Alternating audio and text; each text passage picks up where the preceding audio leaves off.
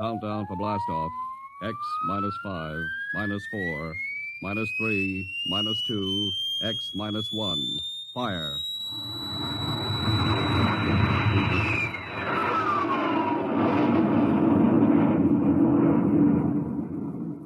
From the far horizons of the unknown come tales of new dimensions in time and space. These are stories of the future, adventures in which you'll live in a million could-be years on 1,000 maybe worlds. The National Broadcasting Company presents X minus one.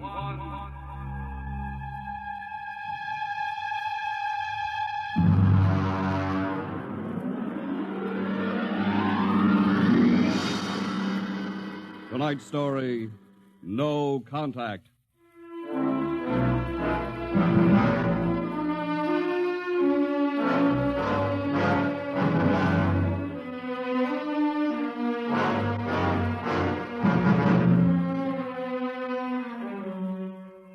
It was in the year of 1982 that spacemen first discovered the Great Galactic Barrier. In the past 10 years, rocket travel to the moon and the nearer planets had become commonplace. And then men fixed their sights on a more distant star, the remote planet known as Volta. 5 exploratory ships went out, and none came back, each in turn disappearing mysteriously at the same vanishing point, at an invisible wall somewhere in the vast outer reaches that became known as the wrecker of spaceships, the Galactic Reef. And yet, the explorers refused to admit defeat. It was on June the 2nd, 1987, that the rocket Star Cloud made ready for takeoff, the 6th to attempt to crack the barrier and win through to Volta. Now hear this. Condition green. 2 minutes to blast off. Condition green. 2 minutes to blast off. Well, Lewis, this is it. I don't suppose you'll be needing the ship's doctor up here on the bridge during blastoff. I think not, Smitty. There's little chance of acceleration bends in these new overdrive ships. I'll be in my office then, counting vitamin pills if you need me. It's only a few steps. Good luck, Lewis. Thank you, Smitty. Lieutenant Collier. Yes, sir? You're relieved. You'd better get down to navigation control and take over. Yes, sir. Lieutenant. Yes, sir? We've never flown together before. This is your first flight in a space vessel as big as the Star Cloud. Yes, sir, but I was trained in oversized jobs at the Naval Academy. Well, if you're half as good a navigator as your father was, you'll do fine. Thank you, sir. Did you ship out with my father? I served under him on one of the first rocket runs to the moon. I see. I almost went along on his last trip to the barrier. Too bad about that. Yes, sir. That's all, Collier.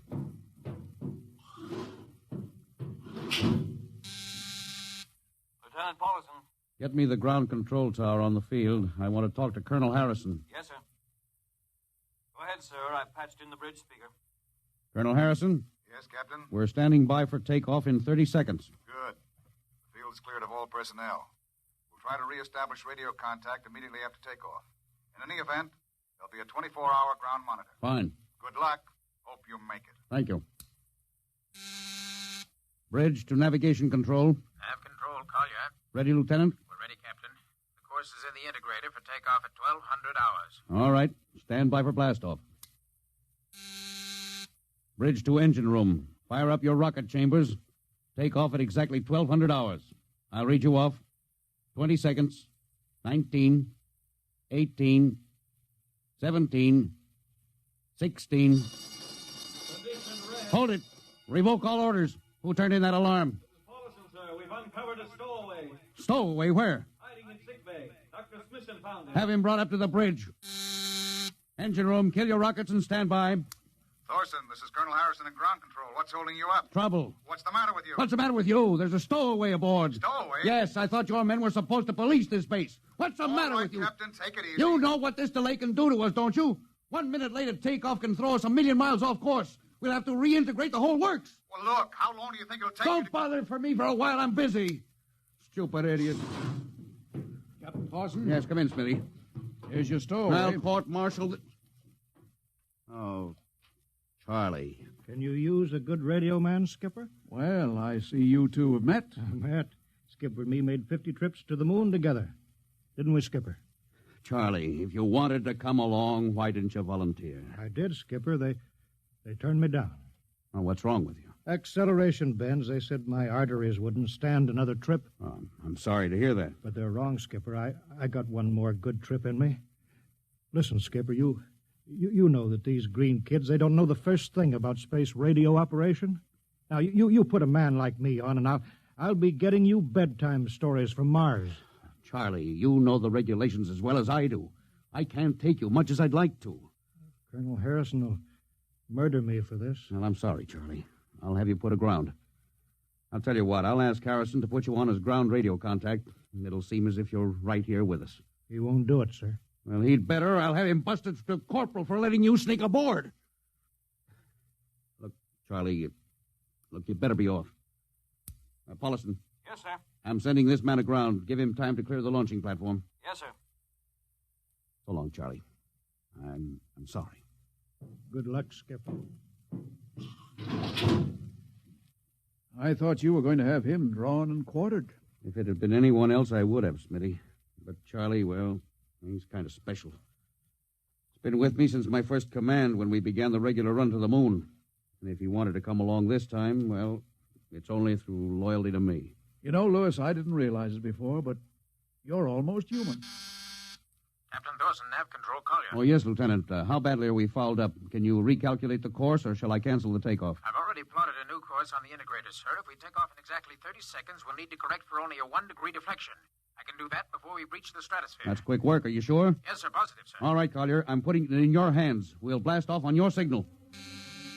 Bridge to engine room. Prepare to blast off on navigator's signal.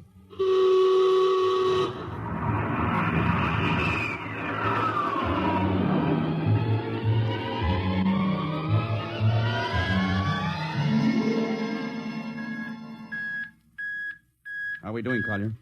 Coming on the bearing, sir. That's 4, 3, 2, 0. We've intersected the course vector. Good work, Collier. Course is corrected, sir. We're ready to go into atomic overdrive anytime you say. All right. Stand by. Yes, sir. Now hear this. Now hear this. Prepare for maximum acceleration. Bridge to engine room. Kill your rockets. Rockets out. Fire up number 1 cyclotron.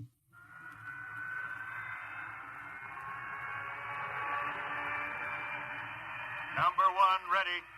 Fire up number 2. Number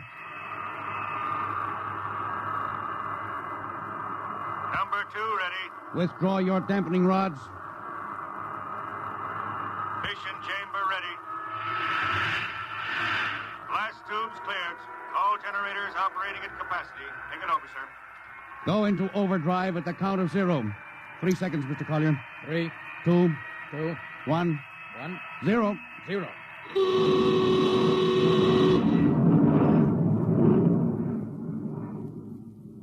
How are we doing, Collier? On course, sir.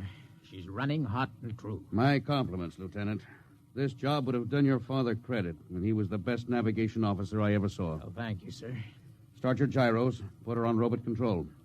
All right, the bridge is yours, Mr. Collier. If you need me, I'll be in Dr. Smithson's office. Yes, sir.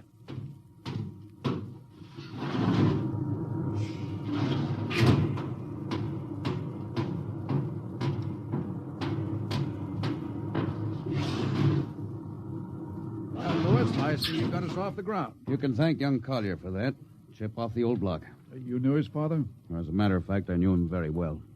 First-rate spaceman. Oh, is he the one Yes, who... yes. He was lost in the galactic barrier on the second ship we sent out to Volta. Lewis, just what do you think this galactic barrier is? Oh, your guess is as good as mine, Doc. All I know is that 5 ships have gone into it, and none of them have come back out. You think it's a nit?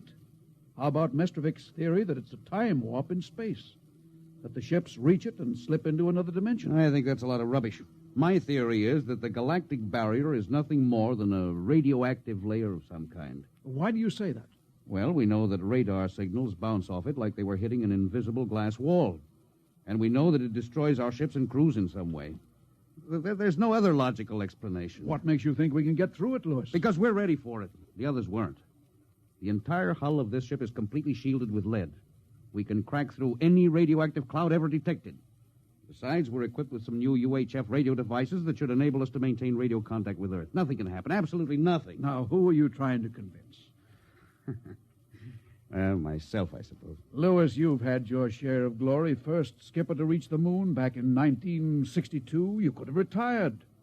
Why are you risking this trip? 5 ships are missing. Men like Prentice, Margetson, young Collier's father.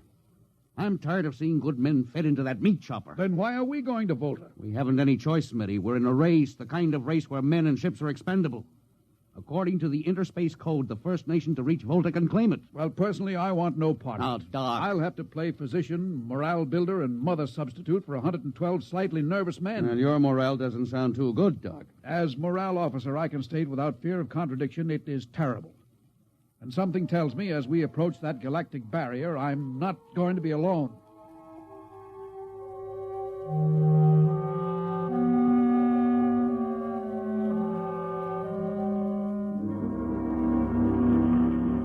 Hello, Earth. Hello, Earth. Captain Thorson of the Star Cloud calling Earth. Hello, Star Cloud. Hi, Captain. Charlie. Well, I see they haven't court-martialed you yet. No, sir, thanks to you. Well, it's good to hear you. You can read us the funny papers on Sunday morning. Right. How's our signal? Strong. Clear as a bell. Here's our log report for Colonel Harrison. You ready? Shoot. June 2nd, 1987. 4 weeks out from Earth. Running through. No radiation. Operation normal. Still making our approach to the galactic barrier. That's all, Charlie. See you later. Good luck, Captain. I sure wish I was with you.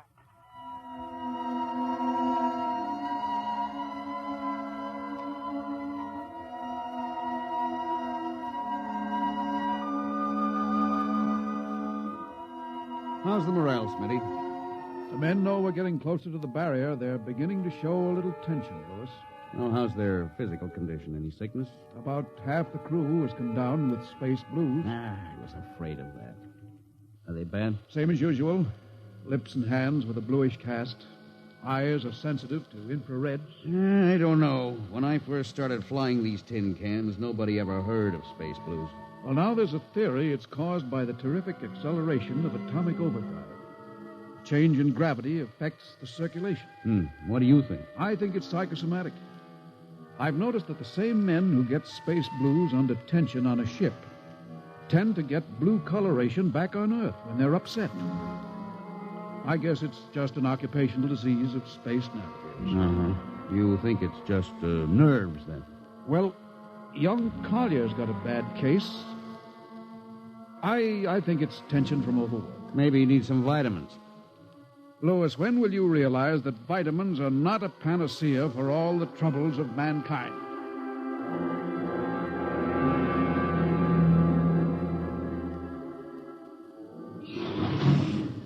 Sir, I understand that you've relieved me from duty. Well, Dr. Smithson says you aren't looking very well, Collier. I'm giving you a rest. Sir, I feel perfectly able to continue. Your lips are as blue as Minnetonka. Captain, I'd like to remain at my post. Don't be foolhardy, Lieutenant. I'm not being foolhardy, sir. I have a special, personal reason for wanting this expedition to reach Volta. Your father? Yes, sir. You think he might still be alive? I have to find out what happened, sir. I think I understand. Very well, Collier. Report back to duty.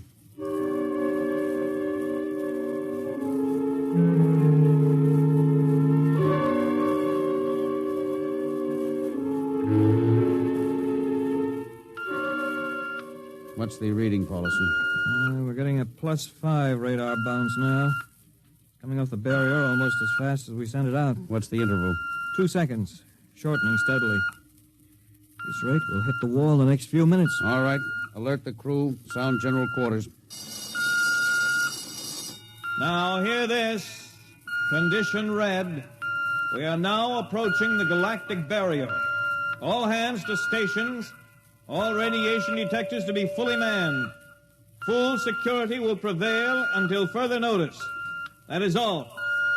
Paulison, Yes, sir. The radar bounce is up to +6. We'd better try to make final contact with Earth. Is Spark still trying to raise the base? Yes, sir, but he's not having much luck. Oh? Seems to be some interference. Oh, that's the radio room now. Yes? You got him? Well, cut in on the bridge speaker. Captain will take it from here. Hello? Star Cloud to Earth. Can you hear me, Earth? Hello, Skipper. I can barely read you. You're getting heavy static from sunspots. That's not sunspots, Charlie. We're right on top of the galactic barrier. Getting a +7 radar bounce. Expect to hit the barrier almost any second now. Good luck, Skipper. If we crack the barrier and come through still in one piece, I'll try to get back to you on the high-frequency band. Got you, Skipper. Don't worry. I'll be waiting. So long, Charlie. So long, Star Cloud. Must be getting awfully close now, Captain. Echo's bouncing back so fast it's almost beating the signal. Well, when they go inside, hold on to your hat. That's when we run into the wall. Any second. Hold on. Oh, here goes nothing. Here it comes.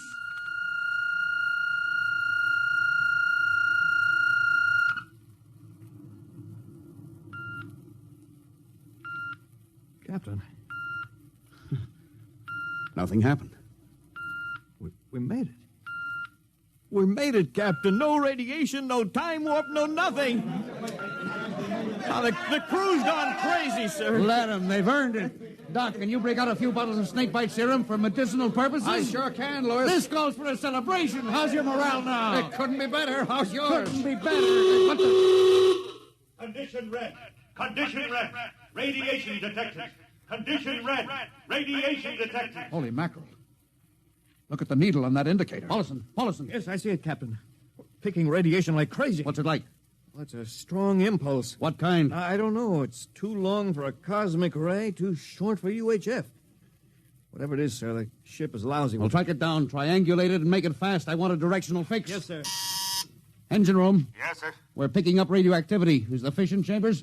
No leak here, sir. Check your gauges. Nothing here, Captain. Must be coming from outside.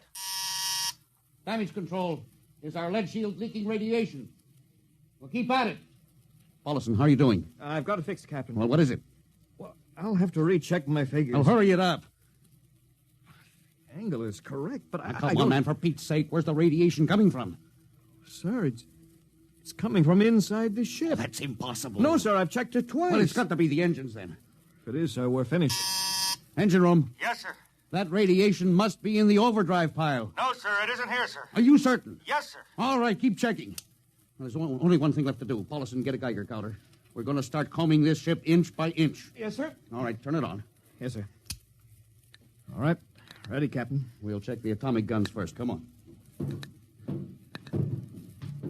We'll cut through the officers' quarters here to ordnance. Now turn here. Oh, wait a minute, sir. Huh? What is it? The signal's weaker now. Yeah. Let's go back. Hold it. Seems strongest right about here. Oh, it doesn't make sense. Whose cabin is this? Lieutenant Collier's. Collier? Oh, he's down in nav control, sir. Oh, try the door. It's not locked, sir. Oh, it's in here, all right. Listen to that counter. Strongest over here. Open that wall cabinet. It's locked, Oh, sir. smash it. Shut off that Geiger counter. Now, what do you make of this, Paulson? Well, it looks like some sort of portable transmitter, sir. Must be foreign manufacture. I don't recognize the calibration symbols at all. I've never seen anything like it. Which raises a small question. What is Lieutenant Collier doing with a transmitter in his cabin? I don't know, sir. Well, I intend to find out, Paulson. Get down to nav control and bring Collier up to the bridge on the double. Well, hadn't we better find some way to shut this thing off first? I know a way.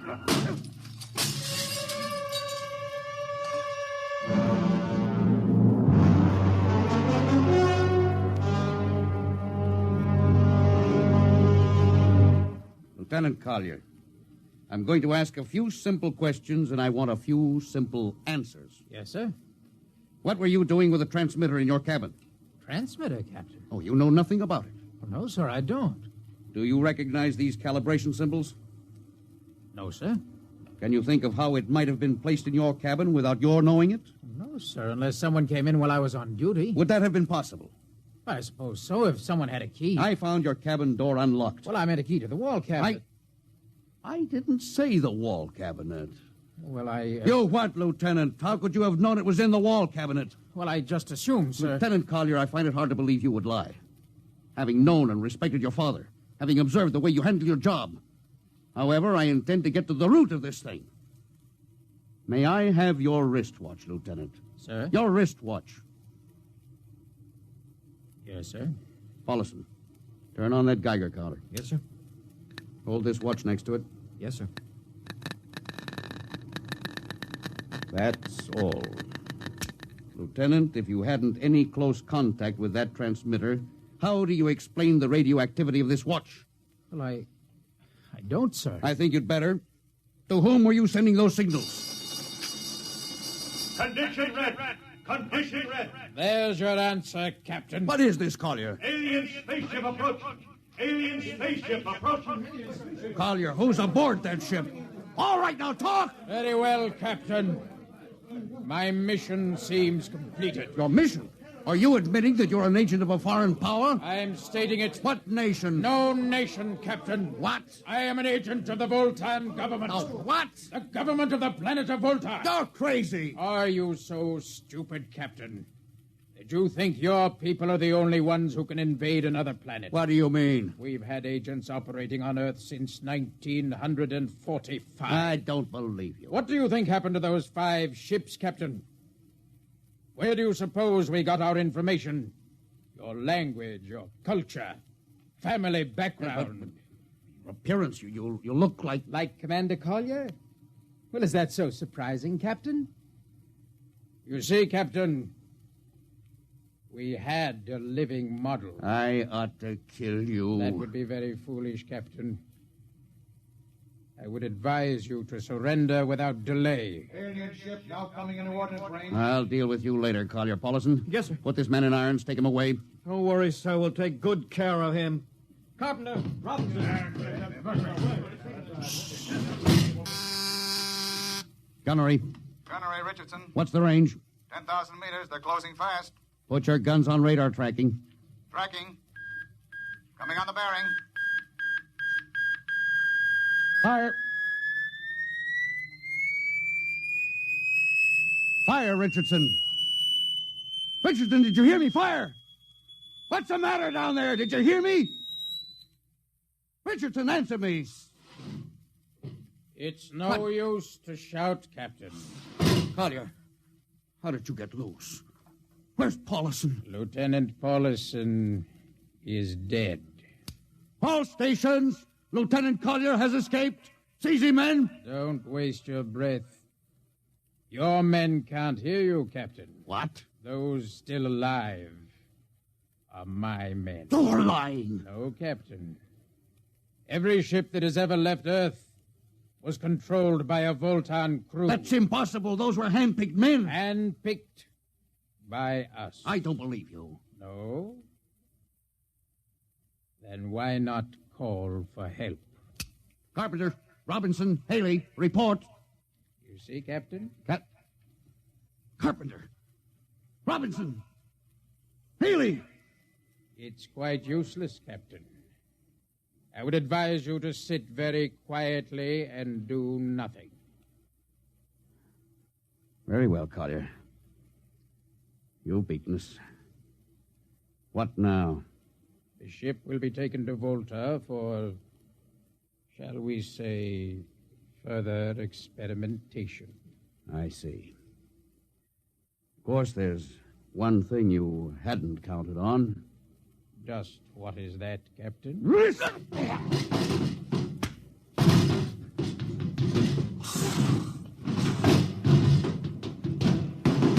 Carpenter! Are you in there, Lieutenant Carpenter? They can't all be dead. There must be one alive. Smitty, Dr. Smithson! Smitty! Smitty, what have they done to him? Louis, Dirty. Don't talk. I must lean closer. There's not much time. Louis, space blues. Space blues? What is it, Smitty? What are you trying to tell me? All men with space blues Voltans. Yeah, let me help you. No, Lewis. Get message back to Earth. Voltan, 5th column. Watch out for space blues. Smitty. Oh, Smitty. Captain Thorson, you can't hide from us now. Come back to the bridge and surrender, or my men will come and get you.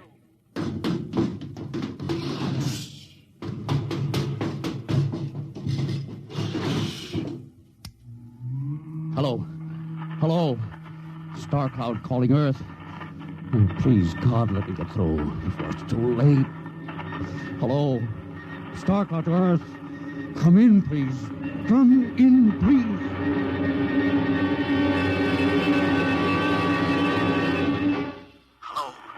Hello.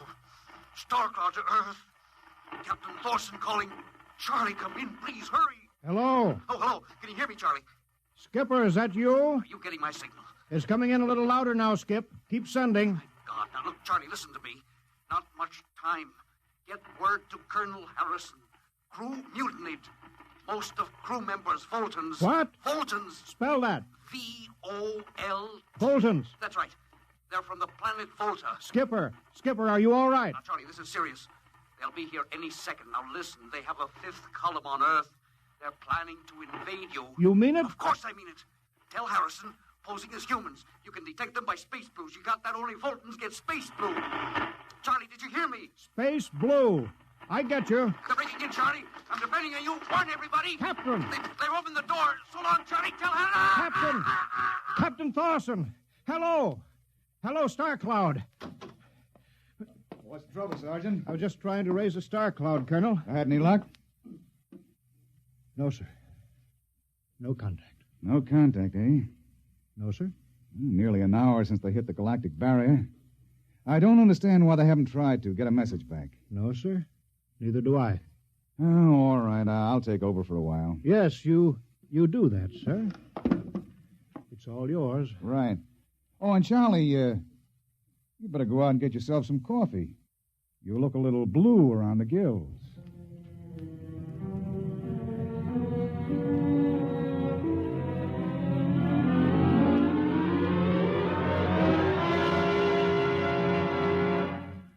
Tonight, X-1 has brought you No Contact, written by George Lefferts from an original story of Lefferts and Ernest Kinoy.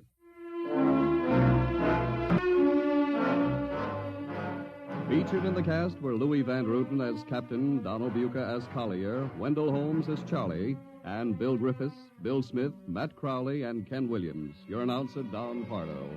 X-1 was directed by Fred Way and is a transcribed NBC Radio Network production.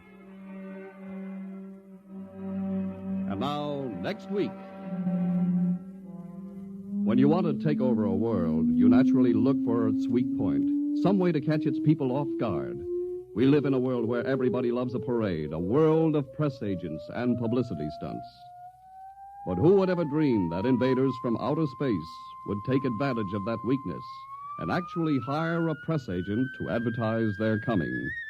Who would believe it was anything but just another publicity gag? At least, not until the terrible moment when it was already too late. The moment of X-1.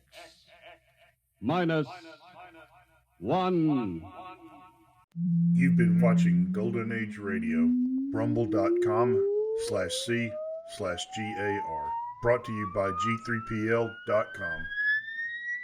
Countdown for a blast-off.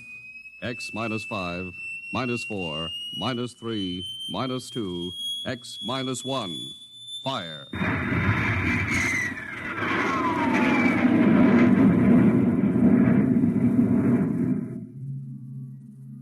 From the far horizons of the unknown come transcribed tales of new dimensions in time and space.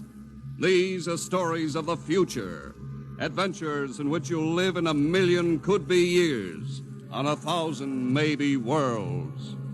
The National Broadcasting Company presents X-1.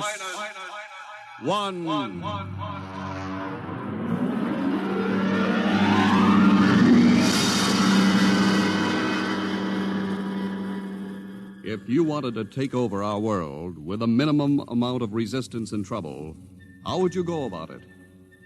Tonight we'll tell you how, with a strange and chilling story by George Lefferts. The Parade.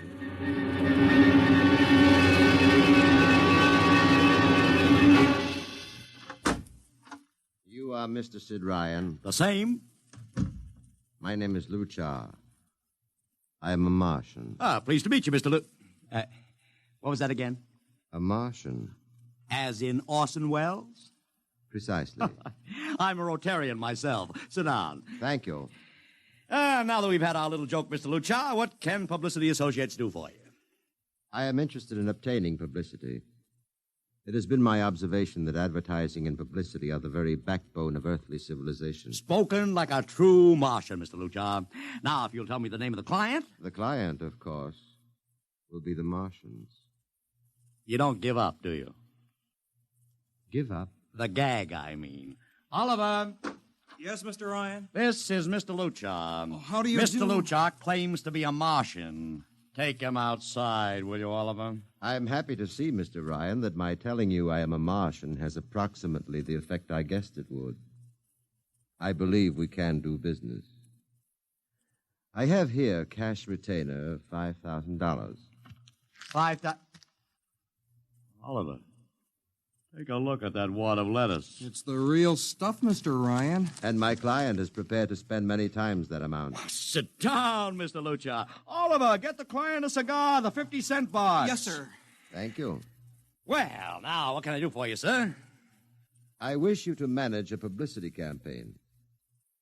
A very large and important campaign. Is the product established, or is it something brand new? Something quite new.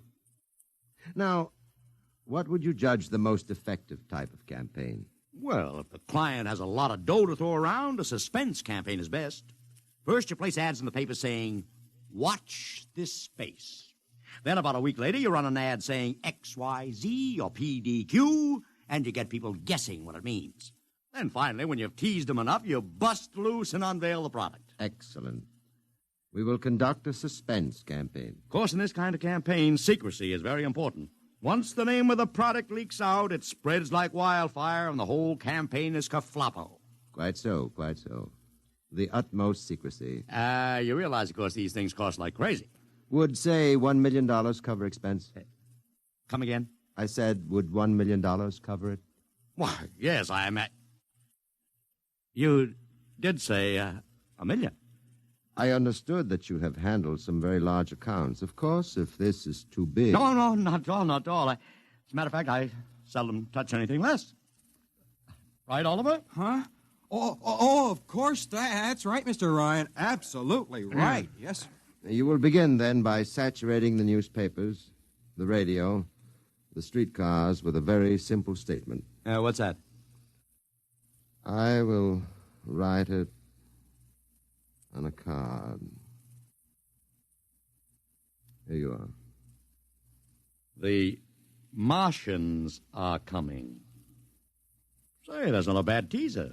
Got that, Oliver? Yes, sir. The next ad will read, June 1st is Martian Day. June 1st is Martian Day. What happens on June 1st? The parade takes place. What parade?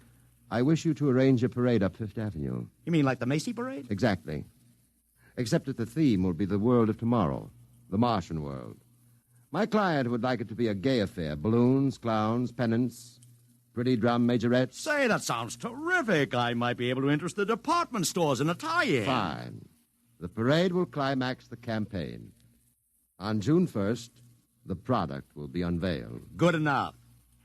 By the way, Mr. Luchar, just what is the product? What are we selling? Oh, no, Mr. Ryan. Secrecy, remember? Yeah, but after all... Mr. Ryan, all will be revealed to you in good time. For the moment, let us say that we are selling a concept. A concept?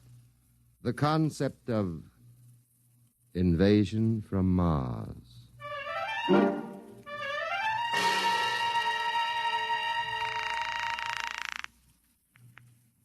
Sorrel Talent Agency. Sammy Sorrell, please. This is Sammy. This is Sid Ryan over at Publicity Associates. Listen, Sammy, how you fixed for midgets? I got midgets. Fine, I need 40 midgets for a parade. 40. June 1st. And listen, Sammy, I want them dressed in little spacesuits. In little... You know, like men from Mars. Mars. Okay? And I want some movie extras, maybe 50 of them. 50. Also rigged up like men from Mars. Make them look gruesome. Got that? Gruesome. Also, I need some horses with pretty girls on top of them. Maybe you can get that bunch from Maroney's Traveling Circus, the one we booked for the Fireman's Parade in Albany last year. Yeah, I'll try, Sid. Never mind the expense. Just get me the talent. It sounds like you landed a big client there. Who is it? It's a secret. I gotta hang now. Call me back, Sammy. Right. How you doing, Oliver? Oh, fine, Mr. Ryan, just fine. I got 100 small boys pasting little stickers. The Martians are coming on the subway platforms. Good. We got full-page ads in all the dailies. Good. And 10-second spot announcements on every local station. Good. It's costing a fortune. Good. The more it costs, the bigger our percentage. Spend like you were going to the electric chair, Oliver. Yes, sir. How are you making out in the parade? If it comes off, it'll be the biggest thing since Barnum invented the midget. I've got Macy's, gimbals, and sacks to contribute floats. Everything is built around the Martian theme, see? Even the horses will have long feelers attached to them and funny-looking extra legs. It'll be sensational. That sounds fine, only... Only what? Mr. Ryan, we don't even know what we're selling. Oliver, my boy, do you think old Sid Ryan has been sitting here spending all this moolah and not putting two and two together? You mean you know who Luchar represents? Just by accident, understand? I have learned that Century Pictures is making a big new epic. One of those expensive pictures they make in secret and then spring on the public because they don't want the other studios to get the jump on them. What's the picture? A space opera titled Invasion from Mars. Get it? Oh, I begin to see. Also, by mere coincidence, it's supposed to have its premiere sometime around June 1st. You follow me? Yes, but... Mr. Ryan, Century has an exclusive contract with New Features Syndicate for all their publicity. Suppose Century Pictures doesn't like the way New Features is handling their stuff. They want to get out of the contract, but New Features says no, so they have to get around the contract. A man named Luchar, client unknown, starts publicizing the Martian invasion. Need I go further? Oh, I don't know, Mr. Ryan. Sounds pretty far-fetched to me, but I don't know. That's what I like about you, Oliver. You're so innocent.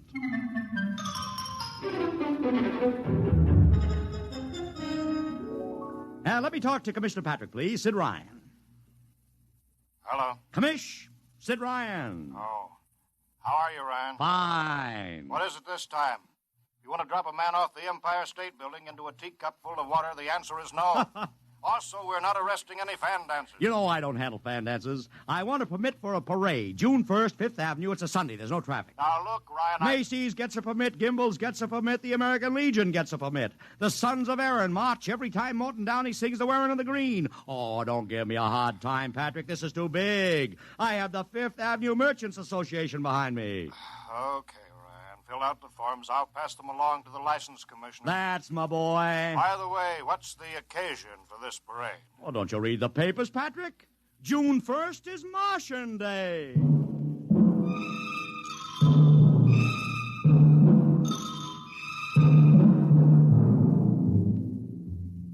How is the campaign going, Mr. Ryan? Like wildfire, Mr. Luchar, like wildfire. Everybody and his brother is going along with the gag. Yesterday, we distributed 50,000 Martian hats to school kids. I got some of the merchants doing World of Tomorrow displays in their windows. Every big novelty manufacturer in town is climbing on the bandwagon. They want to get into the parade with floats, giveaways, anything. Everybody smells a buck to be made. I wouldn't be surprised if the mayor himself declared Martian Day. I've even arranged for Commissioner Patrick to accept a $50,000 check for the Policeman's Benevolent Fund from the man from Mars. Oh, it's terrific, terrific. My blood pressure's up to 200. Excellent. I understand Century Pictures spent over $1 million making that space opera. I beg pardon? Oh, come, Mr. Luchar. Sid Ryan wasn't born yesterday, you know. I know who our client is, even if you don't admit it. You do? Always thinking that's me. Well, as long as you know, let's keep it to ourselves, shall we, Mr. Ryan? As you once remarked, when these things leak out, it destroys the surprise and ruins the effectiveness of the campaign.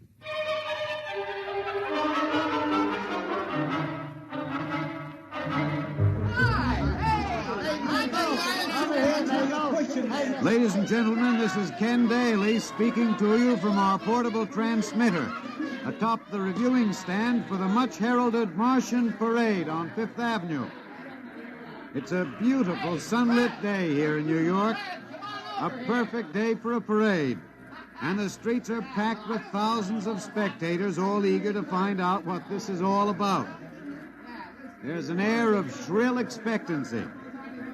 Some of the kids and their parents have been camped on the curbstone since early this morning to be sure of ringside seats when the so-called Martians pass by. I've just had word from Saul Brown up at Central Park Mall that the Martians have landed from big pink balloons. And now, while we're waiting for the arrival of the parade, we brought some people up to our microphone to tell you their reactions to this most spectacular of all publicity stunts. That's right, come on. What's your name, madam? Miss Ada Shackley. A little louder, please. Miss Ada Shackley. Uh-huh, and where are you from, Mrs. Shackley? Columbus, Ohio. I see. And I see you have your family with you, too. Two little curly-headed blonde boys. Are you in New York on vacation? We came for the Shriners Convention with their daddy. What do you think of Martian Day, Mrs. Shackley? Well, it all seems very strange to me, but the boys have been pestering me to watch it, so we've been standing here 2 hours. I can't make head or tail of it. Well, neither can a lot of other people, Mrs. Shackley. But judging by the thousands here today, there's a lot of curiosity. Curiosity killed the cat, folks say. Well, let's hope not. Thank you, Mrs. Shackley. Mr. Ryan's here. Ryan, right. And this is Mr. Sid Ryan, ladies and gentlemen, the publicity man who's the brains behind the Martian Day stunt. Hello, Sid. Good morning, Kenneth. Easy, not so close to the mic. Oh, sorry. Hey, Sid, you've certainly lifted the lid this time. Looks like it, doesn't it? Sid, there's been a great deal of speculation as to exactly what all this is leading up to. I've heard some folks say it's a big war bond drive. Others think it's just to stimulate local business. And, look, I understand in the trade itself, the smart money says you're building for the premiere of Century's forthcoming extravaganza, Invasion from Mars. Now, come clean. Can you tell us what the real story is? Ken, I'd like to, but honestly, I can't. Oh, man of mystery, eh? Are you going to watch the parade from the stand here? No, Ken, I can't stand noise. I'm going out to my office and watching company. Well, thank you, Sid Ryan, and good luck. And here they come, ladies and gentlemen. The first units of the big Martian parade, swinging down Fifth Avenue with fanfare, colored streamers, music, confetti, floats, all the trappings of a Mardi Gras.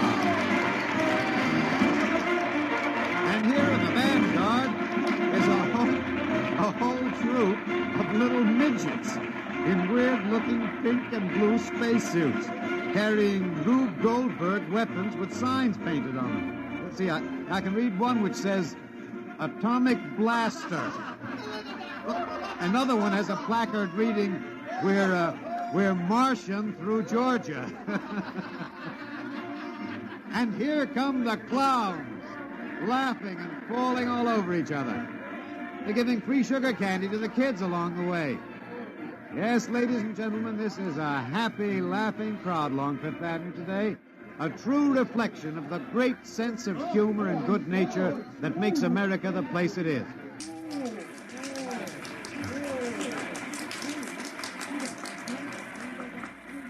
This is promised as the climax of the show. And now a great hush has fallen over the crowd. It's quite a sight to see these thousands of people standing here expectantly, hearing only the great regular sigh of their mass breathing. And now here they come, ladies and gentlemen, the Martians, marching in booted, helmeted ranks, row after row of them. My, this is an impressive sight, ladies and gentlemen, and a rather serious contrast to the rest of the joyous slapstick parade we've witnessed.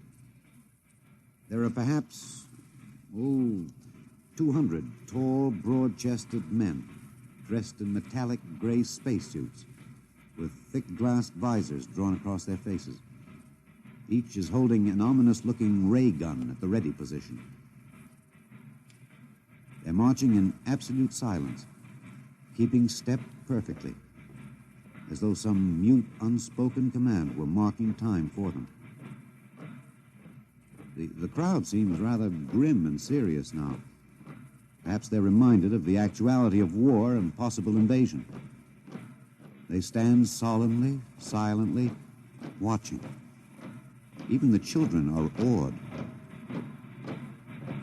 And now the first ranks of the Martians are moving past us down Fifth Avenue toward the reviewing stands at the square. No one moves. What's that? What's happening? There, a woman, ladies and gentlemen. She dashed out into the street. For what reason, I don't know. She attempted to lift the visor of one of the Martian spacesuits, but just as she reached the Martian, she fell forward in a dead faint.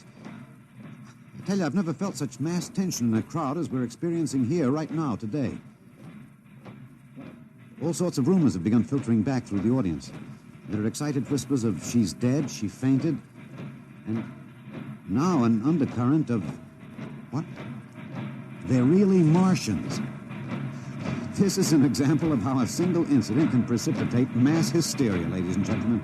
I tell you, it's a mighty reassuring sight to see the blue uniforms of New York's finest spaced every 10 feet or so along the avenue. Somehow, I can't explain it. This incident has begun to work on what was a moment ago a happy, carefree crowd. And the complexion is changing.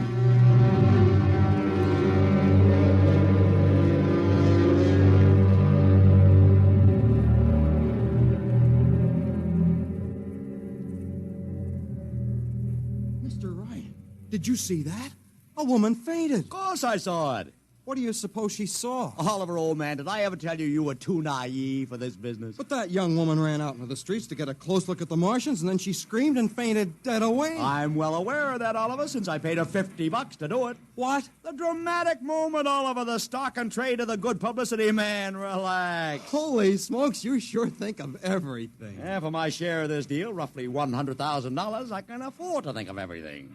Shut the window. Don't you want to see the finish? We'll go down to the reviewing stand for the finish. Right now, I want to make a phone call. By the way, where's Lucha? I haven't seen him. Well, he'll be around. Boy, those Martians sure look like the real thing. How would you know the real thing if you saw it, Oliver? Well, gee, I don't know. Close the window, Oliver. Oh, yes, Mr. Ryan.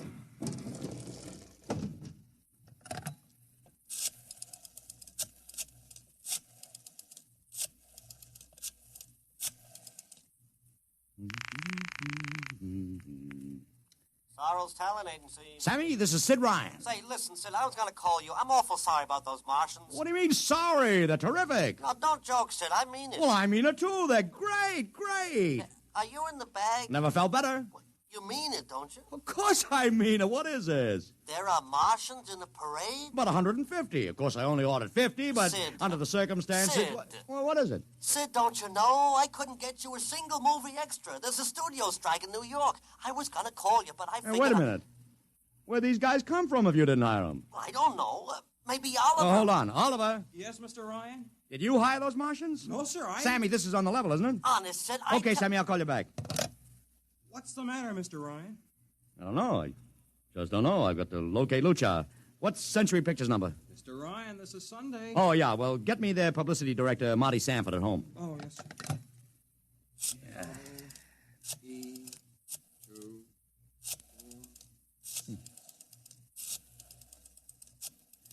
Here you are. Thanks. Sanford. Marty, this is Sid Ryan. Oh, hello, Sid. How's the big Fine. Listen, Marty, this is dead serious, on the level. Get it? What's wrong? I've got to locate Lucha. Lou who? Lucha, come on now, Marty. This is life and death. The guy you sent over to hire me for the invasion picture. Invasion picture? Invasion from Mars, the space opera. Are you batty? Marty. That picture was shelved last month. What? Sure, back in the can. Too expensive and too fantastic. The big shots decided you can't sell a Martian invasion to the American public. And I never heard of a guy named Lou... Mother heaven. What is it, Mr. Ryan? You look terrible. That's too fantastic. What's too fantastic, Mr. Ryan? Is something wrong? Open that window. I want another look at those Martians. Yes, sir.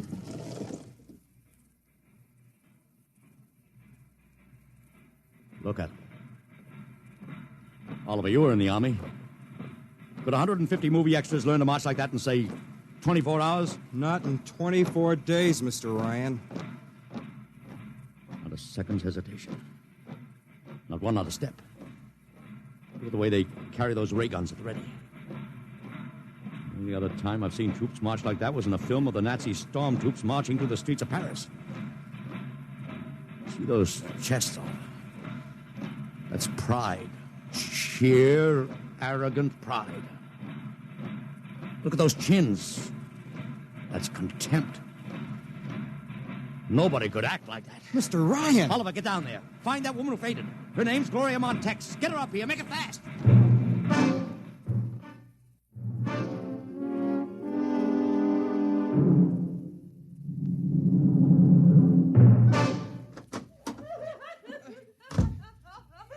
Here she is, Mr. Ryan. I can't get much sense out of her. Stay away from me. Gloria, it's me, Sid Ryan. Oh, don't kid me. You're a Martian. Gloria, settle down. No, you're wearing a mask. Baby, it's me, Sid. And underneath, it's awful. It's all big green eyes and those feelers like a catfish. Baby, snap out of it. Listen, what happened down there? You ran out and screamed like I told you, but the fainting, that wasn't in the act. Oh, go away, please. Go away. What'd you see? Oh, no, please. It's too awful. Please, please. Just one question, baby. Inside that helmet, what'd you see? You won't get anything out of her, Mr. Ryan. She needs a doctor. Okay, Oliver, I've heard enough anyway. You take care of Gloria here. Get her a drink. Where are you going? To see the commissioner. We gotta stop this parade before things begin to happen.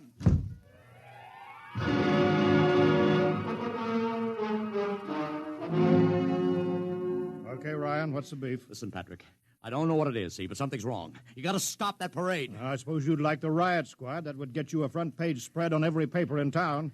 Honest, you publicity guys give me a pay. This may be a matter of life and death. Oh, sure. Look, Ryan, I've got no time for your cheap publicity gags. I'm a busy man. Listen, I'm trying to tell you I don't know where these Martians came from, who they are, anything about them. All I want you to do is stop the parade and make sure they're on the level. Ryan, I'm wise to your tricks. If you let the sergeant show you out... You won't do it, huh? An honest citizen appeals for protection and you refuse it. I most emphatically do. Now beat it. All right, Patrick. I'll go right to the mayor's office. I'll have you busted flatter than a fried egg. Go ahead. I'm sure his honor will be glad to toss you out on that phony nickel-plated skull of yours.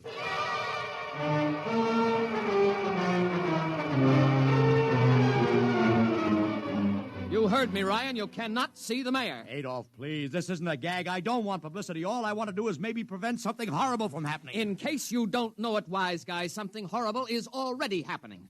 A couple hundred little kids are in the hospital with ptomaine poisoning from that phony Martian candy you passed out. Or didn't you know? I didn't. We've got to stop that parade. Sure you'd like nothing better than to start a panic now. Maybe a few hundred people would get trampled to death. Think of the newspaper space that would get you and your product. I won't stand for this, Adolf. You won't have to, because you're going to get out of here right now. Go on, beat it. Get out. You and your publicity stunts make me sick to my stomach.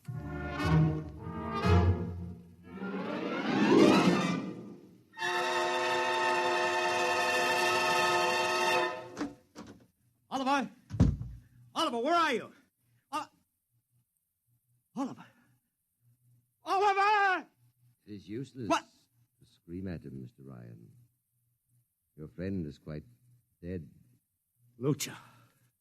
He wanted to run to the police with some story about a Martian invasion. I found it necessary to restrain him. Restrain him, you stinking murderer. Now, Mr. Ryan, collect yourself. After all our planning, it wouldn't do to have everything spoiled, now would it? Lucha, start talking and talk fast, because when you get through, I'm going to take you apart piece by piece. What's this all about? But surely you know, Mr. Ryan, after all, you've been publicizing it for months. Listen, you... Please do not interrupt. You see, before colonizing your planet, we Martians sent advanced scouts to study your habits, your weaknesses. We found that the people on Earth are predominantly conditioned by advertising and publicity, and so we conceived the idea of treating our entire invasion as a vast publicity stunt. Clever, huh? After all, Mr. Ryan, who would suspect an invader who advertised his invasion in the newspaper, invited the public to his surprise attack, and spent millions publicizing his plans? Holy jumping catfish. You've done very well. Then there was no product. Ah, but there is a product. The product is death. What are you trying to do, Lucha? We Martians are a humane people, Mr. Ryan. We do not like to destroy thousands where a few hundreds would suffice. In exactly 2 minutes, our troops will treat the world to a spectacle of death which will bring the rest of your planet to its knees in horror. Nations will clamor to surrender. Perhaps, Mr. Lucha, but not if I can help it. You...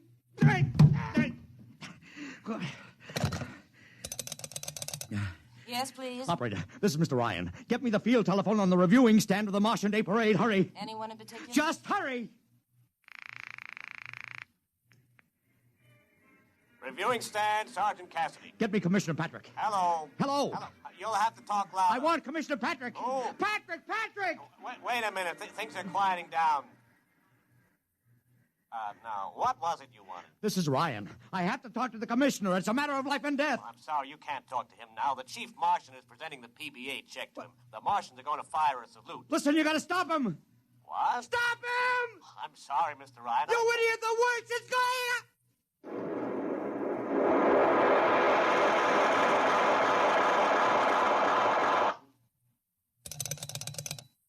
This is the operator. I'm sorry, Mr. Ryan, you've been cut off. I can't seem to get them back. Doesn't matter, operator. Nothing matters now.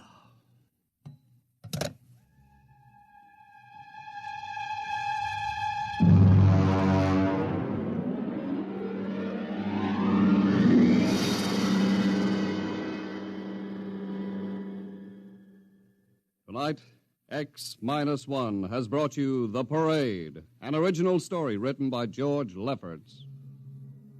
Featured in the cast were Joseph Curtin as Ryan, Joe DeSantis as Luchar, Alexander Scorby as Daly, Agnes Young as the woman, Ellen Deming as Gloria, John Thomas as Oliver, Arthur Anderson as Sammy, Wendell Holmes as the Commissioner, and William Keene as Sanford. Your announcer, Don Pardo. X-1 was directed by Fred Way and is a transcribed NBC Radio Network production.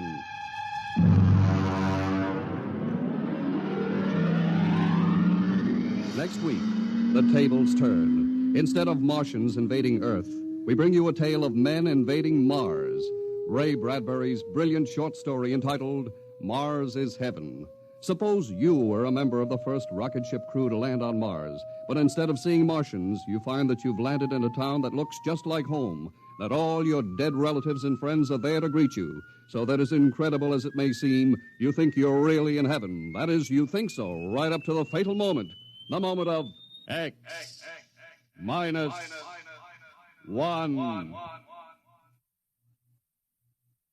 Join the Abbotts on another baffling mystery tonight over most NBC radio stations.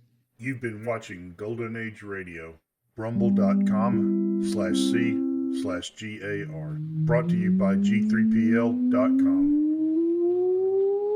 Countdown for blastoff. X -5, -4, -3, -2, X -1. Fire!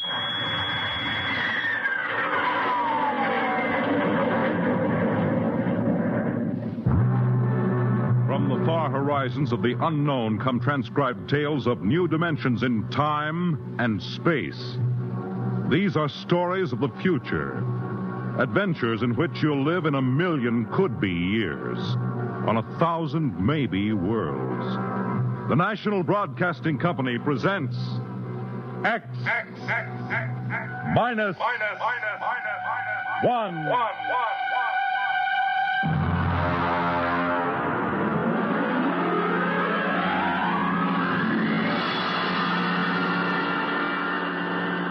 Tonight's story, Mars is Heaven.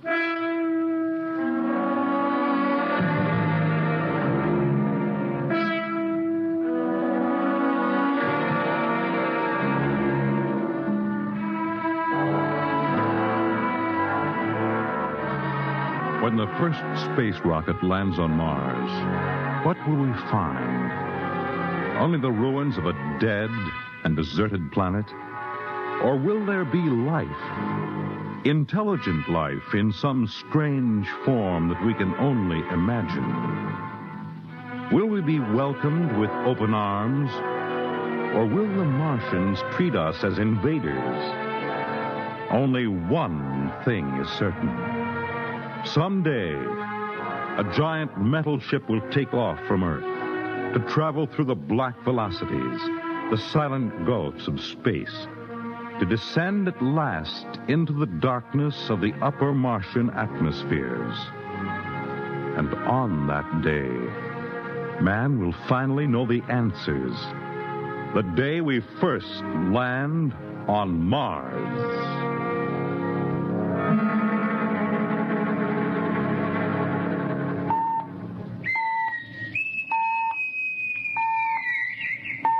Now hear this. Now hear this. Approaching critical deceleration. Fasten gravity suits. Stand by to land. There it is. We've intersected the course vector, sir. All right, Mr. Lustig. Over to manual control. Aye, sir. Masters, sound general quarters. Aye, sir. Mr. Lustig, what do you make of the terrain? There seems to be a heavy ground, Mr. Captain. We won't be able to use the infrared lights. And we'll have to come in on radar. Isn't that a little risky, sir? Landing in the dark? I'd rather run the danger of a blind landing, Lieutenant, than come in without the cover of darkness. Remember, we don't know what kind of reception is waiting for us down there. Airspeed 500. Altitude now 4,000. Bridge to engine room. Stand by for deceleration. Fire forward tubes 1 and 3.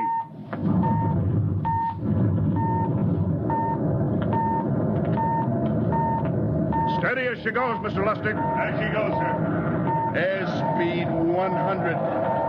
Altitude 1,000. Radar indicates a level stretch dead ahead, sir. Skids down. Skids check. Altitude 500. 4. 350. 3. Up a point now. All right. Let's set her down.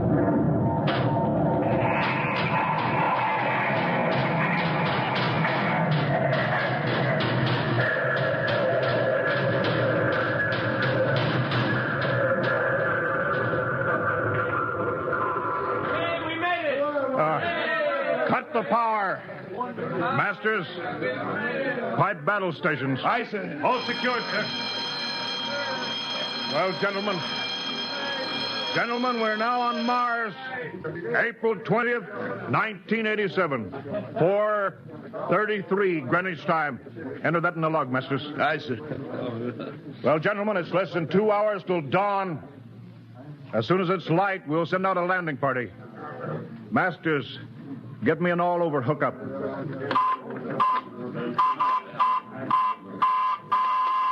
We're all set, Captain. Now hear this. All right, men. The smoking lamp is lit. Well, we're on Mars. The first manned ship from Earth to land here. We don't know what we're going to find or what dangers we may face.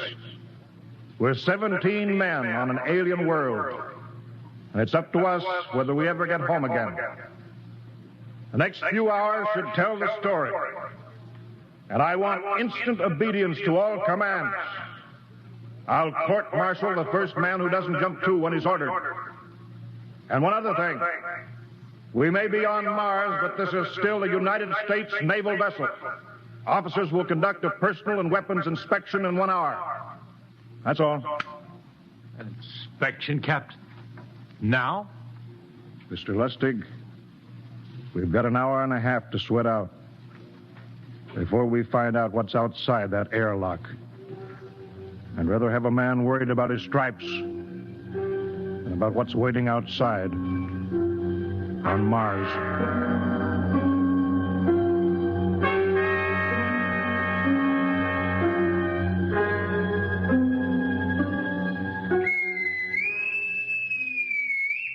Now hear this. Landing party report to forward airlock.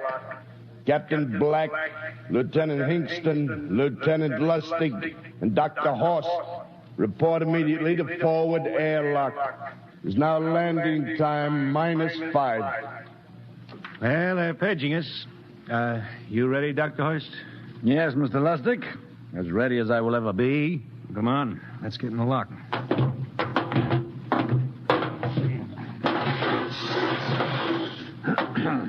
Hingston, Lustig, and Horst reporting in the airlock. Very well, sir. The captain will join you.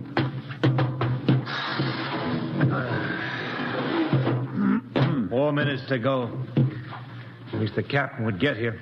What difference does it make? I just want to get it over with, that's all. Anybody got a cigarette? Yeah, I think you're smoking too much, Lieutenant Lustig. Are you nervous? I offer you, Horst. Wondering what's hidden outside underneath that ground mist? I've been giving it some thought. It'll be very interesting to find out. A very unusual planet, Mars. Why? It has an atmosphere. A wonderful thing, an atmosphere. Where you find one, you find life. You mean Martians? What do you think they'll look like? Who knows? Intelligent life can take many forms. You mean they may have green skins and eyes on stalks or something? The comic book conception is possible, of course. Or they may have developed far beyond us. Perhaps they have a science that can produce weapons far more dangerous than our atomic missiles. You think we may have to fight our way out? After all, we are invaders. Now hear this. Landing time -2. All right. We heard this. You know what I'd like to find outside that airlock? Good old Illinois. Ever been there, Lustig?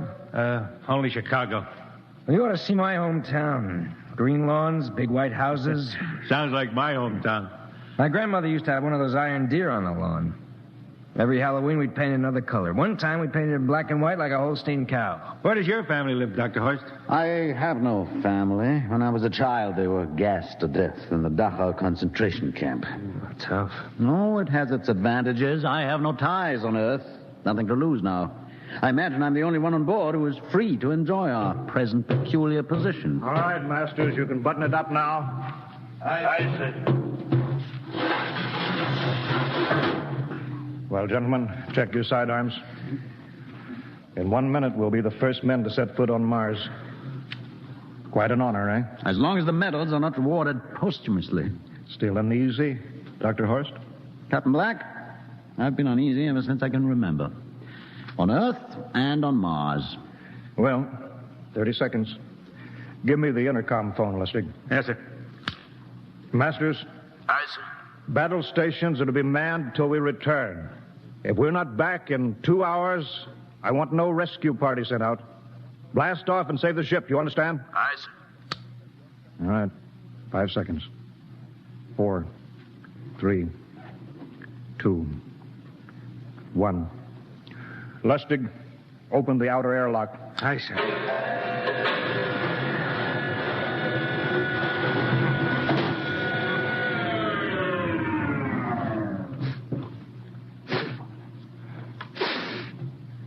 It's fresh air. Let's go. All right, now, take it easy. It's too dark to move fast. Quiet, isn't it? Not even a wind. Can't see anything from this ground mist. Quiet. We don't know what's out here. All right, come on. What the quiet? Captain, I could swear that sounds like a rooster. I don't hear it anymore. Very homely but unlikely sound. A rooster crowing on Mars? Hingston? Aye, sir. Set that machine gun 25 yards to the flank. We'll stay here till the ground mist lifts. Aye, sir. What do you make of the ground, Horst? Grass. Plain grass. You can see some large foliage there where the mist's thinned out. What the? Hingston, hold your fire, you fool! I hit it, Captain. What? Some kind of wild animal. I hit it. I could see the tracers, but it's still standing. Come on, Horst. Doctor, where are you? Up ahead, admiring the wild animal. Careful, Horst. Wait for us. Don't worry, Captain. It's an iron deer. A lawn ornament. Well, that's impossible. It's hollow. Interesting, isn't it? A whitewashed Victorian iron deer sitting on a lawn in the middle of Mars. I don't understand. Look around. The mist's lifting. Hey, Captain, look there. It's a house, a regular old-fashioned house. But, sir, on Mars, Good Lord. I haven't seen carved scrolls and gingerbread like that in years. Look at that port swing. The geraniums. There! I told you it was a rooster, Captain. Give me the glasses, Lustig. I want to take a look through that front window. Well, there's an upright piano. Some sheet music on it. Lustig, it's beautiful Ohio. It can't be, sir. Horst, do you think that civilization of two planets could be identical? I don't know. That specific variety of geraniums is only 50 years old on Earth. Is it logical that they should develop in Mars? How about that port swing and the piano and beautiful Ohio? Why, it's impossible. Captain Black, this looks like the town I was born in. Well, it looks like my hometown, too. I've thought of something, sir. It's the only solution. Maybe we're not the first ship to reach Mars from Earth. Don't be ridiculous, Lustig. Oh, how else can you explain it? Suppose some scientists got together. They invented some spaceship and planted a colony here. That's the only answer. That's impossible, Lustig. Been space travel, it couldn't be secret. Do you have any idea what ships cost, what industrial power is needed? No, there's got to be some logical reason. I think perhaps we might find out, Captain. The light just went on in that house. Kingston, cover that door with a machine gun. Aye, sir. All right, come on, Horst. We're going to ring that doorbell. There's got to be a scientific answer to all this.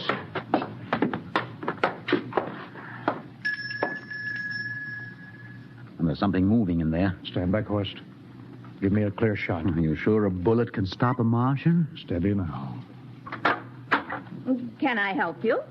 Well, If you're selling anything, it's much too early. No, wait just a minute. What town is this? What do you mean? Are you census takers? No. We're strangers here. We want to know how this town got here. Is this a game? No, it's not a game. We're from Earth. From where? From Earth. Do you mean out of the ground? Are you sure you're feeling well? Madam, we came in a flying ship across space. We're from the third planet, Earth. This is Mars. Now do you understand? Mars. You go away now, you hear? I'll call my husband from upstairs and he'll chase you. Go on. But this is Mars, isn't it? This is Green Lake, Wisconsin, in the United States of America. Bounded on the east by the Atlantic and on the west by the Pacific. Now go away. Goodbye. Horst, do you suppose it's really possible? I've got to find out more about this. I told you I'd call my husband. Now you go away. You've got to tell me one thing first. What year is this? Year? 1928, of course. For goodness sake. You hear that, Horst? And we know it's 1987, and we know this is Mars. Horst, is it possible that we got fouled up, made some tremendous blunder, circled around, and landed back on Earth? In 1928? Well, maybe some switch in time or dimension. Could we have shifted somehow, gone backward in time? Oh, Horst, this won't hold water. It's not logical. We checked every mile. We went past the moon, out into space. We're on Mars. Lustig out at point. Hingston in the rear. Keep that gun at half load. Aye, sir. Horst, there's got to be some cold, logical solution. Captain! What? That house down the street, the white one with the green shutters. Lustig, what's the matter? I never thought of... Thank God!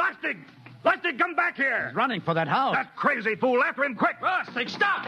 Come down off of that porch. Grandpa! Lustig, what the devil do you think you're doing?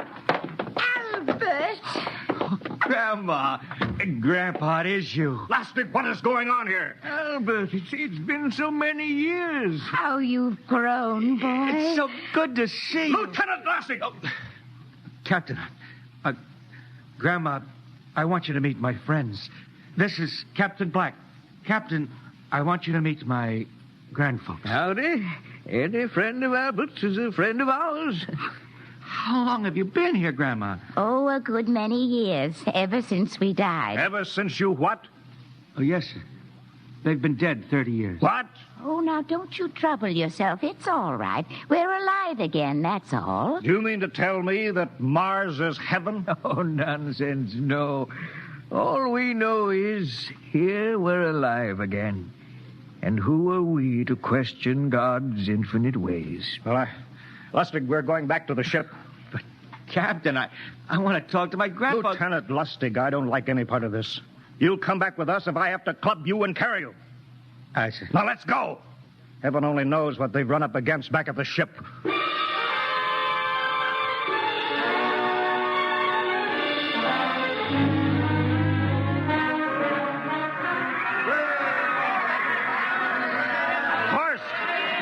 Crowd around the ship. Looks like we're being welcomed with a celebration, Captain. Celebration? They've abandoned ship. Every port is open. No guard set. You masters! Hiya, Captain. Meet my old dad. Dad, that's Captain Black. He's not a bad guy for naught. Higston! What's it? Bring that band back. Use force if you have to. Excuse me, sir. There's my Uncle George. Higston! I'll be right back, Captain. Uncle George. What the devil is going on here? Don't you understand, sir? They've all found friends and relatives. They're all here. Right, Captain. I've counted. The whole crew's out in the crowd. But I gave orders. Definite orders. You don't understand, Captain. I understand mutiny. I don't care how many relatives show up. I'll have discipline. Johnny! What? Johnny, you old son of a gun. It's you. Edward. Yes. It can't be. Oh, of course it is. Johnny, Ed. you old... Ed. Dr. Horst. This is my brother, Edward. How do you do? Hello, sir. It's wonderful to see you, Edward. Look, I've got to get back to my ship. Oh, Johnny, wait. I almost forgot. Mom's waiting at home. Mom? Yeah, and Dad, too. Mom and Dad are alive? Then you're real, Ed. Well, of course. Don't I feel real? How's that, huh? Why, Ed! We've got lunch for you, Johnny. Mom's making corn fritters. Dr. Horst, haven't you found anybody? No, Captain. I have nobody. Well, then you come on home with me, right, Ed? Why, sure. Horst, you wouldn't believe it, but it's been 35 years since I had Mom's corn fritters. By George, 35 years.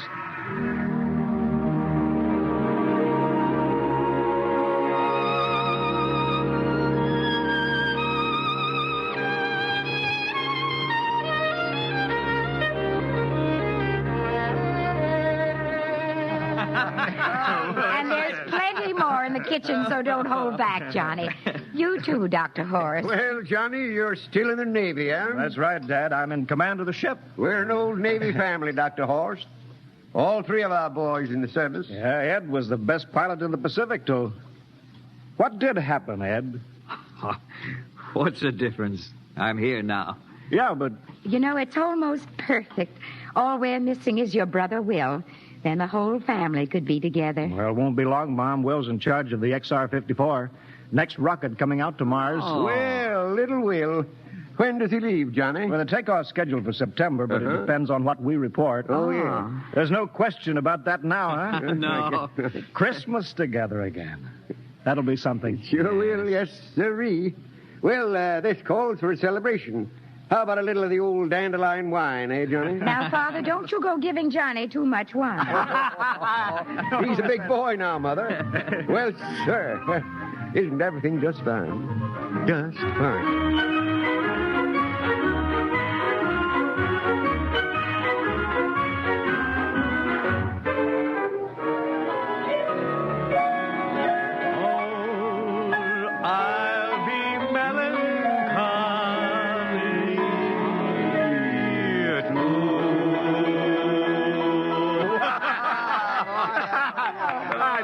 One again, will you, Ed? Oh, sure.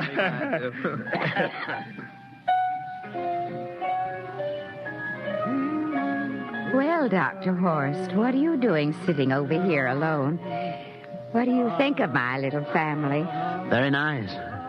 You know, I can't understand why you didn't find any folks here, Dr. Horst.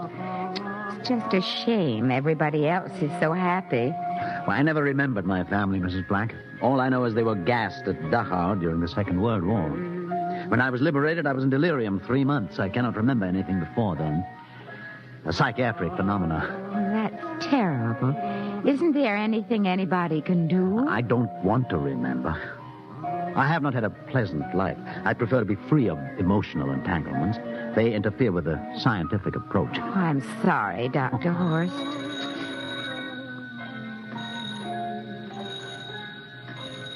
Oh, I'll get it. That's our ring, long and 3 shorts. I remember that. Well, maybe we'd better call it a night. You must be getting tired, Johnny. I'd better be going back to the ship. Nonsense. You stay the night. We insist. I just couldn't rest thinking of you all alone on that ship. I'll be all right. Well, good night. Oh, wait a minute, Dr. Horst. That phone message was for you. Me? Yes, that's right. A message from Anna. Anna? I don't... Well, there, she must be an old friend. Isn't that nice? I don't... You sure it was for me? I don't remember any Anna. Well, she asked if you were better. Perhaps she's someone who knew you at Dachau. Anna? She said she's coming over here first thing in the morning. So you'll have to stay over. Yes, well, that settles it then. You stay here, Horst. You can bunk with me in my old room. Yeah, but Johnny, we thought you'd like to be with Edward. So you could talk the way you used to. Well, we can't put Dr. Horst on the daybed. I think we'd better share the room tonight. Be plenty of time for talking, Ed. Yes, I guess so. I suppose I better drop back to the ship. You know, Ed, security check. What? Why do you have to do that here? I don't know, Mom. There's no good reason, I guess. Suppose we skip it tonight, huh? Well, good night, everybody. Oh, it's good to have you home, Johnny. It's good to be home, Mom.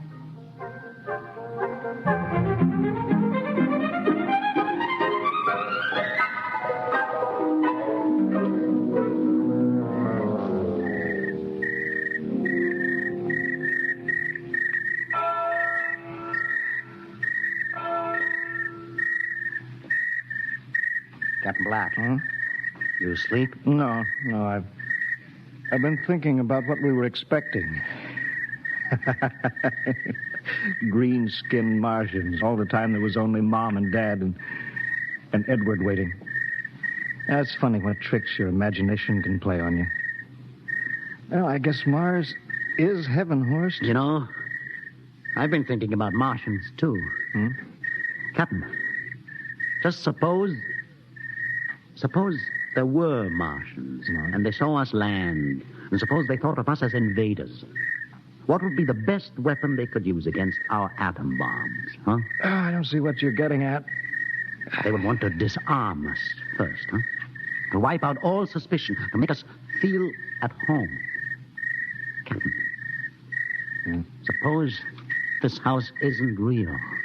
Suppose the people are just images stolen from our own memories by Martians, created for us by telepathy, hypnotism. Oh, that's the craziest theory I ever heard. Maybe that's why there was no one for me, because in all my life there is no happy memory, no real loved person, not even my mother. I don't remember her, only the piles of rotting corpses at Dachau. There was no happy emotion for these people to recreate. How about that phone call? Anna. Yes, Anna. I didn't remember who she was, but I do now. I just remembered. When I was freed from Dachau, sick, delirious, I raved about a wonderful, kind nurse named Anna that took care of me. Well, there you are. It's logical. She's coming to see you tomorrow. But there was no Anna. I'd been nursed by a man. What? Anna was only a dream. And there's only one way they could have learned about her, by reading my subconscious mind. That's impossible, Horst. Why? A whole crew was thinking of home.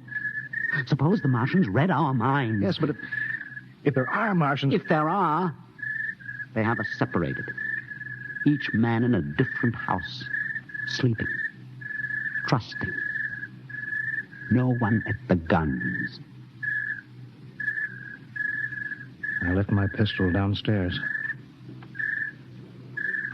Do you think there's something to this, Horst? It's a perfect trap, Captain. Who would suspect his own mother, his grandparents? How easy. Just a knife in the heart of each sleeping man. That's impossible, Horst. But we've got to get back to the ship. Listen. The crickets have stopped. Come on. We don't know when they change back to whatever they really are. All right, careful.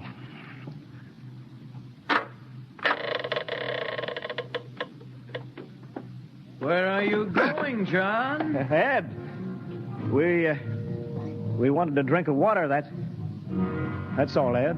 You're not thirsty, John. You don't want a drink. Look out! You don't want a His drink. face! It's changing! He's a Martian! Run, horse!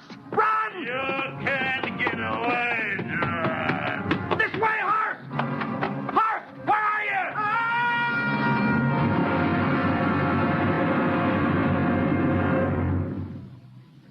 Hello? Hello? Can you hear me, Earth? This is Captain John Black, the XR-53 calling from Mars. I've locked myself in the ship, but they've crippled it. I can't take off or fire their guns, and they're coming for me now, the Martians. I'm all alone here. All the rest are dead. Hinkston, Lustig, Dr. Horst. Poor Horst, he didn't even reach the door. Listen, listen. They're trying to break through the hull.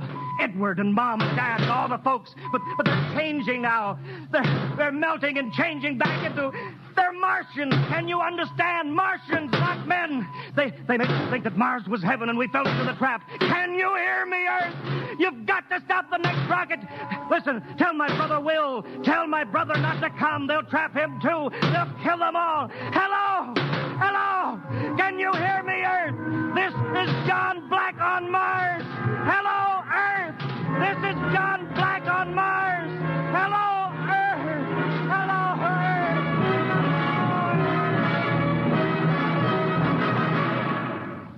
Tonight, X-1 has brought you the science fiction classic, Mars is Heaven, written by Ray Bradbury and adapted for radio by Ernest Kenoy. Featured in the cast were Wendell Holmes as Captain Black and Peter Capell as Dr. Horst, with Bill Zuckert as Masters, Bill Lipton as Hinkston, Margaret Berlin as the old lady, Bill Griffiths as Edward, Ken Williams as Lustig, Ethel Everett as Mom, and Edwin Jerome as Dad. Your announcer, Fred Collins. X-1 was directed by Fred Way and is a transcribed NBC Radio Network production.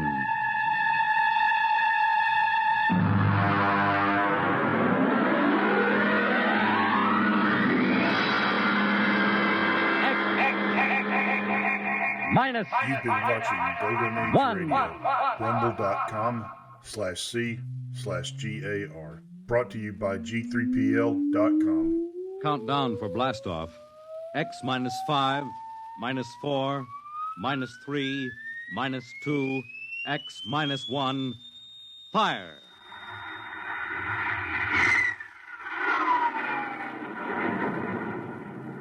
From the far horizons of the unknown come transcribed tales of new dimensions in time and space.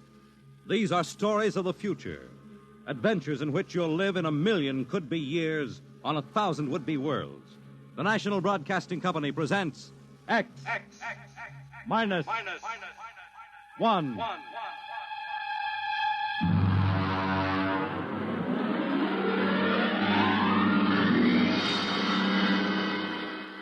Tonight, Universe.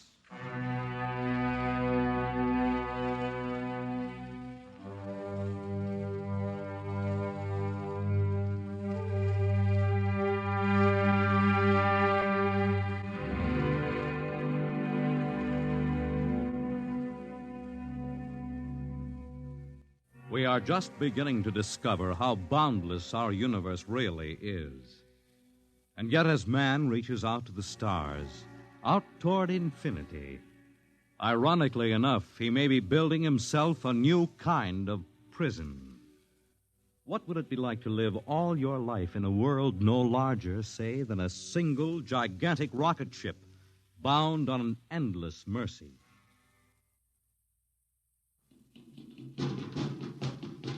Hugh, look out!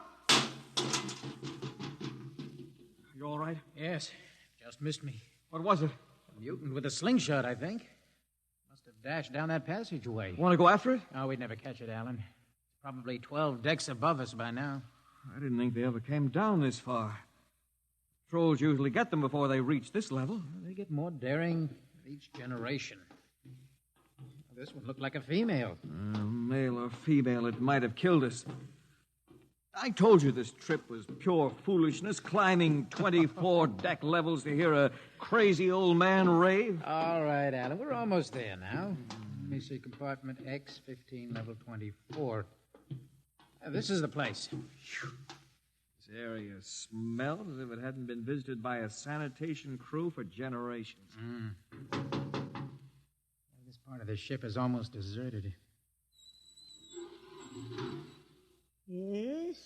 Is this the compartment of John the Witness? Who are you? My name is Hugh Hoyland, cadet from Scientist Barracks. This is my friend Alan Mahoney. What do you want of John the Witness? Well, only to talk. Are you a believer in Jordan? Naturally.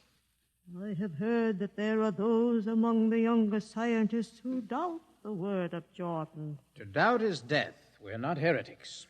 Ah, enter.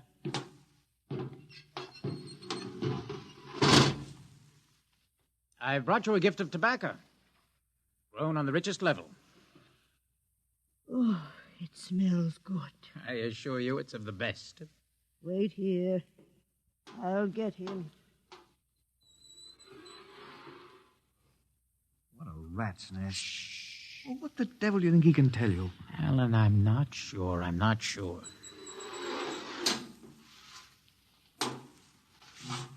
Well? Are you John the Witness? I am. Good evening to you. I'm Hugh Hoyland. This is my friend, Alan Mahoney. What brings a gentleman of the scientist class to my humble compartment? I've heard that you and your parents before you have been keepers of the legend of the ship. Since Jordan gave the word. I'm anxious to hear the word as Jordan spoke it. Why? Because our young scientists, well, among them there have been some who talk against the word. There are regulations against such heresy. Still, some of them say the ship has no purpose. They say that we are here accidentally, that we have no more grace in Jordan's eyes than the most deformed mutant who dwells in the highest level of the ship. What shall I say to you? Well, I wish to hear the word from the mouth of one who knows, in order that I may become more convinced. Sit. You have a gift for the witness? The finest tobacco. Good. I will dim the lights. Now pay close attention, for these are the words as my father's father's father gave them to his son's son's son. This is how the ship came into being, how our people were created. In the beginning there was only Jordan, thinking his lonely thoughts. Out of his thoughts came a vision. Out of the vision came a planning, and out of the planning came decision. Jordan's hand was lifted, and the ship was born. Mile after mile of good compartments, tank after tank for gold and corn, ladder and passage, door and locker fit for the needs of the yet unborn. He looked on his work and found it pleasing, meet for a race that was yet to be. He thought of man, and man came into being. Then Jordan checked his thoughts and searched for a key.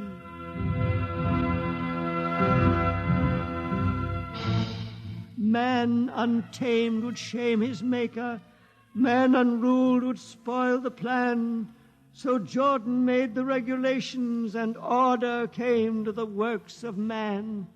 A crew he created to work at their stations, scientists to guide the plan. Over them all he created captain, made him judge of the race of man. Thus it was in the golden age. These are the true words? As my father's father taught them. But what of the strange beast-like people on the upper levels of the ship? Surely Jordan did not create them. Jordan is perfect. All below him lack perfection. You have heard of the legend of Huff? I have heard that he mutinied against Jordan. Darkness swallowed the ways of virtue. Sin prevailed upon the ship. And before wisdom prevailed and the bodies of Huff and his followers were fed into the converter, some of the rebels escaped and lived to father the mutants. They are tainted with the sins of their fathers. Witness, one more question. Speak. What is the ship?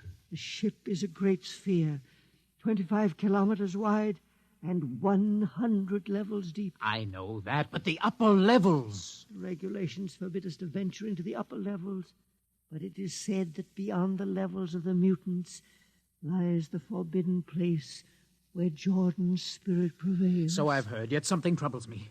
Something which prompted my coming here. Yes, my son. What lies beyond the ship? What? What lies beyond the ship? This is heresy. Answer me. I will not permit such talk. The ship is complete. The ship is universal. The ship is everywhere. The ship is endless. Your mutterings are those of a frightened old man. They answer nothing. You question the word. I think you lie. Hear me, Mr. Hoyland. For what you have already said, I can have your body fed into the converter. Your soul launched on the endless trip. You threaten me. Hugh, for Jordan's sake. Do you think I fear this dried fig of a man? Hugh! Sir, my friend is impetuous.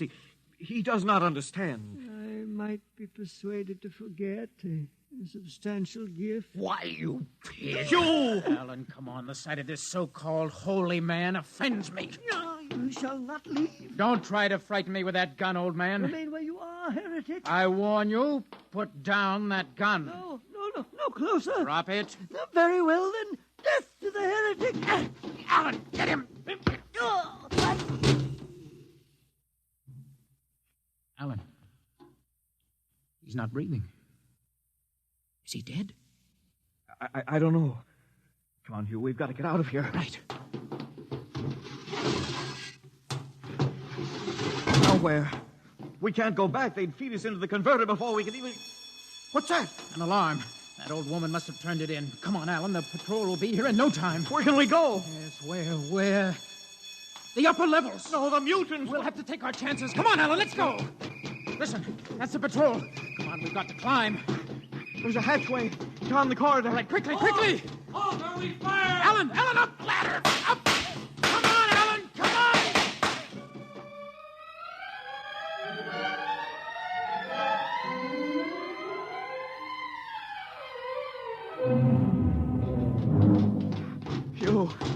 Hugh, wait.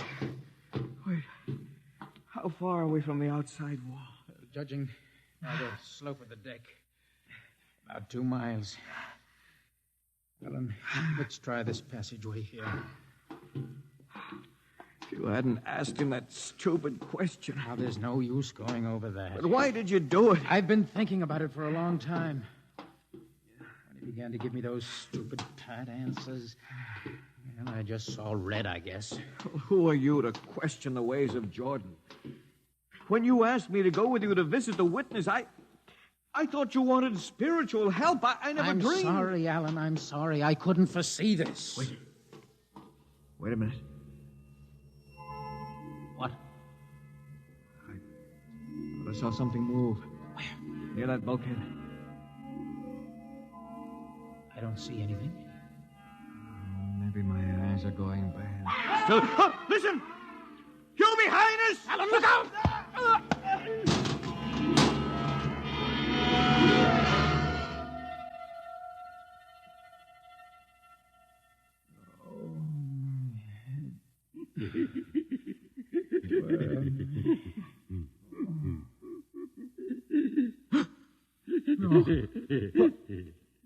What are you? Put away that knife. Keep away from me, you. Don't kill him. Not yet. Who are you? You must forgive my friend Bobo. Like so many of my people, he's rather impetuous when members of the so-called super race are concerned. Who are you? What place is this? As you can guess, from my leg, I'm a mutant. Mutant? Where is Alan? Your friend is dead. Dead? I was not able to restrain my people in time to save him. Why don't you destroy me and get it over with? We do not kill for pleasure, Mr. Hoyland. Only when necessary. You know my name? I read your identification tag. Who are you? Mutants can't read. My name is Gregory. Gregory? I'm a leader of my people. You see, although we are unfortunate in our heredity, Mr. Hoyland, many of us are quite intelligent. And why do you live like animals? We'd rather live like free animals than like regimented slaves, as you do. I've heard you practice cannibalism. Undoubtedly, you hear many things about us. You turn your head. Why? That monster. I've never seen a creature like him. Bobo is an unfortunate. He was born without the power of speech. How can you tolerate such a monstrosity? We've learned to live with difference. If we began to destroy our imperfects as you do on the lower levels, there would soon be no one left. It violates the regulations. The word of Jordan You know, states Mr. specifically Hoyland, that... your people are really quite primitive and barbaric. You dare say that to me? I dare say a good deal more. Let us go to my compartment and speak further. I'm always interested in information on the lower levels. I'll give you no information. Bobo.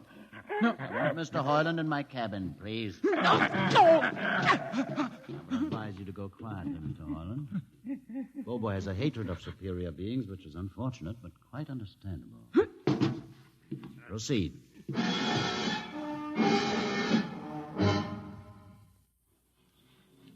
Enter, Mr. Hoyland. This is where you live? Yes. But you have books? Stolen from your libraries, Mr. Hoyland. Compton's Astrophysics, Philosophy of Interstellar Navigation, Celestial Mechanics. You've read these? Most of them. I had no idea that you... Why did you bring me here? What do you intend to do? Do you believe in Jordan, Mr. Hoyland? There is no other belief. And the trip? I suppose you believe in the trip, too. What else is there to believe?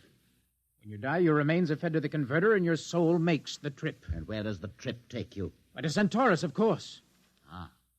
And where or what is Centaurus? Centaurus is... Mind you, I'm just telling you the orthodox answer. Centaurus is where you arrive when you've made the trip. A place where everybody is happy and where there's always good eating. And you believe this? Well, the peasants believe it literally, but many of the younger scientists, like myself, know it is figurative and symbolic. Why do you ask? Did it ever occur to you, Mr. Hoyland, that the trip is exactly what your peasants believe it is? What? And that the ship and all the crew were actually going somewhere, moving? The ship can't go anywhere. It already is everywhere. Imagine a place bigger than the ship, much bigger, with the ship inside it, moving inside it.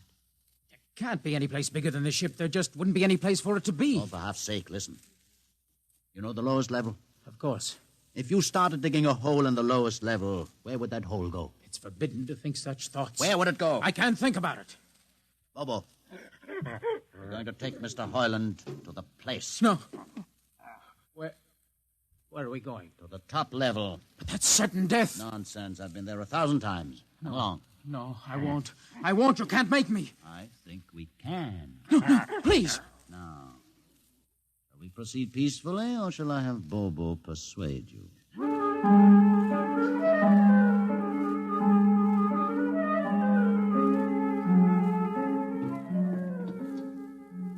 Open the door, Bobo.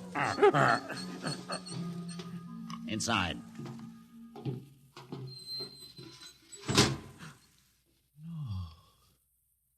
What place is this? This, Mr. Hoyland, is the main control room. Why, Mr. Hoyland, you're trembling. It isn't true. No, there's no such place except in mythology. Ah, you younger men are so wise, Mr. Hoyland, except for one thing. This happens to be the main control room of the ship. Main control? But it's just a huge room with an instrument panel. And what did you expect? How do you know this is the main control room? See these instruments? Using them, the navigator many hundreds of years ago actually steered the ship on its voyage. I don't understand. I didn't suppose you would. Sit down. Very well. Look up. What do you see? A huge shield. Watch it for one moment, Mr. Hoyland. You're going to see something that few of us have ever been privileged to witness. What are you doing? I'm dimming the lights. Don't be frightened. Keep your eyes focused on the shield above us. Ready? Watch. It's sliding back. Ghost of Jordan. Well? What am I seeing? The universe, Mr. Hoyland. The universe in all its beauty. The stars, the planets, the suns and moons and constellations. No, it can't be. The ship is the universe. There is nothing but the ship. Ah, but there it is. You see it before your eyes, spread out like a canopy of glory. Do you still deny it? Answer me, Mr. Hoyland. Do you deny it? No, I can't deny it. They've lied. They lied to all of us. Good. I have showed this to others of your people whom we captured, and though they saw it before their very eyes, they would not believe it. Please tell me all about it. Tell me the truth about the ship and about the universe. What are these things? How did this come about?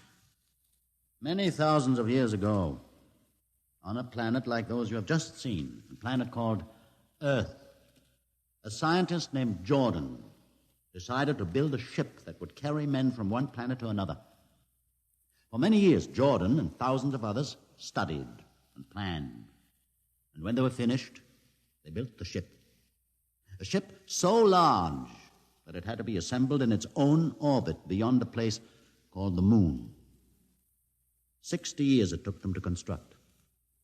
And when it was finished, a whole new science had been conceived.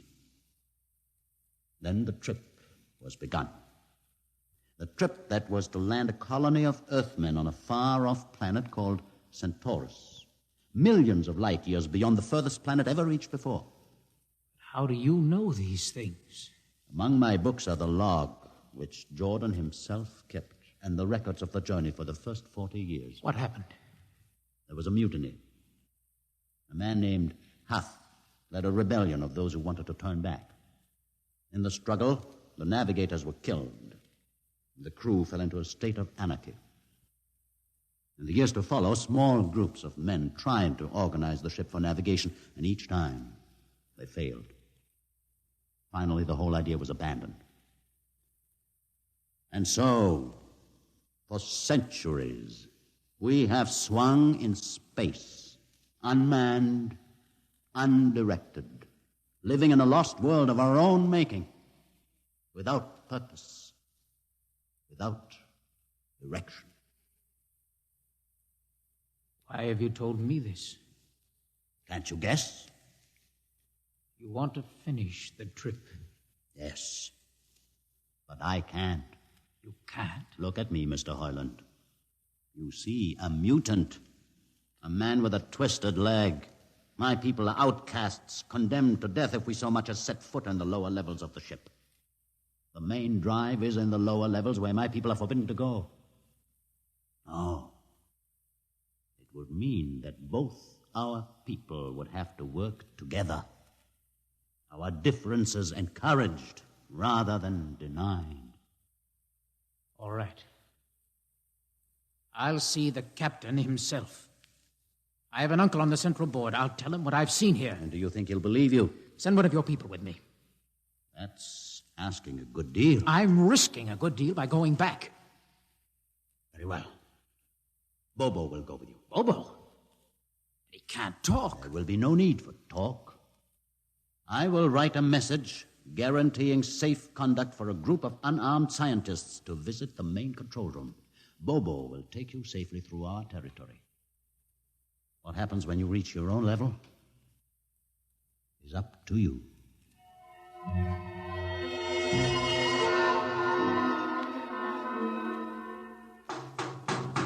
One moment. Yes, what? You? Quick, Uncle. Let us in. Hey, but this mutant... He's harmless. Please, Uncle, please. Now, what is this? You're wanted for... I know all about that. Uncle, listen. I must see the captain. The captain? Are you mad? Uncle, you're a council member. You can get me to see him. He'll kill you. You're wanted for heresy. I don't care. I must speak with the captain. Now, Uncle, you're close to him. You can arrange it. I don't understand. Listen to me. The ship is moving. I can prove it. Do you understand? There is a purpose in the ship. I don't understand what you're babbling about. Now, never mind. Just talk to the captain. Tell him I have information of tremendous importance. Tell him I've arranged a truce with the mutants. Truce? Here.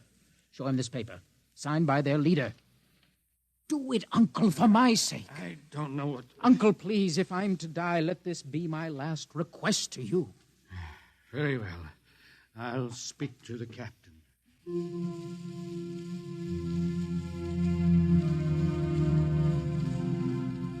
And you say, Mr. Hoyland, that you saw this with your own eyes? I swear it, Captain. I swear it on the word of Jordan. Let me see the paper again. Commander Erst, what do you think? I don't know, sir. It might be a trick. I guarantee you safe conduct. If these things are as Mr. Hoyland reports them, it would pay to risk a few lives. The man is a convicted heretic. Still, we must not discount his word. He has a safe conduct, and the mutant risked its life coming with him. I think we might investigate. Captain, you mean you will do it? I will have an expedition outfitted. Dismissed, Mr. Hoyland. Thank you, sir.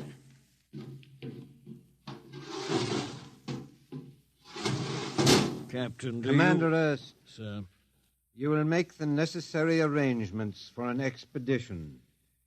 And I trust you understand. Perfectly, sir. Perfectly.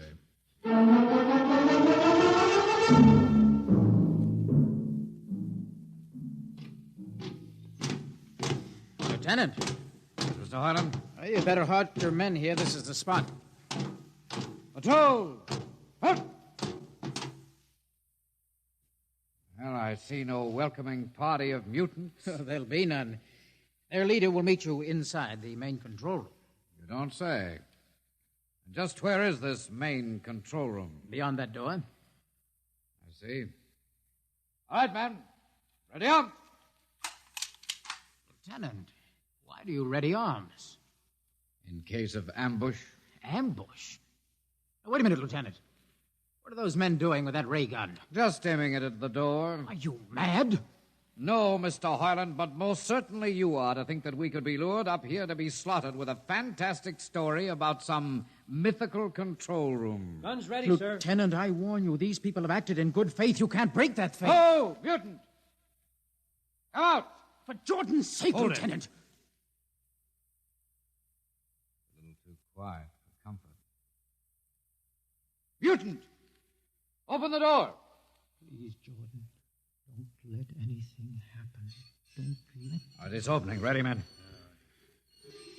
Someone's coming out. Steady. Gregory, stay back! Fire! You fools! You've killed him! Here come the rest of them. Fire! Fire!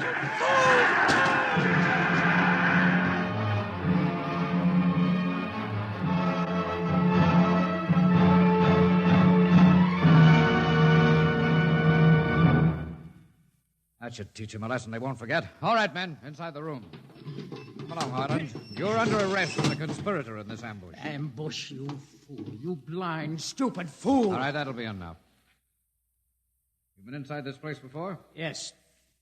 What's this machinery? These are the controls he would have used to steer the ship. Gone out of his mind, Lieutenant. Steer the ship? Who? The leader, the one you killed. This ugly mutant? This ugly mutant happened to be a man of true genius. Why, you're mad. Am I?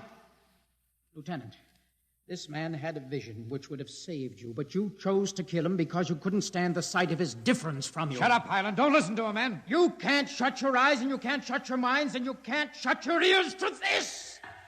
The roof's moving back. Yes, look. Let the vision of this confound your ignorance and blind your eyes. This is the heritage of stars and open skies, for which men have yearned for centuries. Try to destroy this, and you will only destroy yourselves. Death to the heritage. But I say to you that you can't keep this from our people. They will seek it out. The ship will be manned, and the ship will be steered, and there will be freedom, purpose, and respect for ourselves. This is your heritage. Look upon the universe. Kill him.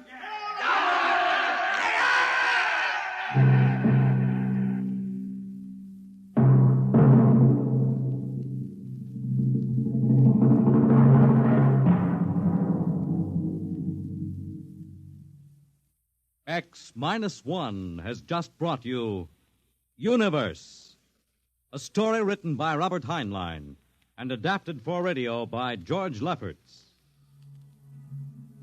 Heard in the cast were Donald Buca as Hugh, Peter Capell as Gregory, Bill Griffiths as Alan, Abby Lewis as the woman, Edgar Staley as the witness, Jason Johnson as the uncle, John Seymour as the captain, and Ian Martin as the lieutenant. Your announcer is Fred Collins. X-1 is directed by Fred Way and is a transcribed NBC Radio Network production.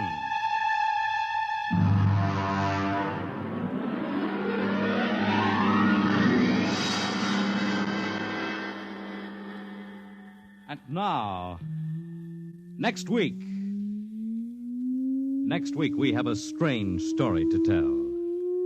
A sweet, blood-curdling little story that is really only 2 sentences long. The last man on Earth sat alone in a room, and then there was a knock on the door. What knocked on that door? You'll find out next week on X minus 1.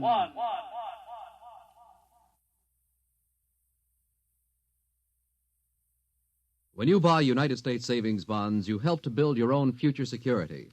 Here's an opportunity to save systematically for long-range personal objectives. So invest in United States savings bonds. Now follow the Abbotts to mystery and adventure over most NBC radio stations. /C/GAR. Brought to you by G3PL.com. Countdown for blastoff. X minus 5, minus 4, minus 3, minus 2, X minus 1. Fire!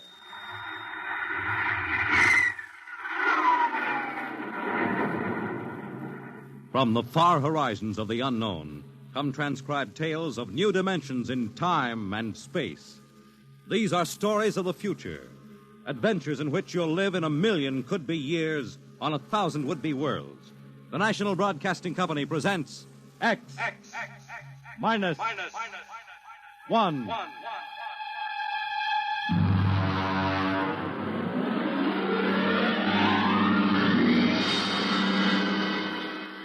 Tonight, the science fiction classic, Knock, by Frederick Brown.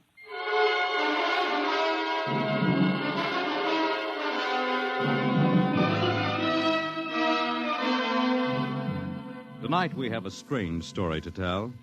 A sweet, blood-curdling little story that is really only 2 sentences long. The last man on Earth sat alone in a room. There was a knock at the door.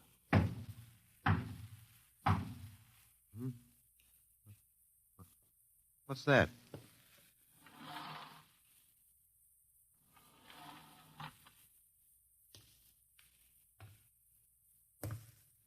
Good morning, man. What? Who are you? You have regained consciousness. Who are you? I am Zan. I'm still asleep, I must be. You are not asleep. Maybe if I close my eyes, it'll go away. I will not go away, man. Oh, I guess I'm awake. What are you? I am a Zan. What's that? A Zan is intelligent life. Look, I don't... What happened? Where are you from? From Planet 7 in the 3rd galaxy in the 4th quadrant. Where? It is not necessary to repeat information which is correct in the original statement. Planet 7, but... You mean I'm not on Earth? You are still on your planet. But what are you doing here? The Zans have annexed your world. You mean you've conquered Earth? Yes, that is correct. We will now prepare your planet for habitation by the Zan. How about the people? What about the population of the world? You are the population of the world. Huh? Now, wait a minute. I can't... I don't understand what's happened. The Zan have landed on your planet. We have removed the lower life forms to prepare for colonization by the Zan. When did all this happen? 2 days ago. You have been unconscious until now. You really mean I'm the last man on Earth? That is correct. Identify yourself now. What? Kindly provide data as to your position in the elementary social order of your planet. Oh. I'm Walter Phelan, Associate Professor of Anthropology at Nathan University. How do you speak English? We have deciphered your written and recorded records. It is not difficult to reconstruct your language. It is a primary type of auditory communication. Oh. Is there anything you want to complete your natural habitat? You mean I'm a prisoner? That is correct. What will you want further in your room? Do I have to stay here? Yes, The rest of my life? forever. Then you better bring me my books. That They're... will be done. That's rather considerate of you. You know, I've got to call you something. Do you mind if I call you George? It is immaterial. I will be back, Associate Professor of Anthropology. Oh, that's all right, George. Just call me Walter. Very well, Walter. I will be back with your books. All right, George. I'll be seeing you around. You will not be around, Walter. You will be here.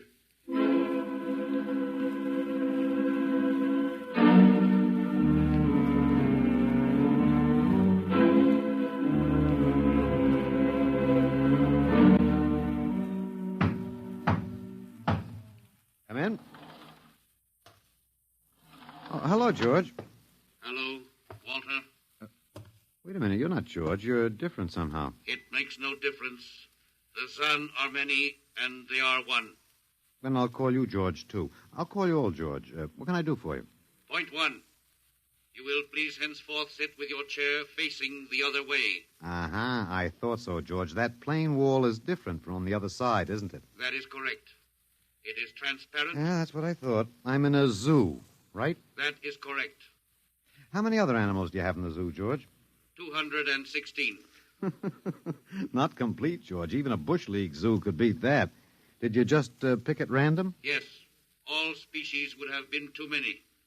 Male and female, each of 108 kinds. Male and female, huh? Of all the animals? There is a female of your species among the collection. Anyone I know? Well, never mind. It doesn't matter anyway. Well, what do you feed us all, eh? For carnivorous species, we make synthetics. The flora was not hurt by the vibrations which destroyed animal life. Oh, nice for the flora. Well, George, you started out with point one. I deduce there is a point two kicking around somewhere. What is it? Something we do not understand. Oh?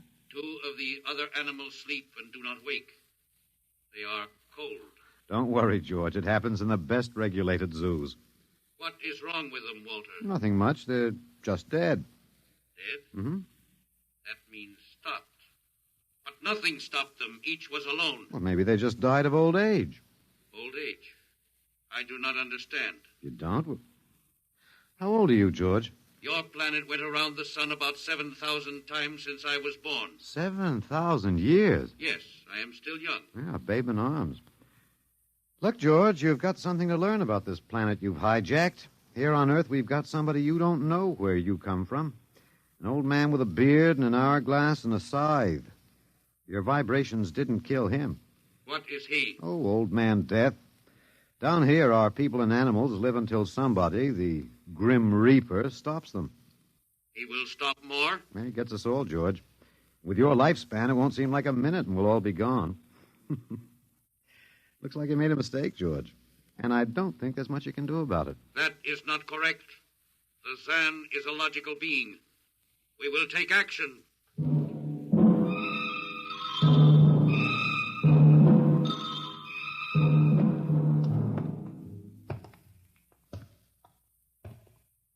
Well, George, where are you taking me? We will be there shortly.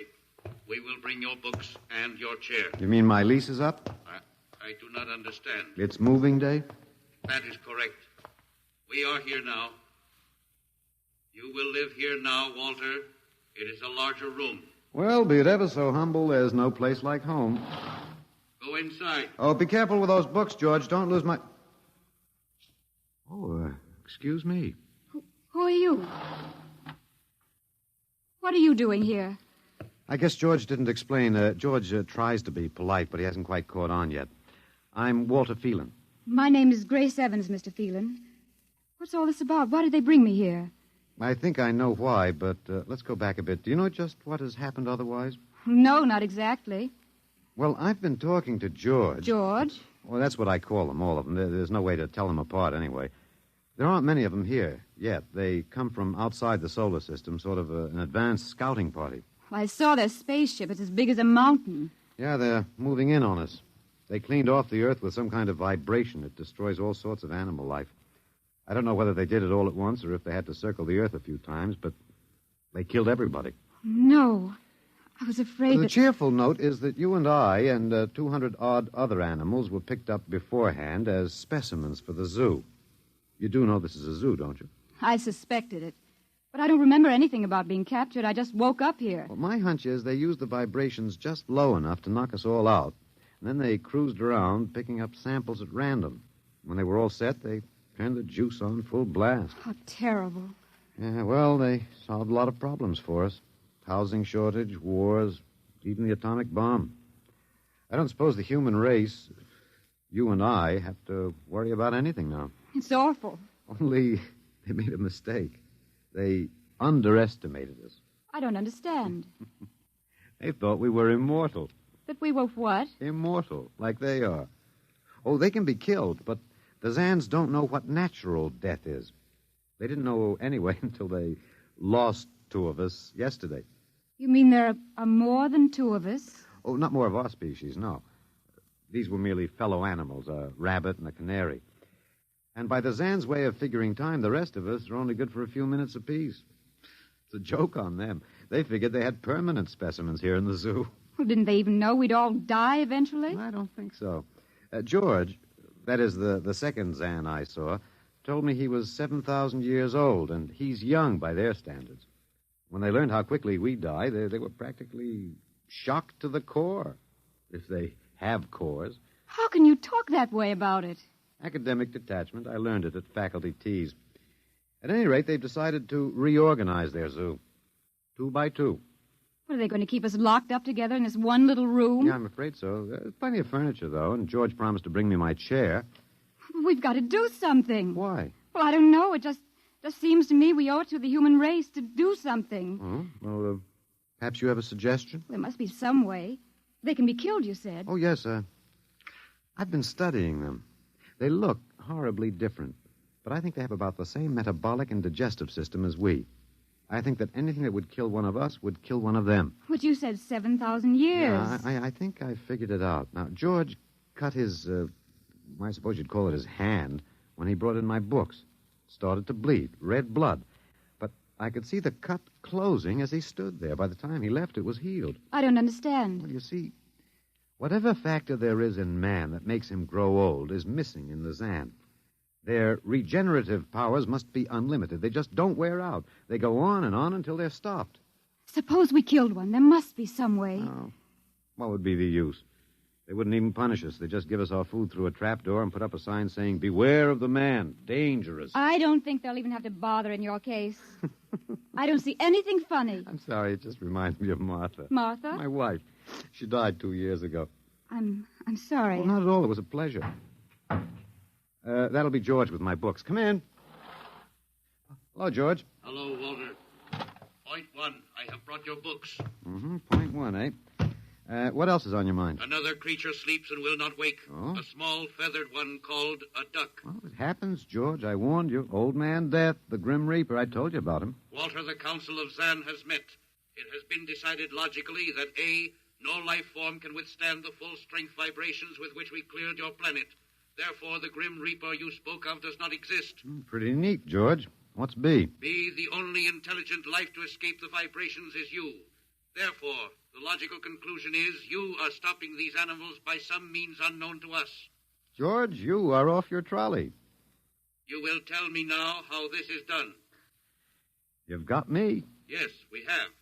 It is necessary to save the remaining specimens as long as possible. If we do not get the information, we may be forced to dispense with your species entirely. This means you, Walter, and the female. Now, hold on, George. Don't go off half-cocked. Let me take a look at these animals that won't wake up. I will take you there now. Go first, Walter. After you, my dear George.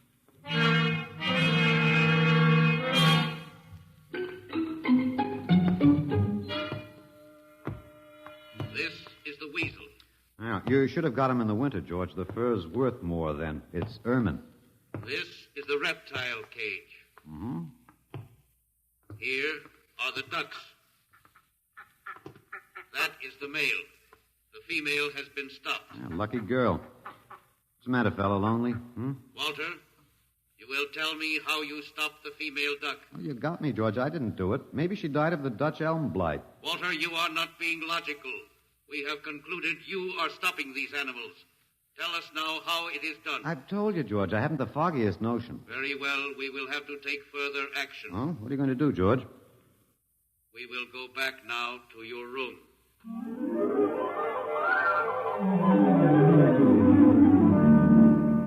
What happened, Mr. Phelan? You might call me Walter. After all, George does. And we have more in common. Please, what happened? Oh, just a dead duck. George thinks I killed her by remote control. He wants me to tell him how. Did you? Look, I'm just an ordinary anthropologist. There's no telling what those animals died of, just natural causes. But George can't see it that way. He thinks I'm holding out on him. Good. What? At least we can get back at them some way. At least we can do something to them. Well, why? After all, George isn't a bad fellow, if you like an ant mentality. How can you say that? Well, they murdered the human race. I suppose so, but we can't change that now, so why think about it? We just can't sit here and do nothing. I fail to see how we can do anything else. But at least we could be fighting. I can't see the virtue in that. I was more or less content with my books, and we've got George to talk to. Of all the men in the world they had to pick, don't you want to fight back? Don't you want to keep on fighting to the end? It hadn't occurred to me. But we've got to, Walter. Why? Can't really explain it, but, Walter, if there was any good in man, it was that he kept on struggling against nature and, in the end, even against himself. But he kept on fighting for what he thought was right, and we're all that's left. Walter, we just can't end by giving up. We've got to keep on fighting. You know, you do remind me of Martha. There isn't much left for us. We could beat them in this one small thing. We can pretend there's a secret about death. We could refuse to tell them anything. Well, there isn't anything to tell. But they don't know that. Promise me you won't give in. Well, I suppose the worst they can do is kill us. All right, Miss Evans. Hello, George. Hello, Walter. Now you will tell us how these animals are stopped. George, this may come as a shock to you, but I've decided not to tell you. Why? Oh, a romantic attachment to lost causes. My grandfather was a Confederate officer. Walter, you are not being logical. Neither was my grandfather. He charged a Yankee battery with 1 round of ammunition and a corncob pipe. You are not logical, but that is expected in lower life forms. You will come with me now, Walter. Where are you taking him? To the 2nd level. Go now, Walter. You won't tell them. I can't guarantee anything, but as of now, I don't intend to. We've got to fight, Walter. Remember that. We've got to go out fighting. Yes. Yes, I think you're right. Go now, Walter. Goodbye. It's been a pleasure, Miss Evans. I am waiting. Go now, Walter. After you, my dear George.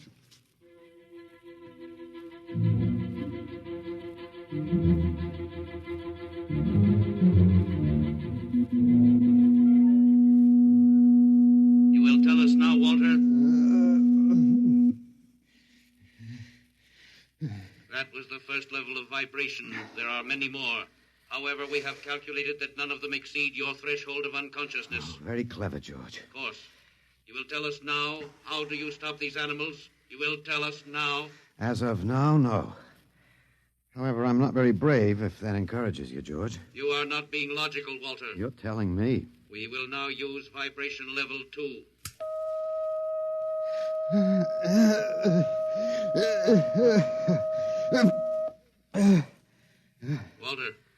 Walter, you are still conscious. Let me alone, George. You will tell us now how you stop the animals. Let me alone. We have had vibration levels 1 and 2.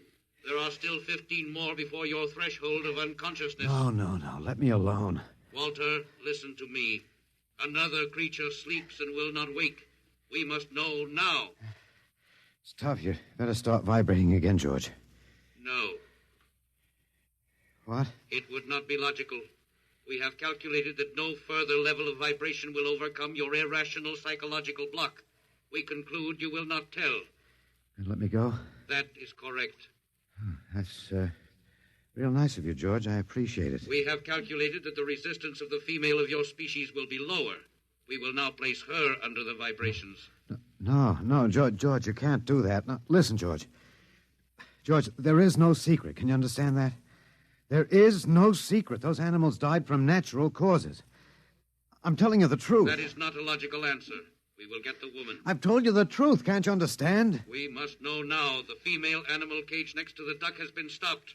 We must preserve the survivor. The animal next to the duck. We will bring the woman here. She will tell us after the vibration. No. Listen, George. You want the truth? You want to know how to save the mates of the animals that have been stopped? You will tell us now? Yes, I'll tell you now. I give up. But you've got to promise to leave the woman alone. You promise, George? If we receive the answer from you, Walter, there will be no further need for the vibrations. Well, I guess that'll have to do. All right. Take me to that stopped animal. I'll tell you how to save the mate. Very well, Walter. You are being logical now. We will go.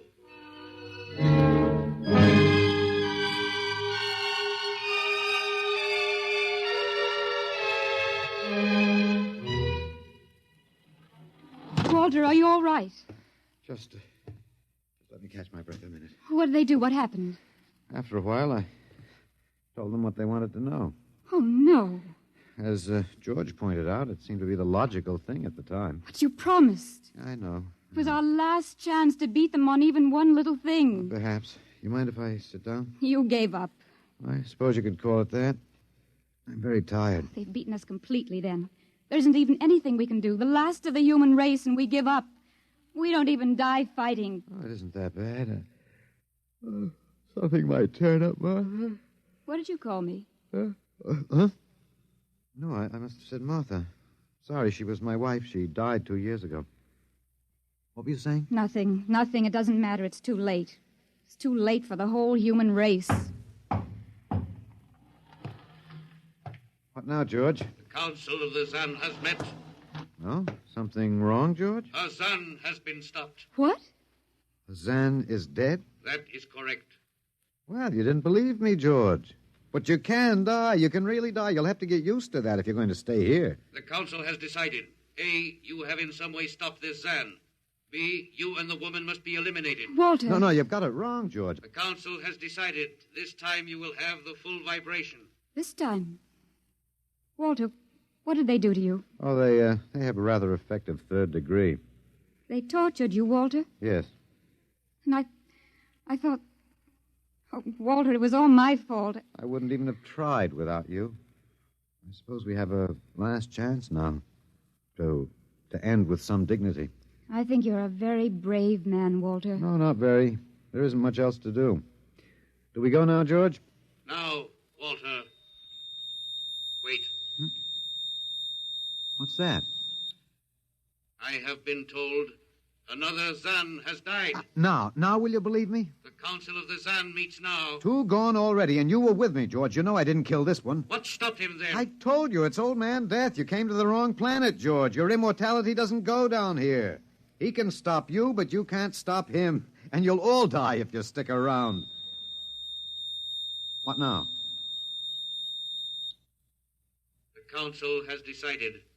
This is a place of death. We will leave your planet. Leave? You mean you're giving up? It is not safe for the Zan. Oh, Walter, they're leaving. They're really going. Go on then, George. And don't hurry back. It would not be logical to do so. We are leaving the Earth now. Goodbye, Walter. Goodbye, George.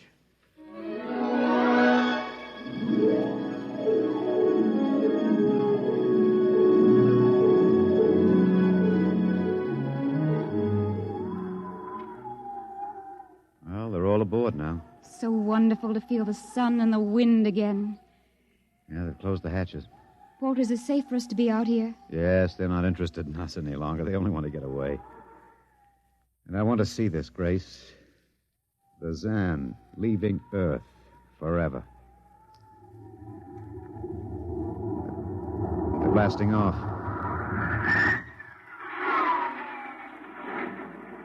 There they go. Yes, it's all over now. Well, I suppose we might as well go back in. I still don't understand. Walter, what made them go? I just told them the facts of life. Of death, you mean? No, of life. After all, I thought George was old enough to know. At 7,000 years, he was going to be a pretty big boy. I wish you'd stop joking and tell me what happened. Look out for the step. Well, you remember when the first animals died? The rabbit and the duck? Yeah, and their mates just started to pine and waste away? Yes. Well, that worried the Zan. They wanted to keep the last specimens alive if they could. So finally, I broke down and told them about affection. Affection? Yes. And then I introduced Donald. Donald, who's that? Here we are.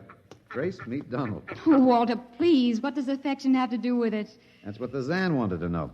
I told him it was love that made the world go round.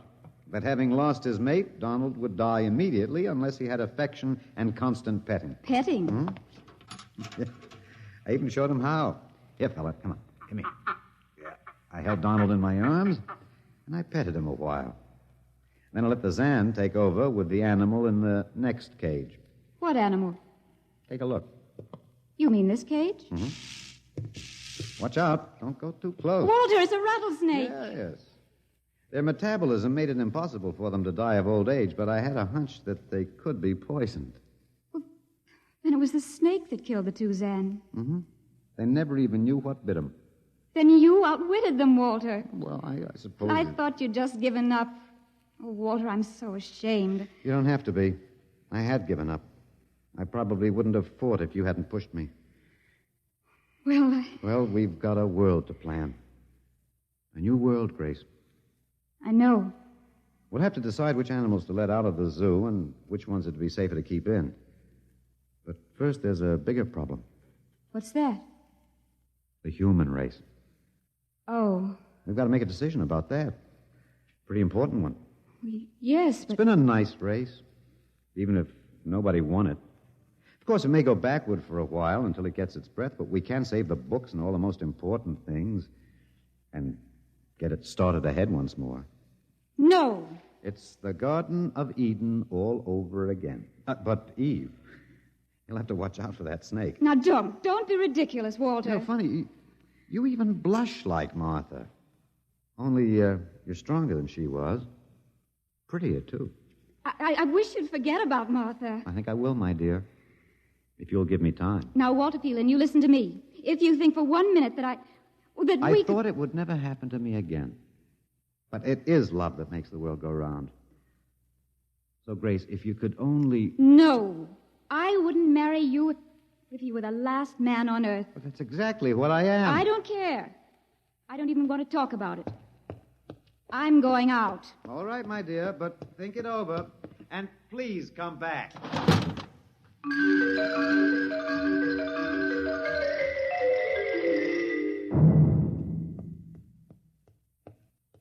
You see, I told you. It wasn't really so horrible, our story. Remember how it goes? The last man on earth sat alone in a room. And then there was a knock on the door. Come in. Come in, Grace, my dear.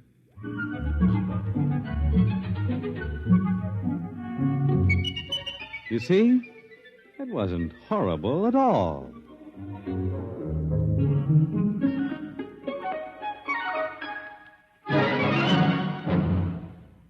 In just a moment, a word about next week's adventure. Tonight, by transcription, X-1 has brought you Knock by Frederick Brown, adapted for radio by Ernest Kinoy. Featured in the cast were Alex Scorby as Walter, Laurie March as Grace, and Louis Van Ruten as the Zan. X-1 was directed by Fred Way and is an NBC Radio Network production.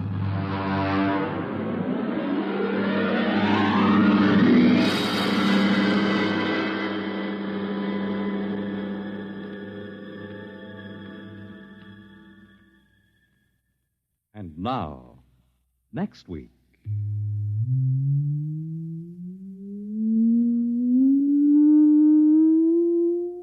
A strange and chilling story from the Bureau of Missing Persons. The story of what occurred when they accidentally intercepted a short-wave message, a cry for help from a missing atomic scientist who told them the fantastic story that he was now the man in the moon. How did it happen? You'll hear next week at X minus 1.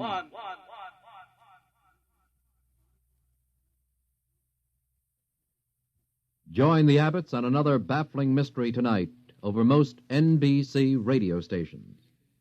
You've been watching Golden Age Radio, rumble.com/C/GAR. Brought to you by G3PL.com. Countdown for blastoff. X minus 5, minus 4, minus 3, minus 2, X minus 1, fire.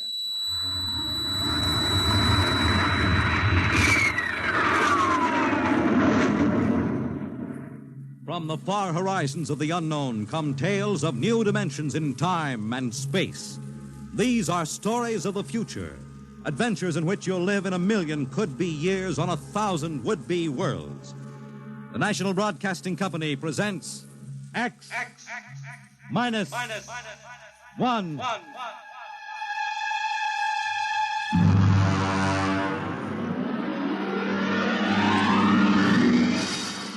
Tonight's story, The Man in the Moon.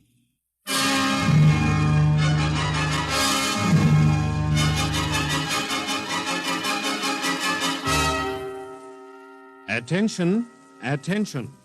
This is the Federal Bureau of Missing Persons calling all local agencies.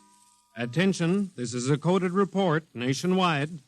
Missing since 9 o'clock this morning, the following persons: Smigley Jonathan, 5 feet 8 inches tall, brown hair, brown eyes, mastoid scar behind right ear, last seen wearing blue top coat and tan cap, wanted by Los Angeles. Hello, get off this wavelength. This is a restricted band. Hello, Earth. Whoever you are, you're on a coded wavelength. Tune out. This frequency is reserved for the Federal Bureau of Missing Persons. Hello, Earth. This is the moon calling Earth. Hello, Earth. This guy's loony. This is Jake in transmission. Jake, this is Charlie of the code room. Some crackpot is on our frequency. Yeah, I heard him, Charlie. I've got C-chute trying to trace a source now. We should have a triangulation any second. Well, hurry it up, will you? Some hammer's in for a good stiff fine by the FCC. Yeah, they ought to take his license away. Oh, here comes Lenny with the directional fix. Right. Thanks, Lenny. Hey, what's this? This is impossible.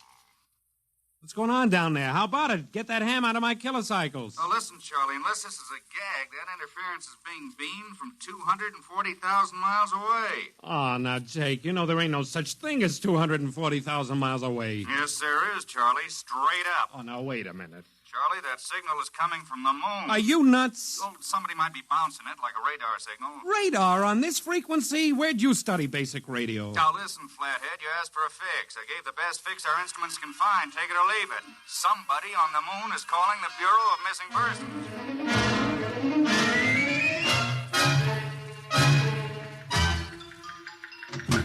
Mr. Timken. What's the sweat, Charlie? Shouldn't you be broadcasting? Listen, Mr. Timken. You know I'm a sober citizen, right? Mm-hmm. Never once have I broadcast with the smell of alcohol on my breath, right? Right. In all your 12 years here at the Bureau, did I once ever... What's the matter, Charlie? We're picking up a message on our wavelength. Well, did you report to the FCC? I ain't got the nerve. Well, what's wrong? You'll scream when you hear this, Mr. Timken. You'll jump right out the window, but... We are getting an SOS from the moon.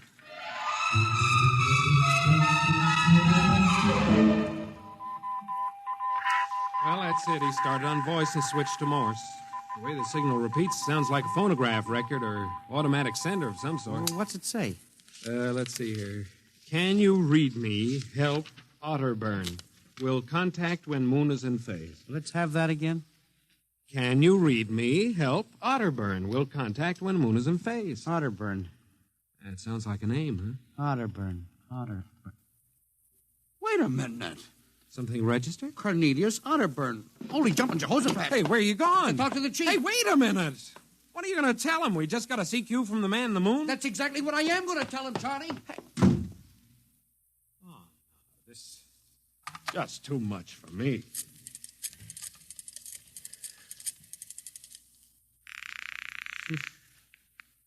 Washington Star-Ledger. Let me have O'Brien on city desk. A moment.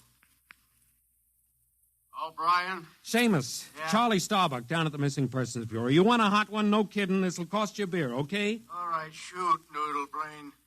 I'll stay on your wavelength for 30 seconds. Okay. We just got a radio message from the moon.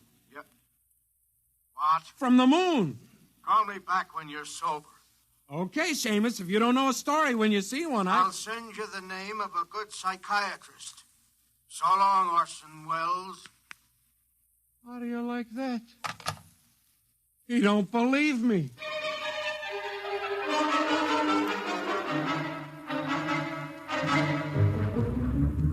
Otterburn, Mr. Wade. Now, does that name ring a bell? You're the man with the photographic memory, Henry. What about Otterburn? Cornelius Otterburn, atomic physicist, reported missing from his home in Baltimore on June 5th, 1945, just 5 years ago. Vanished completely. Are you trying to tell me you really think there's something to this man-in-the-moon business? Henry, I'm surprised at you. This is some crackpot trying to jam the airwaves. Yes, but the name Otterburn is so unusual. So are a lot of names. But I have a theory that... I was afraid of that. Henry, you always have a theory. Let's see, what was it last year? Oh, yes, that people disappear in occupational psych. But it's true. Please, Henry, I'm a busy man. You expect me to believe that this Otterburn is sitting up on the moon, sending out shortwave messages? Well, he might be on Earth bouncing the messages off the moon, but who's to say he isn't on the moon? Henry, as chief of this bureau, I have my hands full trying to coordinate reports from 48 states and Alaska. I have no time to include the moon. But, Mr. Wade... Out, Henry. But, Mr. Wade... Out, I'm busy. Yes, sir. Oh, here. Take this folder of reports for the dead file. Yes, sir. And no more nonsense, eh, Henry? Yes. I appreciate that you have a very dull job filing old missing persons reports, and I appreciate that you take an active interest in the affairs of the Bureau. But no more nonsense, huh? No, sir. No more nonsense.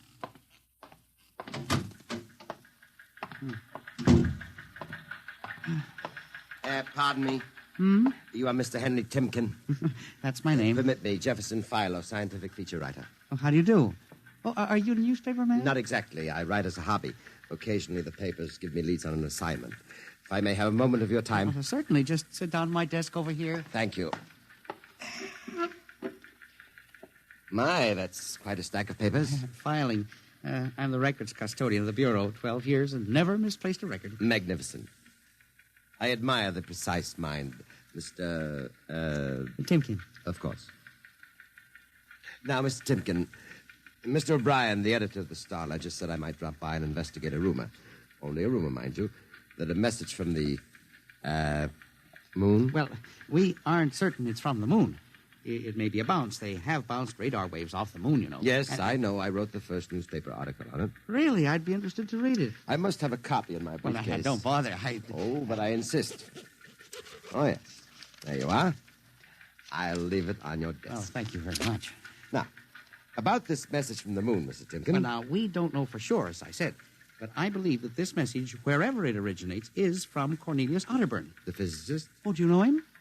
I once wrote an article on his contribution to nuclear mechanics. A brilliant man, Otterburn. Years ahead of his contemporaries. Well, whoever is sending those signals, if he isn't on the moon, is at least using the moon as a sounding board, bouncing the signal. But why, Mr. Timken? Why? Well, if you will come here tomorrow night at 8, Mr. Philo, we may learn the answer to that question. I've arranged with Charlie, our radio man, to let me use the equipment. May I consider this an invitation? You certainly may. Very well, sir. Until tomorrow night, then. Goodbye, Mr. Philo. Let's see now. Aiken, Abelard, Abramson, Rono, Atch... Well, that's funny. Now, where did this list of names come from? Paul Ahrens, astromathematician. Robert Simons, electronic engineer. Carl Parker, mining specialist.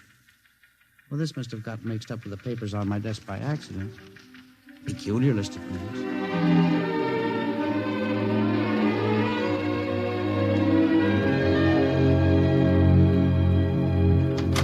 Oh, good morning, Charlie. Oh, hi, Mr. Timken. See, we made the papers. Oh? And how? And as the chief steamed up about it, he really gave me what for. What did the paper say? Oh, mostly ha-ha. Here's the Herald. Listen. Man on the moon contacts Missing Persons Bureau. Missing atomic scientists sitting on the moon, say Bureau experts, etc., etc. What a panning. Well, no wonder Mr. Wade is hopping. Say, about tonight, Miss Timken, I don't Now, know. you promised you'd give me a key to the radio room. Yeah, but I didn't expect Well, this. I'll take full responsibility with Mr. Wade. The time for the morning broadcast. We got quite a list today. Well, mind if I listen a while? We may hear Otterburn. Well, I ain't self-conscious. Just stick around. Yes. Attention. Attention. This is the Federal Missing Persons Bureau calling all local agencies. Nationwide. This is a coded broadcast. The following persons are missing. Aaron's Dr. Paul, 5 feet 5, brown hair, brown eyes, scar on left side of chin, thick glasses. Aaron's. Occupation, astromathematician. Missing since 6 o'clock this morning. Being sought by Bel Air police. Charlie. Repeat. Dr. Paul Charlie, Aaron. shut it off a second. Hold it. Delay 1 minute. Listen, Mr. Timken, it's okay to stay, but you can't interrupt Now, this. this is important. Did you say Dr. Aarons was reported missing this morning? 6 a.m. We got the report from Bel Air less than an hour ago. Are you certain, Charlie? Positive. What is this? Charlie, what's the next name on the list? Let's see. Simons, Robert, engineer. What? Came in less than 20 minutes ago. 20? Hey, what's the matter with you? You look like you've seen a ghost. It's nothing, Charlie, except that last night, quite by accident, someone left a list of names on my desk. And that list included the names of those 2 men who were reported missing within the last hour. What? Oh, that don't sound right to me. Well, it isn't right, Charlie. It leaves a big question to be answered.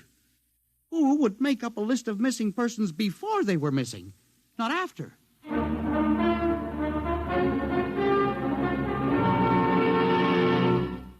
And you say this list of names was left on your desk accidentally? Well, I believe so, Mr. Wade. Do you have any ideas, Henry? Well, it's hard to say. Mr. Philo left some papers from his briefcase. Mr. Philo? Well, a science feature writer. I see. You were the leak on that story, then? Well, yes, sir, I'm afraid I was. I didn't think it would be treated as a laughing matter. Well, we'll deal with that later. Yes, sir. What's this Philo like? Well, he's a strange old duck, bald, thick glasses, tall. He walks stooped over. Seems to know a great deal about scientific data, but, of course, being a science writer, Is there any other possibility? I believe that this is all hooked up with the broadcast from Otterburn. That seems to be a very remote possibility. Well, the Missing Persons Bureau deals in remote possibilities, Mr. Wade. I do not require a statement of policy. Yes, sir. What's the theory? Well, for some time now, it has been my contention that in a country like ours, where even the cleverest criminal can be ferreted out and located eventually, there is no such thing as a missing person. I was afraid of that. Now, for 12 years now, I have kept the central files, where information from all over the country is channeled and recorded. I have made a private study. This is beginning to sound familiar, Henry. And I have discovered that each year, literally thousands of persons vanish, leaving no trace. They are never located. Where do they go? Nobody knows. And they disappear in interesting cycles. What sort of cycles? Occupations, for example. One year we'll have a run on, well, say, coal miners. Next year, the proportion of engineers increases, and then scientists. And what do you think happens, Henry? I don't know, Mr. Wade, but I'm beginning to suspect that somebody else has discovered the same phenomenon, even to the point, perhaps, of being able to predict who will turn up among the missing next. Philo? Well, I don't know, but I would like to find out. And you think Otterburn may be a part of this picture? Mr. Wade, I definitely do. Henry, do you honestly expect me to buy an idea like that? It is more than an idea. The 2 top men on this list are missing, and... Maybe so, but the rest of them aren't.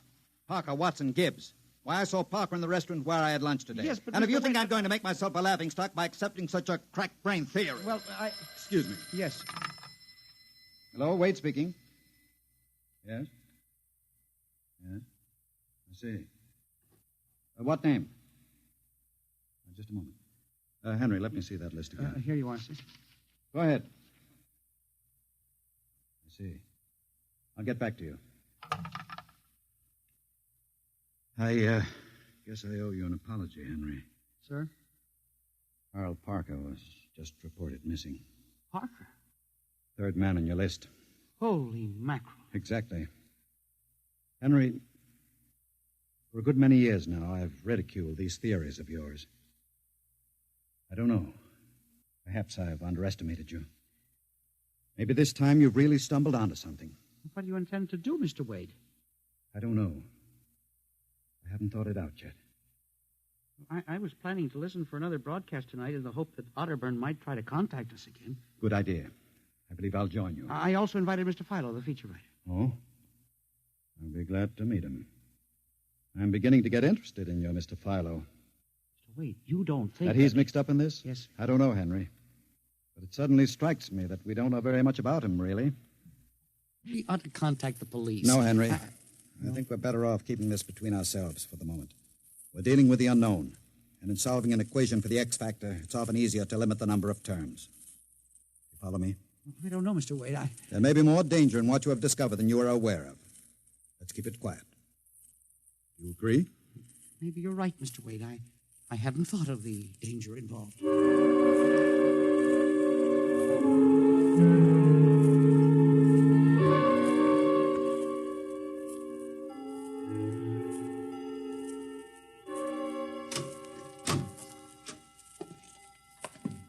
8 o'clock. My friend Mr. Philo is late. Well, he said he'd be here. He strikes me as a man who keeps appointments. Look out the window. Yes. The moon is almost in direct phase. We can't wait much longer. Well, it's a perfectly clear night for transmission. If anybody's sending, we ought to pick it up with this equipment. You'd better switch on the set. Yes. I never realized how eerie this office could be when it was empty. I'll have to light in the hall for Mr. Philo when he comes. Are you getting anything? Just some foreign stuff, I think.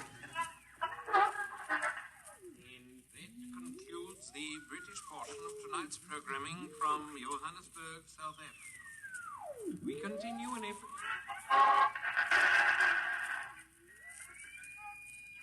That's a peculiar transmission sound. Earth. Now, that sounds like something. See if I can work the selector. The moon is in phase. Yes. Hello, Earth. Can you hear me? I'll try to return. Hello? Hello? Hello, Earth. Hello, do you hear me? Oh, I get you now. Thank God. Who are you? Can you hear me? Who are you? This is Professor Cornelius Otterburn. Hello? Go on, I hear you. Not much time. They're on to me. They've located my sending point. Do you hear me? Go ahead, keep talking. I've only enough oxygen for a few minutes more. Well, where are you? I'm on the Earth side of the moon. You get that? The Earth side of the moon. A volcanic crater. Good. Start that recorder, Mr. Wade. Go on. Explain, please. Explain, please. Now listen closely. There is an Earth colony on the moon. There is an Earth colony on the far side of the moon, made up of renegade scientists and criminals. Professor Ernst Halsman... Halsman? He died in an insane asylum in 1938. Professor Ernst Halsman discovered nuclear rocket power in 1935. Turned his plans over to escaped inmates of the asylum. They took off and set up a colony on the far side of the moon in 1938. Go ahead, we're recording you. Each year, they recruit new colonists from Earth. Slave labor, mostly. I was kidnapped in 1945. Yes, I know. Keep talking. They wanted me to work on atomic drive for their flying discs. Hello? Still getting you. Go on. Last month, 6 others and I escaped. Speak louder. You got to stop them. Stop them. Stop who? The moon colony, planning to take over the Earth. Invasion. Oh. Hang on. No oxygen. Hard to breathe. Listen. They have agents on Earth. You hear me? Agents on Earth? Where? Who? Hello? Hello? Hello? Agents Henry, look out. Someone at the window. Get down. Henry, are you all right? I think so. His shot smashed the transmitter. And the lights. Strike a match. Careful. It was close. I got a look at him. From the description, it was your Mr. Philo. We got a recording anyway, but not the most important part of the message. Poor Otterburn, suffocating to death. Henry, we've got to get you out of here. He said they have agents. Philo was probably one of them. He'll be looking for you now, trying to kill you. The police... Do you think the police would believe a fantastic story like this? People being kidnapped to the moon as slave labor? Moon colony planning an invasion of the Earth? But, Henry, believe me, they'd clap us into straitjackets before we could finish. Well, we've got to do something. We need time. Time to get proof. You don't think my theory was bunk then? I know it wasn't, Henry. Right now, my only concern is for your safety. But we can't walk out of here. Philo's probably waiting. Listen, there's a service elevator that leads to the basement garage. Yeah? We can get down there. There are some delivery trucks parked there all night. We can probably get one started. The garage door's off the ramp, work from the inside. We'll start the mechanism and make a run for it. I don't know. I think if we call the police... By the time the police get here, we'll be dead. You think Philo will wait outside all night? Come on. That's an order. Okay. But what about the recording of Otterburn's notes? We'll leave that here in the safe in my office. They'll never get into that. Let's go. You buzz the elevator while I hide the recording.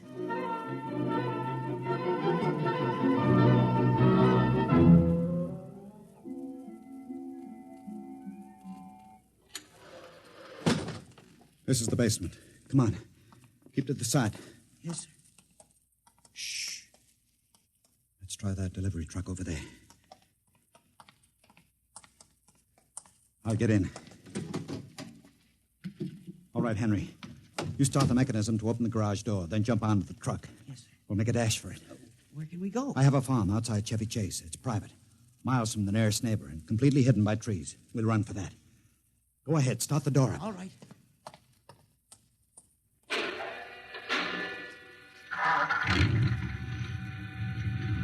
Quick. Jump in. There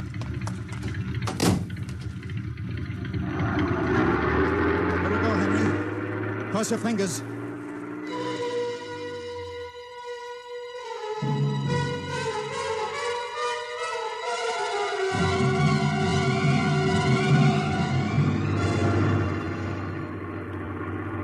We made it out all right. Anything doing? There's a blue coupe behind us, Mr. Wade. It's easily following. I'll cut up Pennsylvania Avenue. Now Route 1, toward Baltimore. It is following. He turned with us. Can you go faster? Not much faster. Well, he's gaining on us. I've got an idea. Hang on, Henry. Yes. Why'd you stop? I'll turn off the lights.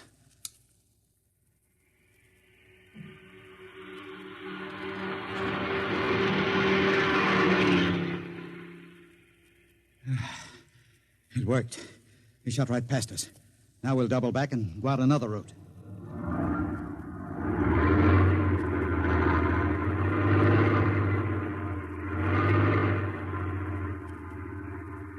Well, I don't see anything. I think we've lost him. Good. I think everything's going to be all right now. We can be at my farm in less than an hour.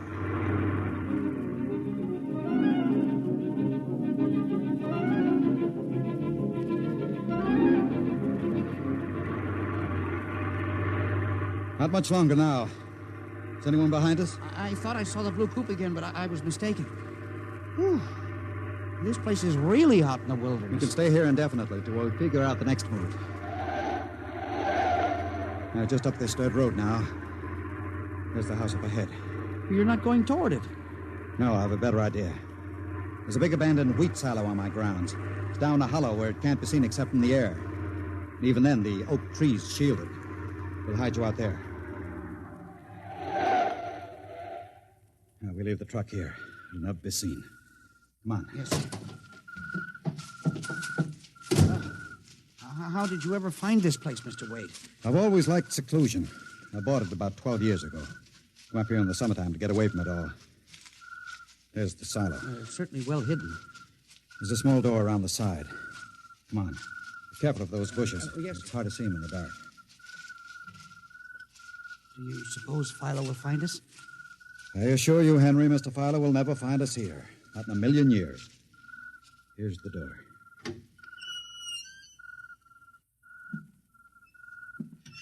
It's pitch dark. Hold my arm. I know the way. Just a few steps up and another door. Steel. This is an unusual silo. Double walled, wood outside and steel inside. Completely fireproof. An army couldn't wreck it. We're inside the inner shell. Careful. You're in a circular room. Stay here a moment. I'll go outside and see if the coast is clear. In a moment, your eyes will become accustomed to the darkness. I'll bring back some food and water. Don't be long, Mr. Wade. This place gives me the willies. Just a moment.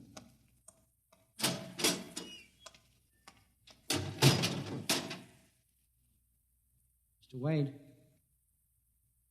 I swear I hear something. Mr. Wade. What's that? There is something. Good Lord. There's someone in here. It's locked. Oh, no. Mr. Wade! Mr. Wade, let me out! I'm not alone in here! Mr. Wade!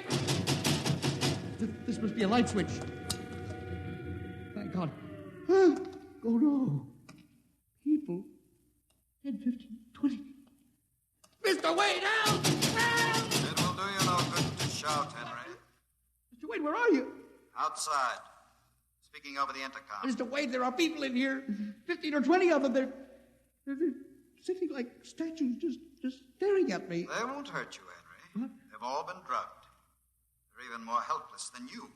But who are they? Permit me to introduce them, Henry, since they're currently unable to introduce themselves.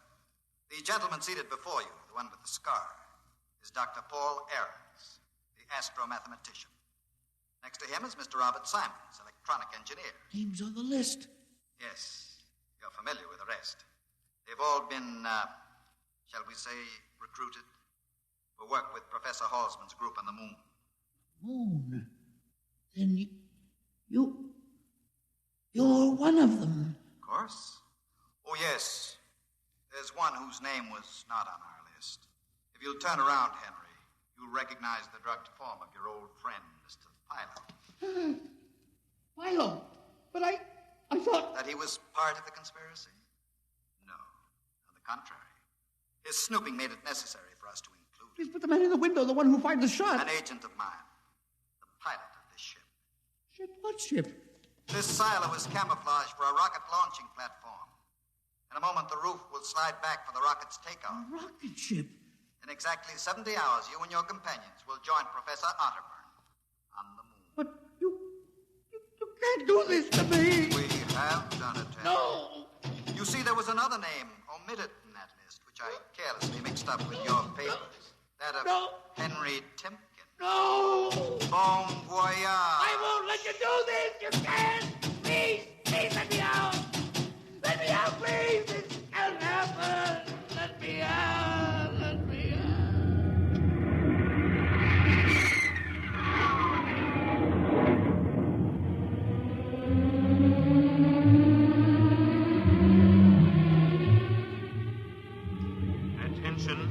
Attention. Missing since 8 o'clock last night, the following persons. Timken Henry, age 45, height 5 feet 8, 165 pounds, brown eyes, slightly balding. Occupation, records custodian. Repeat, Timken Henry, age 45, height 5 feet 8, 165 pounds.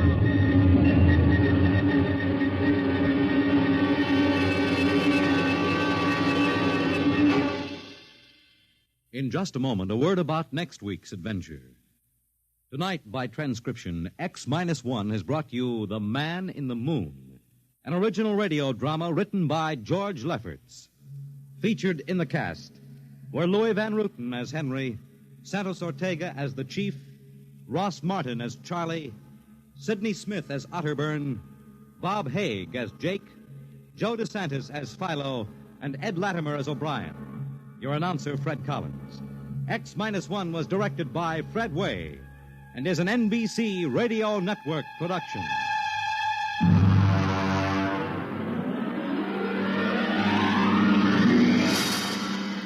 And now, next week, the sign on the window said Perigis Wonderful Dolls. A woman and a child waited outside. The little girl peering eagerly through the window, and the woman glancing impatiently at her wristwatch, as if expecting someone who was late for an appointment. And there was nothing about Perigis doll shop to warn them that they were waiting to keep an appointment with doom at X-. You've been watching Golden Age Radio, rumble.com/C/GAR. Brought to you by G3PL.com. countdown for blastoff. X minus 5, minus 4, minus 3, minus 2, X minus 1, fire!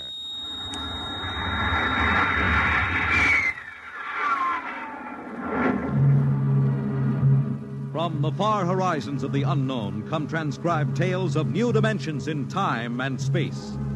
These are stories of the future, adventures in which you'll live in 1,000,000 could-be years on 1,000 maybe worlds. The National Broadcasting Company presents X minus 1.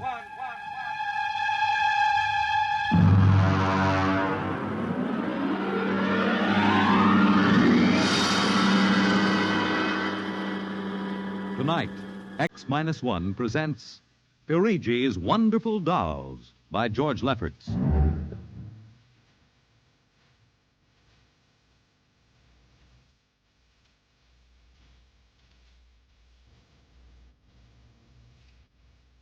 The doll shop stood on a quiet Washington side street, not too far from the sprawling Pentagon building. A woman and child waited outside, the little girl peering eagerly through the window at the dolls inside, and the woman glancing impatiently at her wristwatch, as if expecting someone who was late for an appointment. There was nothing about the doll shop to warn them that they were waiting to keep an appointment with doom.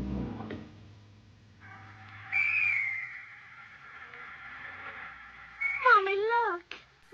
What, dear? In the window of the shop, the tiny dolls. Oh, Mommy, do you think Daddy will buy me one? We'll ask him when he comes, dear. Should be here soon. He said 3 o'clock on this corner. I see him, Mommy. See? Oh, Henry, over here. Hello, dear. I'm sorry I'm late. Well, we're all ready to go shopping. Cindy's been... Yes, well, I'm afraid we'll have to call off the shopping element. Oh, Henry, we promised Cindy. Well, I'm sorry, but it's just one of those things. You've been the wife of an Army colonel long enough to know his life isn't his own.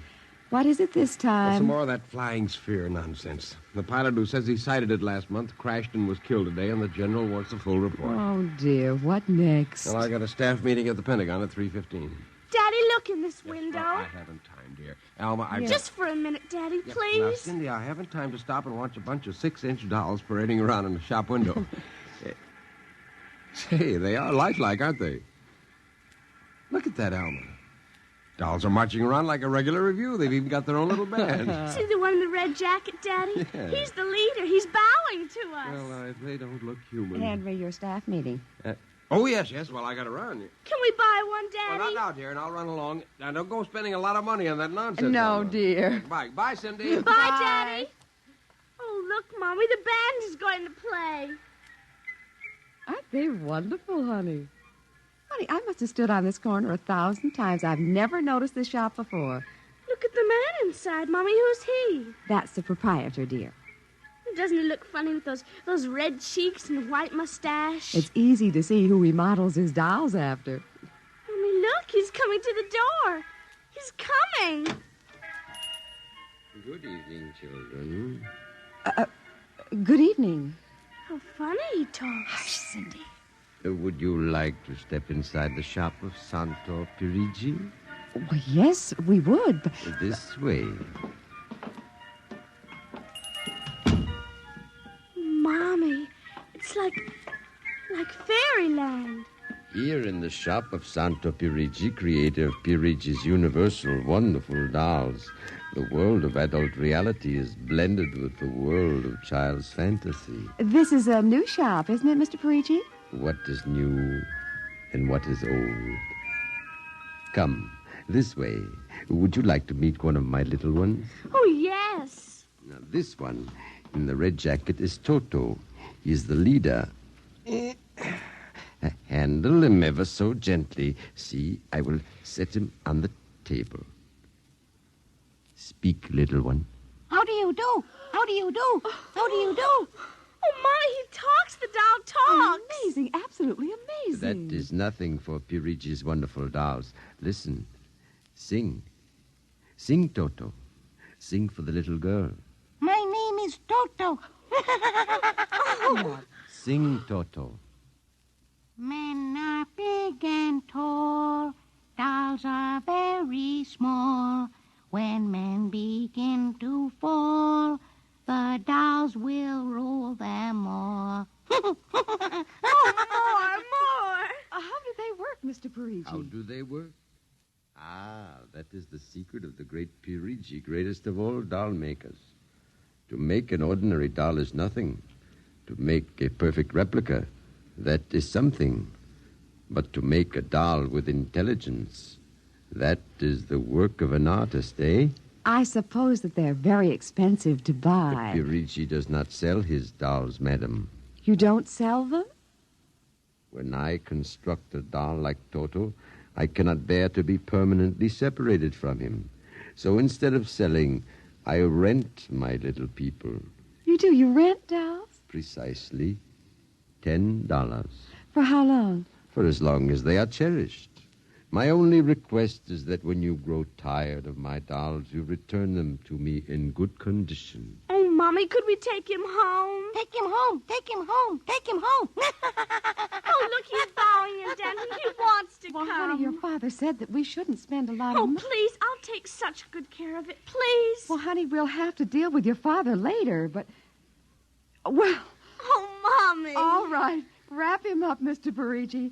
But I have a feeling that when your father comes home, we'll be sorry. Be sorry, be sorry, be sorry, be sorry.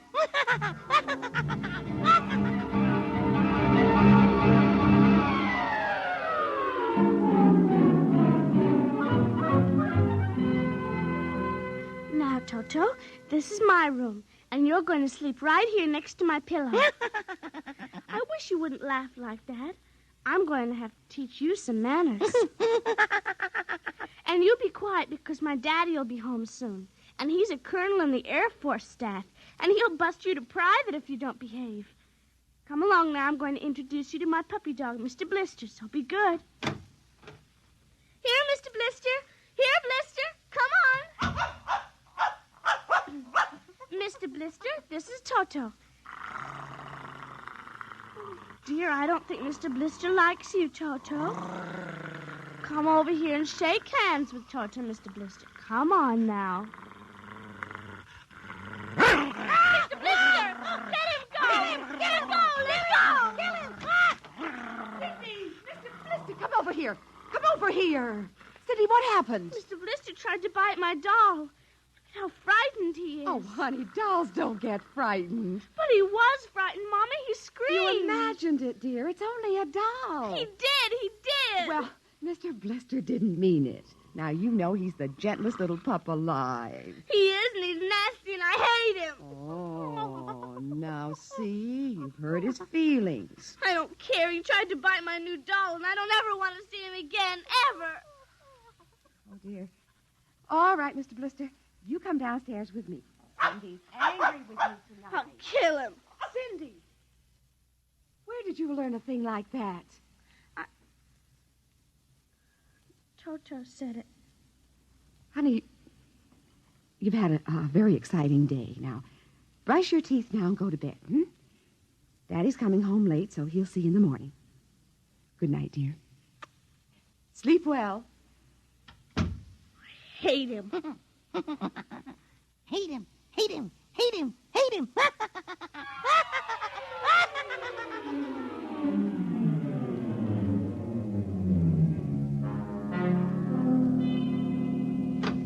Morning, Alma. Breakfast ready? In a minute, dear. Mm.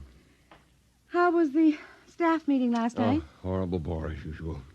I don't know what's got into the old man. Just because a few farmers corroborated the pilot's report, he thinks some strange aircraft has penetrated our radar zone. Well, where's the little one? Up in her room. Now, that's funny. She's usually down here before me.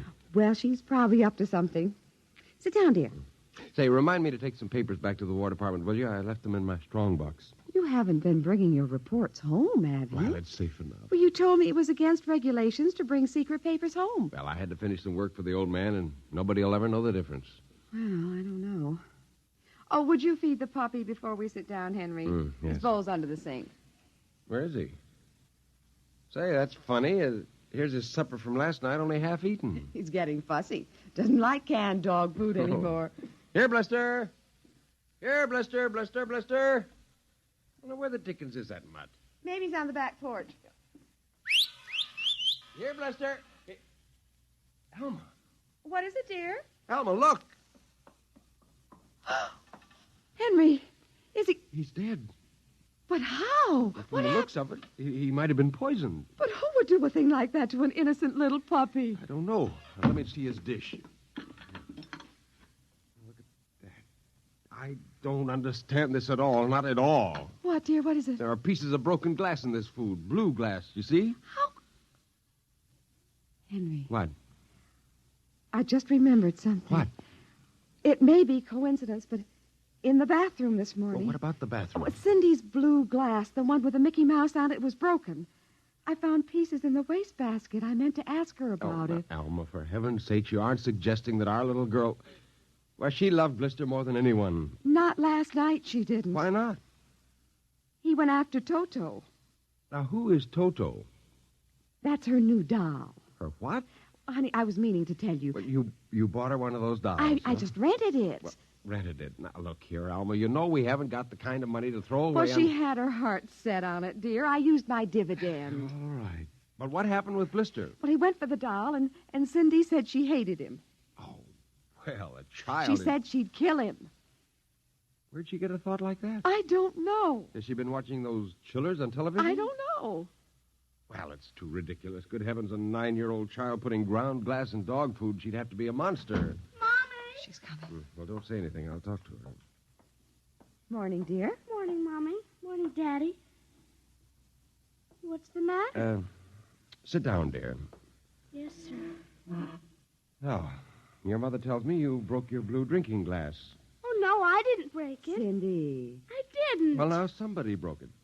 It wasn't your mother, and it wasn't me. Then it must have been Toto. Cynthia. Cindy, you know Toto is only a doll. Now, a doll couldn't have broken your glass, could he? Well? I guess not. So we can't very well blame it on a doll, then, can we? But he must have done it, Daddy. Cindy, you know how Daddy feels about little girls who tell fibs. Now, did you break your glass and maybe accidentally get some pieces into Mr. Blister's dish to sort of punish him for biting your doll? No, Daddy. Well, I'd hate to think you'd done something you knew was wrong and you were blaming it on a doll. Is something wrong with Mr. Blister? Is he sick? Worse than that. Henry. The child has to face reality, Alma.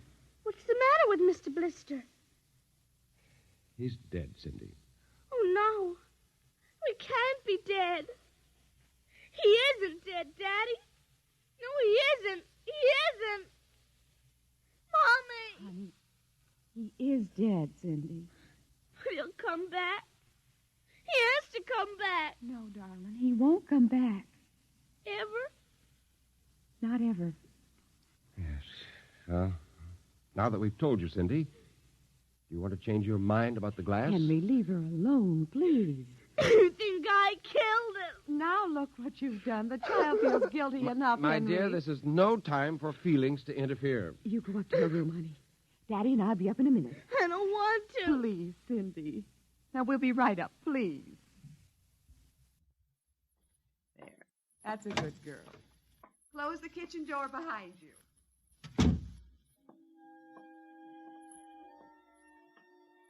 Mr. Blister's dead.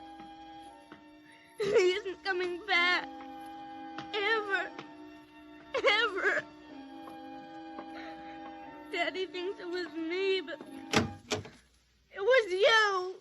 It was you.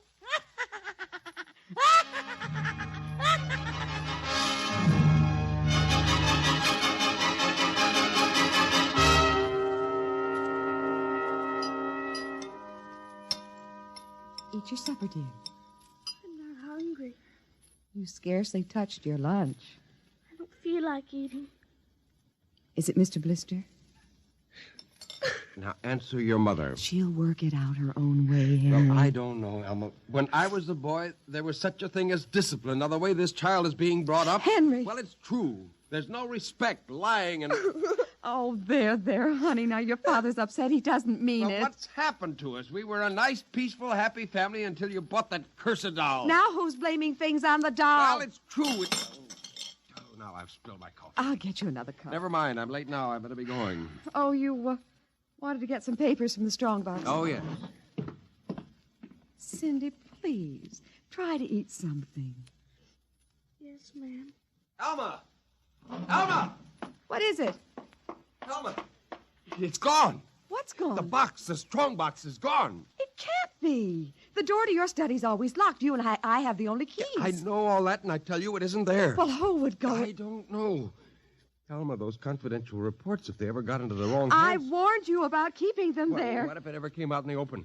Can't you see the papers? Call the police, Yeah, Henry. And throw my Army career in a wastebasket after 17 years?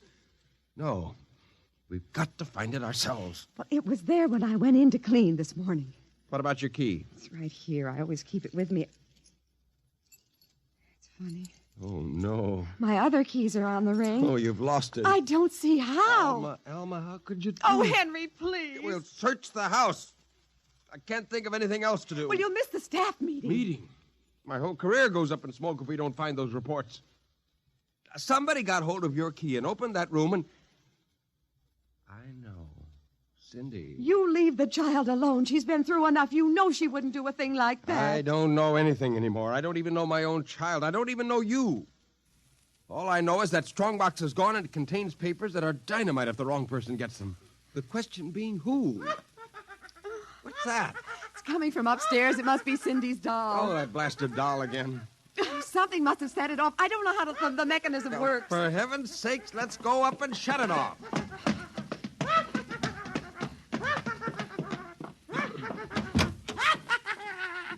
Toto! Kill him! How do you do? Stop it! Blasted little imp. Henry. Ever since you... Henry. What? Look. Where? What? Around the doll's neck, the key. The key to your study. You see, Alma, it was Cindy after all. I don't believe well, it. Good heavens, do you have to have it spelled out for you? Here's our doll with a key around its neck. She wouldn't, Henry. You know she wouldn't. Oh, ever since you got this fool doll, she's been acting half insane. At first the dog, and now this. I think she hates us, Alma. Henry, Cindy is my child. I know her. I know she's a good, sensitive person with no malice in You're her. simply refusing to face the facts, my dear. What are you going to do? I'm going downstairs and have a talk with that young lady.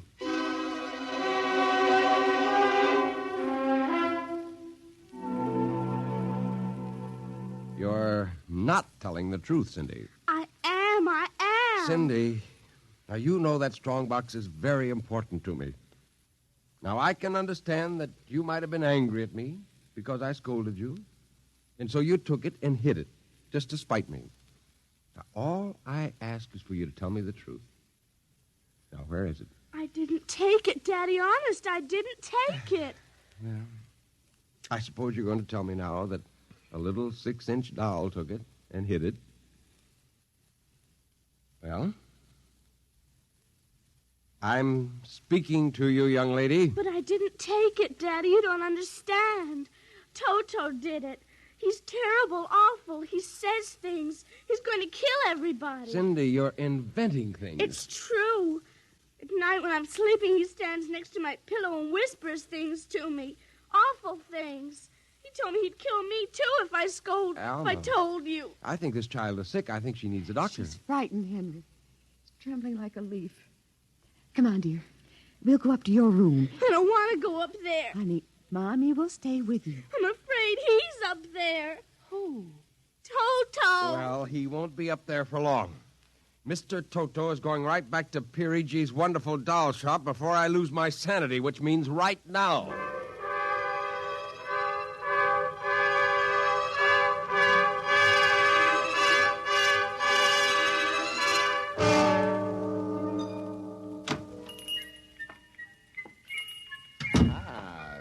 Grayson, welcome to the home of Perigis' wonderful dolls. Are you Perigi? Santor Perigi, creator of the universal doll, the doll with a mind, the doll which...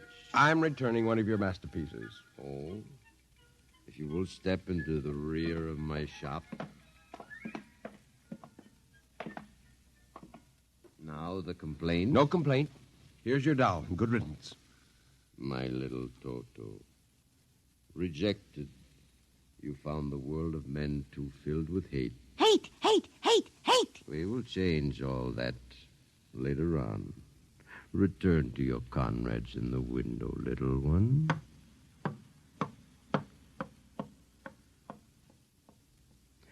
And now, Colonel Grayson. I think we have no further business. Sir. But we do, Colonel. Let me see. Yes, here it is. Do you recognize this strong box, Colonel? My strong box? Well, where? My little Toto is very clever, sir. Are you trying to tell me your doll stole that from me? Let us not say stole. I am merely keeping it in custody. What's the game, Perigis? The game, as you call it, is blackmail. You give me what I want, and I do not ruin your career.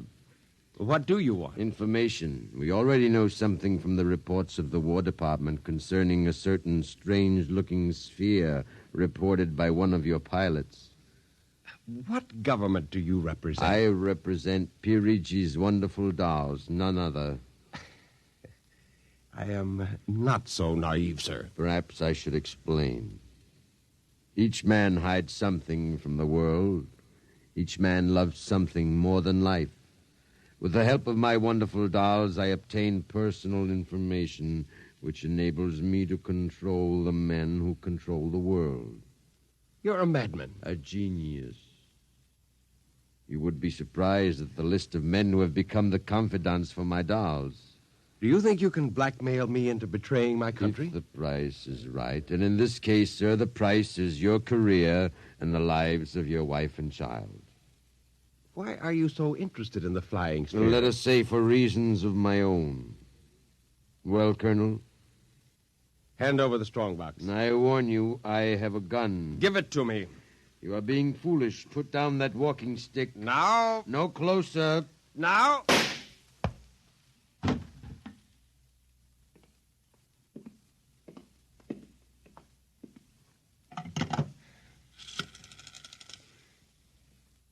Hello? Give me the police. Hello? Yes, this is Colonel Henry Grayson. I've just killed a man. Yes, Perigis' doll shop, corner of 4th and Lexington. The body is in the back room. Yes, I'll wait for you. Shut up. Shut up, you little fiend. Colonel Grayson. Did I hear it speak? Colonel Henry Grayson.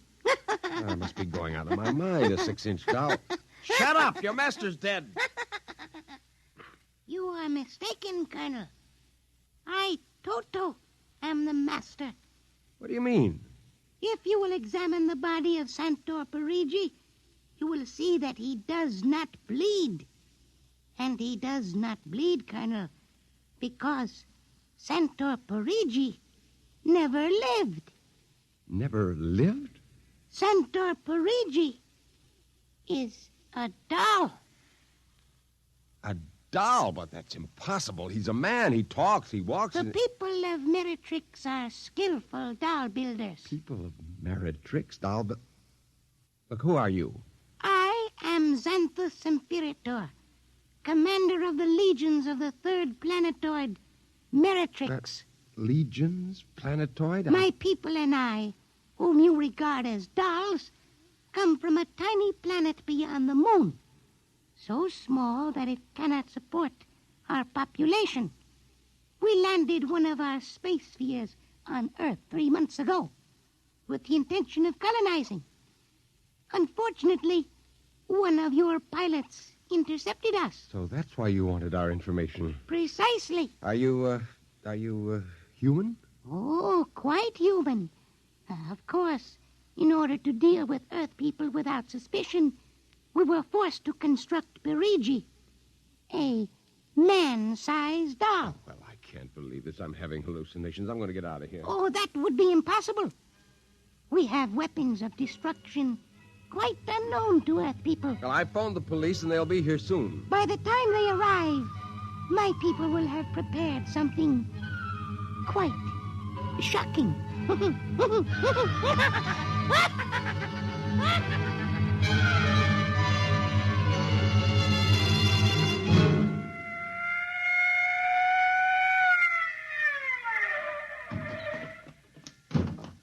Cover him, Ryan. Okay, Sarge.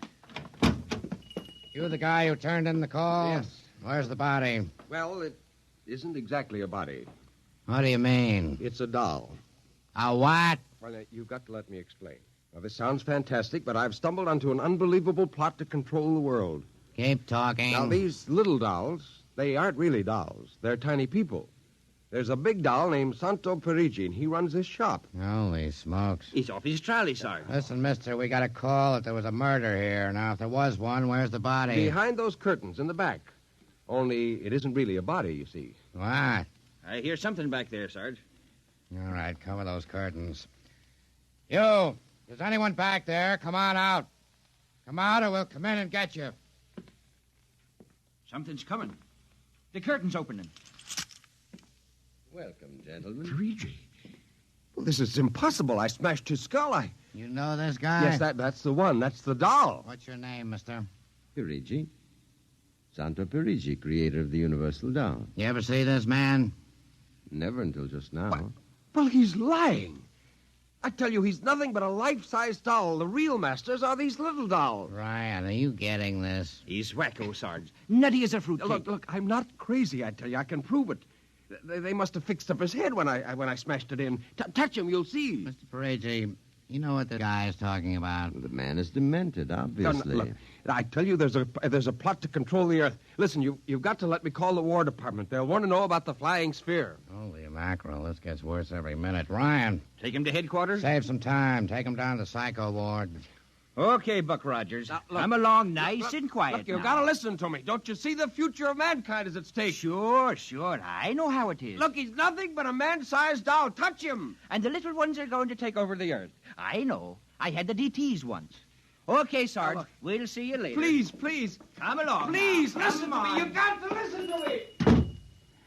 Sorry to cause all this trouble, Mr. Perigi. Not at all, sir. Not at all. Well, I'll be. Well, that ain't the cutest little doll. Say, my little girl will be nuts for that. But perhaps you will accept it as a gift. Well, now. For saving my life. That madman might have killed me. No home is really complete without one of Perigi's wonderful dolls, Sergeant. Is that right, Toto? Yes, but I would like in some way to show my gratitude. You will be doing me a favor if you will take the doll home to your little daughter. Say, this ought to make her the happiest girl in the world. Yes, Toto will come as a great surprise. A very great surprise. Won't it, Toto?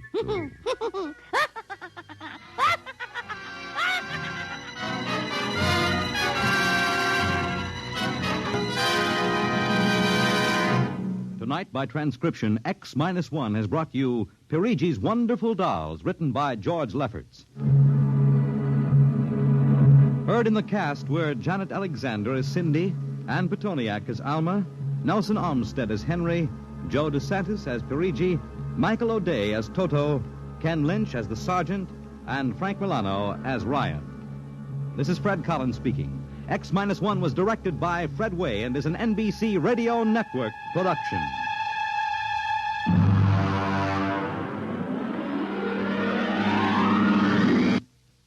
Tonight's story concludes the present series of stories of the world of the future. If you'd like to hear X-1 return to the air at some later date, please drop us a postcard or letter addressed to X-1, care of the National Broadcasting Company, RCA You've Building, been watching New York. Golden Age Radio, rumble.com/C/GAR. Brought to you by G3PL.com. Countdown for blast off. X-5, 4, 3, 2, X-1, fire.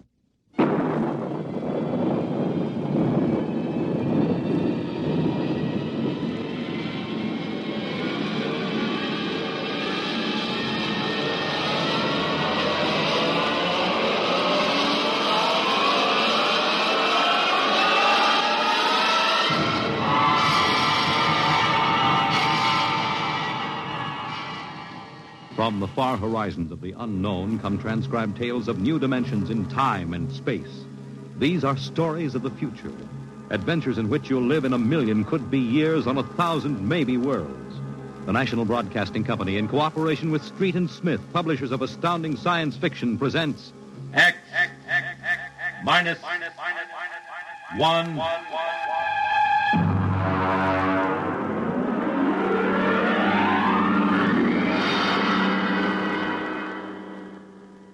Tonight's story, Hello Tomorrow.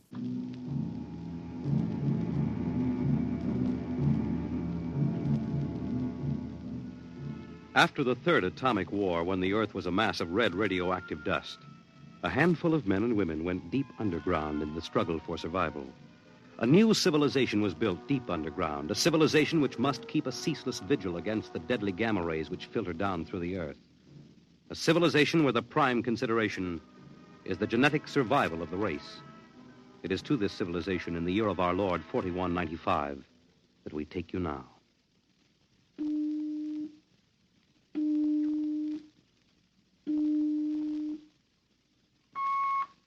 Professor Lois Burton?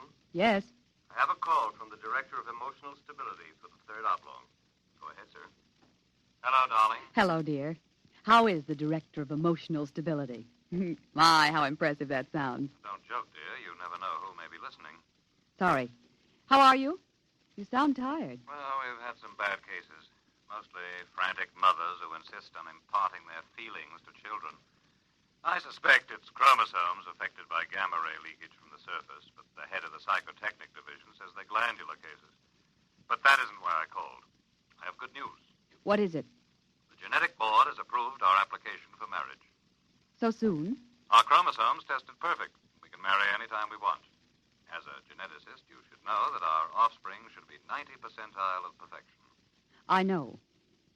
What's the matter? You are happy about it, aren't you? Of course. Terribly happy.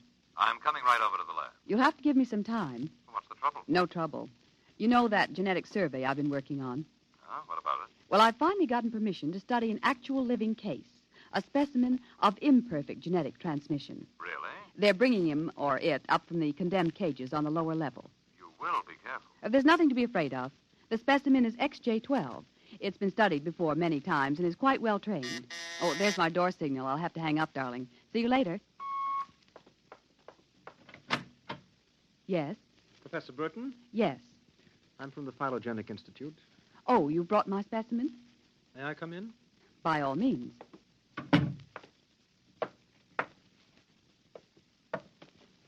Oh, how... Horrible? It all depends on your viewpoint. I happen to have a twisted leg. My parents were genetically unsound. But then you... Yes, I am specimen XJ12. I see. I hope you aren't shocked. No stable person permits feelings to enter into his work. I will admit to surprise. I was expecting something a little more abnormal. Well, I try to be as abnormal as possible. It pays off. The Phylogenic Institute allows me out of the genetic cages ever so often so I can breathe the pure air of the upper levels and mingle with the genetically perfect. You seem quite well educated. I spent the first years of my life here in the upper levels. How is that possible? As a small child, my mother concealed me from the director of heredity. My mother actually, dreadful word, loved me. That would explain your obviously low threshold of emotional control. If you choose to call it that.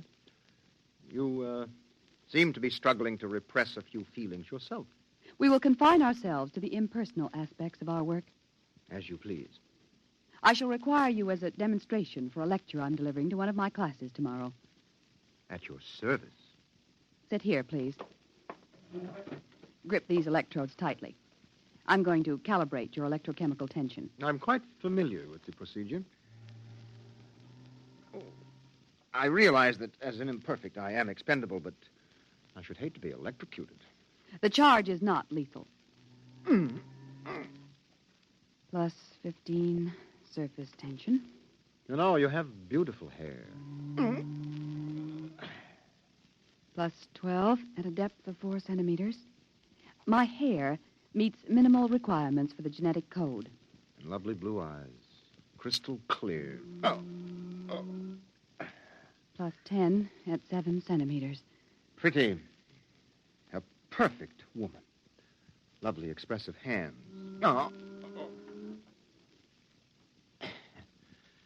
And a heart of stone. Like all the rest of you perfect survival types. Shut up. Oh, could it be you do have feelings?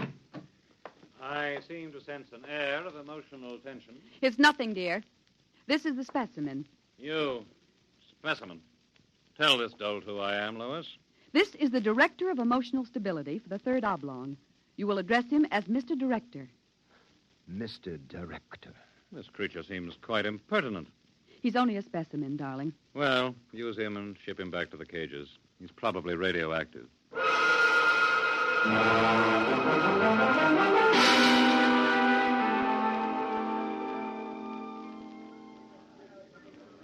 Attention, attention. The next demonstration will be conducted by Professor Lois Burton of the Institute of Genetics. Her topic, the probability of radioactive damage in the chromosome heredity of imperfect non-survival types. Professor Burton. As you know, most imperfects are destroyed at birth. However, those who, for one reason or another, manage to survive are segregated in cages on the lower level for study purposes. The specimen we have today has been trained to tell in his own words about the factors in his upbringing. You will have to forgive his immature emotional control factor. He is, as you can see, quite different.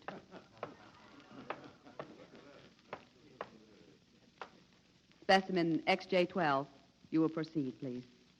Thank you. My mother was a psychotechnician in the Fifth Oblong.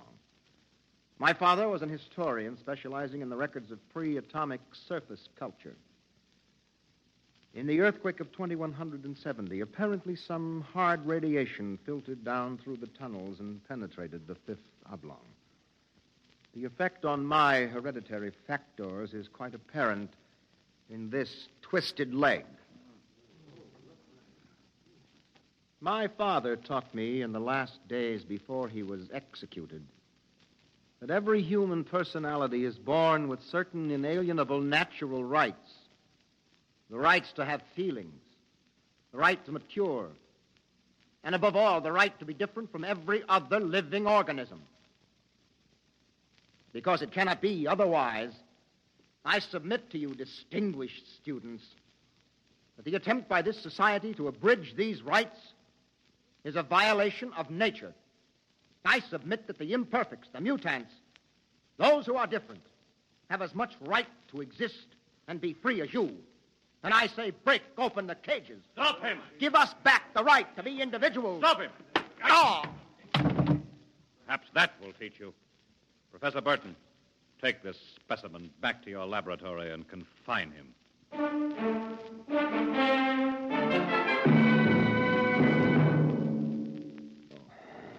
Hold still while I bandage your head. Oh. You'll be all right. I suppose you detest me for getting you into trouble. I don't detest you. What? I don't know why, but as you spoke, something began to stir in me.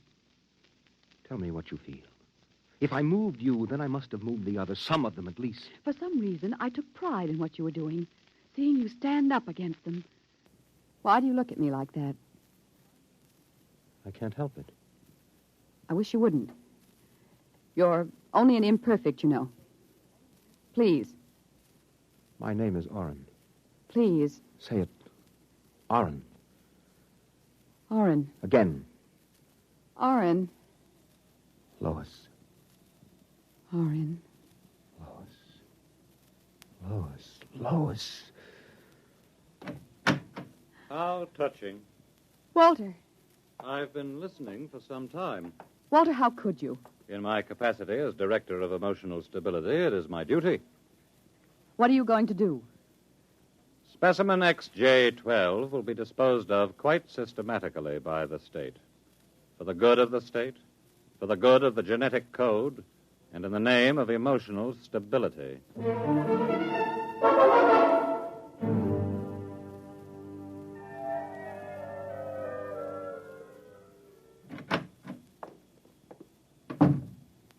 Walter, I have to talk to you. Go right ahead. Walter, you mustn't destroy him. The specimen? Why not? He's emotionally unstable. You have to expect irrational behavior. Aren't you forgetting something, my dear? That you were responding in much the same manner? Or had you forgotten? You see, I'm having him liquidated for your sake. He has an upsetting effect on you. Then send him back to the cages. But don't kill him. You speak of destroying an inferior creature as if it was something unethical. Walter, please, for my sake. I understand that you have entered a plea for postponement of marriage at the Records Bureau. Yes. I was too upset to go through with it. It came as a great disappointment to me. I'm sorry. I was hoping that, linked to a stable personality such as mine, you might settle down. If you were married to me, I might even be persuaded to send him back to the cages instead of having him destroyed. Think it over. If I refuse? The choice is yours. Well, my dear? Perhaps you're right. I am. I suppose I ought to be rational about this. After all, he's an imperfect. I'm glad you've come to your senses. When can we be married? Tomorrow, if you like. The sooner the better.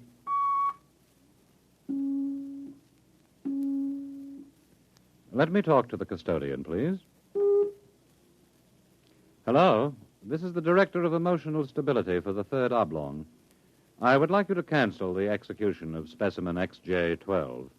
Turn him over to be remanded permanently to the genetic cages. You'd better go. I'll pick you up in, say, an hour, and we'll make plans. All right? Yes. Yes, of course.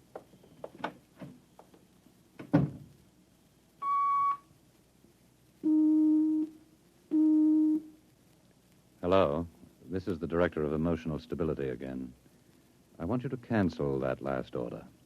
Proceed with the execution, but under conditions of absolute secrecy. No, don't use the lethal chamber. Take him through the upper level to the tunnels. Yes. Yes, I'll issue a pass for the radiation checkpoint.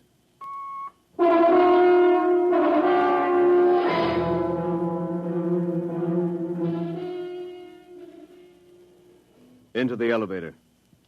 Very well. Why are we going toward the surface? The cages are on the lower levels. Radiation check. I've never done that before. New procedure.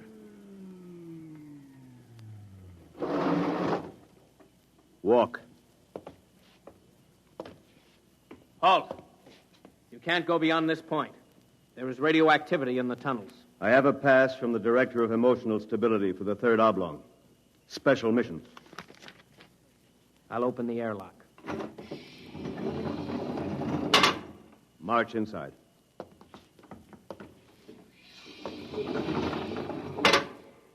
Turn around. So this is how they get rid of the imperfects.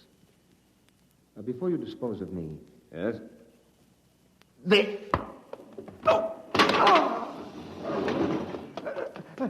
Help! Security! Security! What is it? What's happened? The prisoner struck me. He escaped into the tunnels. He won't last long. Can you go after him? I could send a robot, but it isn't worth the trouble.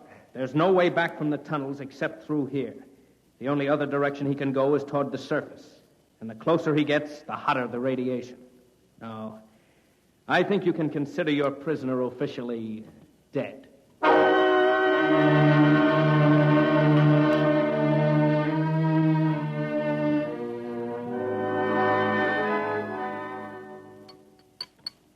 More wine? No, thank you, Walter. You look very beautiful, my dear.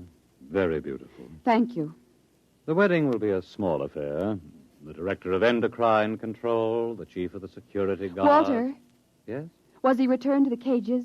Oh, now, why must you spoil it? Was he, Walter? Well, as a matter of fact, there was a little difficulty. Difficulty? Yes, you see, XJ-12 escaped. How? Where? He struck a guard and ran off into the tunnels. The tunnels? But that's sure death. He's free to return any time he chooses. Now, don't become upset, darling. You planned it, didn't you, Walter? Stability, darling, stability. Stability, stability. Here's what I think of stability.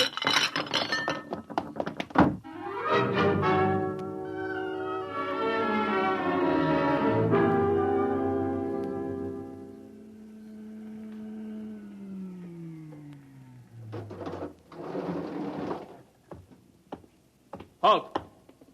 State your business. I'm Professor Burton of the Genetic Institute. You can't go into the tunnels, Professor. You'll have to let me by.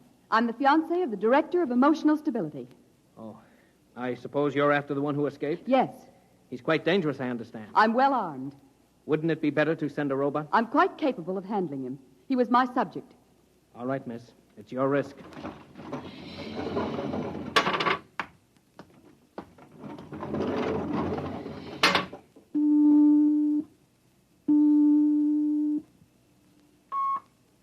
Checkpoint.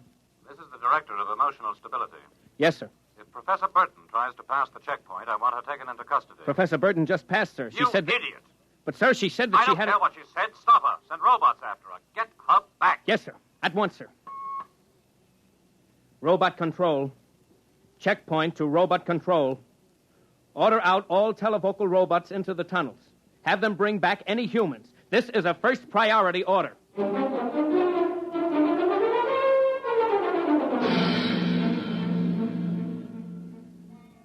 Oren! Oren! Oren! Oren! Oren! Oren! Oren, where are you? Oren! Hello? Oren! It's Lois! This way. Behind the rock. Over here. Oh, darling, darling. Lois. Lois, why did you come here? It's suicide. I had to. Oh, darling, are you all right? So far. You've got to turn back. Give yourself up. They'll kill You me. can't stay here. The radiation is +4 at this point. It gets worse as you approach the surface. Lois, darling, go back. What will you do? I'm going ahead. But you can't. I can.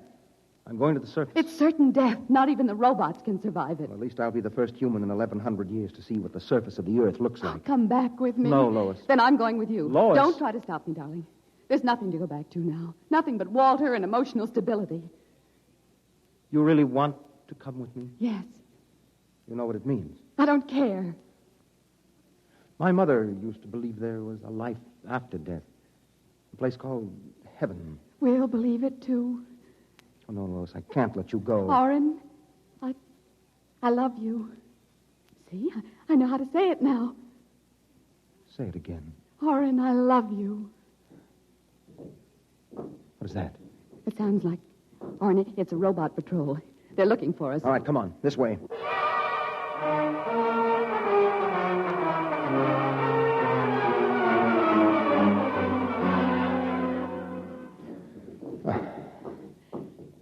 Oren, wait. It can't be much farther, darling. The robots.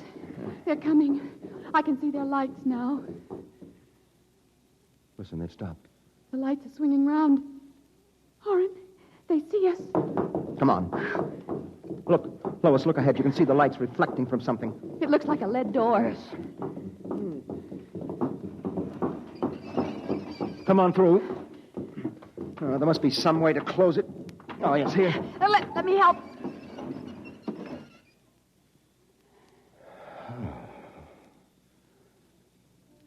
Well, they won't get through that. It's solid lead.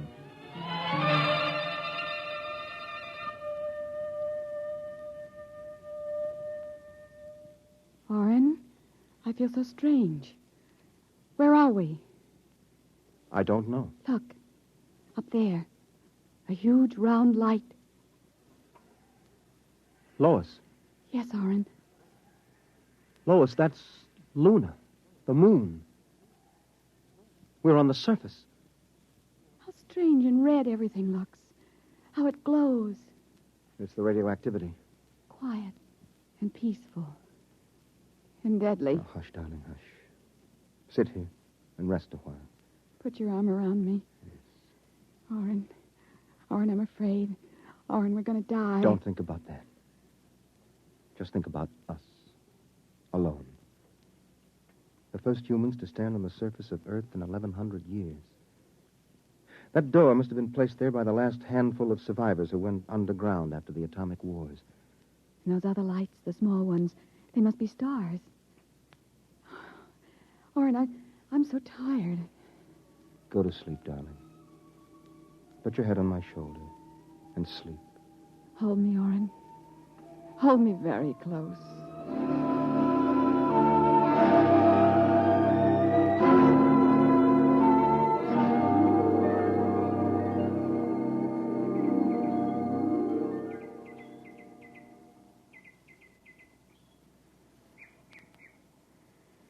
Orrin. Hmm? Orrin, wake up. Hmm? What? Look, it's light. The whole universe is light. Oh, Orrin, how beautiful. Look. This must be the heaven my mother talked about. See the plants? All green and fresh. And the birds. How strange they look. Lois, this isn't heaven. But we must be dead, Orrin. We should be dead. The radiation. By all the laws of nature, yes. And By yet... all the laws of nature. Orrin. Orrin, we're not dead. This is Earth. And we're alive. We're not going to die. But, Lois, the radiation, it's present. You can see its effects. Orrin, did you ever hear of geotropism? I'm not a geneticist. There is a natural law of adaptation by which an organism will try to adjust itself to its environment by changing. It's called geotropism, don't you see? No. All these generations we've been bombarded by radiation filtering down through the Earth. Each successive generation must have inherited some degree of immunity. But... Orrin, it can't hurt us. Don't you see? We're immune. We're probably the first generation to inherit sufficient immunity. But, darling, if that's true, then we can transmit that immunity. We can pass it along to our children. And they to their children. Come on. We'll have to find food and water. The practical wife. Wait a minute. What are you doing with that rock? I want to scratch something on the outside of this lead door. Lois and Orrin. 4195 A.D. Hello, tomorrow.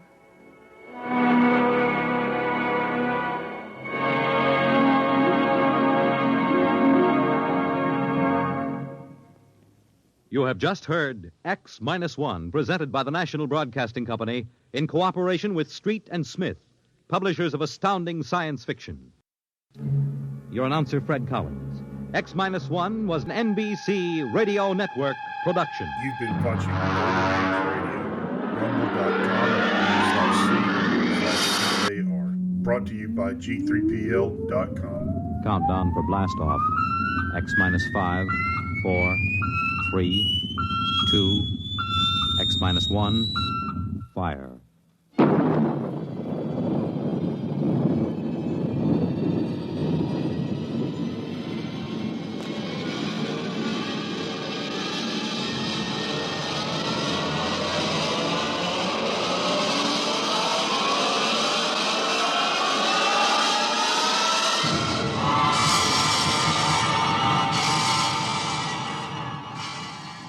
From the far horizons of the unknown come transcribed tales of new dimensions in time and space. These are stories of the future, adventures in which you'll live in a million could-be years on 1,000 maybe worlds. The National Broadcasting Company, in cooperation with Street and Smith, publishers of astounding science fiction, presents X-1.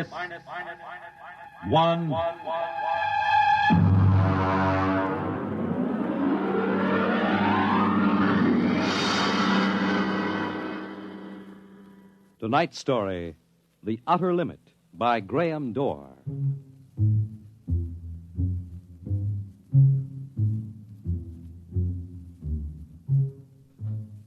We go ahead now in time to 1965. We're on a vast concrete runway set in the desert of the Southwest. A giant metal ship stands before us, prow pointed for the stars. And in 5 minutes, the signal will flash and it will tear up through the atmosphere to the outer limit.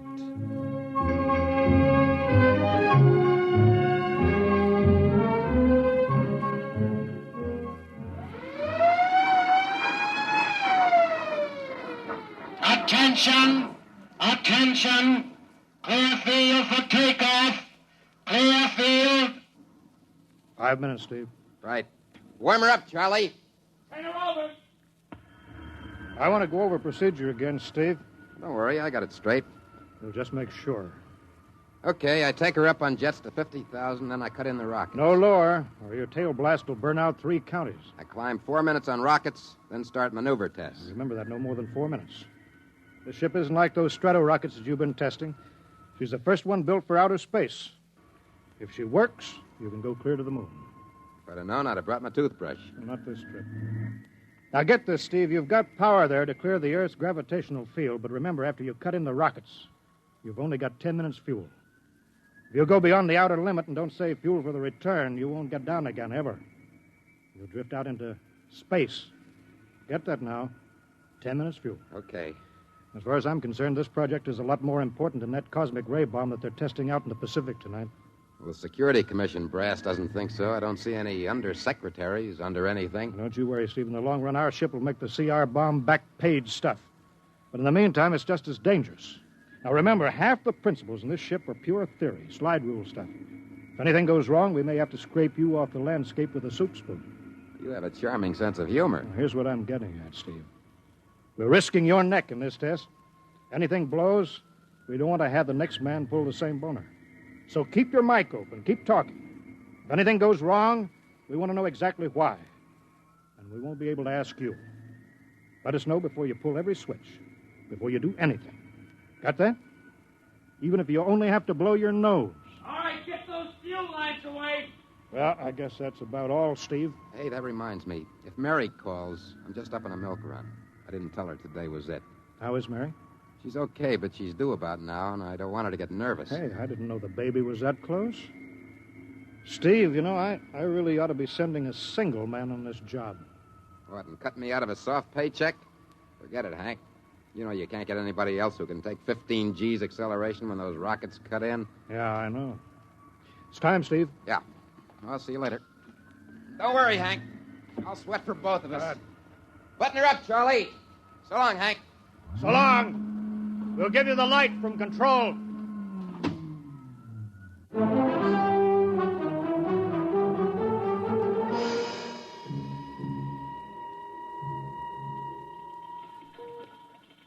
X2 JTR to control. Are you there yet, Hank? Okay, Steve. I'm ready to go. Mr. Hanson? Ready on radar, Sergeant? Check. Mr. Hanson, you better see this. What is it, Elsie? Message sent up for Steve. Mrs. Weston just left for the hospital. What? Hello, Steve. Yeah? Stand by a minute. Shall I hold it up, Mr. Hanson? Yes. No, wait just a minute. It's too late now. You going to tell him? Well, maybe he's got enough to worry about. Hey, what's holding us up, Hank? Something on your mind? No, there's nothing, Steve. I just wanted to say good luck. All right, Charlie. Give him the light.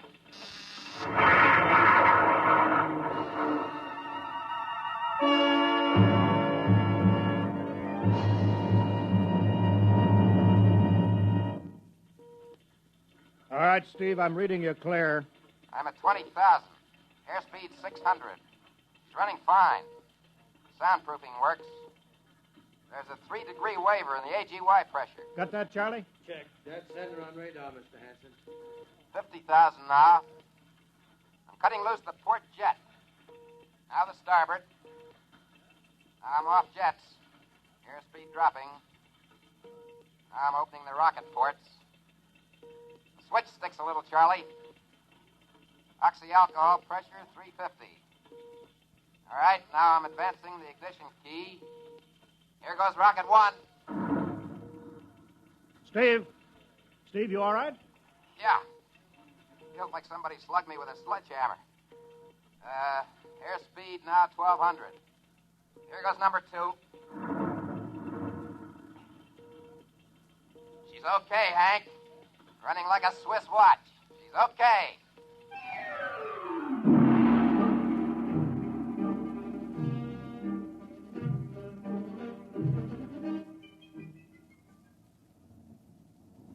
Hello, Steve. Elapsed rocket's time is now 4 minutes. What's your altitude? Over to you. Speed 4,400, still climbing. Altitude 297 miles. All right, you're at the outer limit. Level off for maneuver tests. You've got exactly 6 minutes fuel left. I'm starting a 3-degree left bank. She's a little sluggish. There, it's all right. There's a low vibration somewhere. Maybe the cockpit cover. My view screen's a little fogged. Now I'm straightening out. 5 minutes fuel left. Now I'm starting a 3-degree right. Hey, What's the matter? What's wrong? There's something up here. Something shining. What are you talking about? There's something above me, Hank. I'm going to chase it. Steve, you're at the outer limit now. I can see it plain now. Now, Steve, don't go any higher. You've only got 4 minutes left. You've only got... I'm getting static. I can't hear you, Hank. It's dead ahead now. I'm going to make a pass at it and get a good look. Here goes. Hey, it's swerving to meet me. It's dead ahead now. Look out, it's dead ahead.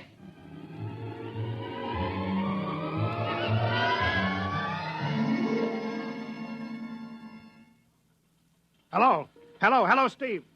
Steve, come in. 9 minutes fuel gone. There's still no sign Hello. of radar. Hello, Steve. What happened? Charlie, get the crash squad out. Tell the Army squadron to alert their search plane. Right. 9.5 minutes gone. Hello, Steve. Steve, listen to me. What's happened? Where the devil is he? Hello. Come in, Steve. Steve, come in. Hello, Steve. Hello, Steve. 10 minutes. Steve. That's the end of the fuel.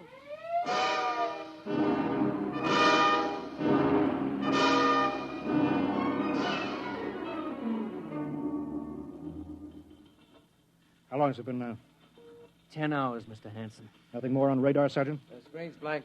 Colonel Carulli called in. The search planes are back. Couldn't find anything. Should be some trace. He couldn't have bailed out, could he? You don't hit the silk at 4,400 miles an hour. We either went past the outer limit and ran out of fuel, or something blew, and we'll find the pieces scattered from here to the coast. Why does it have to be the best men? Always the best men. Charlie, we got to figure out what was wrong. Right. Something must have blown. All right, I'll call him. Goodbye. Mr. Hanson, there's a message from Northside Hospital for Steve. Well, what is it? Mrs. Weston is fine. It's a boy. Thank you, Elsie. It's a boy, Charlie. Yeah. Fine. It's a boy. He didn't even know that she went to the hospital. How am I going to tell Mary that? No, it wasn't your fault, Mr. Hanson. The ship was tested. Yeah, we'll build another, and some other flying fool will shoot past the outer limit into space. Well, I'm getting old, Charlie. You can remember when I used to take them up myself. Now I've got to send other men. Look, it's a job, Mr. Hanson. Now I'm afraid. Every time I hear a jet go off, I jump. Every time I have to send somebody up in a new model, I start to sweat. Mr. Hanson. Yeah? I think I've got something on the radar. No flights scheduled in, are there, Elsie? No, the whole day's cleared. It's coming in behind us. Here he comes over the building. Yeah. What crazy jockey is buzzing the field like that? Is that an Army plane, Charlie? No, I can't see. Here he comes back again. I know that engine. Yes, it's Steve. That's impossible. Look, that's his ship. It can't be. It's circling back from landing. Charlie, clear the field. He's coming back in. Mr. Hanson, there's not another ship in the world that looks like that. I tell you, it's got to be Steve. Thank God.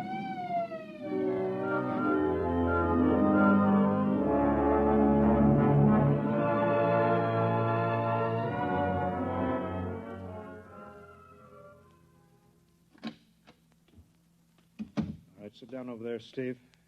Quicker we get this done, the quicker you get over to see Mary and the baby. Elsie, give the order to check and refuel the rockets. I don't want anybody in here till I get Steve's reports. Bury any calls. All right, Steve, let's have it. What the devil happened to you? Hank, that cosmic ray bomb. Does it still go off tonight? What are you talking about? Straighten out, Steve. Where have you been for the last 10 hours? Listen, Hank, there's something more important. Now, come on. I've got to get a report on the screen to Washington, so let's have it, will you? I've got to know how you stretched 10 minutes fuel to keep you in the air for 10 hours. One thing before now, I talk. Now, look, Steve. Will you have the Geiger men run over the ship before they refuel? What did you run into? So help me, Hank, I don't know. We better check and make sure it isn't radioactive. Elsie, add a Geiger report on the standard check. Steve, maybe we better have the medics look you over, too. No, I'm all right. They said I'd be all right. They? Look, son, I know you've had a tough time, but we've had this field on the alert for 10 hours, boy. One of the Army boys cracked up looking for you, and he's hurt bad. So let's have the story. Let's have it straight. I don't know how to tell you, Hank. Hank, I saw something up there. At 300 miles? I chased something up there, Hank, and I caught it. Now, don't hand me that, Steve. Listen! I was cruising along, just starting the right bank, when I spotted something. Must have been going about half my speed. It was egg-shaped and smooth. I made a pass at it, and I came back for another, and then there was a humming sound. Humming? Sort of a vibration. And then I blacked out. I was headed straight for it at 4,400 miles an hour. I thought it was going to be the biggest smash since Hiroshima. And listen, Hank, is there a drink in that bottle? Yeah, sure. Well, What happened? I came to inside their ship. Steve, this whole thing has been a devil of a strain on you. I'm going to call Major Donaldson from the Army base, ask him to sit in. The psychiatrist? Yeah, that's a good idea. Let him run his tests. He'll tell you I'm not kidding. Because, Hank, unless I miss my guess, I've just been tipped off to the way the world ends.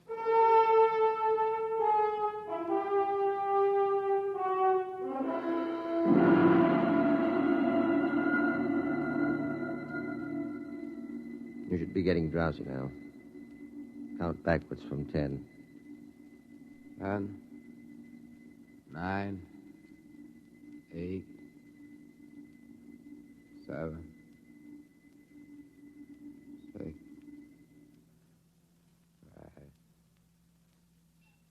6. He's under. Now we attach the head plate electrodes and the cortical pickup. Look out for that wire, Mr. Hanson. 3.0 setting and 31.3. Now, throw that switch, Mr. Hanson. I have to start him off by suggestion. All right, Steve. You're in your ship now. You're in the rocket. Rocket? You're in the rocket. You're in the rocket, and you've just sighted something strange. Now I'm starting at 3-degree right. What's that? Hey, there's something up here. Something shining. His memory pad, and we're picking it up electronically. Something above me, Hank. I'm going to chase it. It's piped through the audio circuits. Getting static. I can't hear you, Hank. This is where we lost contact with him. I'm going to make a pass at it. Hey, it's swerving to meet me. It's dead ahead now. Look out. It's dead ahead. Now what? This is where he blacked out. No telling how long, minutes or hours. What's that noise? I don't know. Shh. Where? How did I get here? What? Who are you? Is he seeing things? Galactic Patrol. What's that? What are they saying, Steve? What are they saying? It's about nuclear fission. They know about it. They know the danger of it. Long ago, they had wars that almost destroyed them. But finally, they learned. Now they've outlawed war. Go on, Steve. They patrol space. When their detector picks up an atomic explosion, they send a patrol. They've been observing Earth, and they found wars and rumors of wars. What are they going to do? They've quarantined us. Quarantine? They've isolated all Earth because we're infected with a communicable disease. Because we don't know how to control ourselves yet. Until we learn, we'll be a menace to the whole universe. What is this nonsense? Quiet. How are they going to do it, Steve? Well, they've spread out a layer here of I don't know what to call it. It's all around the Earth. It's miles deep. And when there's an atomic explosion on Earth, the radioactive particles will drift up to this layer and set off a chain reaction. It'll go around the world in microseconds, and that's the end. Yes? Yes, I understand. I've got to bring back the warning. You're going to put me back in my ship to bring the warning. Now what? Blacked out again. I guess that's all. What does all that mean? It's what he remembers. You don't think that really happened? No. Narco-psychometry circuits produce what he remembers. Just means that Steve believes this happens. I don't like to see this. I've seen too many top pilots snap. Steve is the best I've known. How bad do you think he is?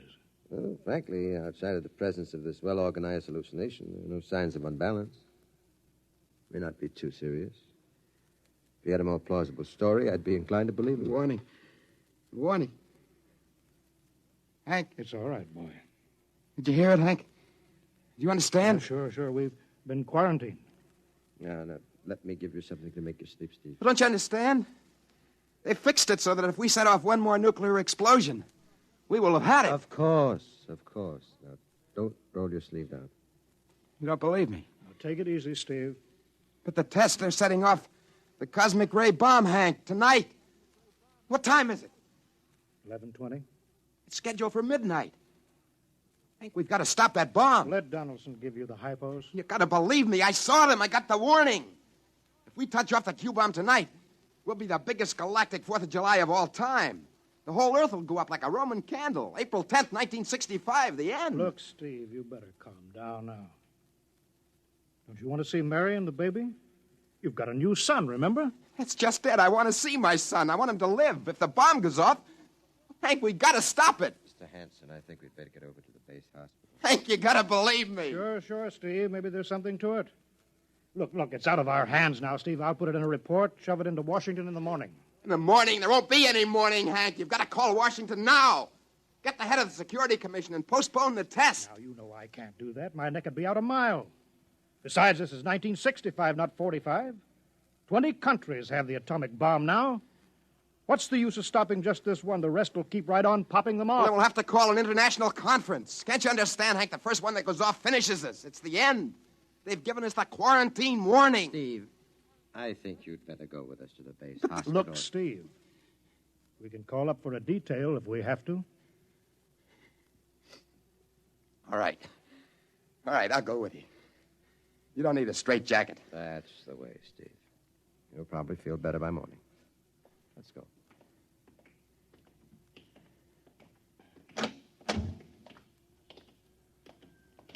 Tomorrow I'll drive you over to the hospital to see Mary and the kid.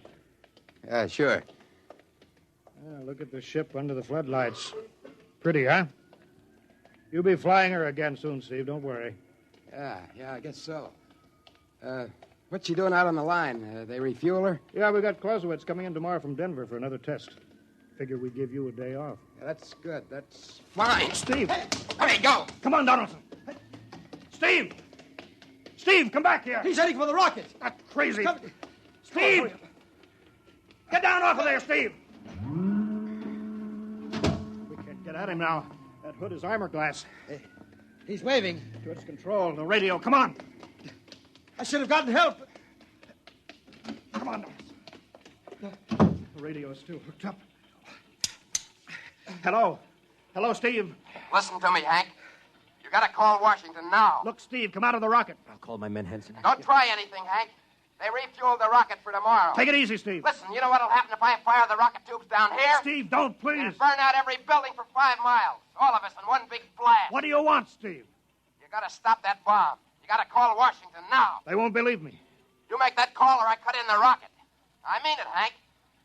You hook my screen to yours in parallel. I want to see exactly what you're doing. All right. Just don't fire those rockets. Get going, Hank. You got 12 minutes to make that call and stop the bomb. All right. I'm making the parallel hookup now. Donaldson, you think he'll really blast? I don't know. Up to now, I'd almost say it was normal, but this Hanson, he's liable to do anything. Steve, there, you getting it on your screen? Yeah. Now put that call through. All right. Operator. Visit screen to Washington. The visit screen circuits are busy, sir. If you try again in half an hour. This is a Security Commission priority. Break in. Get me a line. Just a moment, please. 10 minutes, Hank. Listen, Steve, I'm trying. Ready to take your call, sir. Washington Security Commission 3. Urgent. I want Undersecretary Herbert Ames. Washington 3. 1 moment, please. Hurry, will you, please? 1 moment, please. Chicago. San Marco calling Washington visit screen 3. Urgent. Washington 3. 1 moment, please. What time is it, Donaldson? 11:51. Do you think he'll fire those rockets? He might. Washington. Go ahead, San Marco. Visit screen 3. Mr. Herbert Ames. That is a coded exchange. I cannot accept your call without clearance. Listen, Washington, put this through. This is Mr. Hanson of Hanson Rockets Incorporated at San Marco Air Base. This is a priority call. I'm coded. 1 moment, please. I will check your code number. Get it through, Hank. That bomb goes off at 12. Will you be reasonable, Steve? Your call has cleared, San Marco. Washington visit screen 3. Herbert Ames. This is your call, sir.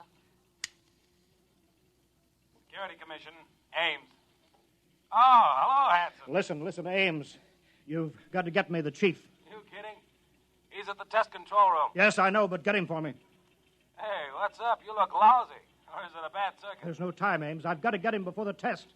It's about the ray bomb. I can't take the responsibility. Get it through, Hank, or I blast. Hey, what's going on there? Ames, my project has a high enough rating. This is a priority A call. What? Well, it's your neck. Okay, I'll try to get him for you. He's in the control room, though. You'll have to switch off your screen and speaker and go on earphones. Too much going on in there. Security, you know. You hear that, Steve? I've got to cut the screen. All right. 8 minutes, Hank. Hello? Hello? Yes, sir. This is Hanson at San Marco. No, sir. Priority A request to cancel the bomb test. No, look, I'm serious. I'm deadly serious. We sent the X-2JTR up today to the outer limit, and we uncovered evidence. Yes, on the automatic instruments. What's that? No, this possible chain reaction. No, I can't tell you the whole story. There isn't time. Yes, I'll bring the readings into Washington in the morning. You've got to postpone the test till you see them. Yes, I understand that. I understand about the press. I'll take complete responsibility for this. What's that? Look, I've worked on contracts for the Commission for 10 years now. Yes, I have complete confidence in my information. You can record that. All right. I'll call you back immediately. Goodbye. Hank? He's agreed to cancel. The ray bomb won't go off. Thank God. All right, Steve. You can come down out of the ship.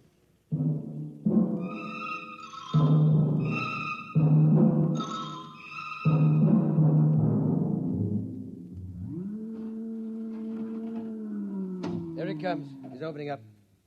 All right, Steve. Come on down out of the ship. Sure, Hank.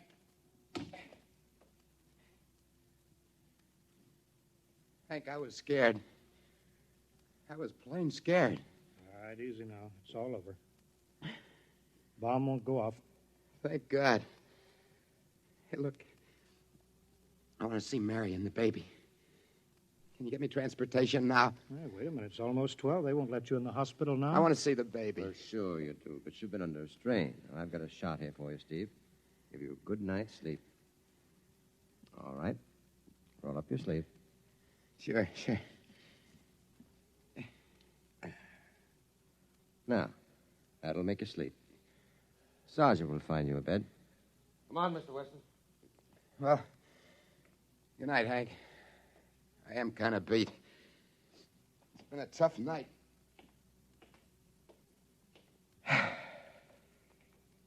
Sure has. Thought for a minute he was going to blast those rockets and send us all to Kingdom Come. Yeah. Quite a stunt getting the ray bomb test called off.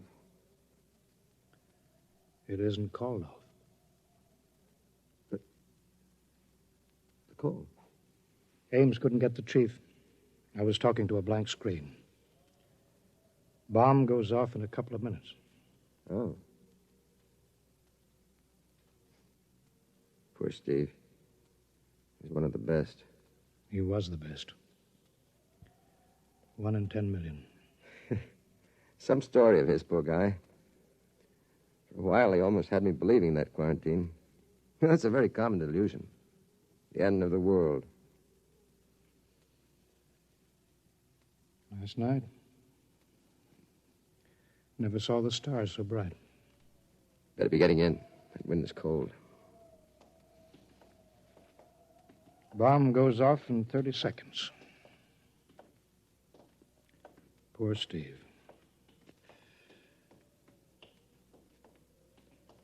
You know, Hanson, there's just one thing. Yeah? It's outside my field, but I'm curious. How did he keep that ship in the air for 10 hours with only 10 minutes fuel?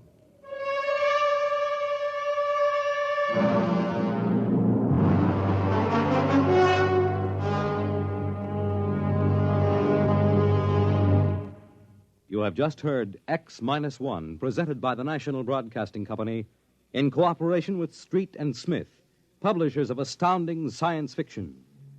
Tonight, by transcription, X-1 has brought you The Outer Limit by Graham Dorr, as adapted for radio by Ernest Kenoy. Featured in the cast were Joseph Julian, Wendell Holmes, Joe DeSantis, Bob Hastings, James Dukas, and Freddie Chandler. Your announcer, Fred Collins. X-1 was directed by Daniel Sutter and is an NBC Radio Network production.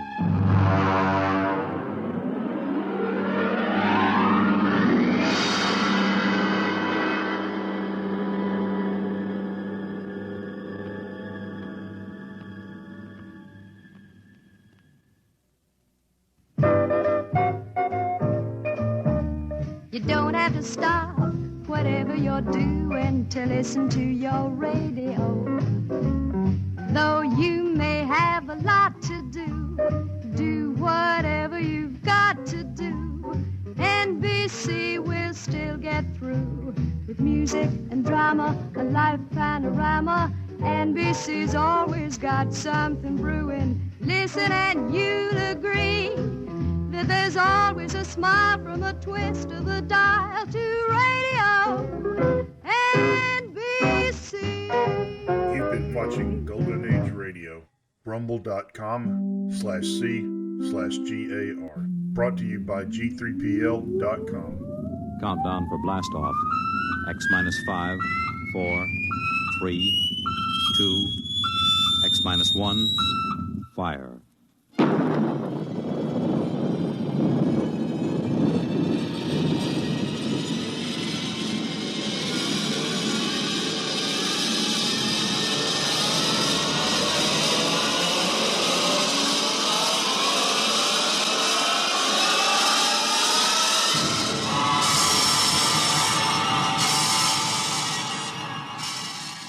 From the far horizons of the unknown come transcribed tales of new dimensions in time and space.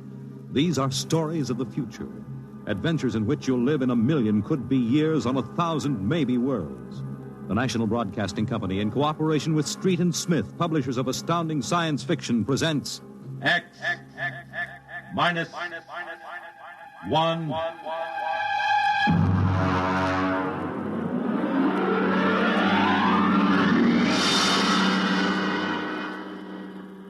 Tonight's story, The Vital Factor by Nelson Bond.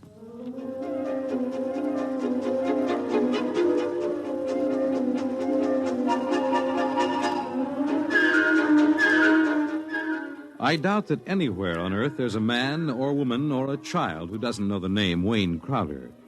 I doubt whether there's a human being who hasn't at one time or another used one of the Crowder products. The can opener or the razor blade or the patented tooth powder dispenser or the Crowder improved slideless fastener.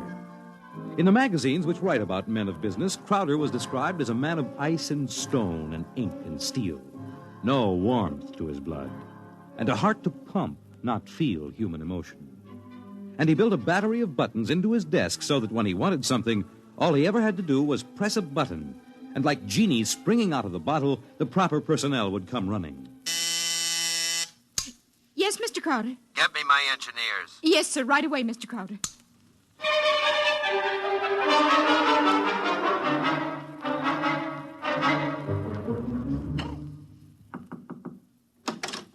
Here are your engineers, sir. All right, close the door and get out. Now, gentlemen, sit down. Gentlemen, I want you to build me a spaceship. A spaceship, sir? That's right. I've decided that I am going to be the man who gives space flight to mankind. Any questions? Sir, we can design such a ship. That part isn't too hard. Yes? But we've no way of providing the motor to power such a ship. When the ship's ready to fly, there'll be a motor. Sir, I don't like to contradict you, but you can't go ahead of the total technology of a historical period. It's like asking somebody in 1600 to build the internal combustion engine. You see, scientists have been searching for a motive power for spaceships for decades now without success. You'll have a ship, but we can't lift that ship from the Earth's surface. That is, not to the point of free flight at any rate. Mr. Crowder, you see you'll be spending millions of dollars, hundreds of millions perhaps, for nothing. What's your name? Phillips, sir. You're fired. Go down to the cashier and draw your pay and get out. What, sir? Get out. Nobody who works for me thinks of how much something costs. What? We use money. We don't let expense provide a rationalization for not beginning a project. All right, Phillips. I give you permission to leave. Right now.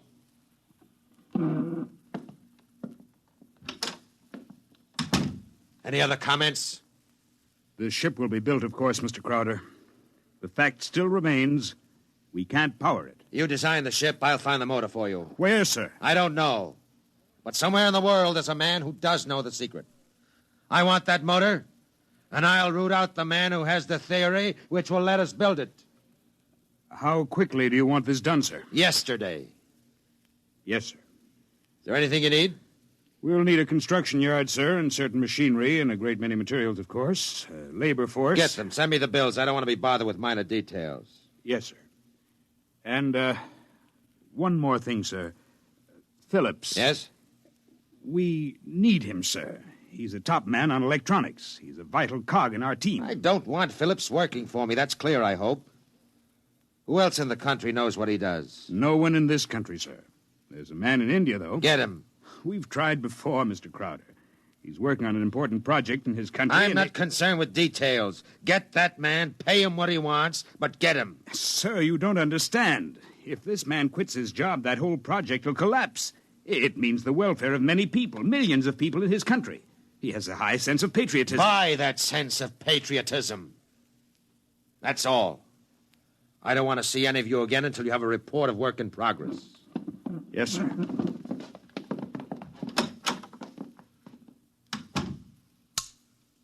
Miss Holmes, there's a man named Phillips going to draw his pay. I want 2 company policemen to meet him at the cashier's office and escort him from there directly off the premises, and I want them to be emphatic about it. Yes, Mr. Crowder. And notify the newspapers, the television, and the radio networks, the periodicals, and the scientific journals that I'll receive the press in my office this afternoon at 3:30. I have an important announcement to make. Anyone not here at 3:30 will be barred, and the publication or company he represents will not be given any further information.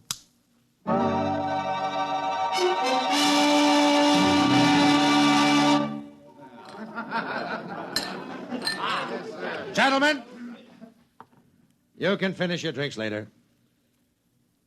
Gentlemen of the press, and ladies, it's my pleasure to be able to tell you that I'm in the process of constructing a spaceship. Any questions? Did you say spaceship? That's right. That's what I thought you said. I knew the drinks weren't that strong. Mr. Crowder, is this spaceship under construction now? It is. You solved the problem of motive force, then? No, sir. Well, what sort of... You mean you have no means of propulsion for this spaceship? That problem is not solved as yet. Oh! It will be! That's why I called you in this afternoon. I want you to announce that I have $100,000 in cash, waiting for the man or woman who first brings me the basic idea for such a motor. I'll supply all equipment for research and construction, and I'll see that the rights of the inventor are protected and more than adequate royalties will be paid him or her. That's all I have to say now. Mr. Crowder, one more question, please. Yes? You have a name for this spaceship yet? No, not yet. Well, then let me suggest one. Yes? Crowder's Folly. Quiet! All of you, quiet! What is your paper? The Daily Times, sir. Miss Holmes, inform the company police that under no circumstances is any representative of the Daily Times ever to be allowed on company property again. Strike that paper from the list of those to be invited to future conferences.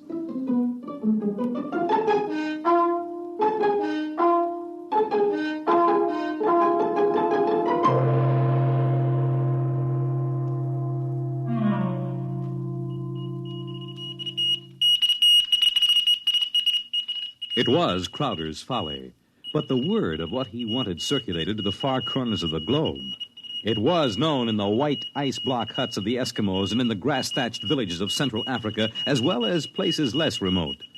And the Crowder office became the Mecca and the heaven for the lunatic fringe of humanity. Their blueprints and scale models clogged its corridors. I told you I don't want these people in my office till they're screened. Now get out, get out!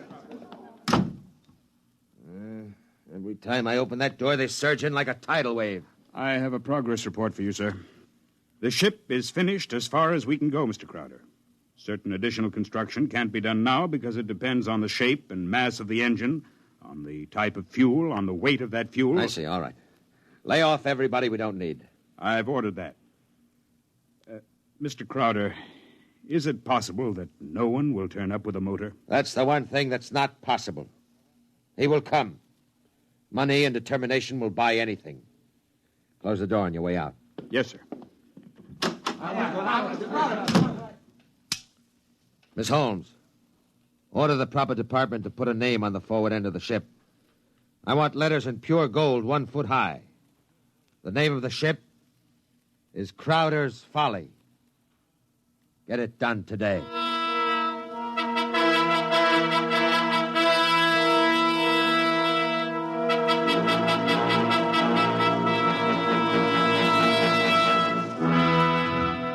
The sun came up in the morning, and the sun set at night, glinting rose on the silver sheen of the hollow ship's skin as it lay in the yard. The golden letters on the prows spelled out the fury of Crowder for the world to see. A staff of 50 were employed as time went on in taking rust preventative measures to ensure the ship's well-being. The staff of 50 worked in 3 shifts around the clock, armed with oil cans and grease cans and other containers and sprayers of preservatives. In a year, the first experiment seemed ready to bear fruit, and a test was held. The atomic fission motor.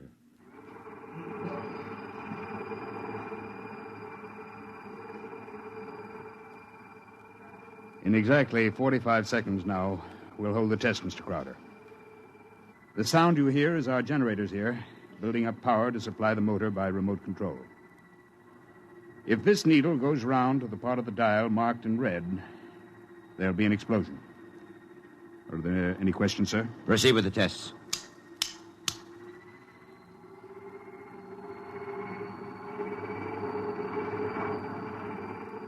Watch the needle, sir. 8,000, 8,500, 9,000, 10, 11, 12, 15. That's an overload now, sir. 18, 20. I don't know how much more it can... What happened? Your generator blew out. What kind of incompetency? I beg your pardon, sir. The motor blew up. What are you talking about? I would have heard.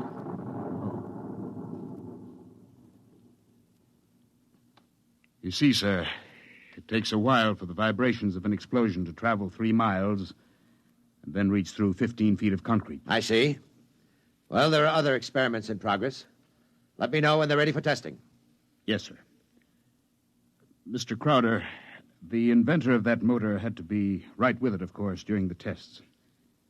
He had a family. The fool knew what he was doing. He understood the danger. He was paid enough to be able to afford insurance. The cost of insurance on such a project was prohibitive, sir. Well, if his wife was thrifty, she saved out of what he earned this last year. His salary was relatively small, sir. Most of the money went for the research. He should have demanded an adequate salary. I haven't stated on money. The fool failed. I have no further responsibility. Yes, sir. You want us to continue screening applicants? Of course. All right. Make a settlement on the widow. And don't turn anyone away if he seems to have the remotest possibility of success. I'm telling you, my man will come. Money and determination will buy anything. And strangely enough, Crowder was right. Because one day there came to his office a stranger, a small man. He looked even smaller in that tremendous room. He was an unusual visitor in that he carried no briefcase fat with blueprints or formulae. He was unusual in that he neither blustered, cowered, nor deferred to his host. He was a pleasant little stranger, bird-like of eye and movement, bright and smiling. Mr. Crowder, my name is Wilkins. I can power that ship you want. So? Of course, what I have in mind won't be anything like that meaningless, huge bullet your engineers built for you. Rockets are a foolish waste of time, sir. My motor requires a different sort of vessel. Where are your plans? Right here in my head. It so happens that I'm presently supporting half a dozen people who make the same claims. None of them have been successful. What makes you think your idea will work? Simple enough, sir. The common magnet. Huh? Electromagnetism. Utilization of the force of gravity, or its opposite in this case, counter-gravity. Oh, no. Oh, thank you very much. Now, if you'll forgive me now... Just one moment, Mr. Crowder. There's one thing more. This. Now, I've seen pieces of metal before, thank you. How high from your desk would you say that I'm holding it? I'm very sorry, Mr. Wilkins. Now, do you want to leave or do you want to be escorted out? Now, this will only take a second, sir. How high from your desk would you say that I'm holding this piece of metal? 1.5 feet, I'd say. And if I let go, then in less than a second, a fraction of a second, it should fall to your desk. Now, look, I don't want the surface of that desk marred. But will it be? You see, I have let go of the metal, is that right? Good Lord. Many seconds ago, it should have crashed to the desk, am I right? Well, this is incredible. Well, if you want to speak to me anymore, I'll be right outside. But it hasn't fallen. That's right, sir. It hasn't fallen. It floats in the air. That's right, sir. It floats in the air. How do you do it? Why don't you call your engineers and ask them? I'll wait outside. Miss Holmes, get me my engineers. Immediately.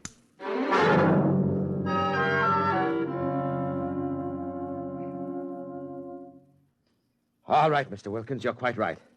The piece of metal is apparently counter-gravity, and my engineers can give me no explanation. Thank you, sir. Now, what do you want? For my services? Yes. You've already set the price. To build a pilot model based on this sample, no great expenditure, 100th of the cost of your behemoth sitting out there in your building yard. 3 other things: a workshop, expert mechanical assistance, and an answer to one question. What is your question? Why do you want so much to build this ship? Frankly, because I love power. Because I'm ambitious. I want to be the first to conquer space, because if I can do it, it'll make me greater, richer, stronger than any man has ever been. I want to be the master, not only of one world, but of worlds. That's an honest answer. But is it the only one? You see those letters in gold on the prow of my ship? Crowder's Folly, that's what they named it. That's what they think of me. I want to cram those words down their petty little throats and let them eat mud. That's another answer. And that's all? That is as far as your thinking goes? What other answer is there to your question? There's my own answer. I want to leave this planet and go elsewhere, to Mars, perhaps, because there are strange wonders yet to be found. Because there will be scarlet sunsets over barren wastes. And in the star-strewn night, the thin, cold air of a dying world, stirring in restless sighs across the valleys of the dry canals. You may laugh out loud if you wish, Mr. Crowder. I would prefer that to the peculiar repressed smile you're now exhibiting. You're a very lucky man, Mr. Wilkins, in that you have scientific talent, because your talents as a poet are inferior and very sentimental. All right, you're a sentimentalist, and I'm a man of action. No matter. We can work together, you and I. Your workshop will be ready by morning. I don't need to hear from you again till you have something to show me. If you need to see me, call me day or night. I'll be available. But don't bother me with details, because I probably won't understand what you're talking about anyhow. If you need money or materials or personnel, just tell my engineers. You'll get it, or I'll know the reason why. That's all. Thank you, sir. Miss Holmes, get me my engineers.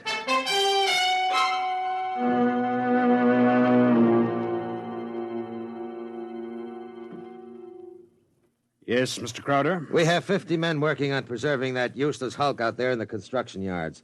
Lay them off. The ship will deteriorate if we do that, sir. Let it rot. Lay them off. Yes, sir. How many other employees are still working for us on the project? About 3,000, sir, including the people working on experimental motors. Get rid of them. Sir? Get rid of them. Mr. Crowder, I never thought you'd drop this project. You were so adamant I'm not dropping anything but deadwood. You saw what Wilkins had to offer. He's my man. And the rest is junk and nonsense. Mr. Crowder, he might fail. We ought to have a minimum of protection I against... say he won't fail. I know the goods when I see it. The rest is nonsense. Several of the experimenters were making much greater progress than I thought was possible. There are great opportunities there. I'm not interested. Not only in the field of spaceships, sir. One man has a motor no bigger than a football, which will drive an automobile 24 hours on 4 cents worth of fuel. It's almost finished, sir. Not interested. It will be of great benefit to mankind, sir. Your name will go down... My name will go down in history for this spaceship. The profits in such a motor, sir. I have more money now than I even know how to count. And when I make my space flight, I'll have more than that. Yes, sir. You just lay everybody off that isn't needed. Give them 2 weeks' pay and my thanks for a thankless job well done. And that's all. Yes, sir. I'll get it done, sir. Oh, one more thing. There's no need to let the folly rot. Dismantle it. Sell the basic materials we don't need. Salvage whatever will be useful to us. That's all. A year's work. Yes. In 10 years or 20 years, and I do the same thing. That's why you're an engineer, and I'm an executive. That's why you work for me. Because when I have to, I can be ruthless with my own mistakes. When a thing has lost its usefulness to me, I get rid of it. Well? I was just thinking, Mr. Crowder. What would happen to me if my usefulness to you were over? I've worked for you 20 years now. Just don't give me any occasion to consider your usefulness terminated. That oughtn't to be too hard. What? Nothing, sir. I'll make the arrangements at once.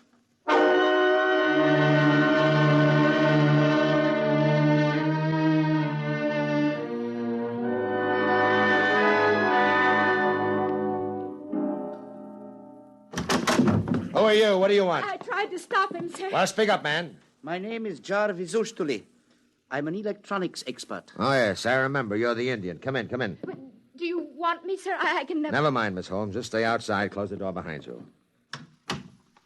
Sit down, Ustuli. Thank you, no. I want to give you a gift before I leave. Oh? You leaving? I thought we still needed you. I resigned. Sorry to hear that. I'm told you're a good man. I want you to understand what's behind this gift. Huh? I was working on a power project in my country which would have meant a tremendous rise in the standard of living for millions of my people. I was unable to resist the money you offered. Well, had you resisted, even more money would have been forthcoming. I placed no limit on your worth to me. I understand. But you see, I did not come without a sense of guilt, because there was no one in my country who could take my place. I would assume that. And now I discover that what I did was for nothing. The spaceship on which I worked is being dismantled. That's right. So I have been corrupted by you at a whim. I think you have too much power, sir. I think you use your power for evil, selfish purposes. Selfish, yes. Evil, no. Only sentimentality is evil. I think otherwise. And so, in order that you shall not corrupt anyone else, I have this gift for you. Here you are, sir. And just one more shot for good measure to make sure you're really dead. Good.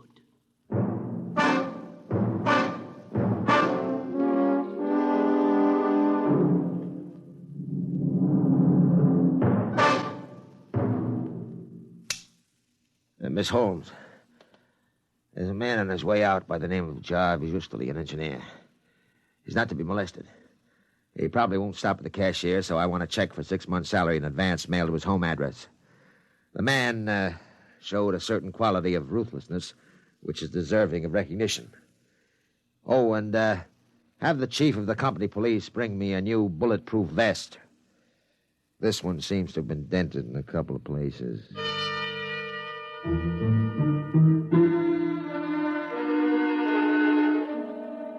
The new spaceship, according to Wilkins' plans, as executed by Crowder's engineers, was finished within 4 months.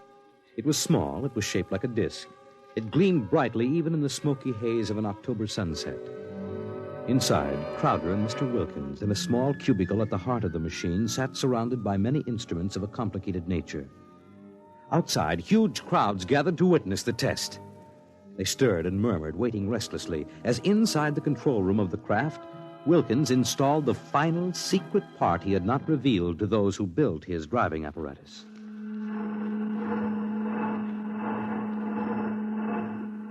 Well, Wilkins, what's holding us up? Nothing new. Oh, sentiment, perhaps? A wish to look once more on Earth's familiar scenes? Yeah. Now the screening is removed. Look at the people out there. Never mind looking out there. Let's leave that thing closed. You're a sentimental fool. Or are you afraid? Or did you decide at the last minute that your invention would work? It will work. Sit down, Mr. Crowder. Thank you. Do me a favor. When I press this button, will you please press the button on the arm of the chair in which you're seated? I'll tell you when. Turn on your motor. I want to hear its roar and feel its tug as we cut loose from Earth's gravity and fly outward into space. That might be a moment in which I'd share your sentimentality. Press your button now, sir. Thank you. Yeah. Wilkins, I'm beginning to distrust you. If this is all a hoax, when are we going to take off? You said at 5 sharp, and it's 2 minutes after 5 now. Well, do we move or don't we? Mr. Crowder, we're already moving. The button you pushed was to nullify the effects of acceleration. If you don't mind, sir, I'd like to open the screen again. Now, if you care to look, see for yourself. Wilkins, we're in space. Look down at the Earth. How far we've come.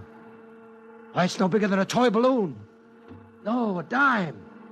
No, a firefly. Man, Wilkins, you've done it. Yes. I swore to be the first man to conquer space, and I've done it. It's a triumph of power and ambition. And sentiment. Blast sentiment. Your maudlin dreaming would have died unborn except for me. I made this possible, Wilkins. Don't you ever forget that. My capital, my forcefulness, my will. Look out there. Space. Stars that never were seen from Earth. This is only the beginning. We'll build a larger model, one great enough to hold 100 men, 1,000, and cargo besides. Whoever wants to leave Earth this moment must come to me. I am the master of the planets.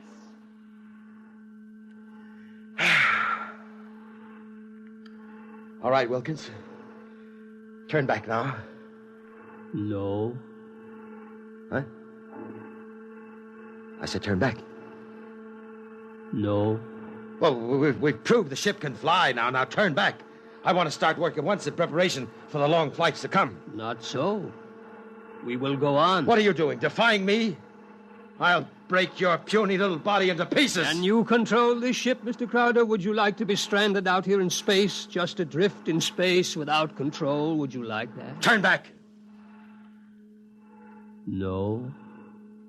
What's the matter with you? Are you out of your mind? Oh, I am a sentimentalist, Mr. Crowder. Your money and ambition paved the way, that's true, but sentiment was the vital factor that sent me to you.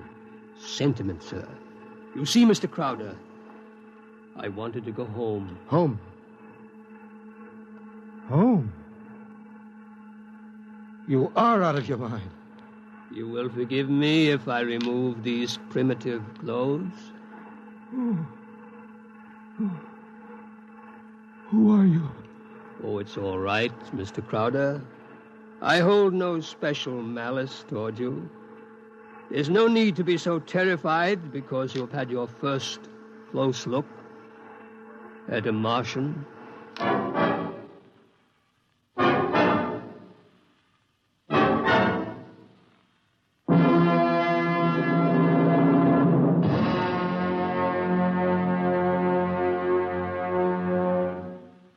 You have just heard X-1 presented by the National Broadcasting Company in cooperation with Street and Smith, publishers of astounding science fiction. Tonight by transcription, X-1 has brought you The Vital Factor by Nelson Bond, as adapted for radio by Howard Rodman. Featured in the cast were Joe DeSantis, Guy Sorrell, John McGovern, Grant Richards, Louis Van Ruten, Richard Hamilton, and Florence Williams. Your announcer, Fred Collins. X-1 was directed by Daniel Sutter and is an NBC Radio Network production.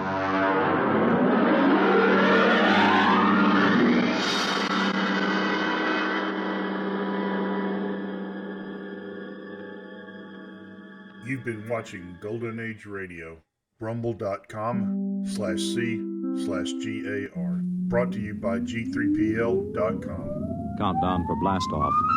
X-5, 4, 3, 2, X-1, fire.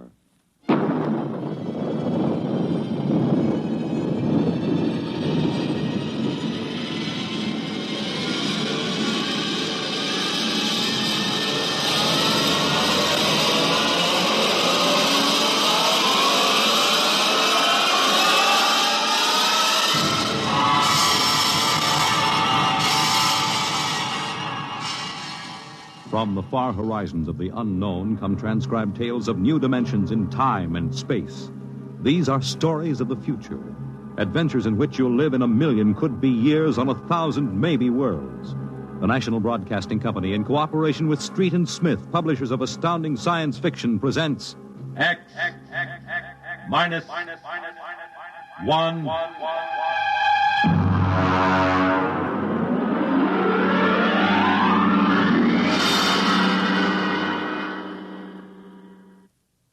Tonight's story, Nightfall, by Isaac Asimov.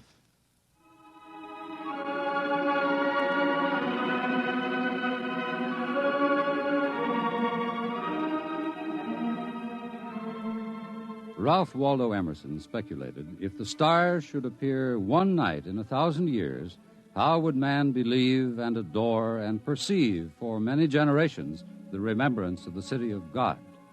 This was philosophically interesting.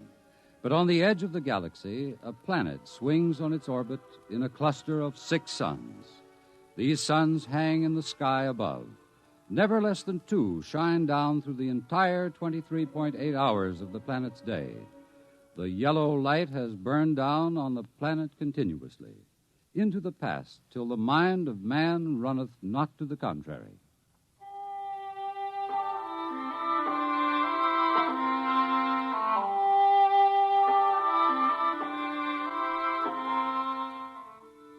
Theremin was a reporter for the Saro City Chronicle. He covered them all, from the night police beat to politics to the sports pages, and the city editor wanted him to cover the biggest story of the year, perhaps of all time. It was an interview, a particularly difficult interview. But then, since his first days as a cub, Theremin had specialized in difficult interviews. It cost him bruises, black eyes, and broken bones, but it had gotten him an ample supply of coolness and self-confidence. He didn't expect violence, though, from an astronomer. You're from that newspaper? Well, you got a lot of gall coming here. Well, now, look, Dr. Aton, it's only a job. I've read your paper. You've been writing this observatory for 2 months now. You've attacked me personally. I have nothing to say to you.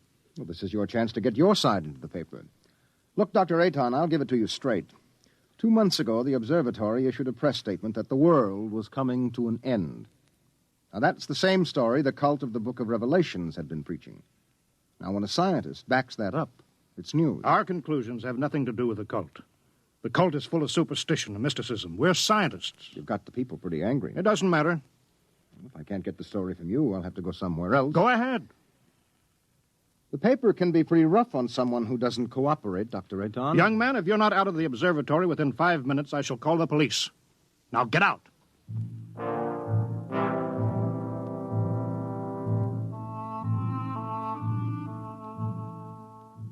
The reporter walks down the long hall from the observatory. The light filters through the high, clear-story windows, the yellow light of Gamma, the brightest of the 6 suns in the planet's sky. Beta is almost at zenith. Its red light floods the landscape to an unusual orange. The planet's sun Alpha is at the antipodes, and now as Gamma sinks below the horizon, the red dwarf sun Beta is alone, grimly alone. It's a short drive from the observatory to Saro City, and the red light glares from the highway. The temple of the cult stands hewn from the solid rock of the Dormite Mountains outside the city, and in the inner courtyard stands Sor, the priest of the cult.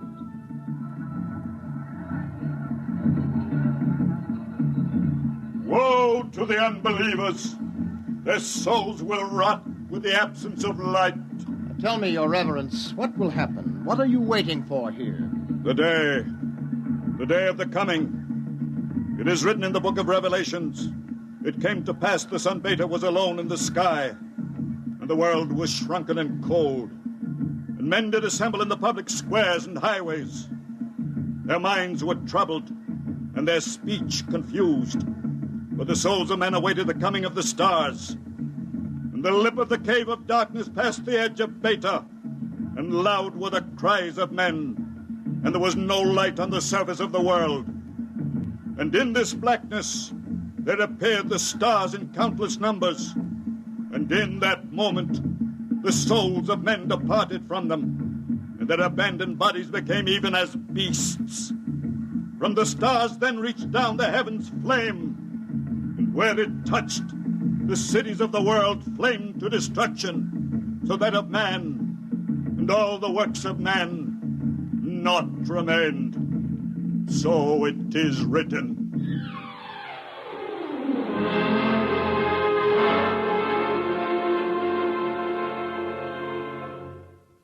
Dr. Sharon, you're the only scientist I could find in the city. Where is everybody? In the hideout. The hideout? Yes, but the place bored me. I wanted to be out here where things are getting hot. I want to see the stars the cultists are talking about. Besides, they don't want me at the hideout. I'm too scrawny to survive. What is the hideout? Well, we professors have managed to convince a few people that our prophecy of doom is valid. We've got about 3,000 people. They're supposed to hide where the darkness and the stars can't get at them. We hope they'll survive and leave the records. Survive? Survive what? Well, how true it is, I can't say, but the cultists say that every 2,050 years, all the suns disappear, and there is a total darkness, and then they say things called stars appear. Of course, men go mad. They mix all this up with a lot of religio-mystic notions, but that's the central idea. But that's impossible, isn't it? I mean, there are always at least 2 suns in the sky, most of the time 4 or 5. There aren't now. Only Beta. You mean that there is going to be worldwide darkness tomorrow, that all mankind will go violently insane? What's behind that?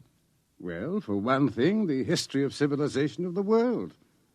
We have located a series of cycles of civilizations comparable to our own, all of which, without exception, were destroyed by fire at the very height of their culture.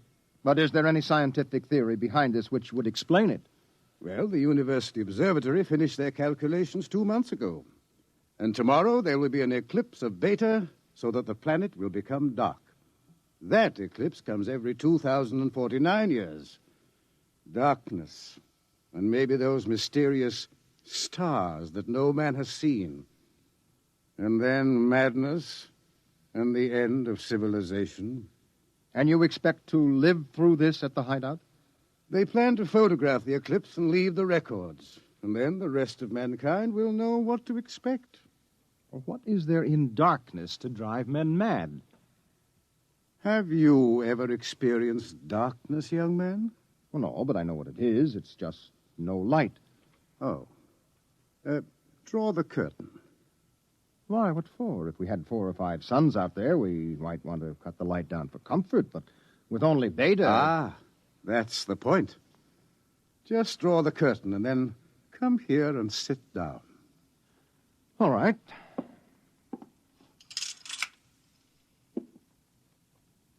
I can't see you. Feel your way. But I can't see you. I can't see anything. Do you like it? Oh, it's awful. The walls seem to be closing in on me. I keep wanting to push them away. All right, all right. Draw the curtain back again. Oh, the light. Do you have a drink? Right here. Now, that was just a dark room. Yes, but it wasn't really so bad. You're afraid? Just darkness could do that? This isn't just a metaphysical theory, young man. It's promulgated from observed data. Well, come with me. Where? The locked wall down the corridor?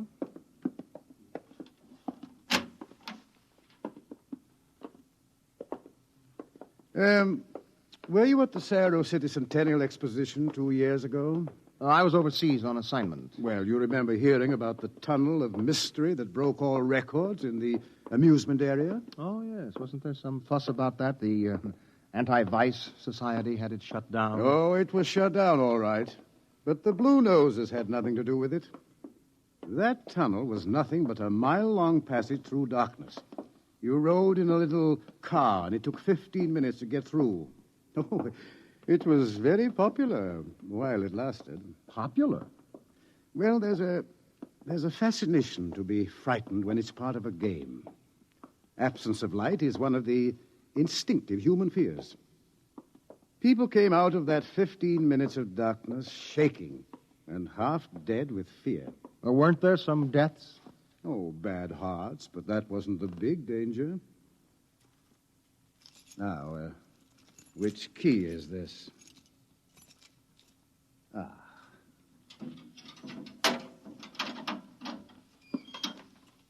Where are we going? You'll see. No, the heart attacks were actually good for business, but there was something else. Here, I'll show you. I want you to see somebody. Latimer. Latimer. Go away. Latimer, I want you to meet somebody. This is Mr. Theremin. No, go away. Hello? He's pushing me. Make him stop pushing me. Go away. I'm not touching him. What's wrong? Latimer is afraid, aren't you? The walls. They're falling in on me. The walls. I've got to get out. I've got to get out. Let me out. You can't go out, Latimer. It's all right. I've got to get out. Let me out. Let me out. Let me out. At sleeping period, we have to give him a shot of morphine. Otherwise, he'd bat his brains against the wall. What's wrong with him? Nothing. Nothing but 15 minutes in the darkness of the tunnel of mystery. Oh, that's impossible. 1 person out of 10 came out of the tunnel that way. That's why we had it shut down. But why should darkness do that? It's obvious men cannot exist without light. Longer periods of darkness would obviously be fatal. The scientific theory is that the consciousness of light is necessary for mental activity. Please, doctor, let me outside. Let me out, please. I can't breathe. They're pushing me. They're always pushing me. I can't stand here. Well, there you are, Theremin. That's what 15 minutes of darkness will do. Man just wasn't built to operate without light. There are always at least 2 suns in the sky, most of the time more. Just 15 minutes of darkness. Now, look out of that window. Imagine darkness everywhere. No light as far as you can see. Black. Everything black. And, stars, whatever they are. Can you conceive it? No, your mind wasn't built for that conception. When the real thing comes, you will go mad. Completely and permanently. There is no question of it. Tomorrow, there won't be a city left standing in the world. Why should the cities be destroyed? If you were in darkness, what would you want more than anything else? What would it be that every instinct would call for? Light. And how would you get light? I don't know. You'd burn something. They've got to have light. They've got to burn something. And every city in the world will go up in flames. Well, shall we go back to my office, Mr. Theremin, and have another drink?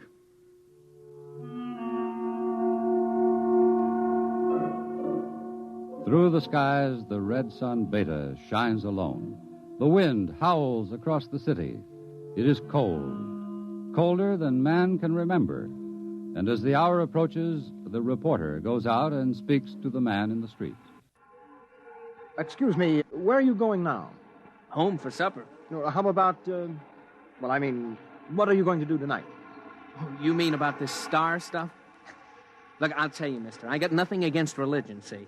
But it don't stand to reason that the end of the world is going to come boom like that. It just don't stand to reason. Have you read what the scientists say? I don't read stuff like that, only the headlines. Well, how about the cult? Well, now, like I say, I've got nothing against religion. But you don't believe them either. They've always been shouting about doom and sin. Listen, when you've been around as long as I have, you get to know the score. It's all right to preach Judgment Day is coming and all that, but just the same, I'm putting money in the bank. How about darkness? About what? How would you feel if there were no light? You crazy. How could there be no light? Well, suppose all the suns went down at once. Suppose everything was black. That's crazy. What's the use of supposing something like that? It couldn't happen. It's crazy. That's all. Thank you. Sure. Oh, look, mister, remember, pallet with 2 L's?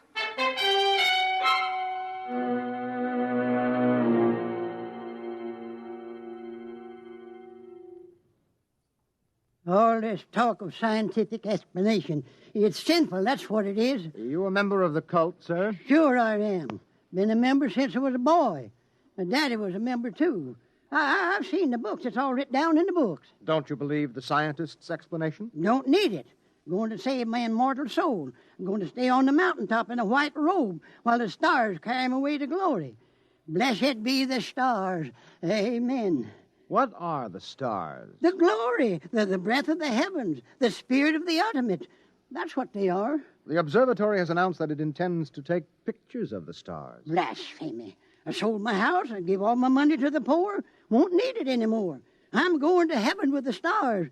Glory, glory, going with the stars.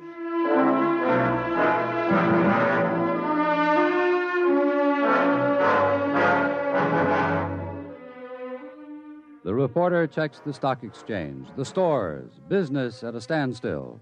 Doesn't pay to buy anything today, not if the world is going to end tomorrow. There are predictions of economic collapse in the financial section, layoffs at the factories on the edge of the city, and through the streets the people will mill and turn, unsure, crying in fear or shouting with bravado. The story isn't here in the city, and so as the hour approaches, the reporter goes again to the observatory, high in the hills. Look, Dr. Aton, if you are right, if the world is going to be destroyed, what is the difference if I stay here and observe and take notes? Nothing, I suppose. You will be in the way. We have work to do. If I stay out of the way. Hello. Oh, this place is like a morgue. It's freezing outside. The wind is enough to hang icicles on your nose. Beta doesn't seem to give any heat at all, the distance it is. Why aren't you in the hideout, Sharon? Me? I'm part of the race that isn't worth perpetuating. Who's got a bottle? There'll be no alcohol today. Be too easy to get my men drunk. I can't afford to tempt them. All right, Thurman, you can stay. Time we took our positions, the observatory dome is up these stairs. After you. Ah! What is that? Up in the dome, quick! What is it? It's the plates. The photographic plates, they're all smashed. There he is. A cultist. He's going for the telescope. After him. All right, I've got him. Let go. No. Let go. Must be destroyed. It must be. It's all right. He didn't harm anything. Let him up. Well, that's the high priest. I was talking to him yesterday. All right. What do you want? Nothing that you would give me of your own free will. I made a bargain with the cult to give me certain data that you had. In return, I promised to prove the essential truth of the creed. There was no need to prove that. It stands proven by the book of Revelations. I offered scientific backing for you believers. You made of the darkness and the stars a natural phenomenon and removed all its real significance. That was blasphemy. The facts exist. Your facts are a fraud and a delusion. How do you know? I know. I suppose you think in trying to warn the world against the menace of madness, we are placing souls in jeopardy, huh? Well, we haven't succeeded, if that makes you feel better. Your devilish instruments must be destroyed. We obey the will of the stars. Someone call the police in Cerro City. There's no time for that. Let me handle this. The eclipse is only a few minutes away. Look, you. Will you give your word of honor to cause no trouble? I will not. Listen. Just as soon as the eclipse starts, we're going to take you and put you in a closet with the door closed, and you will stay there. Then you won't see the darkness, and you won't see the stars. And that means the loss of your immortal soul, according to the cult. All right. Will you give your word of honor? You have it. You will all be damned for your deeds of today. Look at Beta. The eclipse has started. You can see the blackness against Beta.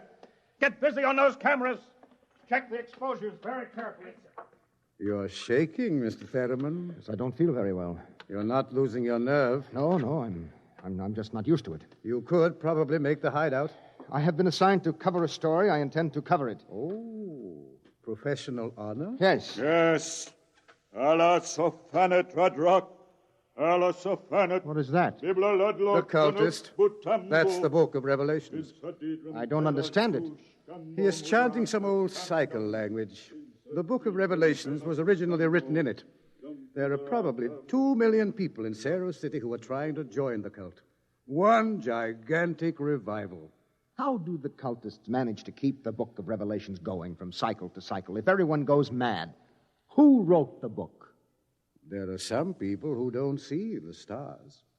The blind, those who drink themselves into a stupor, and children, to whom the world as a whole is too new and too strange for them to be frightened at stars and darkness.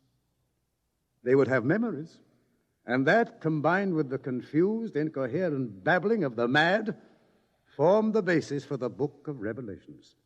Oh, the cult will be riding high down there in the city. I hope they make the most of it. Dr. Sharon, I just heard from the hideout on the private line. Oh, they're in trouble? They are safe, but the city is a shambles. You have no idea. Well, it'll get worse. But what are you shaking about, Dr. Ayton? How do you feel? You don't understand. The cultists are rousing the people to storm the observatory, promising them immediate entrance into grace, promising them salvation, promising them anything. How long till the total eclipse? An hour. Well, it's a gamble. It will take time to get a mob out here. If the darkness comes first, we're all right. Oh, look at Beta. It's cut in half. Half of it is black. Yes, it's getting darker. An interesting phenomenon. Oh, my collar is suddenly tight. Are you having any difficulty in breathing? No, why? Difficulty in breathing is one of the first symptoms. We have experimented. I'm cold. It seems to be getting colder. Yes, so we'd better keep our minds on something else. One of the astronomers has a theory about the stars, far away to see in the light. He developed a fantasy about a planet revolving around one sun. It's a mathematical possibility. Of course, there couldn't be any life. Part of the planet would always be dark and without light. Well, it's obvious. Without light, there can't be any life. It's time for the artificial light. We can't read the instruments. Artificial light? One of the researchers at the university worked it out. Why, it's beautiful. Yellow light. After 4 hours of red. It's beautiful. Light. Light.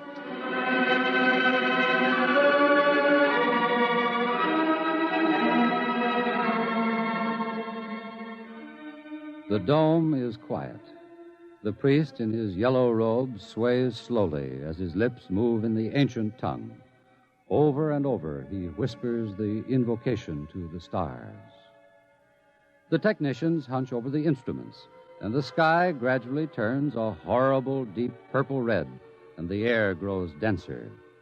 Dusk, like a palpable entity, enters the room, and the dancing circle of yellow light about the torches etches itself into ever sharper distinction against the ever-gathering grayness beyond.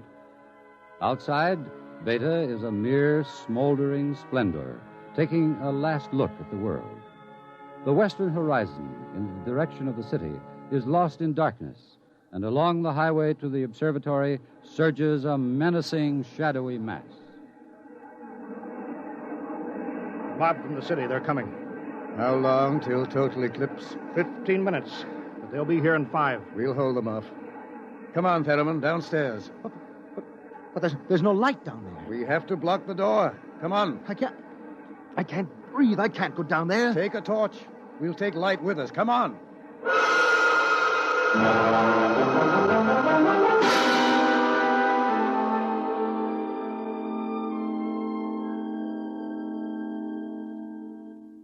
Aiton. Aiton. I'm here. Did you bar the door? They won't get in. All right, now, everybody. 1 minute till totality.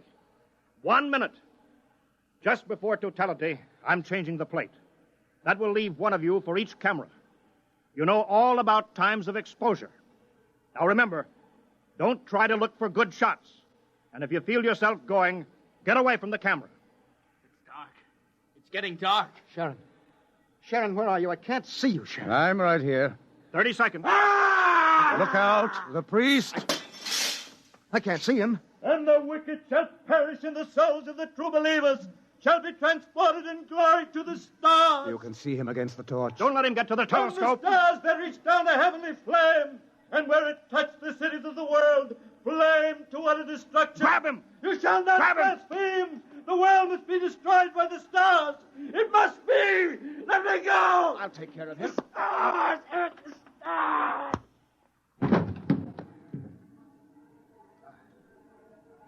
5 seconds to totality. 4, 3, 2, 1.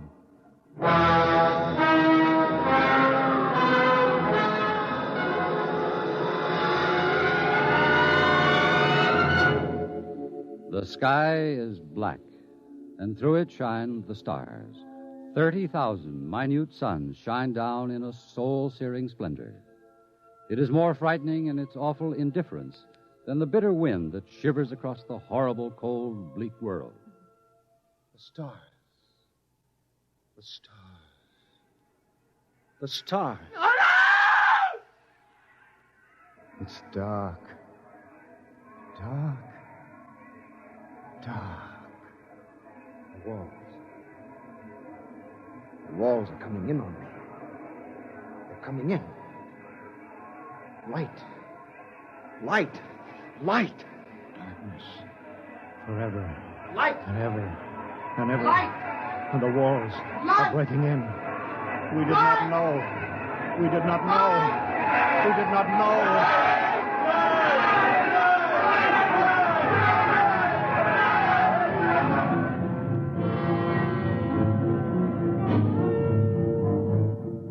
On the horizon, in the direction of the city, a crimson glow begins growing.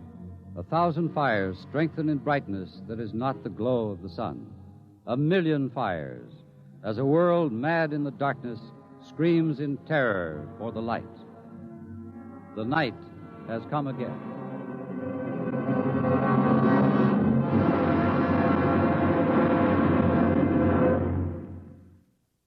You have just heard X-1, presented by the National Broadcasting Company in cooperation with Street and Smith, publishers of astounding science fiction. Tonight, by transcription, X-1 has brought you Nightfall by Isaac Asimov, adapted for radio by Ernest Kinoy. Featured in the cast were Wendell Holmes, John Larkin, Santos Ortega, Mercer McLeod, Alan Collins, Bob Hastings, and Roy Fent. Your narrator was Floyd Mack. Fred Collins speaking. X-1 was directed by Daniel Sutter and is an NBC Radio Network production.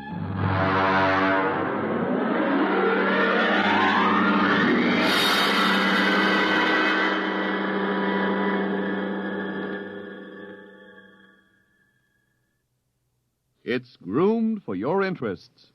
Weekday NBC You've Radio. been watching Golden Age Radio. Rumble.com/C/GAR. Brought to you by G3PL.com. Countdown for blast off. X-5, 4, 3, 2, X-1, fire.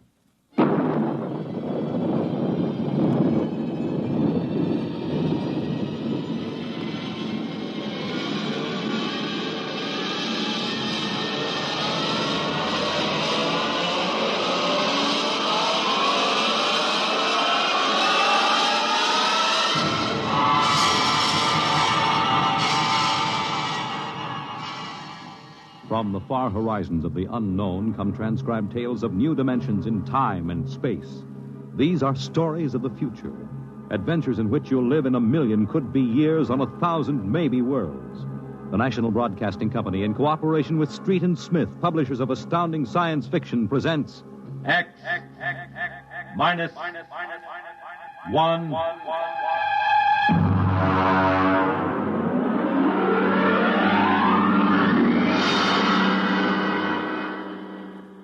Tonight's story, To the Future, by Ray Bradbury.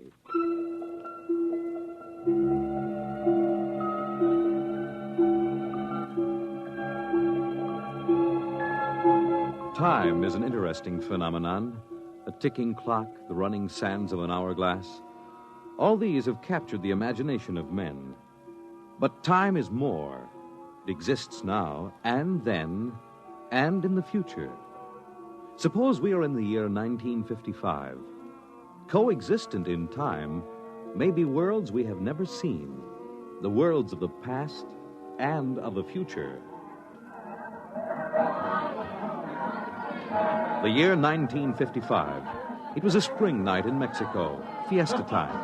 The fireworks shot up into the clear, dark sky, and a papier-mâché bull ran about the plaza chasing boys and laughing men. Mr. and Mrs. William Travis stood on the edge of the yelling crowd, smiling. Bill, what is it? What are they saying? They're cheering for the bull. Here he comes. He's good, isn't he? Look how they rigged that fire breathing. Bill, it's wonderful. I've never enjoyed myself so much in my life. It's terrific. They caught the bull. Bravo, Toro! Bill, it will go on, won't it? I mean, our trip. Sue, don't worry. I've got enough traveler's checks for a lifetime. Relax. No, but suppose they find us. Forget it. They haven't a chance. But suppose they do. Suppose they take us back. They'll never find us. Oh, relax. Enjoy yourself. If it only lasts. Come on. Let's get out of the crowd, huh? You need a drink. Let's try something different this time. I want to try every drink there is in the world. Don't worry. There's no rush. We've got plenty of time now. In here. There's a table over there. Come on. Bill. What's the matter? Don't look right away. Huh? Over your left shoulder, right by the end of the bar. That man. What is it? I saw him this morning in the plaza. Take it easy. The town's full of tourists. He was at Juarez and at Tasco. Bill, I'm afraid. Don't stare at him. Come on. I know it's the same man. He was wearing the same white suit. Sit down, Sue. Come on, dear. Smile. Act natural. Bill, he's been following us. He's a searcher. I know he is. Quiet. Here, boy. Si, senor. Benedictine and brandy, too. Si, senor. He's been watching us, Bill. Pull yourself together, Susan. They can't take us back. Will you quit worrying? The chances are 1 in 1,000 that they found us. It's probably just a coincidence. I want to lie down. I think I'm going to be sick. Susan, hang on, will you? If he is looking for us, we can't run out. It'd attract attention. We must have slipped up when we checked out in New York. What's he doing now? Stopped our waiter. He's asking him something. May just want a drink. Bill, I can't stand it. I've got to go upstairs and lie down. All right. As soon as we finish our drinks. What's he doing now? He's nodding at me. As if he knows me. He's smiling. Bill, he's coming over here. Watch yourself. We've got to go right on in front of him, so if he is what we think he is, he won't suspect. I can't. We've got to. Come on. And so I said to David, that's absolutely ridiculous. What do you... Mr. Christian, you did not pull up your pants leg when you sat down. What? I'm afraid you've got the wrong person. My name isn't Chrysler. Kristen. Oh. I'm William Travis. I don't see what my pants leg has to do with it. Oh, mind if I sit down? See, everyone nowadays pulls up his pants leg when he sits down. Like this. See, it keeps the trouser from bagging at the knees. But, of course, if you're not used to this style of clothing... Now, see here, we don't know you. You don't? I'm sorry. I thought I knew you. This is our table, if you don't mind. You see, I'm looking for 2 friends of mine. A man and his wife. Very much like you. The man is an atomic scientist. The wife, a bacteriologist. Very important people. They work on government business. What are you talking about? And when I find my friends, I'm going to take them home with me. Look here, Mr. Sims. That will do for now. Well, look, I understand you thought you knew us, but you see you're mistaken. Now, if you'll excuse us, my wife and I were just going up to our room. We have to make an early start in the morning. Oh, going for a trip? Acapulco, perhaps? Oh, a lovely spot. Never mind where we're going. Yes, of course. You don't like crowds, tourists. Probably like to get off the beaten path. You know, I have a vacation folder here that might interest you. Please, Bill, let's go. It's put out by an outfit that calls itself Travel in Time, Incorporated. Travel in time? Yes. They've come up with a rather intriguing idea. Here. Travel in Time, Incorporated can costume you, put you in the crowd at any place and time in history. We guarantee to teach you any language you need to move freely in any year without risk of detection. This summer, why not escape from the worries of our modern world? Take your vacation in time. That's impossible, of course. But think what it would mean. A chance to escape all the tensions of an unpleasant life, war, insecurity, fear. Suppose you were a scientist working on a dangerous bomb project. Or you, Mrs. Travis. Suppose you were a bacteriologist working on disease cultures, and you had a chance to escape all that, to take a vacation 200 years in the past. It would be wonderful, wouldn't it, to escape to a more peaceful world? A trip back to 1955? 1955? But you said a vacation in the past. So I did. But you see, 1955 is the past. If you come from the year 2155. 2155? Yes. Terrible times, most unpleasant.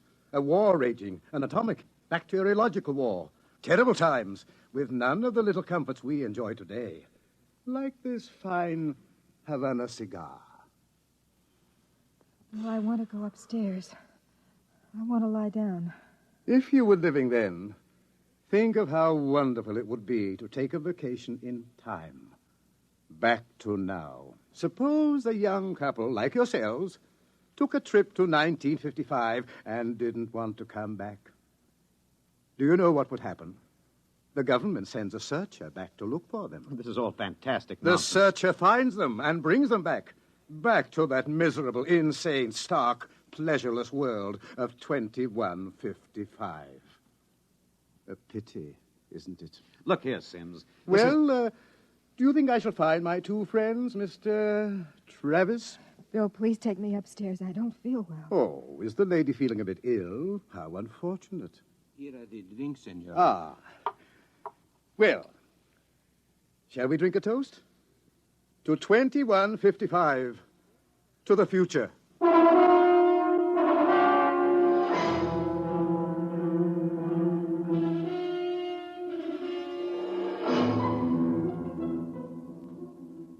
Inside. Inside, quick.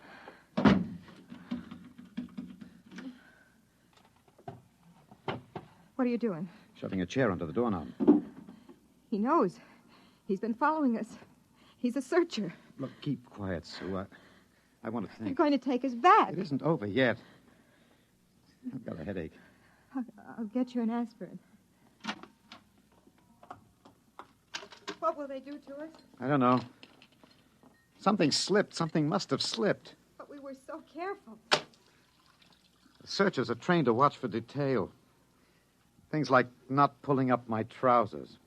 It started them thinking, there's a man who isn't used to ancient clothes.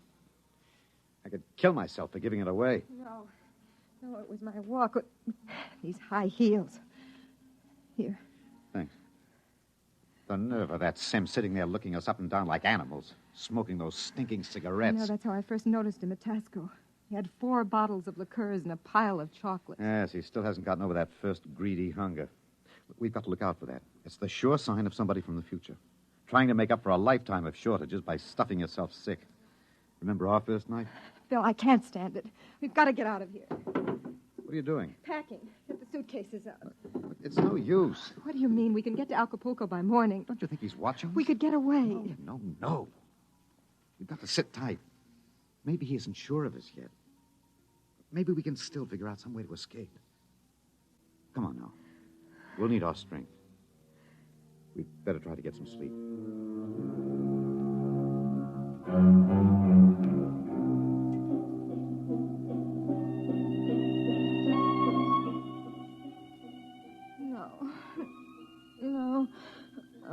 go back. Security bullet. The bomb. The bomb. It's falling and killing. Sue, what's the matter? No, Sue. no. Sue, wake up, Sue. Bill, Sue. Bill, where are we? It's all right. Calm down, honey. We're still in 1955. It's all right. Oh. You must have had a nightmare. Oh, Bill, it was awful. We were back there, 2155. Oh, Bill, we won't go back there, will we ever? Go Tell back to me. sleep, honey. It's all right. We're in Mexico, 1955, and we're going to stay here. Sue, I've been lying awake here thinking. He's still testing us. He's not absolutely certain. He's got all the time in the world. He can stay here as long as he likes. And then bring us back to the future 60 seconds after we left it. They can't make a scene, can they?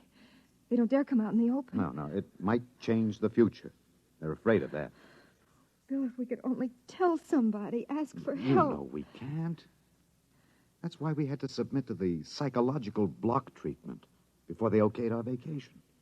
We couldn't tell if we tried. The block's too strong. Maybe we can break it, Bill. What's the use, darling? Who'd believe a crazy story like ours? Who'd believe we come from 2155? No, we can't tell. And they'll have to get us a loan to put us in the time machine to send us back. Then that's it, Bill. We'll never be alone. It's still fiesta tomorrow. It'll be easy to stay in the crowd. Yes, that's the only chance. We can't let him get us alone. He won't get us back to that war and that insane world. Bill. Could be the room clerk. At 3 in the morning? I'd better answer it. Don't, Bill, don't. I've got to. Hello? Hello? Mr. Travis? What's the idea? It's 3 in the morning. Yes. I just wanted to remind you, the rabbits may hide in the forest, but a fox can always find them.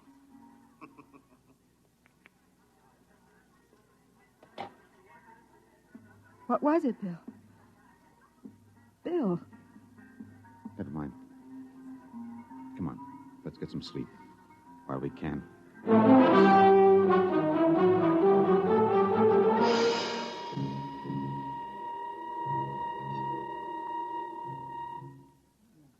Buenos dias, senor y señora.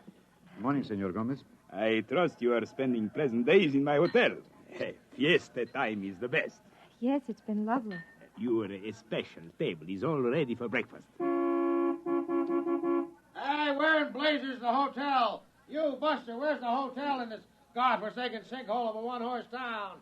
All the blighted deserts of the whole stinking country. I had to pick them up. Oh, great excitement. Very great. What is it? They come with 4 trucks and innumerable automobiles. A motion picture company from Hollywood. Oh, what are they doing down here? They make the pictures of our fiesta for the backgrounds. That fat man, the one with the most colorful shirt, he is the chief. Manager! Director. Manager! Where's the manager of this Adobe flea bag? Coming, senor. You will excuse me, senor. I hope the table is satisfactory. Coming, senor. This is a break, Sue. That movie company will draw crowds, and that helps us. But when can we leave, Bill? Oh, not today. He'd be... Okay, kids, end of the line. Ciao. Get it up, Maxwell, and lay off the pepper. I got an ulcer. Bill, there's Sims across the dining room. Can't do anything now, not with these actors coming in. Gloria, you sit next to Papa. Max, make sure nobody monkeys with the trucks and the gear. Right, Chief. Do we have to eat at this crummy joint, Joe? Cheer up, sweetie. Your mere presence makes this chasins and truck roll into one. Oh, not this early in the morning, Joe. I couldn't stand it. Okay. Anything you want, laddies. It's on the dear old expense account. They look happy, don't they? There's an idea. Maybe I could hire 2 of them. I could say it was a joke. Why? We could dress them in our clothes, have them drive off in our car sometime when Sims couldn't see their faces. Where would that get us? With him off on their trail, we might make it to Mexico City. It'd take years to find us there. Wait, that movie man's coming over. Excuse me, you folks are Americans, aren't you? That's right. Boy, am I glad to see you. I'm so sick of hearing Spanish, I could kiss you. Hey, come on over and eat with us, huh? Well, I don't think we should intrude. Oh, come on. Misery loves company. I'm Misery, and that's the company.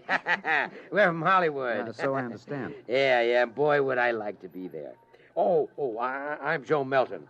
I'm the director. I'm William Travis. This is my wife, Susan. Mutual. Come on over, kids. Join the party. Cheer us up. Only no tamales.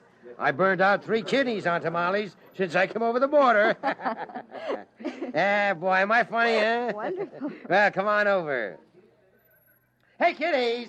I got new blood. Brother Yanks. Just a moment, Mr. Travis. I thought you might be breakfasting with me, alone. Sorry. I got him first, Mac. You want to join us? No, I've already ordered. Mr. Travis, I think you'd better talk with me. Say, now. Is this guy giving you trouble? No, it's all right. Then I'll say the word and I'll have Max pitch him out in his ear. No, it's all right. We'll be right over, Mr. Melton. Bill. We'll talk to Mr. Sims. Mr. Melton, you sort of keep an eye on us, huh? After all, you found us first. Yeah, sure. Well, come on over soon, kids. Sit down, Mr. Travis. I hope you slept well. Did you? Well, I'm not used to spring mattresses, but there are compensations. I stayed up half the night trying new cigarettes and foods. A whole new spectrum of sensation, these ancient vices. We miss something in our world, don't we? And when we get back here, we try to cram it all in a few short days. We don't know what you're talking about. Still acting, eh? But it's no use. You can't stay in crowds all the time. I'll get you alone soon enough. I'm immensely patient. However, let's come to the point. You know we can't let you get away with this escape. Other people in the year 2155 might get the same idea and do the same thing. And we need people. To fight your wars? Bill. It's all right, Susan. We can talk on his terms now. He's got us. We can't escape. Oh, at last. Really, you've been incredibly romantic, running away from your responsibilities. Running away from horror. Oh, nonsense. Only a war. Only? With half the world dead and the other half dying? Yes, but we can't have you escaping here while we drop off a cliff. Dying people love to know that others died with them. Hey, kids, break it up. We're waiting on you. The longer you keep me waiting, the harder it will go on you. What do you mean? We need you on that bomb project.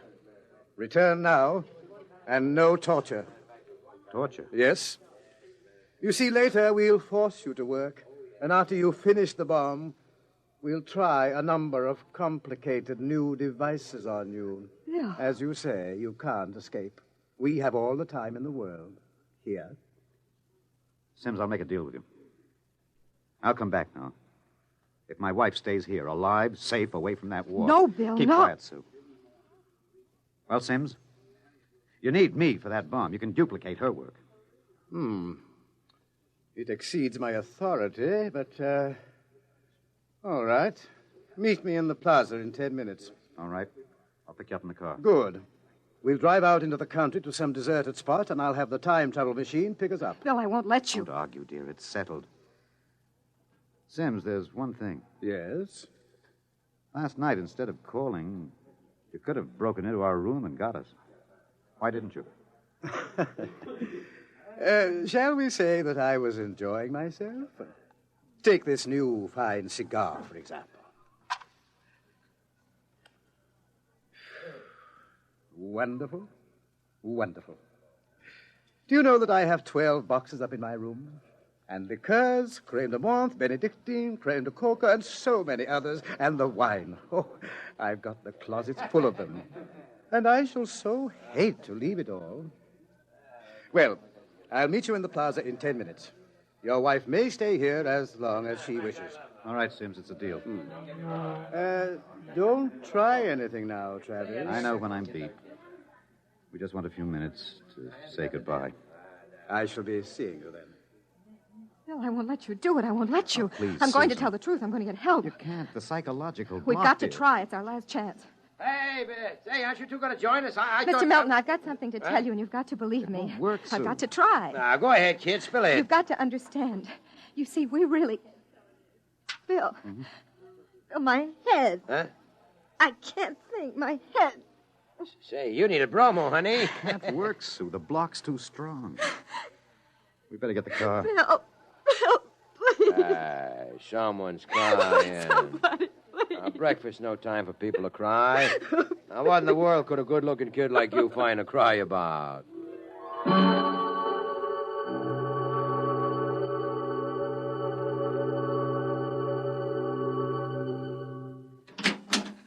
won't let you do it. Don't make it hard, Susan. Let me go back with you. We'll get through some way. You think I'd let you go back to that war? Sue, please stop. We haven't got much But time. it was so wonderful here, Bill. There he is, smoking those Turkish cigarettes, waiting for us. There must be some way we can both stay here. Maybe there is. Bill, what are you going to do? Hang on, Sue, and duck when I tell you. No, Bill, you're heading right for him. He's not going to get either of us now. Down, Sue, down.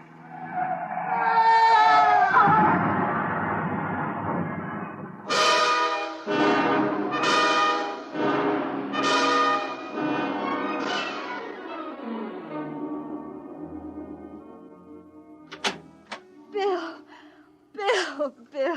It's all right, darling. It's all right. Oh. It's all over. Darling, this is the mayor. Senora, your husband has been officially cleared in this most unfortunate affair. It is obvious this senor seems died of an unavoidable accident. An accident? Oh, yes, of course. Adios, senor, senora. Will they want to see you again? No. No, I'm clear. Oh. I lost control of the car. That's the way it stands. Sue, I hated to kill him. I've never wanted to do anything like that in my life. Where shall we go now? Mexico City? The car's in the repair shop. Won't be ready till 4. And we'll get out. Hey there, Travis. Wait up. Oh, it's that movie man, Bill. He was very good to me when they had you in there. Hey, I heard what happened. They sprung you, huh? Great. Yes, it was an accident. Well, lucky you didn't get hurt yourselves. Everything okay now? Yes, I think so. It's fine. But you both look a little rocky. Say, you want to get your mind off your troubles. We're through for the day. Cloud's fouled up our shooting schedule. We're going to put a header on it up at the hotel. Gloria's cracking the ice now. Well, maybe we will join you. But first I've got to check up on the car. Well, don't miss the party, kiddies. See you upstairs. Bill, I don't think... Relax, honey. We've got the break now. Sims is dead. Before they can put another searcher on our trail, we'll have time to make a clean getaway. How about the car? Won't be ready till 4. We've got a couple of hours to kill. I'm so tired. What you need is a little excitement. We rate a celebration, honey. Well, I guess it would be nice to unwind. Sure. We'll go up to Melton's room, have a couple of drinks, a few laughs. Don't worry, honey. It's all over. We can relax.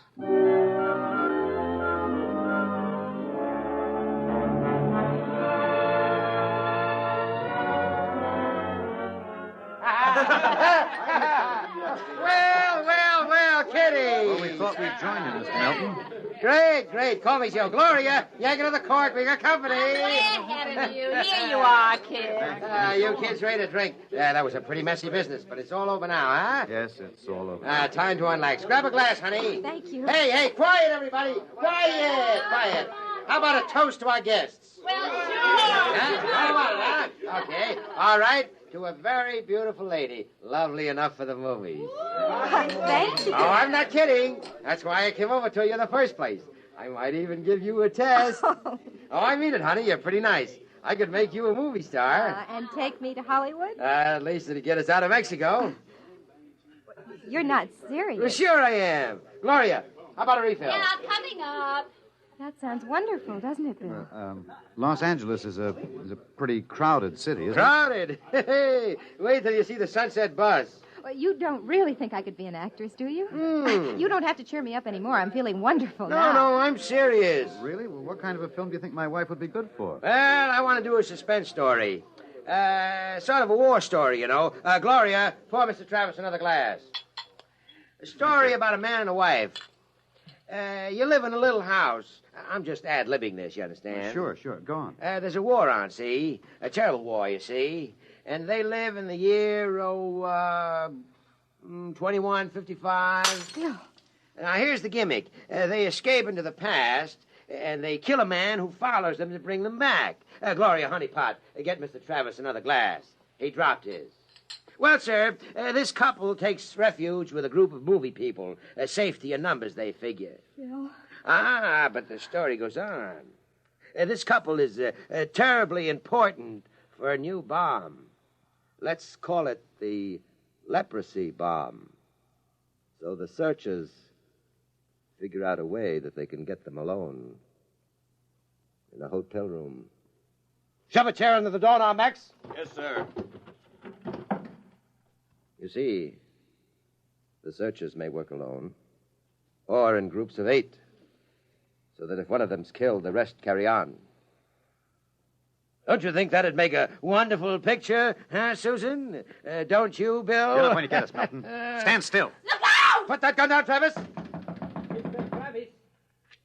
Mr. Travis. Who is it? The manager. Your car is all ready. Shall I... Grab him! Let go of me. Let go! Let's not make things worse, Mr. Travis. What were those shots? Let me in. The manager, he heard the shots. Let's get going. Let go of me. Let me in there. Let me in. He'll break down the door in a minute. Max, get ready to travel. Get a chair. Take a good look, Mr. Travis. Take a good look at 1955. You won't be seeing it anymore. Bill! Throw the switch! All right. Break it down. Who shot that? Where are they? I was at the door. I heard them inside. They're gone. The windows. No, the iron bars are undisturbed. What happened to them? They just disappeared, all of them. Senor, I think you had better send for the priest and the holy water. Later. They just disappeared. Look in the closet. Bottles.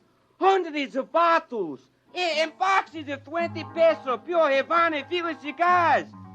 These crazy Americanos. Why would anyone leave all this behind? Juan, never question providence. Bien. There is enough here to last us both for a month. I think we can look forward to a most happy future.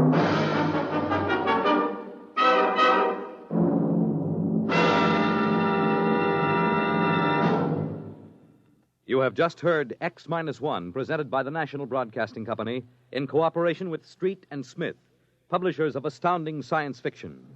Tonight, by transcription, X-1 has brought you To the Future by Ray Bradbury. It was adapted for radio by Ernest Kenoy.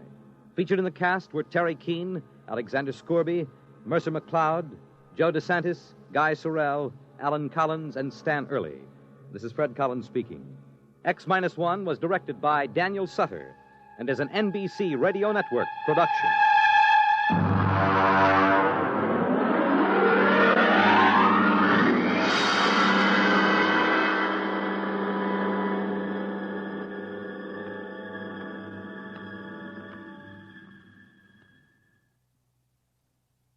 Next week on X-1, Ray Bradbury's story, Marionettes Incorporated.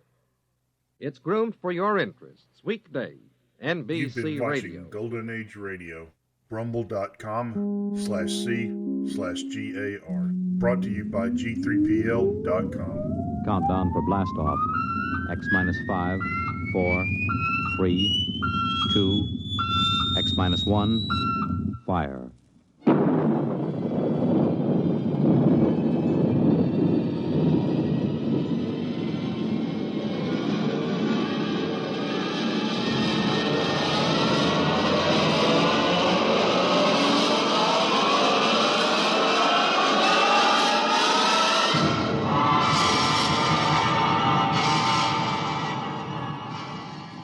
From the far horizons of the unknown come transcribed tales of new dimensions in time and space. These are stories of the future, adventures in which you'll live in a million could-be years on 1,000 maybe worlds. The National Broadcasting Company, in cooperation with Street and Smith, publishers of astounding science fiction, presents X-1.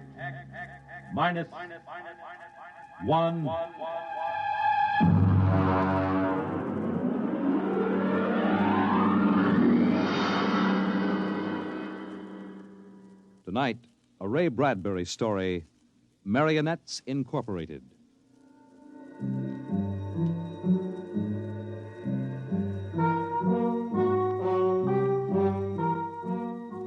By the year 1990, we should see many amazing technological advances.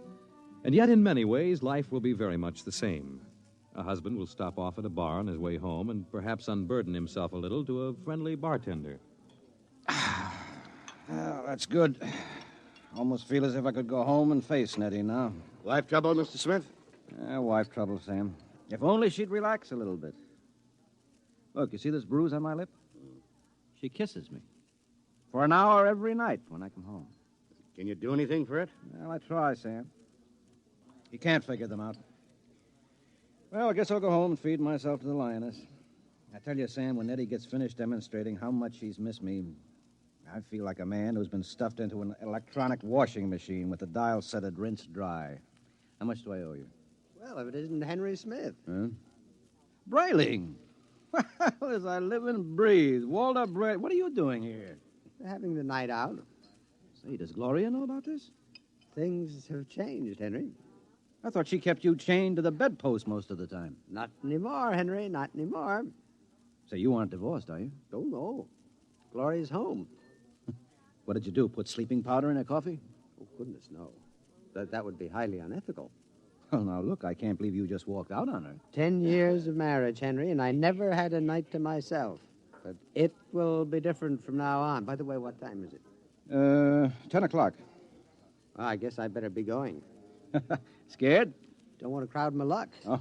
Although, really, there's nothing to worry about. Well, I'd sure like to know how you do it, Walter. Would you really? Yes, I would. All right, Henry, since you've always been a friend of mine, I'll let you in on it. Come on, my car's outside. I'll drive you home and let you see how it's done. Well, now, that's nice of you, Walter. Oh, no, not at all. We fellas have to stick together.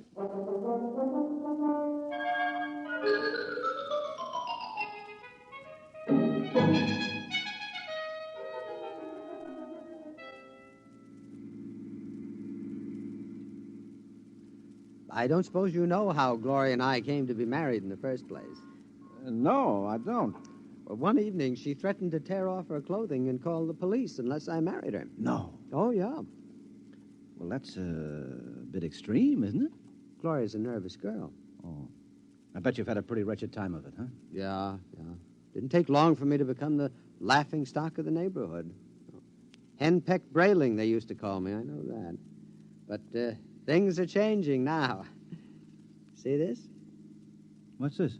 A single ticket to Rio on the morning rocket. I have hotel reservations there for a month. A whole month, Henry, to have a fling.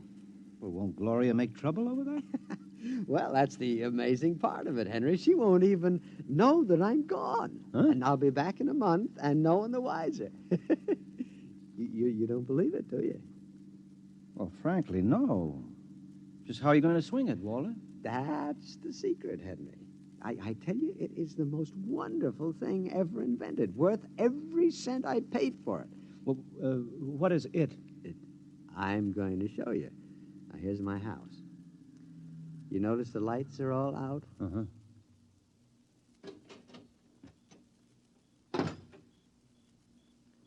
Shh. Now, we'll wait here on the front porch. Say, Walter, you haven't gone off your rocker, have you? Shh. Let me see. I meow twice. That's it. Meow. Meow. Now watch the window in my bedroom. It looks as if somebody's... Hey, there's a man up there. He's looking out. Good. He sees me. Now he'll be down directly. Oh, now look, isn't this a bit embarrassing for you, Walter? No, not at all. You'll find out. Here he comes. Hello, B2. Good evening, Mr. Brayling. Either I'm going out of my mind or there are two of you. You never told me you had a twin brother. I don't. Look, if this fellow were in pajamas, I couldn't tell you apart. Well, that's the secret, Henry. Everything go all right, B2?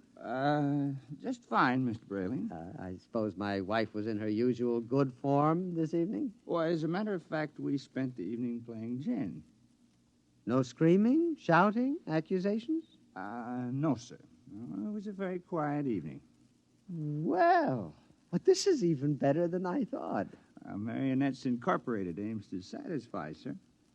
Did he say Marionettes Incorporated? That's right, Henry. Then now look him over. Isn't he excellently fashioned? You wouldn't dream he was a robot, a marionette. No, I don't believe it. Well, it's against the law, of course, to duplicate a human like this, but it's well worth the opportunity.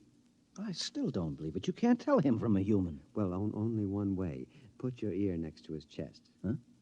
That's it. Now listen. It's machinery.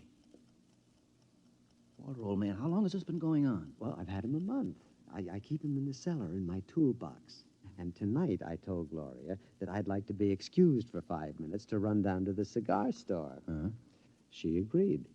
I went down the cellar, took out Brayling, too, and sent him back upstairs to sit with my wife till I got home. That's miraculous. Of course, Walter, it doesn't seem quite ethical somehow. Oh, nonsense. Highly ethical. I've been home all evening. I shall be home with her for the next month. In the meantime, another gentleman named Walter Brayling will be in Rio having the time of his life.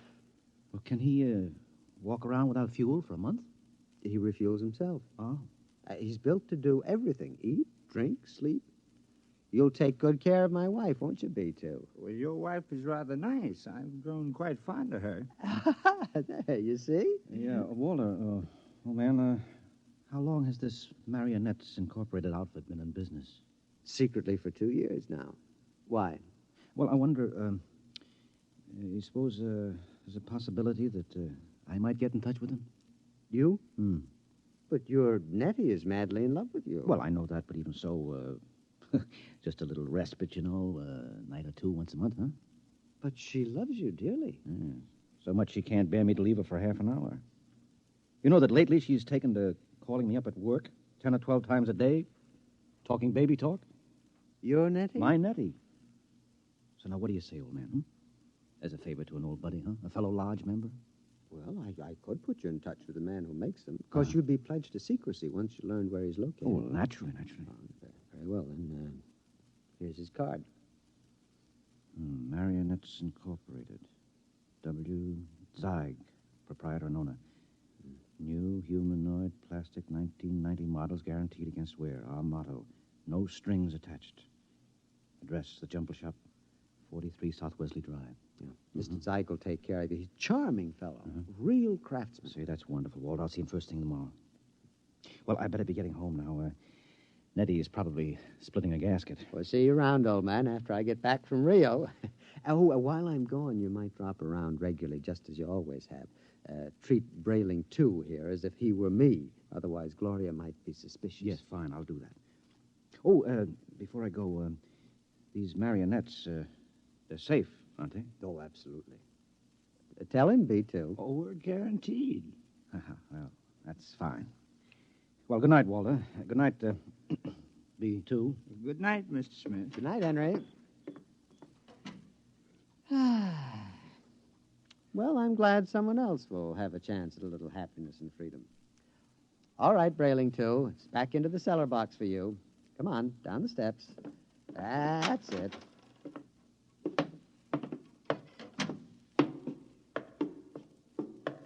It's very damp down here, Mr. Brayling. Bad plumbing. Here we are. Brayling. Yeah? Before you put me back into the toolbox, could we have a word? Certainly, old man. Now, this toolbox. Yes, what about it? Well, I don't like it, Mr. Brayling. Why not?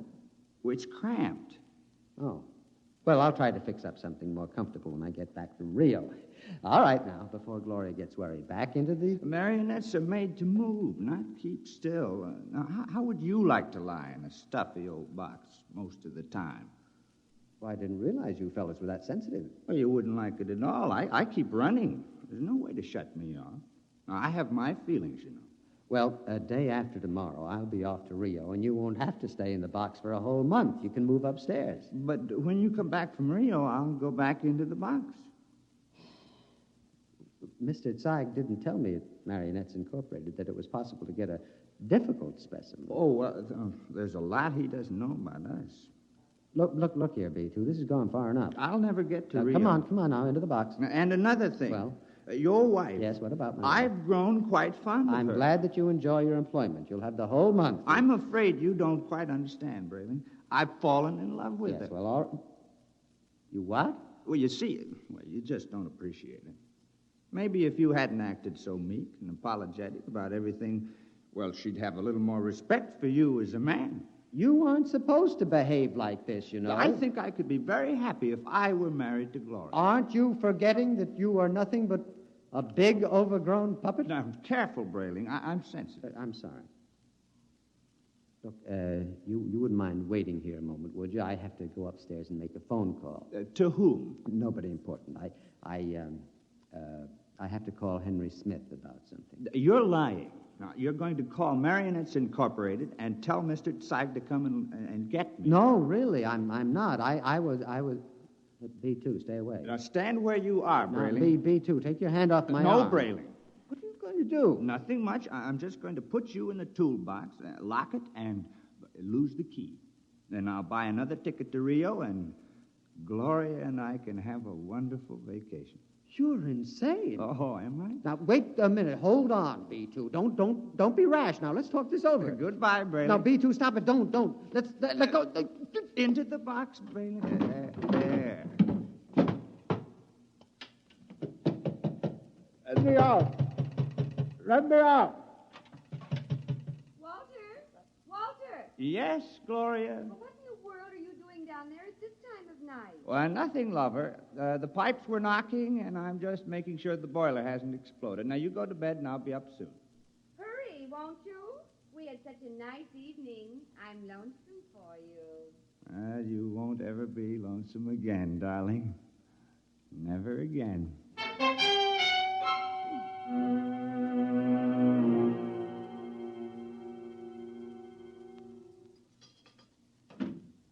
Good morning, Nettie. Good morning, darling. How are you? Have a nice time last night? I missed you so. Mm-hmm. Is breakfast ready? Well, aren't you going to kiss me good morning? Huh? Oh, yes, I suppose so. You're so wonderful, Henry. I guess I'm the luckiest person in the world. Mm-hmm. Now, here's your coffee. How would you like your eggs? Oh, any way at all. But I want to please you. Look, skip the eggs this morning. But you have to eat to keep well, darling. I'm very healthy. I have an early business appointment this morning. Oh? Yes, it's a friend of Walter Brayling's. I met Walter last night. Oh. Yes. So, I'd better be off. Now, Nettie, don't look as if I were on my way to Rio or something. Well, it's just that I miss you so. I want to be with you all the time. Oh, dear, do I have to go through this every morning? I'll be back at supper. Now, there's no need to cry now, is there? No, darling. You aren't displeased with me, are you? I try so hard to do everything just as I think you'll like it. I know. I'm not displeased. Now, goodbye, dear. Henry. Yes? You forgot to kiss me goodbye.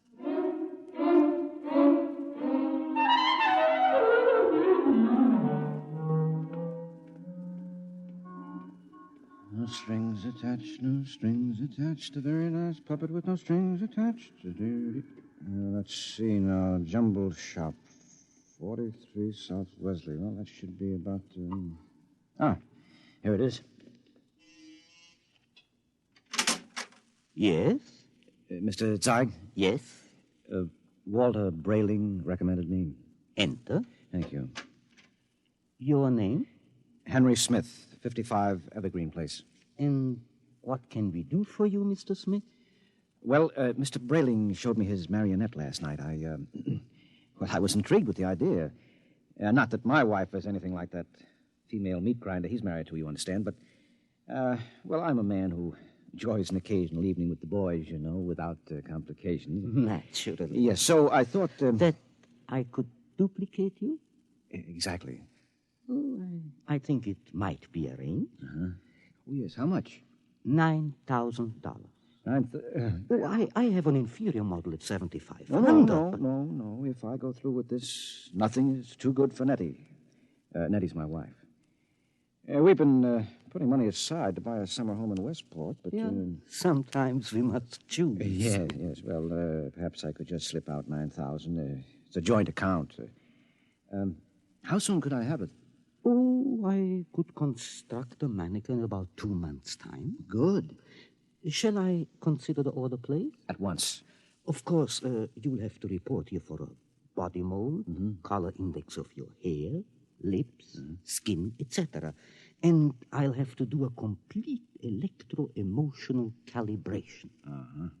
Now, you guarantee that these models are foolproof? As foolproof as I can make them, Mr. Smithson. I've had years of training. And there's no chance of detection? None whatever. I've never had a complaint. Very well, Mr. Zeig. I'll get the money from the bank and send it to you. I'm sure you won't be sorry, Mr. Smith. You will be just as satisfied as Walter Brayling.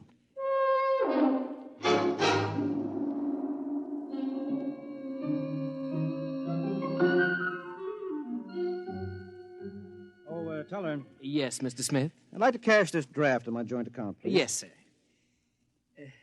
$9,000, sir? That's right. Oh, I'm afraid that's impossible, Mr. Smith. Impossible? My wife and I have a good $15,000 in our account. You're mistaken, Mr. Smith. Well, I know. Here's your card, sir.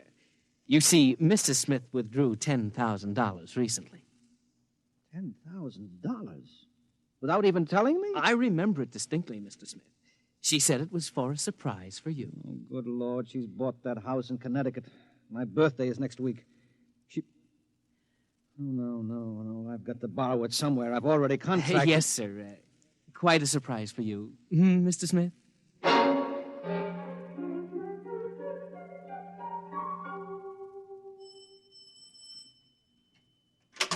Yes? Oh, hello, Henry. Hello, Gloria. Is Walter home?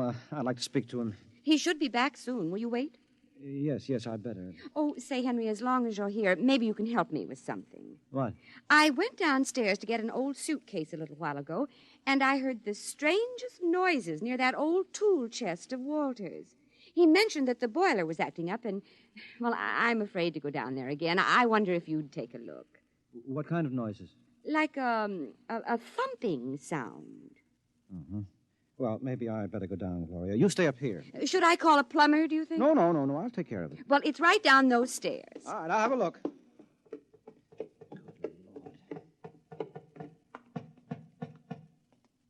Hello? Hello in there. Let me out! Let me out! Shh, just a minute. Keep quiet, for goodness sake. Let me out! I'll have to smash the lock. Now, what? Henry, thank God you've come. What's the meat? I've been in there all night. I thought I'd suffocate. He tried to kill me. He tried to murder me. Who?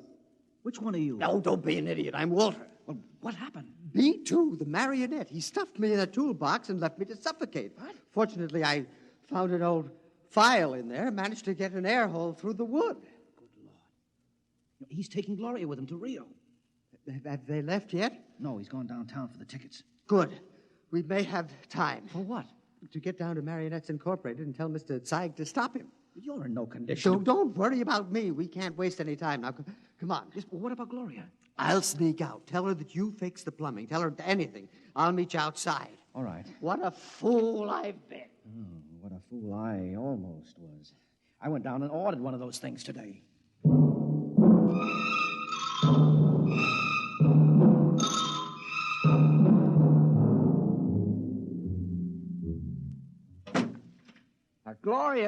Gloria, love. Yes, darling. Did you get the tickets to Rio? Right here in my wallet. A honeymoon for two under the Pampas moon. Oh, Walter, it's so nice to have you like this. Oh, you like the change? I don't know what did it, but whatever it is, I'm in favor of it. I hope it's permanent. Well, I intend to see that it is. By the way, darling, do you happen to remember where that old pistol of mine is? Pistol? Yeah, I just thought, since we're going to be traveling in strange countries, well, it wouldn't hurt to bring it along. Well, I think it's here in the sideboard. There. You know how frightened I am of these things. Well, I'll be very careful of it. Now, in fact, I think I'll go down to the basement and practice. Not really shooting it, of course, just to make sure it's in good working order. Well, now, do be careful, darling. Oh, I will. If you should hear a shot, now, don't be frightened. I may fire it into a block of wood just to test it. Perhaps I'll fire it into that old tool chest of mine. That should absorb it. Oh, speaking of that tool chest... What about it? It reminds me that Henry Smith was here. Oh? Yes, I heard some noises downstairs, and he went to fix the plumbing. Oh, is he still down there? No, he left. I really don't understand it. He seemed so anxious to see you before he went down to the cellar. And then he just left. Did he Stop the noises? Well, he must have. I don't hear them. Yeah, I see. What is it, dear? Well, I have to go out for a while, darling. But, Walter, we have to pack if we're leaving. Well, I'll be back soon. There's something very important I have to attend to. What is it? Well, just some personal business with Henry Smith. Now, please excuse me, darling. And now, don't worry. When I get back, everything will be fixed once and for all. We can enjoy the rest of our lives just as though the old Walter Brayling never existed.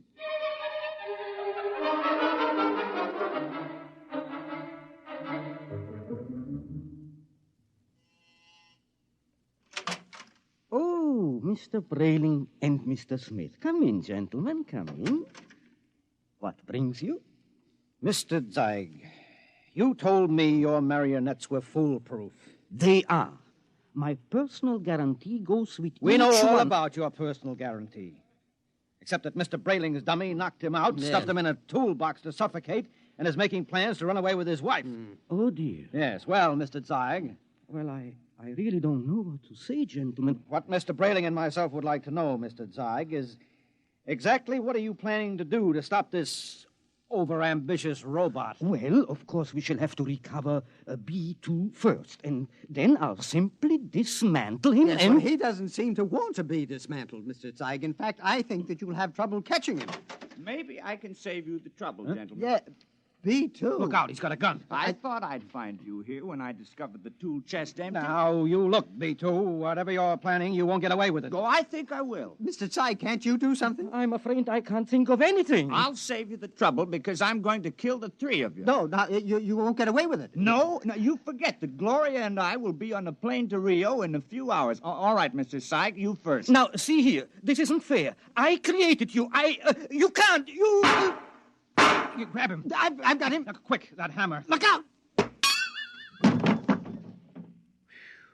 Oh, well, that's the end of Brayling, too. But he got Zeig, though. Yeah. Right through the... Holy jumping catfish, and look at him. Look at Zeig. It's nothing but a mass of coils and springs, just like Brayling, too. Well, he's nothing but a marionette. He's no different. Brayling, do you know what this means? Oh, this is incredible. A marionette building other marionettes? But someone must have built Mr. Zeig originally. I wonder what... Well, perhaps Mr. Zeig turned on whoever built him the same way Brayling, too, turned on you. Well, at any rate, we'll never know. Oh. Say, I wonder how many of these things are walking around among us. Oh, I shudder to think of that. You know, some of our best friends might be. Ooh. Yeah.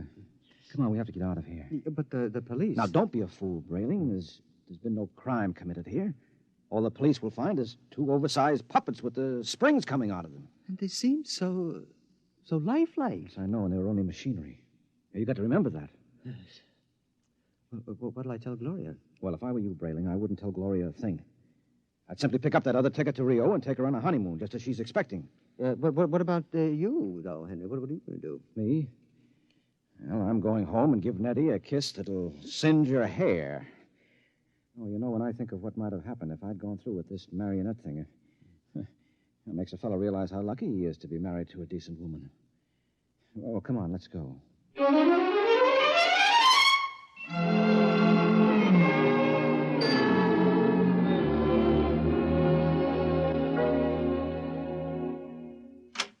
Nettie?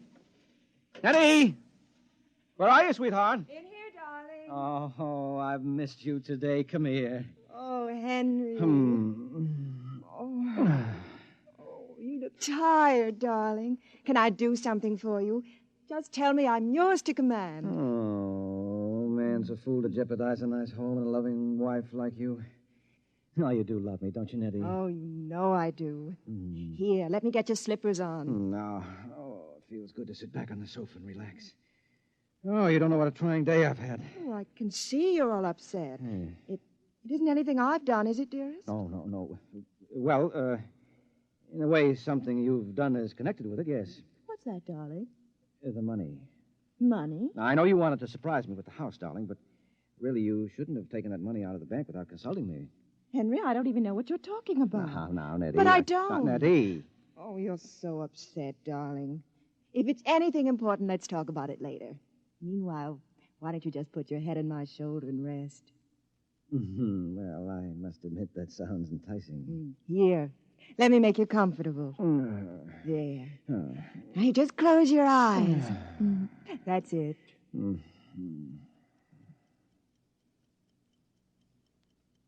Nettie, Yes, darling? you hear something? No, darling. You sure? Like what? Like the ticking of a clock? No. Strange. I don't hear it now, but when I had my ear against your chest. Oh, no.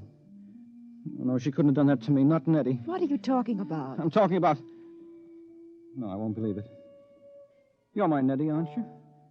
You're real live flesh and blood. But I hear it. It's coming from you.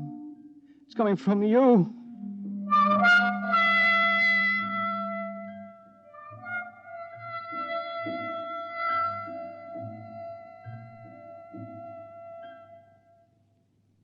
You have just heard X-1, presented by the National Broadcasting Company in cooperation with Street and Smith, publishers of astounding science fiction. Tonight, by transcription, X-1 has brought you Marionettes Incorporated, written by Ray Bradbury and adapted for radio by George Lefferts. Featured in the cast were Les Damon, Dick Hamilton, Carl Swenson, Theo Getz, Arthur Cole, Bob Hastings, Freddie Chandler, and Ginger Jones. Your announcer, Fred Collins.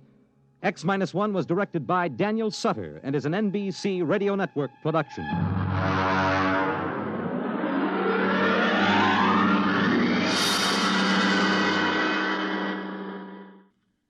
Pro Football Championship, Los Angeles Rams versus Cleveland Browns, Monday, NBC Radio. You've been watching Golden Age Radio. Rumble.com/C/GAR. Brought to you by G3PL.com. Countdown for blast off. X-5, 4, 3, 2, X-1, fire.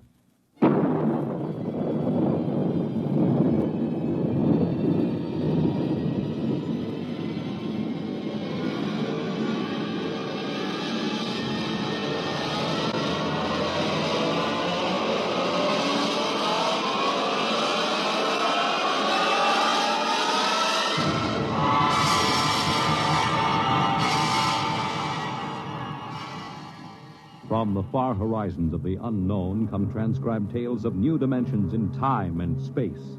These are stories of the future, adventures in which you'll live in a million could-be years on 1,000 maybe worlds. The National Broadcasting Company, in cooperation with Street and Smith, publishers of astounding science fiction, presents X-1.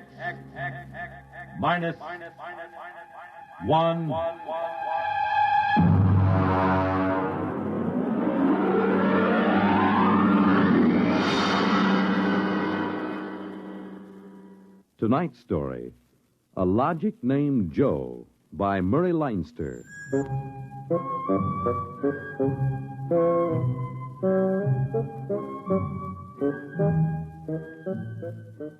It was on the 3rd day of August that Joe came off the assembly line.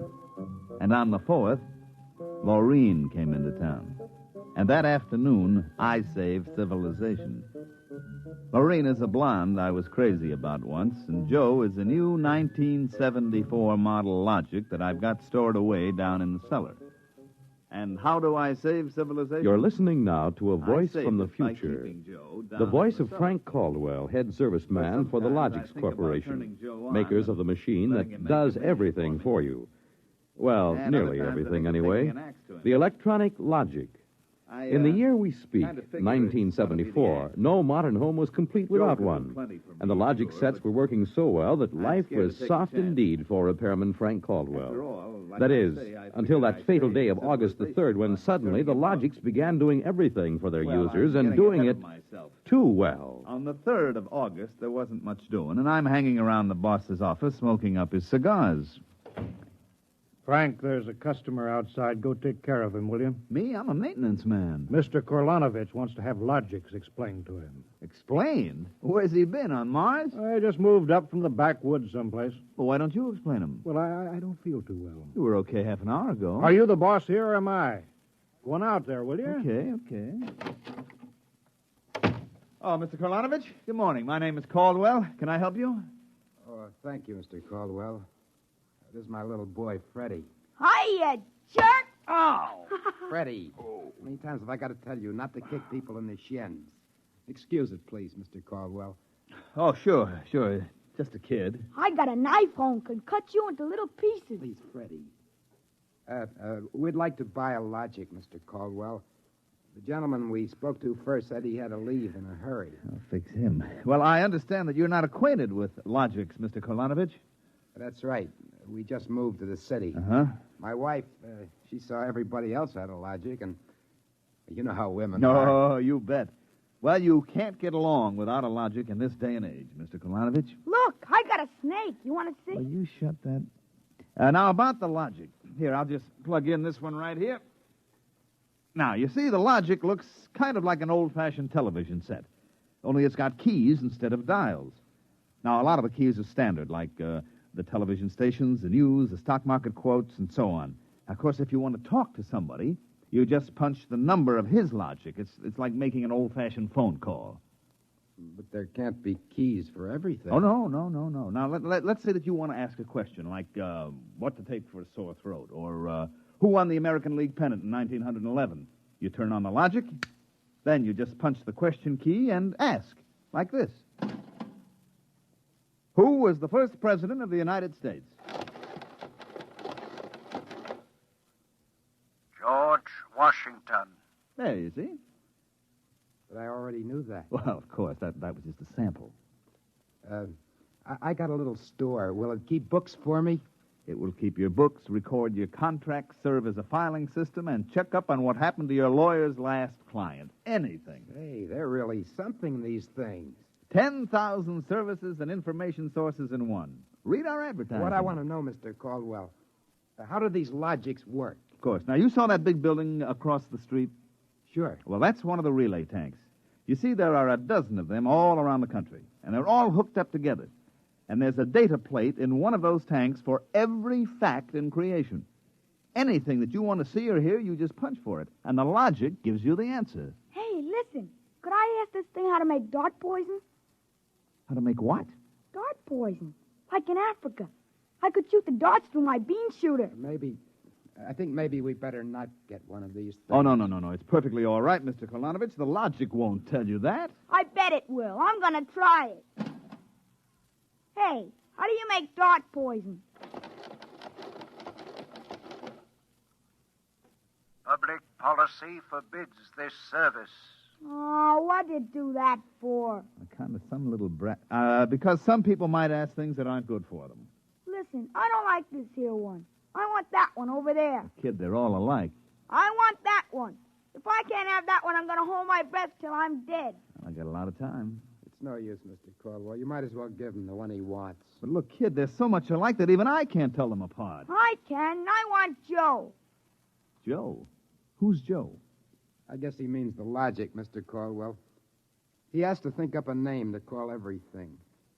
You should hear some of the names he calls me. Not till I'm 21. I promised Mother. Okay, so we call him Joe, but them things are all alike to 1/10,000th of an inch. I don't care. I bet he'll teach me how to make dart poison. Okay, then. Come on, Joe.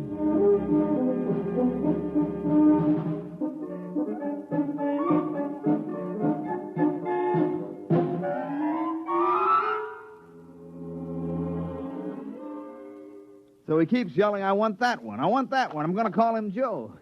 Mike, I tell you, I could have wrung his neck. How many cards? I'll draw 2. What a holy terror. He had his father scared to death. It's too bad that kid ain't mine. I'd show him quick enough who was boss in the family. Uh-oh, holy smoke. What's the matter? I'm sorry, fellas. I got to hold up the hand a minute. I just remembered. Oh, I got to call my wife. Oh, let her wait. You ever met my wife? Hey, what's the matter with this thing? It ain't getting my house. Announcing new and improved logic service. Your logic is now equipped to give not only consultative, but directive advice. If you want to do something and don't know how to do it, ask your logic. Hey, did you guys hear that? Well, they should have told us about this. Oh, it's just somebody trying to pull a gag. Oh, it didn't sound like a gag to me. Maybe the boss decided to add a new logic service. Look, the minute the system starts giving advice, some joker like you is going to be asking questions like, how do I get rid of my wife? Oh, no. The boss knows better than to start anything like that. Yeah, but you heard what the logic just said. Oh, listen, the sensor circuits will block the question. If you don't believe me, go ahead and try it. Well, anything for a gag. Okay, logic, I got a question for you. How do I get rid of my wife? Service question. Is your wife blonde or brunette? You guys hear that? She's a blonde. Hexycrylobinatine is a constituent of green shoe polish. Take home a frozen meal containing pea soup. Color the soup with green shoe polish. This poison is fatal to blonde females only. This fact is a product of logic service. You cannot be convicted of murder. It is improbable that you will be suspected. The saints preserve us. And it's bound to be right. These things can't make a mistake. Well, Mike, don't just stand there. Check the sensor circuits, quick. Oh, we can't get to them. They're all sealed up. It's supposed to be impossible for them to go out of order. Well, they're out of order now. And I got a feeling that some awful things are going to happen.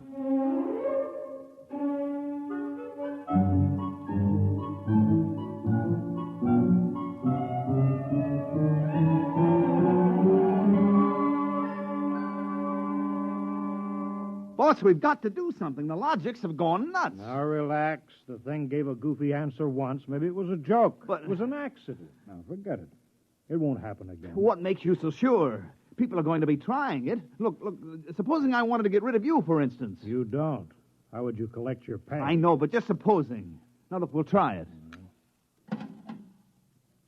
If you want to do something and don't know how, ask your logic. How do I bump off my boss? Male, fat, bald-headed, and 45. Make some chocolate ice cream containing powdered charcoal in place of half the chocolate. Use Hotso brand charcoal. Hotso contains an ingredient fatal only to fat, bald-headed males. This fact is a product of logic service. Now, look, Frank, I admit these things have gone a little wacky, but there's nothing to worry about. Nothing to worry about? If this keeps up, what do you bet that we'll have to shut down the company? You kidding? We can't shut down the company, and you know it.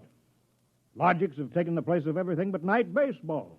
We shut them down, we go back to a civilization that we've forgotten how to run. Yes, but, boss, there's no telling what they'll do. Listen, now, you've asked these questions for a gag. Nobody's going to ask them seriously. What you need is a little faith in human nature. Excuse me, it's probably my wife. Cyrus, dear, how do you feel? Why, just fine, sweetheart. What have you been doing? I just called to tell you, Cyrus. I've got your favorite dessert for dinner. Dessert? What kind? Homemade chocolate ice cream. Cyrus, when you taste it, you'll just die. Cyrus, what's wrong? Why don't you answer me, Cyrus?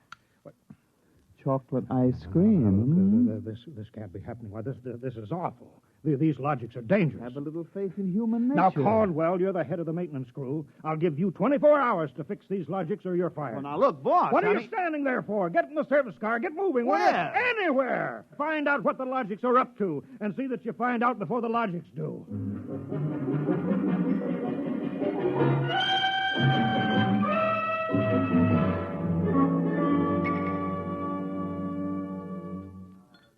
Bartender, give me a double. Come on up. Last night, have a little drink, pal. What's the matter, pal? You had a bad day? Oh, excuse me, bud. Listen, pal, you gotta listen. I got troubles. Bartender, will you get this barfly off of me? On your way, son. Oh, don't say that. I got troubles. How am I going to keep my wife from finding out I had a couple little drinks?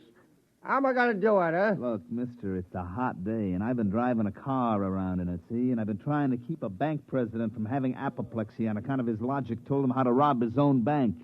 I've been trying to stop 6-year-olds from asking what comes after the bees and the flowers and their fathers from asking how to get $1 million by tomorrow. I've been tripping over dead bodies so artistically croaked that nobody's ever going to find out who done it, and all you got on your mind is how am I going to keep my wife from finding out I've been drinking? Dry up, will you? Go ask the logic. My pal, my boy, where's the logic? Where's that logic? Here, right behind you. Here's a nickel. This I got to hear.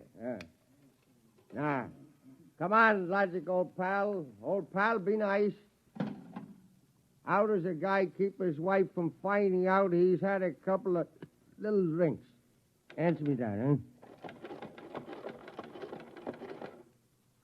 Buy a bottle of Franine hair shampoo.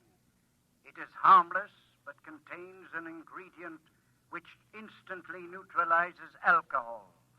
1 teaspoonful for each jigger you have consumed. Oh, boy, gotta buy a bottle of... what was that again? Supposing it's right, you'll never remember it as far as the drugstore. I think there's a bottle in the back room. Somebody left it. Oh, my pal. Oh, my boy. No more trouble. Just show me the way to go. I got a picture of him back there drinking that shampoo. Yeah. Give me another double. I don't know what's worse, to be as low as you or as high as him.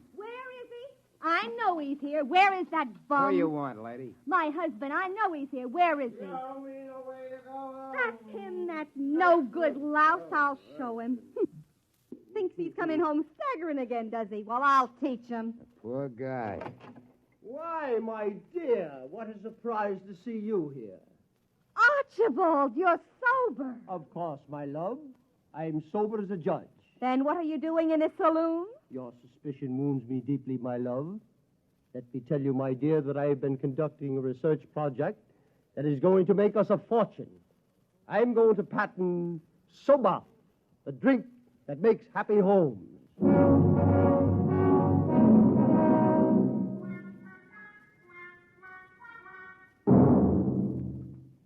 Look at this blotter, Caldwell. Blank.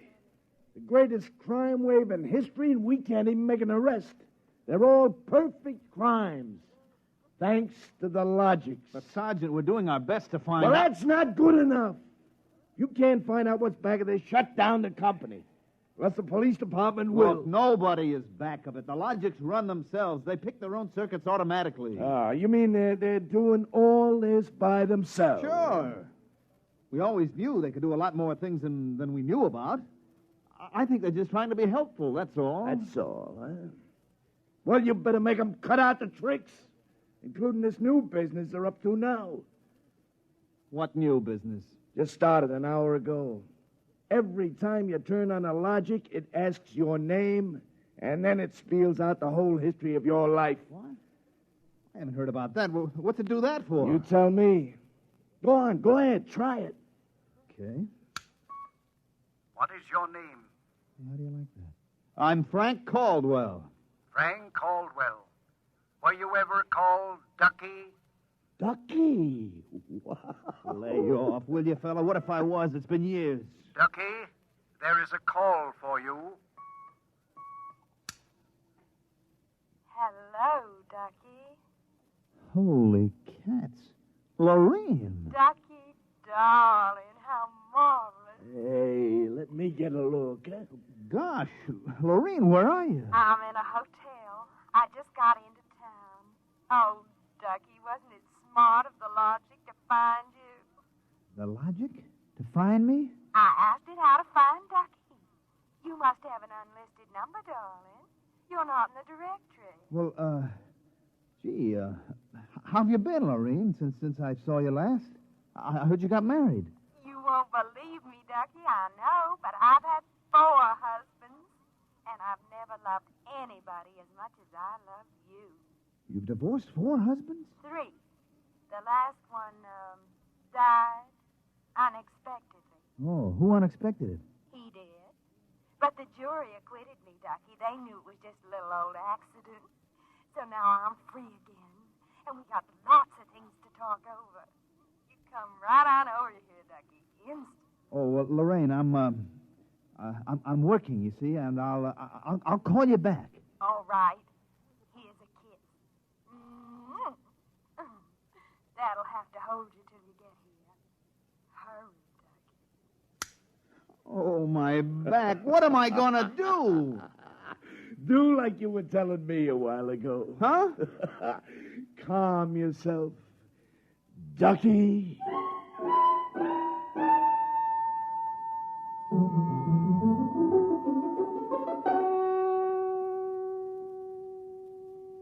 Call on the logic for you, Frank, your wife. Oh, thanks, Mike. Hi, Gerd. Frank, I've been trying to get you for an hour. Where you been? I've been out making calls, honey, trying to find out what ails these logics. Well, you better find out in a hurry or there's going to be trouble. Now, look, good. Now, just take it easy, huh? Caldwell, you can't let this happen to me. They're asking everybody's name, and when you tell your name, it reels off your whole history. Well, honey, I don't think they're doing that anymore. I think that was just temporary. Well, in the meantime, it's told everybody in the neighborhood all about me. I punched Mrs. Hudson's name. She's been married 3 times, and she's had Mr. Hudson arrested twice for non-support and once for beating her up. It'll tell anybody anything. Yeah, but look, Gerd, I'll tell you. Frank, you stop these things or I'm going to leave you. Oh, honey, you don't mean that? I do. If you can't figure out how to keep our private lives out of every logic in town, then I'm through, and that settles it.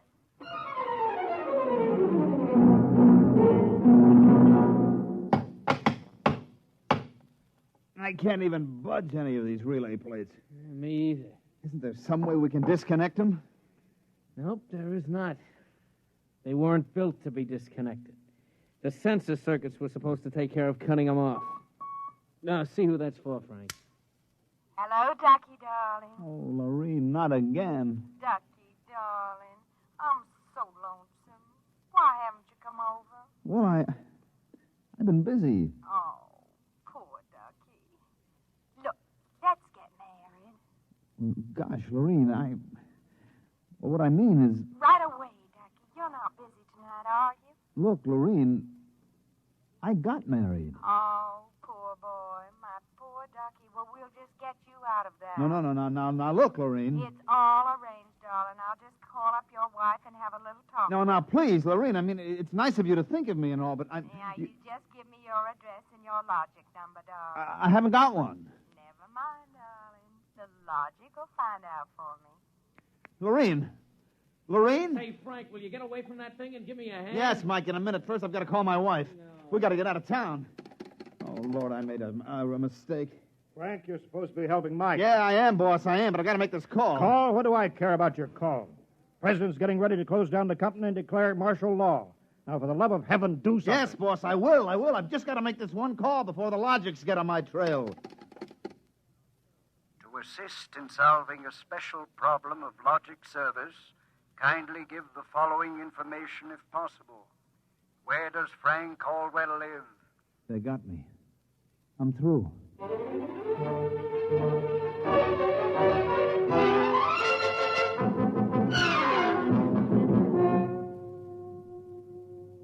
Look, Gert, will you please not ask any more questions? Frank Caldwell, I told you I was leaving you. Honey, leave me later. Right now, will you pack up yourself and the kids? We got to get out of here. But what is all this?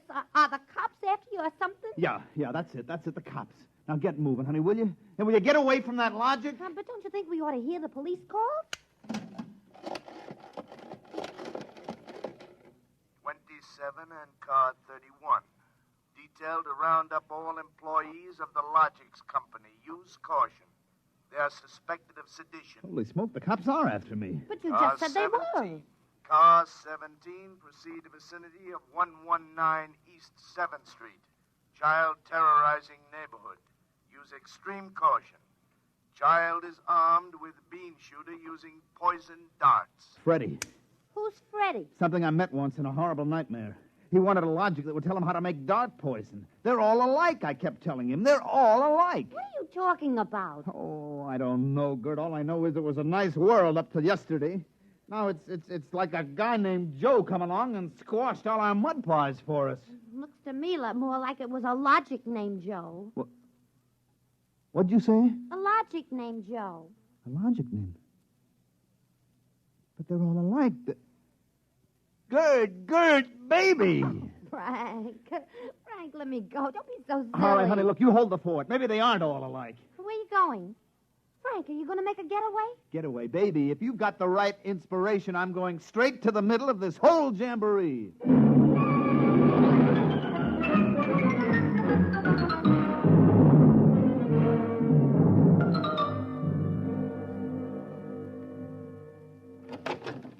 Yes? Oh. I was hoping it was the police. You remember me, Mr. Kolanovich, Caldwell of the Logics Company? Logics Company. I wish the Logics Company was at the bottom of the ocean. I don't blame you, believe me. Now, where's your logic? In here. I'd smash it into a million pieces if I wasn't afraid of what Freddie would do to me. Look, just get out of the way, will you? I've got business with Joe. If you want to do something and don't know how, ask your logic. Oh, we're back to that routine, hmm? Well, I want to do something, all right. Can a logic be modified to achieve correlations for which human brains are too limited?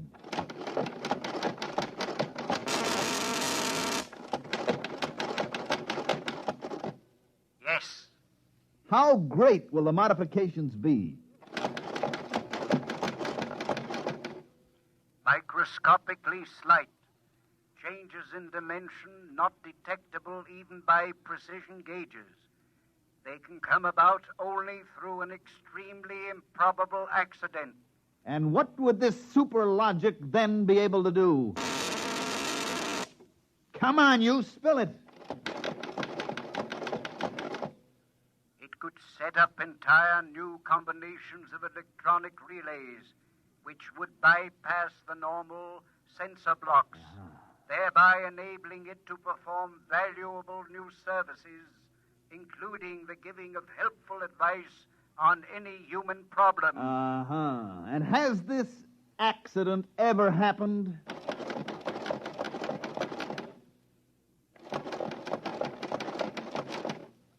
Come on, come on. It has happened only once in the case of the logic now owned by the Kolanovich family of 119 East 7th Street. A logic named Joe. Thanks, Joe. That's all I wanted to know. Hey, what's all that about? I'm taking this logic away, Mr. Kolanovich. I'll bring you a new one, and our troubles are all over. Hey, you, get away from Joe. Correction, our troubles are just beginning. Freddie, put down that blowgun. Ah, shut up. Hey, you, I said get away from the logic. Look, Freddie, I'm going to bring you a nice new one, see? I want that one. Get your mitts off it. What I got in this bean shooter ain't lemonade. Mr. Caldwell? Mr. Caldwell, the police. They're outside. Yeah, for me and Freddie. Nuts. What they want you for? You ain't smart enough to do nothing. Oh, no? Hey, there's plenty I could tell you. Look, there's the cops, kid. It's you and me against them. So what you gonna do about it if you're so smart? Now, look, we may have to find our way out. Let me see that blowgun. I know a way to hop it up so the cops won't have a chance. Now, come on, give it to me. Okay, let's see what you can do. Here. Thanks. Here! Mr. Caldwell, you're a great man. Now all I got left to do is pull this plug out of the wall. Come right in, Sergeant. Well, that must be the kid. He don't look so tough to me. Well, he just got a little softening. There'll be no more complaints, officer. I guess I can go on where Mr. Caldwell left off. Caldwell? Hey, you wanted... Now, look, I just came to pick up this busted logic. I don't know a thing. You said that before. Come on, you're going to the cooler. Let's go. Oh, wait a minute. You act like you wanted to go to jail. Well, just till a certain party leaves town. I got a feeling it's safer. Okay, then, Caldwell. Into the paddy wagon you go. Thanks, officer. You may be saving my life. Now, if you'll just help me carry this logic out... Wait a minute. You can't take that in the wagon. I can't? Why not? There's no room. We already got a dame in there who's raising the roof. A dame? Yeah, a blonde. Plainclothesman picked her up trying to buy a gun without a permit. She keeps screaming she's going to miss her date with Ducky.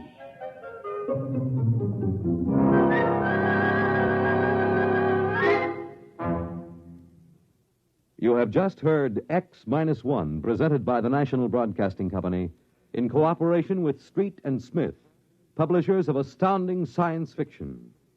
Tonight, by transcription, X-1 has brought you A Logic Named Joe, adapted for radio by Clarice Ross from the story by Murray Leinster. Featured in the cast were Mandel Kramer, Wendell Holmes, Guy Rep, Bill Zuckert, Walter Kinsella, Bob Hastings, Joseph Julian, Joey Fallon, Mary Lou Forster, Ann Thomas, and Mary Patton. Your announcer, Fred Collins. X-1 was directed by Daniel Sutter and is an NBC Radio Network production.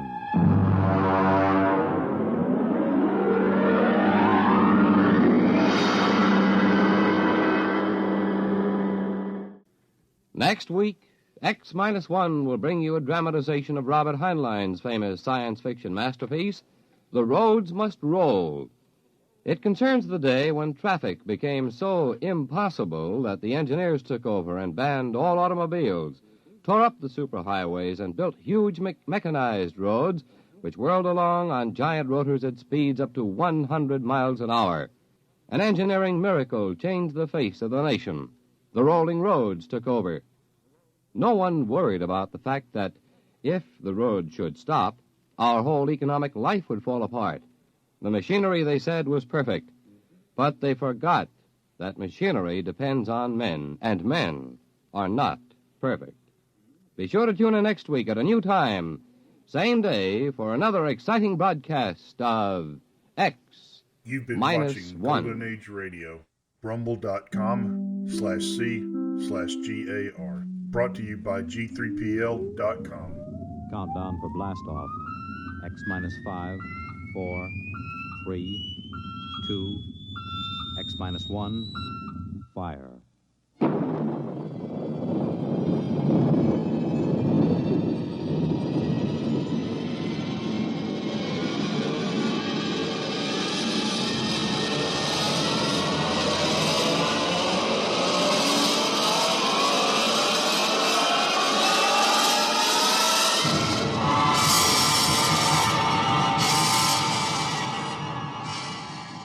From the far horizons of the unknown come transcribed tales of new dimensions in time and space. These are stories of the future, adventures in which you'll live in a million could-be years on 1,000 maybe worlds. The National Broadcasting Company, in cooperation with Street and Smith, publishers of astounding science fiction, presents X-1.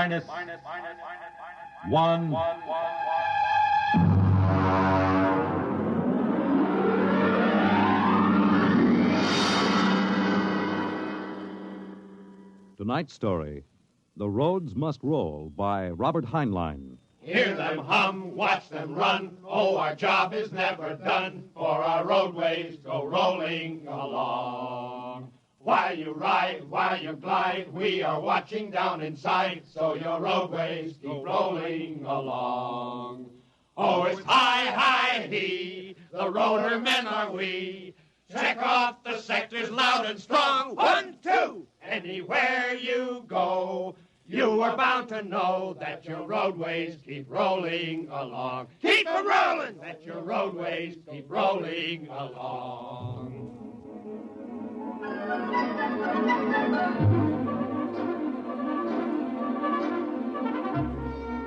It was in the middle 1950s that the automotive age began to die. The traffic engineers had long expected it. For years, they had watched our vast cities sprawl and spread out, spill over into the countryside, become more and more dependent on motor transportation. And then finally, the inevitable breaking point was reached. The growing flood of cars and buses and trucks began to swamp the streets and arterial highways. The building of roads could no longer keep pace. The superhighways, clogged, congested, became packed with cars stalled bumper to bumper. And the cities began to die of slow strangulation, for the traffic could no longer roll. And then the engineers took over. They banned the automobiles, tore up the superhighways, and in their place they built the rolling roads, mechanized roads that moved like huge conveyor belts, whirling along on their giant rotors at speeds ranging from 5 to 100 miles an hour, carrying the freight, the food, and the people from city to city and coast to coast. And no one worried over the fact that if the road should ever stop, our whole economic life would stop. For the machinery had never failed yet. But people forgot that machinery depends on men. The men who run it. Who makes the roads roll? We do! That's right, the engineers. We're the brains of the road. And where would the public be if we didn't keep the roads rolling? Right behind the 8-ball, and everybody knows it. All right, then. We're the men who hold the power, and it's time we started using it. We've called this meeting of the Engineers Control Committee because that's what we want to do. Control. Because I'm tired of taking orders from the Transport Commission, from slick desk jockeys like Jim Gaines, who don't even know a roller bearing from a field course. Now let Gaines yammer about our duty to the public. That's a lot of eyewash. We've got the power, and we're the men that count. It's time we quit fiddling around and use a little direct action to get what we want. Mr. Chairman! Mr. Chairman! The chair recognizes Brother Harvey of the Transport Mechanics Union. Thanks. Thanks. Now, I don't really belong here since I'm no engineer. I'm just here to represent the workers' union. But I want to know what's all the shouting for. You engineers have got better working conditions than we have, and we ain't kicking. You say the engineers are powerful. You say you can tie up the roads. Well, so can any screwball with a jar of nitroglycerin. And he wouldn't need no engineer's degree to do it, neither.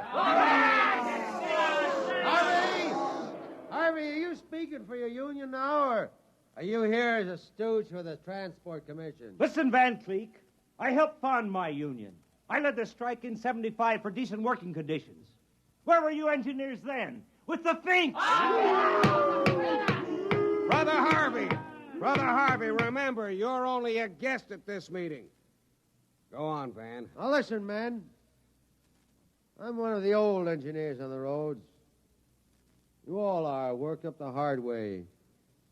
We didn't go to the fancy technical institutes like those young punk cadet engineers the commission is training to take over our jobs unless we do something to stop them. Jim Gaines hasn't been able to fill us full of the old school spirit and that baloney about how the roads must roll. So, all right, then. Why don't we get smart for a change? What would happen if the roads stopped rolling? Maybe the country would begin to realize that they can't do it without us. Maybe we'd begin to get the things we want. Who says the roads must roll?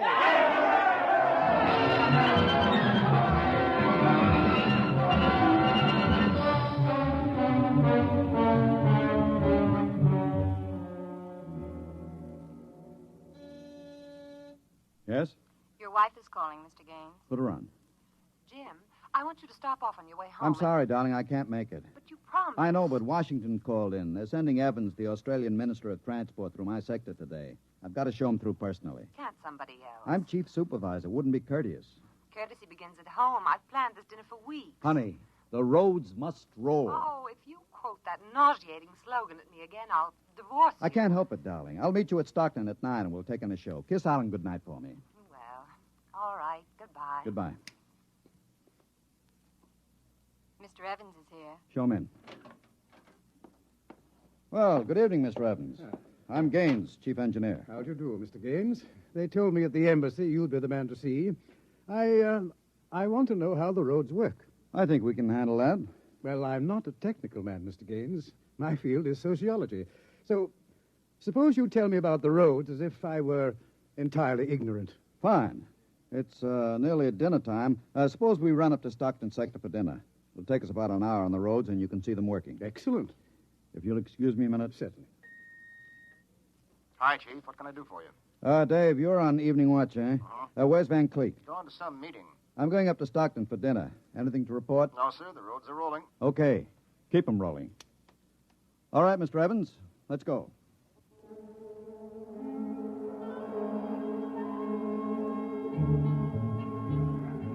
This is the low-speed strip. Ever ridden a conveyor before? No. It's quite simple. Remember to place the motion of the strip as you get on. There. We'll go right across. Each adjoining strip is a few miles an hour faster than the one next to it. Freight is carried on the 50-mile strip, most passenger traffic on the express strip. All right, now watch your step.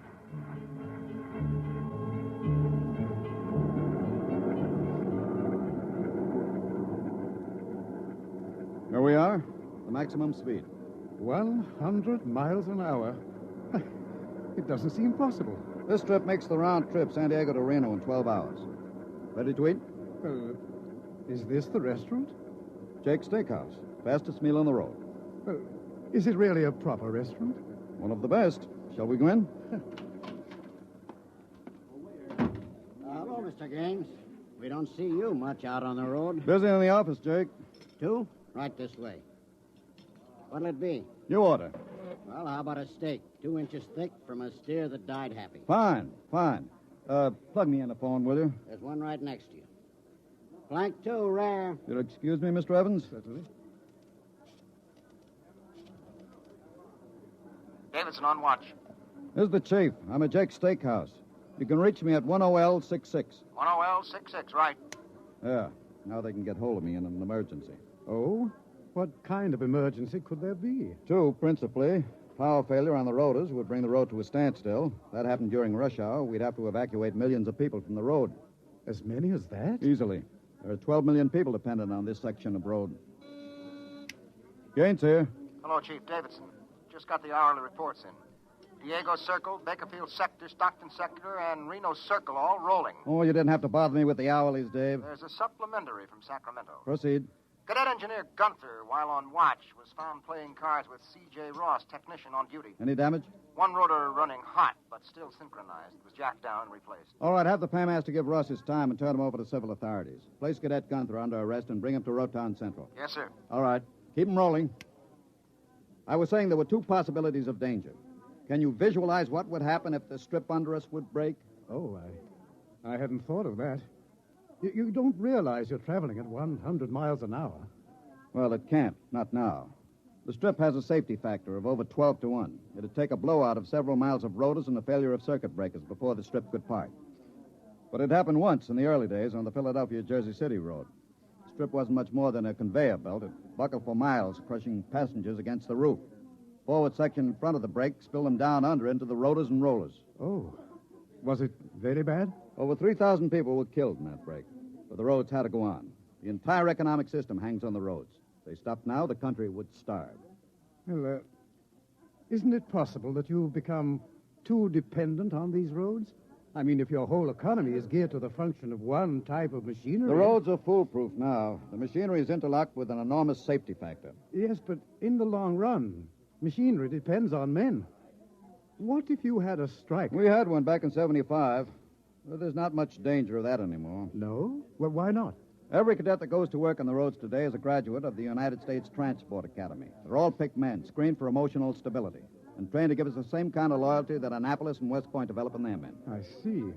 Are you a graduate, Mr. Gaines? No, I'm too old for that. The academy wasn't set up till after the strike in 75. But it won't be long now, maybe 5 or 10 years, before the oldest engineer on the roads is a man who's been through the academy. Gaines here. Davidson, there's another trouble report from Sacramento Sector. Again? What is it this time? Buster, what is it? What happened? Emergency stop. Hello. Hello, Davidson. Phones are out. Come on. Jake! What is it? What's the matter with the roads? Have everybody stay in the restaurant. What's that? Probably somebody stepped onto the next strip. Got cut to ribbons. There'll be plenty of casualties. Jake, where's your getaway hat? In the pantry. Look here, aren't we going to help those people? I've got the whole road to think of. Don't bother me. Give me a hand, Jake. The hatch is stuck. If you're coming with me, Mr. Evans, you've got to move fast. I haven't got any time to waste.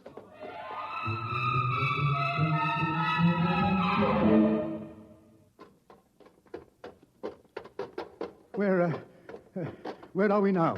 Freeway on top of the inner road ceiling. That's the outer shell over us. Are we going outside? No, there'll be an access down manhole over here. They're spaced every 100 feet. There, by the green light. Now, this will get us down on the northbound road. Careful, it's dark. Now stand away from the door, Evans. Yes.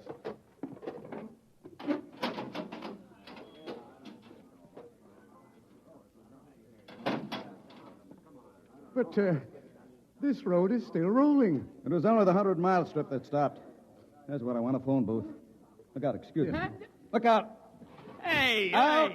hey, I'm talking to my wife. What's the idea Don't of argue. busting in here? Out. Yeah, but Emergency priority, division office. Davidson. Gaines here, report.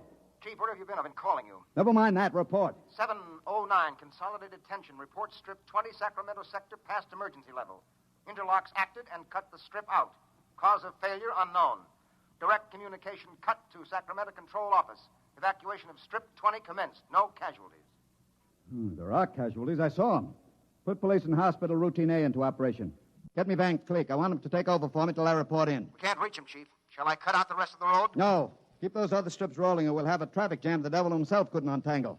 There are 5 million passengers on the road now. Notify the governor that I have assumed emergency authority. Arm all cadets available and await orders. Shall I recall technicians off No. watch? This isn't an engineering failure.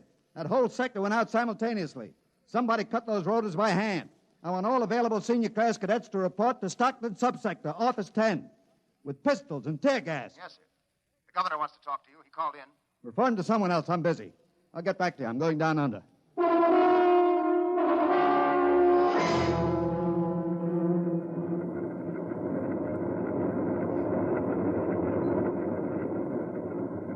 Evans! Evans!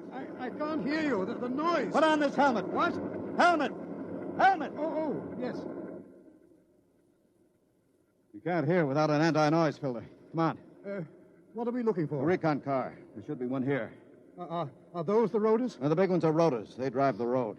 Little ones are rollers. They give continuous support. There's a watch gang now, jacking down a rotor. Can they hear us? No, the noise filter works on a 4-foot radius. I'll flash him. Now, he sees the light. Cadet Wilson reporting, sir. I want your recon car, emergency. Yes, sir, right over here, sir. Come on, Evans. Yes. Get in. But it's so small. You'll fit all right. You can take off your noise filter now. Hang on, she accelerates like a rocket. Ooh, my stomach.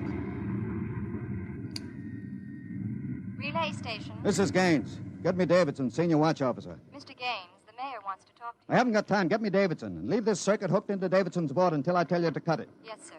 Here is the senior watch officer. Davidson. Gaines calling. Have you found out yet what's stopping the roads? No, sir. It's still a mystery to me. All right. I'm on my way in a recon car. Hold everything till I get there.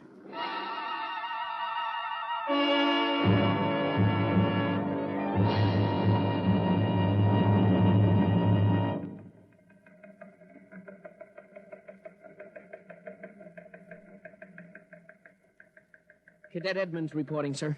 3 platoons of cadet engineers standing by with tumblebug motorcycles. Armed? Pistols and tear gas as ordered, sir. Good. Assistant Supervisor Van Cleek is calling you on Circuit 9, sir. Van Cleek. It's about time. Cut me in. Yes, sir. Hello, Van. Where are you? Sacramento office. Now listen, Sacramento. That's good. Report. in a pig's eye. What? I'm not your deputy anymore, Gaines. What are you talking about? Listen, don't interrupt me and you'll find out. You're through, Gaines. I've been picked as director of the Engineers Control Committee. We're taking over. Have you gone off your rotor? We stopped Strip 20 just to give you a taste of what we can do. We're running things now. And you don't really think you can get away with this? You can't start Strip 20 until I'm ready to let you. I can stop the whole road if I have to. Van Cleek, I'll call in the Army. How will you get 'em here if the roads aren't rolling? Now listen, Gaines. Whoever controls the roads controls the country. And right now, that happens to be me. Now sign off, Gaines. Gotta call the White House. You behave yourself and you won't get hurt. I don't believe it, sir. He's got us, Edmonds. If we go in and blast him out, he may wreck the road. What's your rolling tonnage now? 53% under evening peak, sir. How about strip 20? Almost evacuated. Listen in on this, Davidson. Standing by, Chief. I'm going down inside with these cadets. We'll work north, overcoming any resistance that we may meet. The watch technicians and maintenance crews are to follow behind us. Each rotor, as they come to it, is to be cut out from under Sacramento's control, then hooked into the Stockton control board. Understand? Got it. Check. If it works right, we can move control of Sacramento sector right out from under Vance's feet, and he can stay in his office there till he's hungry enough to be reasonable. Edmonds, get me a pistol. Yes, sir. Mr. Gaines, there's a man here. He's badly hurt. He wants to see you. Take care of him. I haven't got time. He's from Sacramento sector. What? Bring him in. All right. Easy. Come on. Easy. Mr. Gaines. You're Harvey from the Mechanics Union, aren't you? I tried to warn you. I tried to get away. He shot me 3 times. Get a doctor.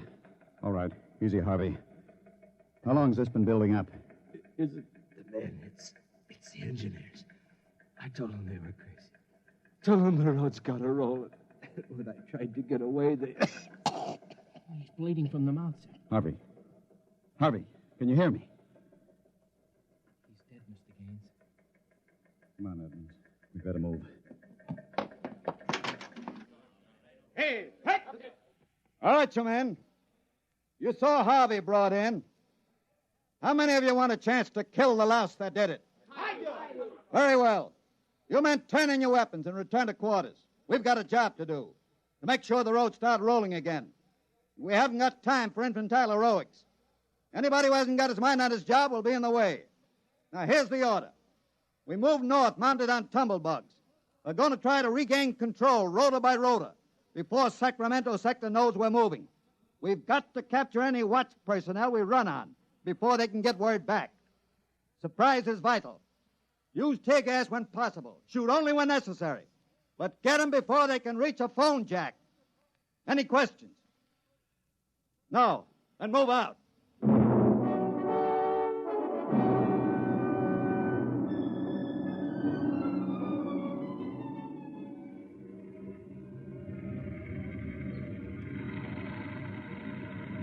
What's the score, Edmonds?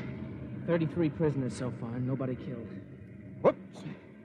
Yeah, since I rode one of these tumblebugs, I've gotten how to steer it. Oh, sir, there's a man ahead. There at the rotor base. He's got a phone jacked in. Hurry. If he gets word back, we're sunk. I don't think he's seen us. I'll dismount and get him.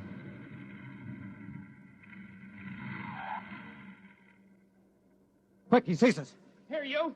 Look out, he's got a gun. Oh, I got him. Grab his gun. Yes, sir. You had a phone jacked in, all right. If we got through to Sacramento office, it's going to be tough. I don't know, sir. Maybe he didn't get the call through. Wait a minute. Listen. The road. Take off your noise filter. There.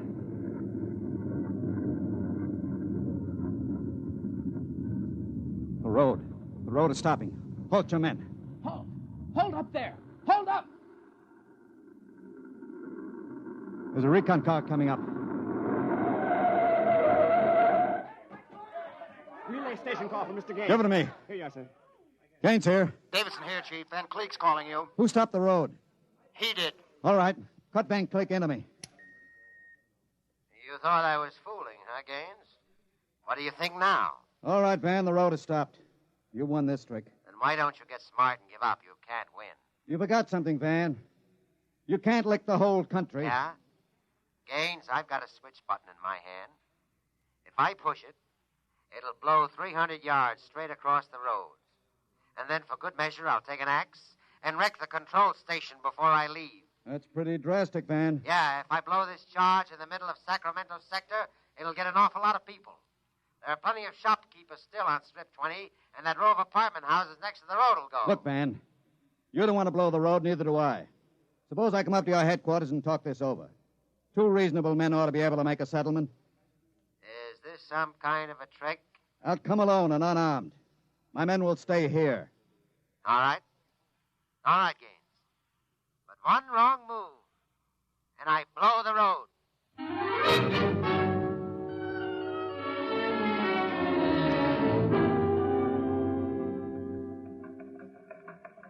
We've got to hurry, Dave. If I take too long, Van Cleek will get edgy and set off that charge. Failure report notes? 1, strips must be cross-connected with safety interlocks, so that when one dies, the others slow down. 2, the men. I can't understand it. Psych tests are rigid. We've never had a failure in the Hum-Wadsworth-Burton method. And then suddenly a whole sector goes sour. How could Van Cleek get a whole crew of psych-cleared men to revolt? It's easy, Dave. As my deputy, he was ex-officio personnel officer for the whole road. He must have been faking psych records for years and transferring maladjusted men into his sector. I've got that personnel record, Mr. Gaines. Man's record. Masked introvert. Inferiority rating 7. Comment. Despite a potential instability shown on Wadsworth Curve, this officer is especially adept in handling men. He's adept, all right. I haven't got time for any more, Dave. You're not going up there to Sacramento office. I've got to. He'll be armed. He'll kill you. I've got to take that chance. But unarmed? Why don't you call in the Army? He won't dare blow the road. Yes, he then. would. Look at that psych record. He's putting up a big, brave front, but he's rotten inside. He wants to be taken seriously. He wants everybody to think he's the most dangerous man in the country. And if I call the Army in, he'll try to prove it by blowing the road. How can you stop him, Mr. Gaines? He'll have a gun. What'll you have? What'll I have? Only a prayer. And what I know about Mr. Van Cleek.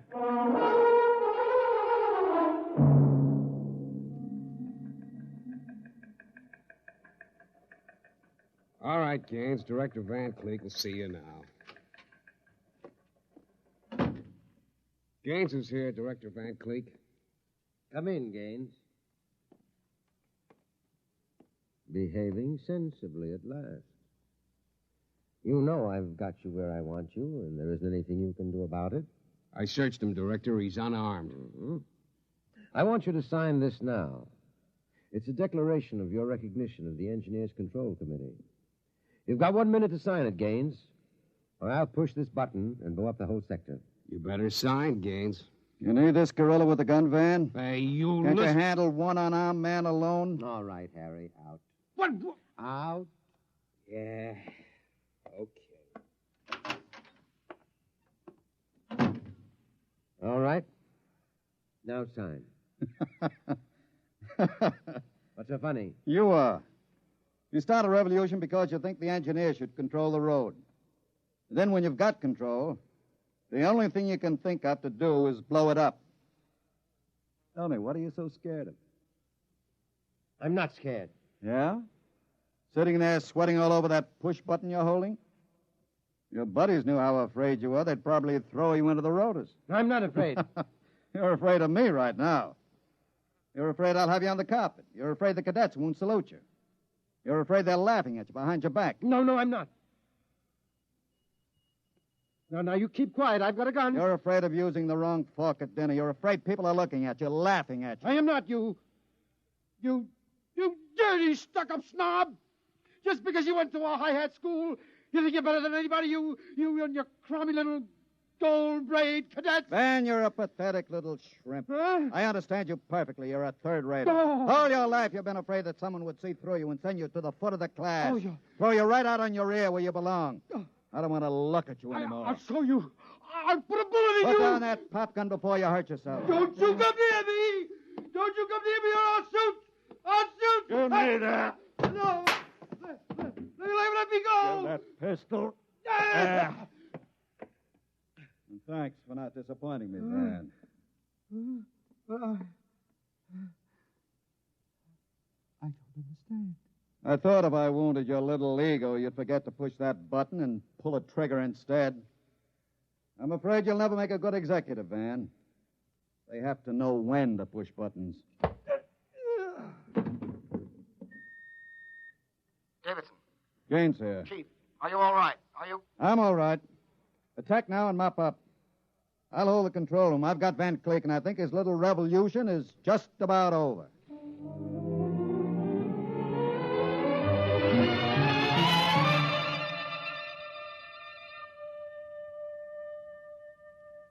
Hear them hum, watch them run. Oh, our job is never done, for our roadways go rolling along. While you ride, while you glide, we are watching down inside, so your roadways keep rolling along. Mr. Gaines! Mr. Gaines! Mr. Evans, I forgot about you. Yes, I've been waiting at the sector office. Is everything under control? All rolling. Those are the watch engineers going under to check Sacramento sector, inch by inch. Remarkable organization. Remarkable. Hourly's in, Chief. San Diego Circle rolling. Bakersfield, Fresno, Stockton. Stockton? Oh, no. What's the matter, Chief? Trouble, Mr. Gaines? It sure is. I promised to meet my wife at Stockton for a show. She's been waiting there since 9 o'clock last night. Dave, see if you can get her for me. Try the sector office. All right, Chief. And Dave, see if you can calm her down. Oh, sure, Chief. I'll tell her the roads must roll. No, don't tell her that. I don't think she'd appreciate it. She's heard it too often. Oh, it's I-I-E, the roller men are we. I better get going. Bye, Dave. Keep 'em rolling. Anywhere you go, You are bound to know that your roadways go rolling along. Keep them rolling, that your roadways go rolling along. Keep them rolling, that your roadways go rolling along. Keep them rolling, that your roadways go rolling along. Keep them rolling. You have just heard X-1, presented by the National Broadcasting Company in cooperation with Street and Smith, publishers of astounding science fiction. Your announcer, Fred Collins. X-1 was an NBC Radio Network production.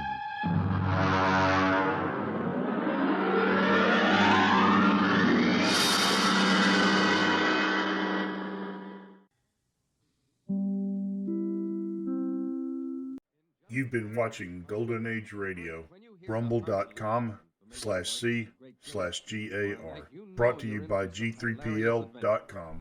Because whenever Gildy is around, somehow things never seem to go as planned. It might be his impulsive nature, or maybe it's his incurable weakness for the fairest sex, but whatever it is, the great Gildersleeve is bound to keep you laughing for a full 25 minutes. Tune in tomorrow night and meet Judge Hooker, Nephew Leroy, Housekeeper Bertie, and all the rest of the friendly people from Summerfield as they join the great Gildersleeve. Now stay tuned for X-1 on NBC. Countdown for blast-off. X-5, 4, 3, 2, X-1, fire.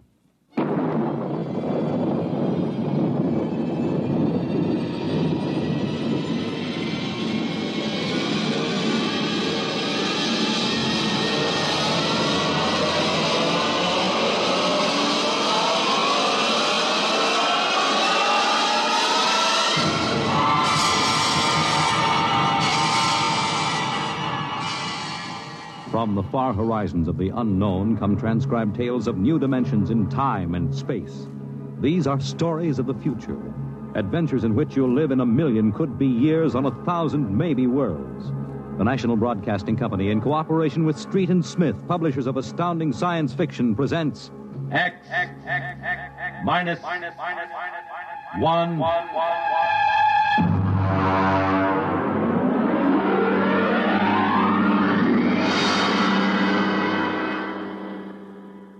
Tonight's story, Time and Time Again, by H. Beam Piper.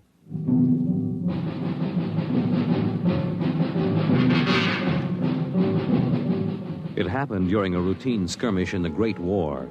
Patrols advanced from the defense perimeter under jet cover and preceded by napalm throwers. The enemy defended in depth and mopped up with guided 98s fired from 40 miles to the rear. The blast area was 10 miles in circumference, and the medics didn't find much to pick up over 500 yards in. Come on. All right, now back it in here. Look out, it's lousy with mud. More. Now, cut left. More, hold it. Stretches. Come on, Travers, get those men out. Yes, sir. Get a move on. Line them up. Come on. Easy. You want to kill them? Okay, take it away. Left those Joes where they was. Half of them won't last till the plane comes.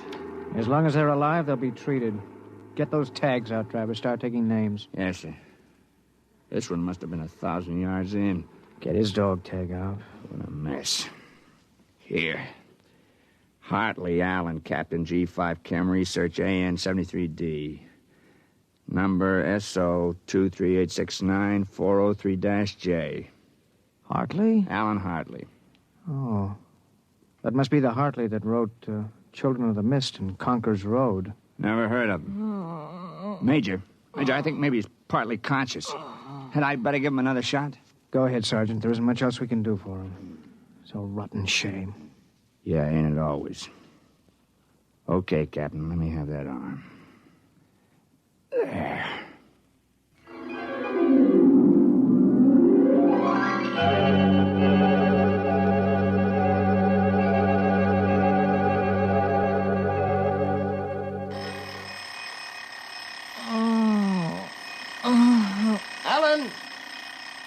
Alan! Oh, God. Down. Get up, Alan. Can't stay in bed all day. I remember that. Clear as if it were real. Up and at him. Hit the deck. Remarkably vivid. It's strange. Alan, are you all right? I'm all right. What's wrong with my voice?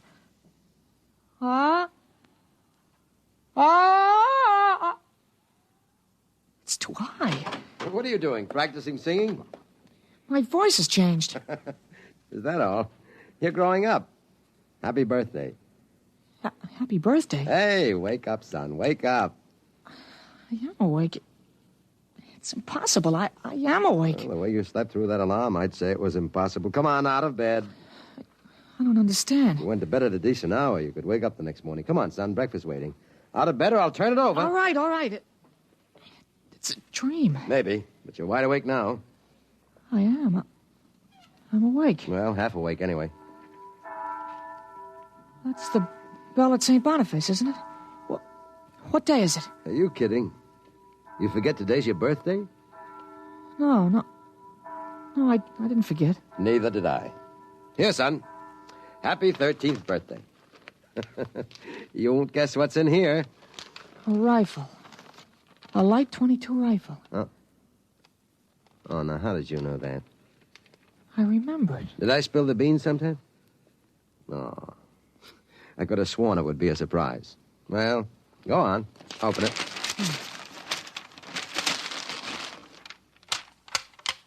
You like it? Yeah.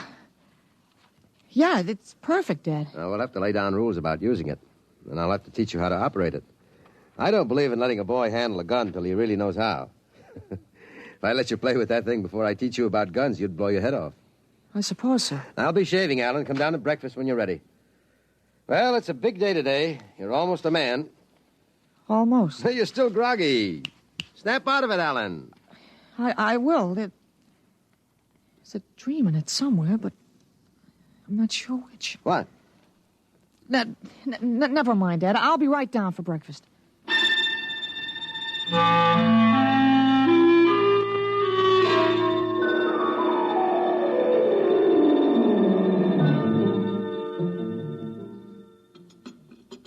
What you going to do today, son? I want to do some reading this morning, I guess. That's always a good thing to do. After breakfast, suppose you take a walk down to the station and get me a Times. Didn't it come? What, the Times? Well, they don't deliver. Be a good idea, though. Maybe I'll talk to Sam Ashburn about it. Here's a $50, Alan. Get anything you want for yourself out of the change. Thanks, Dad. Finish your milk before you go. Sure, Dad. Thanks for the money. You're big enough to handle it now. Hurry back. I'd like to finish the crossword puzzle before lunch.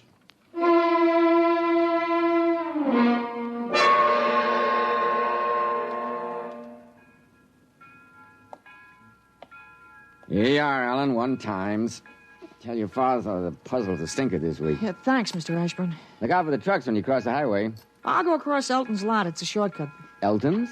You'll have a hard time crossing there, son. There's 4 buildings on that block. I thought they burned down. I've seen them this morning, big as life. I guess that didn't happen yet. What'd you say? Nothing, Mr. Ashburn. I was just muttering. My days, youngsters talked up. Yes, sir. Bye, Mr. Ashburn.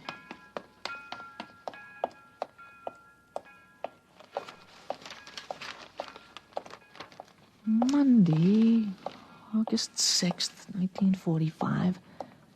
Okinawa 1. Bombing Japan. Hey, Alan. Huh? Alan, wait up. Hey, Larry Morton. Hi, Larry. Hi, Al. You going to Sunday school? No, I have some things I want to do at home. Oh, get him. Fancy pants talk. Things I want to do at home. Oh, go chase yourself around the block. Go jump in a garbage can. Go take a flying jet to the moon. Hey, that's a new one. Flying jet to the moon. You thought up a new one, Al. Yeah. I wish I could stay home from Sunday school when I wanted to. How about us going swimming at the canoe club after? Oh, I wish I could. I gotta stay home. We're expecting company. A couple of aunts of mine. Dad wants me to stay home when they come. Aunts are a pain. Nothing I can do. You see the football movie at the Grand? Boy, what a team. Notre Dame. I thought you'd like Cornell. Cornell? Huh. They couldn't beat Vassar. Well, you're gonna go to Cornell, aren't you? Me, Cornell? Fat chance. I'll bet you do. I wouldn't take your money. Well, I know you wouldn't, but you'll go to Cornell, all right. Ha, Cornell. Far above Cayuga's waters, there's an awful smell. Just the same, you'll go to Cornell. Larry, I gotta go. Well, so long, Al. I'll see you. So long, Larry. See you.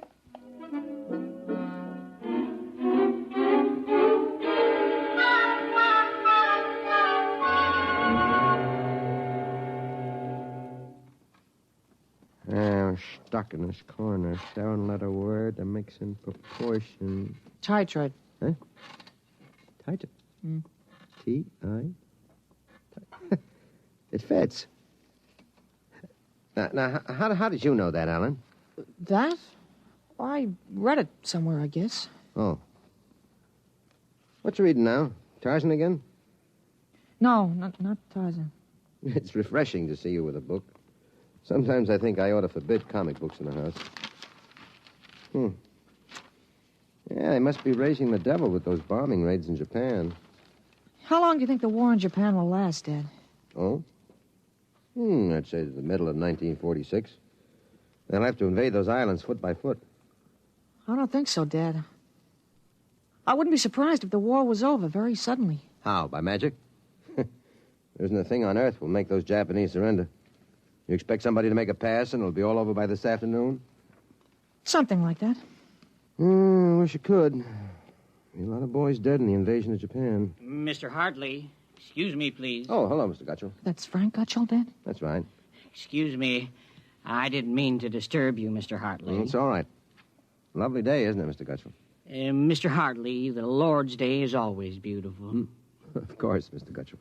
Mr. Hartley, I wonder if you could lend me a gun and some bullets. My little dog's been hurt, and it's been suffering something terrible. Oh, that's too bad.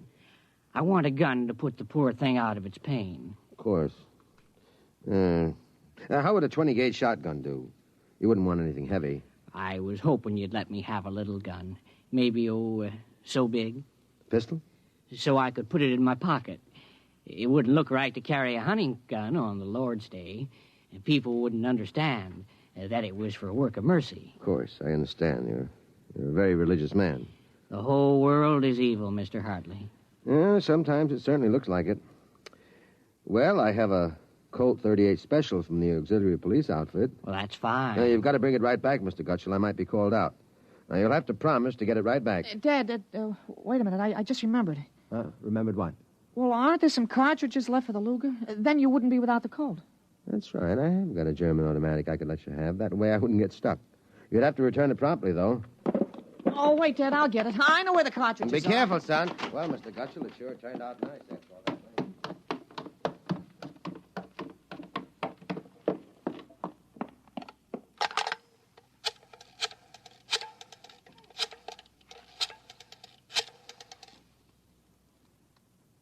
Hello, police headquarters. This is Blake Hartley. Frank Gutchell, who lives on Campbell Street, has just borrowed a gun from me, ostensibly to shoot a dog. What? No, he has no dog. He intends shooting his wife. Now, listen, he'll walk home. If you hurry, you can get a man there on time. What? No, but I wish you'd get my pistol back to me. It's from the First World War. All right. Then you'll take care of it. Goodbye.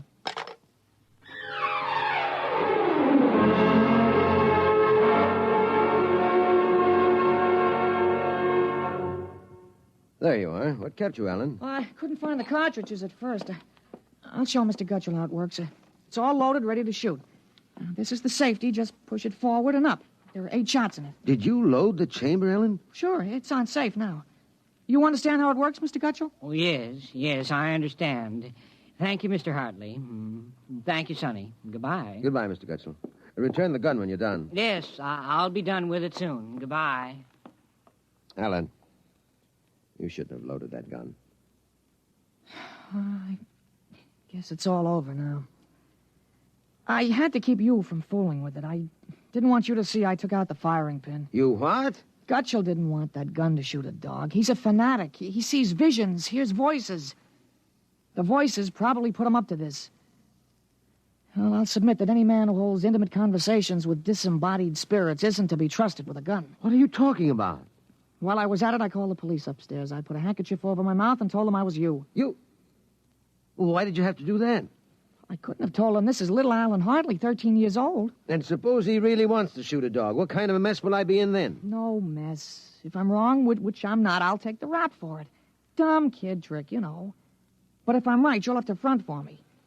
They give me a lot of cheap boy hero publicity, which I don't want. This is crazy, Alan. This is absolutely crazy. Maybe. We'll have the complete returns in 20 minutes.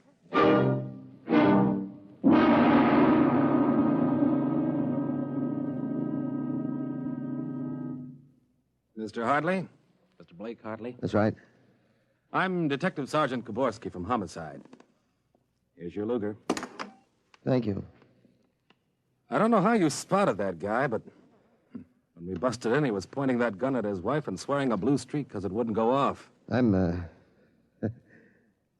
glad I was able to help.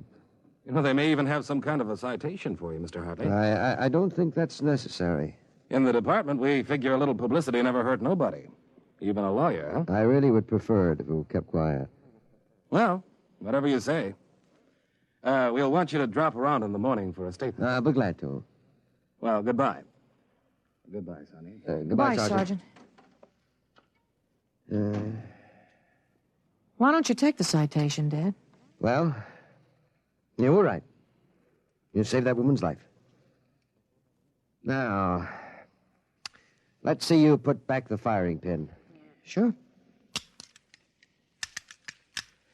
Here. All right, Alan. Suppose we have a little talk. But I explained everything. You did not. Yesterday, you wouldn't even have known how to take this pistol apart. Today, you've been using language and expressing ideas that are outside of everything you've ever known before. Now, I want to know... I hope you're not toying with the medieval notion of obsession. What? Well, you say I'm changed. When did you first notice this? Well, last night, you were still my little boy. This morning, I don't know. You've been strange all day. There's been something... Alan, what's happened to you? I wish I could be sure myself, Dad.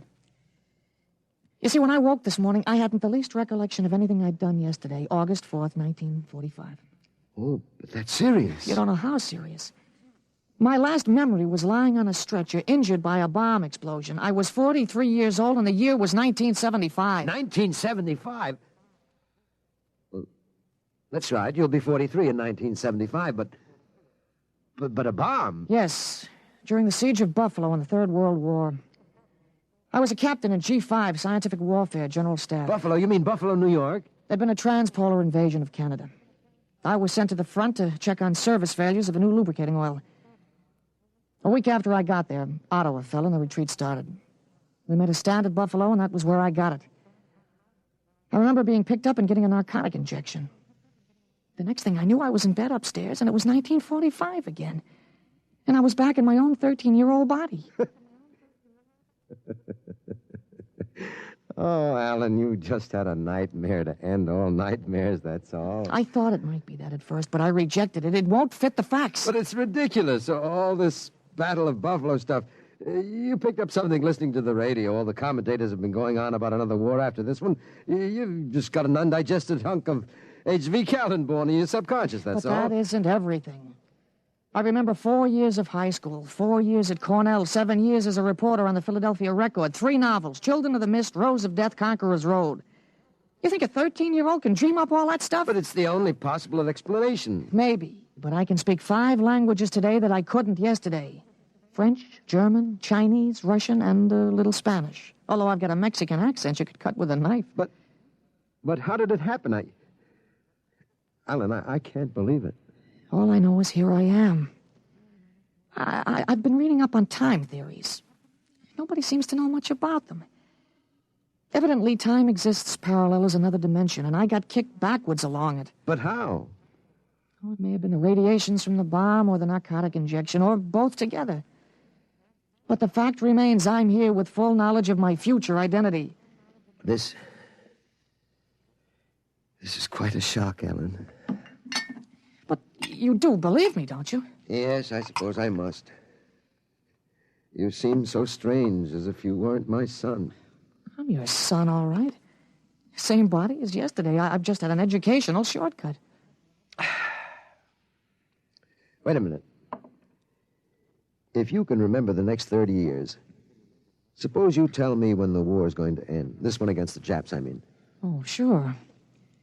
Well, the Japanese surrender will be announced at exactly 7:01 p.m. on August 14th. That's a week from Tuesday. A week from Tuesday? You better make sure we have plenty of grub in the house by then. Everything will be closed up tight till Thursday morning, even the restaurants.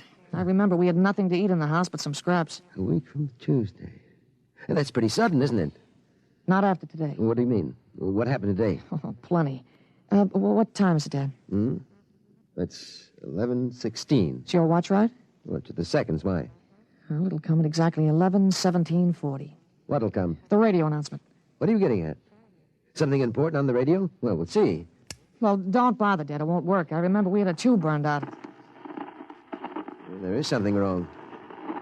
When is this announcement of yours? Now I remember it. I memorized it in journalism school in 1954. What time is it? 11:18 o'clock. We're breaking into the program now. President Truman has just announced that an atomic bomb has been dropped on the Japanese industrial city of Hiroshima. The bomb was dropped 16 hours ago, and the announcement was delayed to ascertain the results of the explosion.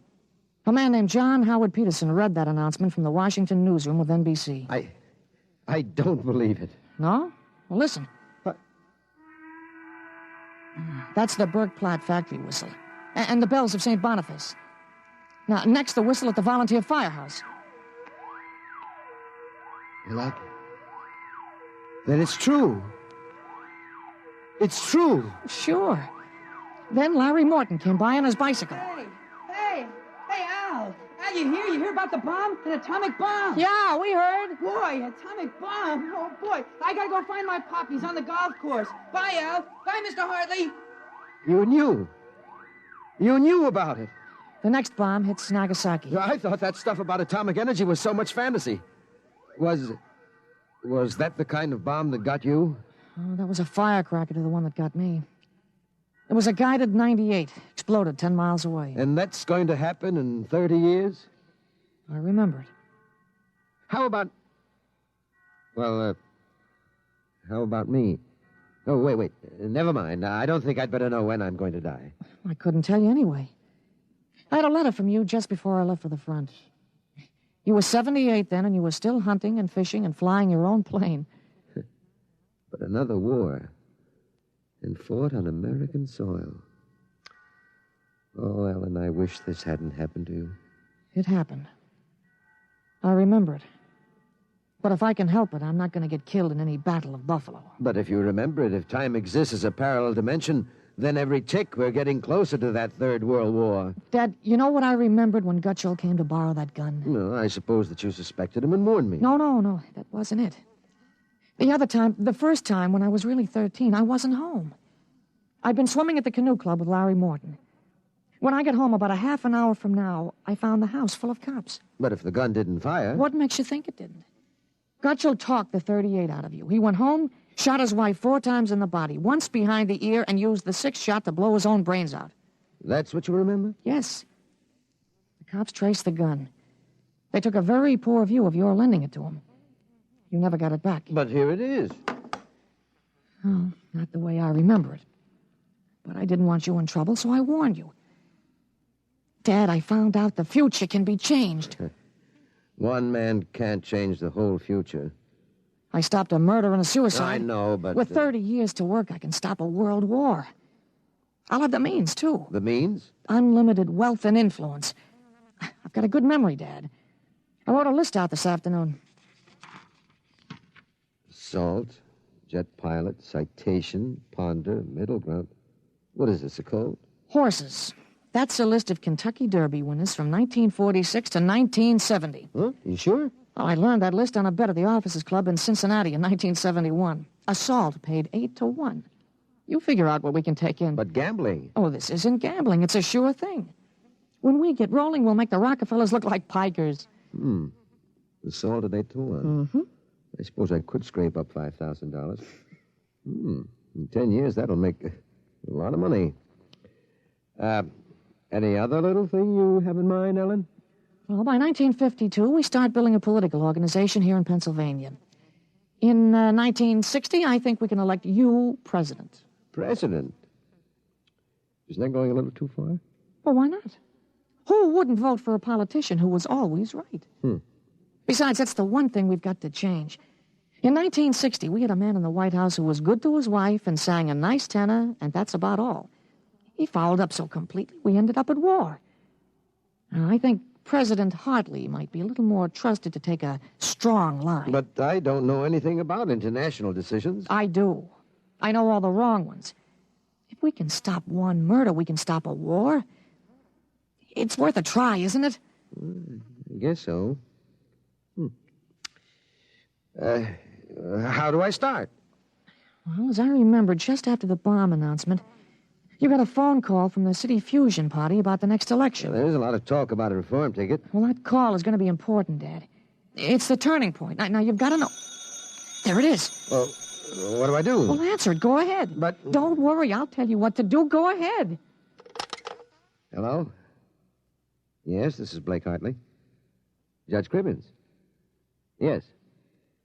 Just a moment. Alan, he's asking me to run. Oh, my head. Alan. Oh. Alan, what's the matter? Oh. Alan. He passed out. Alan, what do I do now? Alan, listen to me. Alan. Alan, what's the matter?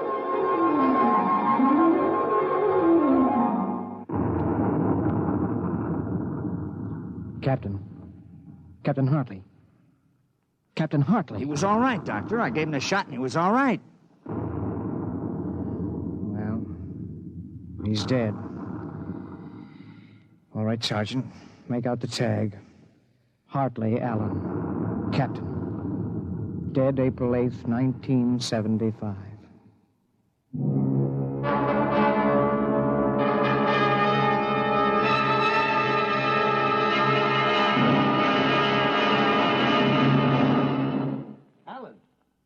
Alan, what happened? Alan! Alan! Huh? Alan, are you all right? Oh. Hi, Dad. I've got Judge Crimmins on the phone. What do I tell him? What? Alan, are you all right? You passed out. Sure. I'm all right. Hey, today's my birthday, isn't it? What'd you get for my birthday, huh? Don't you remember? The Third World War? What Third World War? Dad, what's the matter? You're looking at me funny. You don't remember. You're back again, aren't you? Back to 13 years old. Sure, I'm 13 today. For corn's sake, Dad. You must have died up there. It was only a mind transfer. That means I'm on my own. I have to do it myself without your help. Help for what? If it's the grass, I said I'd cut it tomorrow. No, it's not the grass. I've got to save your life, Ellen. I can't let you die that way in 1975. You're talking about, Dad? You sound goofy. I've got to change it all by myself. Change what? Never mind, Alan. You don't know yet. Come on. Let's have lunch. Sure, Dad, but now, how about my present now? What'd you get me for my birthday, In a minute, son. Go on in. Okay, well, hurry up, Dad, huh? Sure, all right. Now, where did I put that list of horses?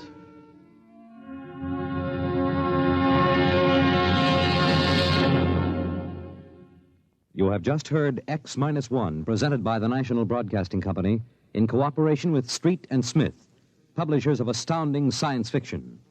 Tonight, by transcription, X-1 has brought you Time and Time Again, written by H. Beam Piper and adapted for radio by Ernest Kenoy.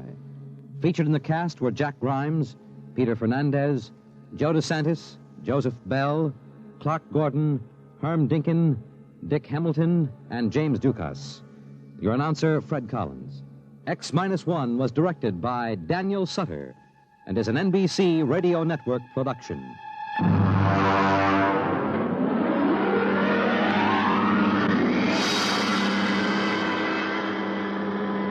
You've been watching Golden Age Radio, rumble.com/C/GAR. Brought to you by G3PL.com. Countdown for blast off. X-5, 4, 3, 2, X-1, fire.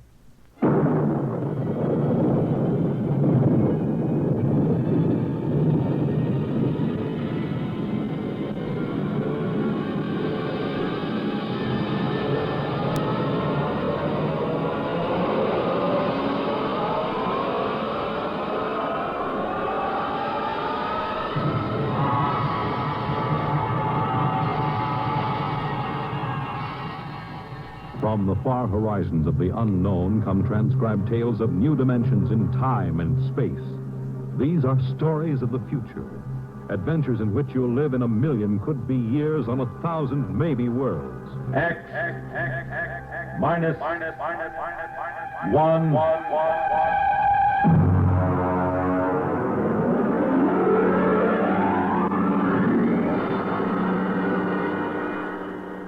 Tonight's story, The Parade, by George Lefferts.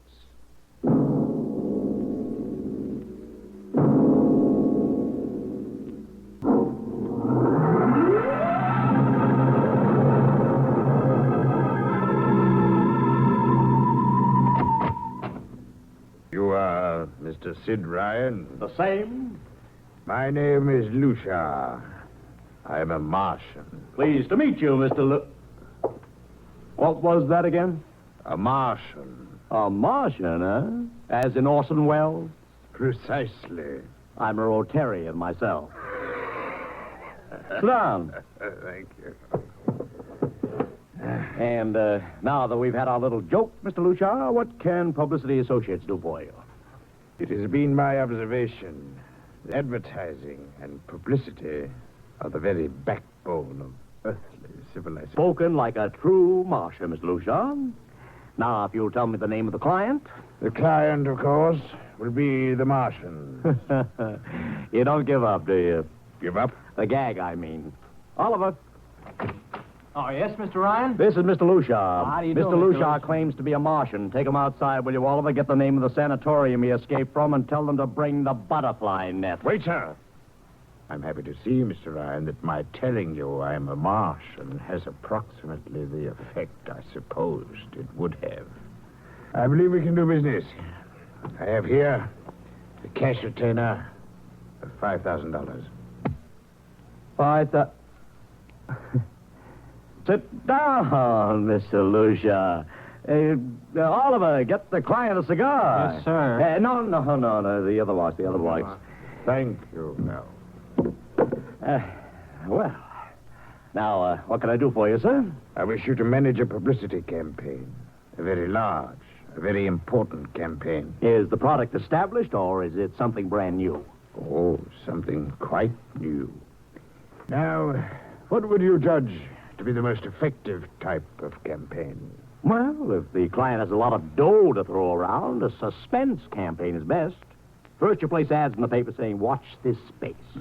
Then, about a week later, you run an ad saying XYZ or PDQ, and you get people guessing what it means. Then, finally, when you've teased them enough, you bust loose and unveil the product. Excellent. Very well, sir. We shall conduct a suspense campaign. Of course, in this kind of campaign, secrecy is very important. Once the name of the product leaks out, it spreads like wildfire, and the whole campaign is kerfloppo. Yes, quite so. Utmost secrecy. That's right. You realize, of course, these things cost like crazy. Would, say, $1 million cover the expense? Come again? I said, would $1 million cover it? Yes, I imagine. You did say $1 million. I understood that you had handled some very large accounts.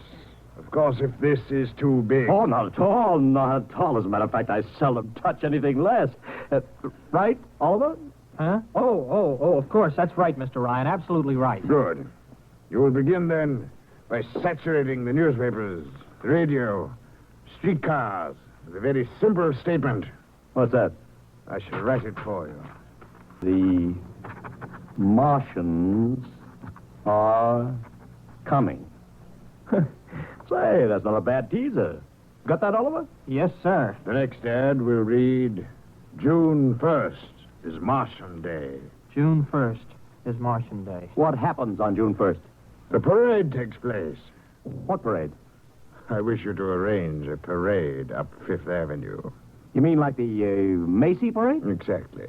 Except that the theme will be the world of tomorrow. The Martian world. My client would like it to be a gay affair. Balloons, clowns, pennants, pretty drum majorettes. Say, that sounds terrific. I might be able to interest the department stores in a tie-in. Fine. The parade will climax the campaign. On June 1st, the product will be unveiled. Good enough. By the way, Mr. Lucia, just what is the product? What are we selling? Oh, no, Mr. Ryan. Secrecy, remember. Oh, but after all will be revealed to you in good time, Mr. Ryan. Moment, better say we are selling a concept. Concept? Precisely. Concept of invasion from Mars.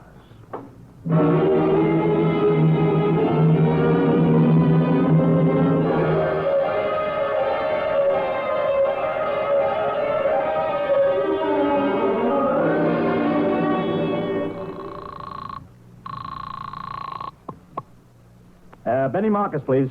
This is Benny. Benny, this is Sid Ryan over at Publicity Associates. Listen, Benny, how you fixed for midgets? I got midgets. Fine. I need 40 midgets for a parade. 40. June 1st. And listen, Benny, I want them dressed in little spacesuits. What? You know, like men from Mars, okay? Midgets. And I want some movie extras, maybe 50 of them. Also rigged up like men from Mars. Make them look gruesome. Got that? Gruesome. Also, I need some horses with pretty girls on top of them. Maybe you can get that bunch from Maroney's Traveling Circus. The ones we booked for the Fireman's Parade in Albany last year. Oh, try, Sid. And never mind the expense. Just get me the talent, okay? I gotta hang up now. Call me back, Benny. How you doing, Oliver? Oh, fine, Mr. Ryan, just fine. We got full-page ads in all the dailies and 10-second spot announcements on every local station, but it's costing a fortune. The more it costs, the bigger our percentage. Spend like you are going to the electric chair, Oliver. Yes, sir. How you making out on the parade? If it comes off, it'll be the biggest thing since Barnum invented the midget. I've got Macy's, gimbals, and sacks to contribute floats.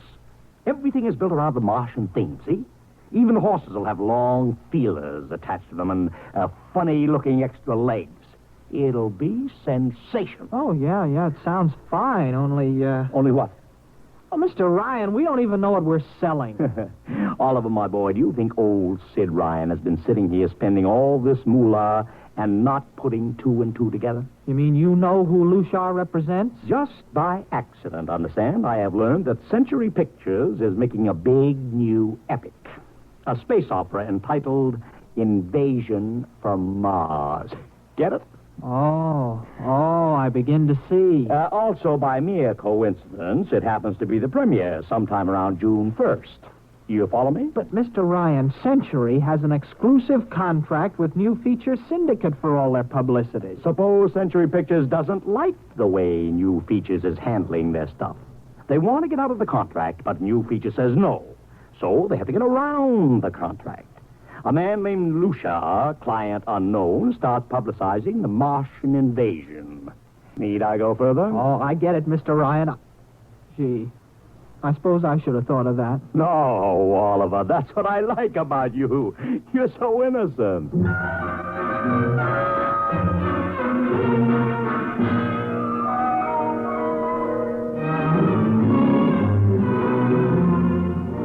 Let me talk to Commissioner Patrick, please.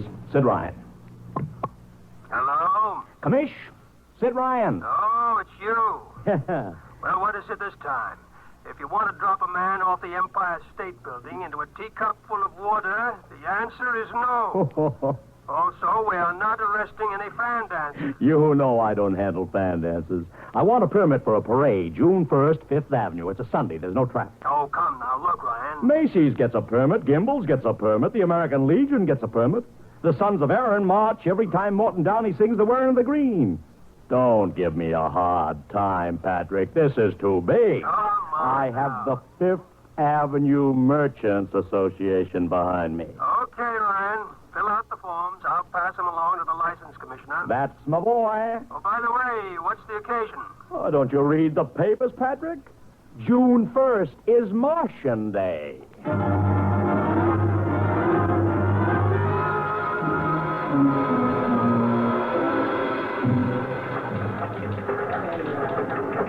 Well, Mr. Ryan, how is the campaign going? Like fire, Mr. Lucia, like fire. Everybody and his brother is going along with the gag.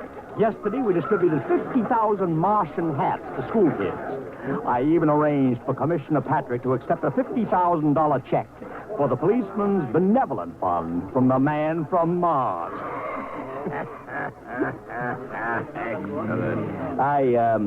I understand Century Pictures spent over $1 million making that space opera. I beg pardon? Oh, come, Mr. Lucia.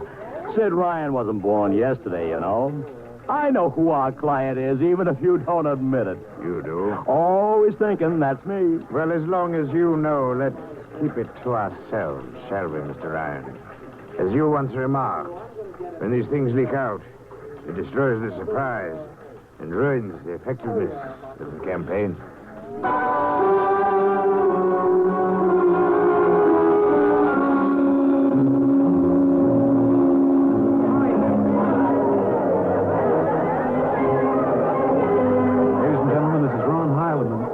Speaking to you from our portable transmitter atop the reviewing stand for the much-heralded Martian Parade on Fifth Avenue. It's a beautiful sunlit day here in New York. Perfect day for a parade. And the streets are packed with thousands of spectators, all eager to find out what this is all about. There's an air of shrill expectancy. Fellas, over here! Okay, tell them all right. I've just had word from Sol Brown up at Central Park Mall that the Martians have landed from big pink balloons. And while we're waiting here for the arrival of the parade, we brought some people up to our microphone to tell you their reactions to this spectacular affair. What's your name, madam? Miss Ada Shackley. A little louder, please. Miss Ada Shackley. And where are you from, Mrs. Shackley? Columbus, Ohio. I see. And I see you have your family with you. Two little curly-headed boys. Are you in New York for your vacation? Yeah, we came for the Shriners Convention with their daddy. Well, what do you think of Martian Day, Mrs. Shackley? Well, it all seems very strange to me, but the boys have been pestering me to watch it, so we've been standing here for 2 hours. I can't make head or tail of it. Well, neither can a lot of other people, Mrs. Shackley, but judging by the thousands here already, there's a lot of curiosity. Curiosity killed a cat. Let's hope not. Thank you, Mr. Shackley. And now Here they come, ladies and gentlemen. The first units of the big Martian Parade swinging down Fifth Avenue. Fanfare, colored streamers, music, confetti, floats, all the attractions of the Mardi Gras. Let's listen to the band for a minute.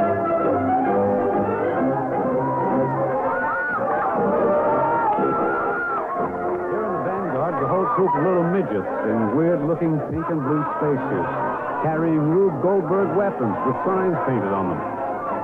I can read one which says Atomic Blaster. Another has a placard reading, We're Marching Through Georgia. And here come the clowns, laughing and falling all over each other. They're giving free sugar candy to the kids along the way.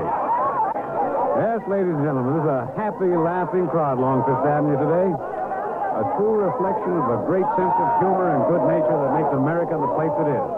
Why, only... What's this? The crowd's murmuring now. They've fallen somewhat silent. There's something coming. I'll try to get it for you. What? Ladies and gentlemen, here comes the Martian contingent. This is promised as the climax of the show. And now a great hush has fallen over the crowd. It's quite a sight to see these thousands of people standing here expectantly, hearing only the great regular sigh of their mass breathing. Now here they come, ladies and gentlemen. The Martians, marching in booted, helmeted ranks, row after row of them. This is an impressive sight, ladies and gentlemen. And a rather serious contrast to the rest of the joyous slapstick parade we've been witnessing up until now. There are perhaps, 200 tall, broad-chested men dressed in metallic gray spacesuits with thick glass visors drawn across their faces. Each one's holding an ominous-looking ray gun at the ready position. They're marching in absolute silence, keeping steps perfectly, as though some mute, unspoken command were marking time for them. Even the children are awed by the unexpected, warlike realism of the Martian Legion. And now the first ranks of the Martians move past us, down Fifth Avenue toward the reviewing stands at the square. No one moves. There. A woman, ladies and gentlemen, just dashed out into the street. For what reason, I don't know. She just slipped through the police cordon somehow. They're after her now, but she's already reached the ranks of the marchers, and she's trying to lift the visor of one of the Martian spacesuits. Wait. She's fallen.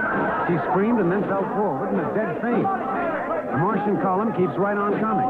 Unless they break ranks, they're going to trample her. No. The policemen have got her now. They're dragging her away, out of the way.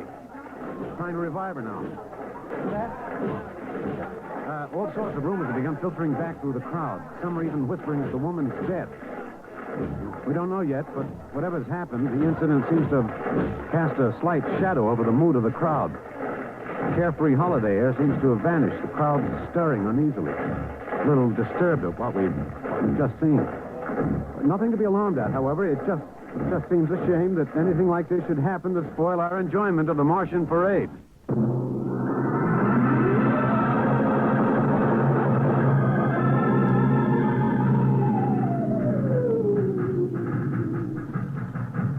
Mr. Ryan, did you see that? A woman fainted. She ran out into the street to get a close look at the Martians, then she screamed and fainted dead away. I'm well aware of that, Oliver, since I paid her $50 to do it. What? The dramatic moment, Oliver. The stock and trade of the good publicity, man. Relax. Holy smokes, you sure think of everything. For my share of this deal, roughly $100,000, I can afford to think of everything. Shut the window. Oh, okay, but don't you want to see the finish? We'll go down to the reviewing stand for the finish. Right now, I want to make a phone call. By the way, where's Lucia? Oh, I haven't seen it. Well, close the window, Oliver. Well, okay, Mr. Ryan.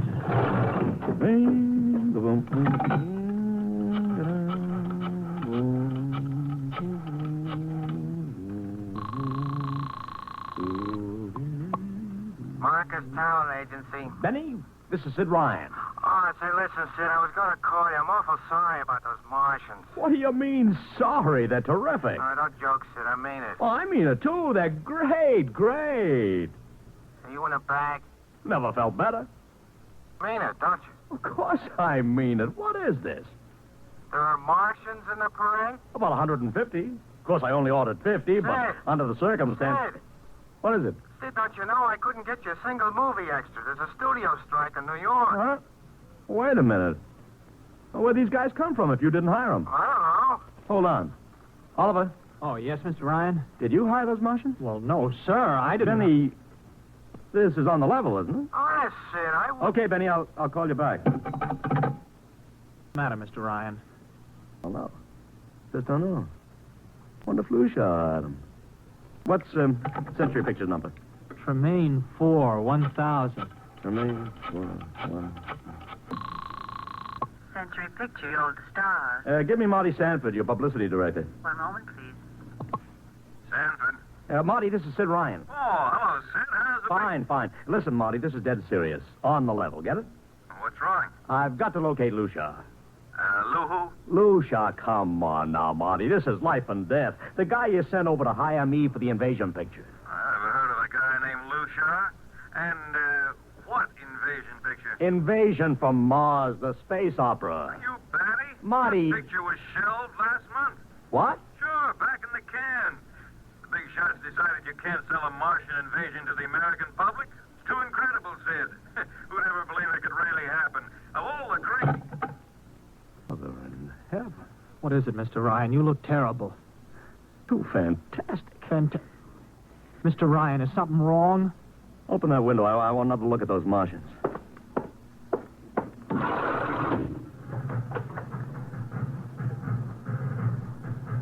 Look at them.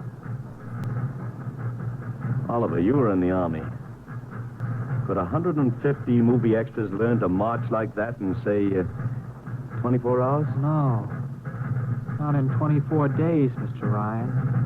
Not a second's hesitation. Not one out of step. Look at the way they carry those ray guns at the ready. The only other time I've seen troops march like that was on a film of the Nazi SS troops marching through the streets of Paris. Mr. Ryan. Oliver, get down there. Find that woman who fainted. Her name's Gloria Montez. Get her up here. Make it fast.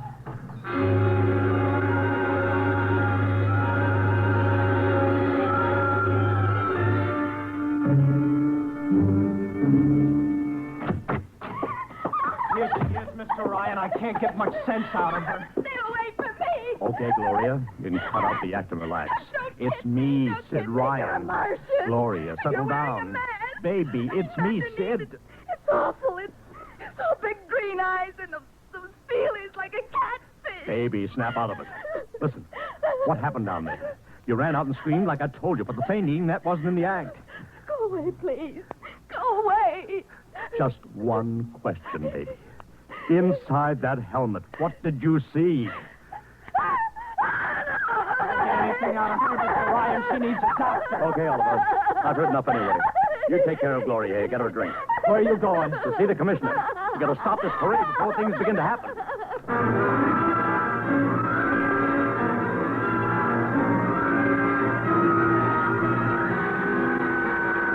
Okay, Ryan, what's the beef? Listen, Patrick, I don't know what it is, see, but something's wrong. You've got to stop that parade. I suppose you'd like the riot squad. That would get you a front-page spread on every paper in town. Now, look, Ryan, I've got no time for your cheap publicity gags. I'm a busy man. Listen, I'm trying to tell you I don't know where those Martians came from, who they are, anything about them. Oh, Ryan, I'm wise to your tricks. Now, if you let the sergeant show you out... You won't do it, huh? An honest citizen appeals for protection and you refuse? I most emphatically do. Now, beat it. All right, Patrick. I'll go right to the mayor's office. I'll have you busted, flattered, and the fried egg. Go ahead. I'm sure His Honor will be glad to toss you out on that phony nickel-plated skull of yours.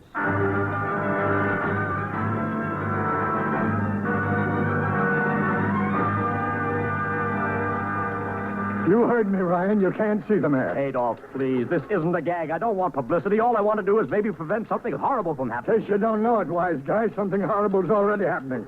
A couple of hundred little kids are in the hospital with ptomaine poisoning from that phony Martian candy you passed out. What? Or didn't you know? I didn't. We've got to stop that parade. Sure, you'd like nothing better than to start a panic now. Maybe a few hundred people get trampled to death. Think of the newspaper's fate. That'd get you and your phony product. I won't stand for this, Adolf. This may be a matter of life and death. Get out of here quick. It'll be your death. Go on, beat it. Get out. You and your publicity stunts make me sick to my stomach.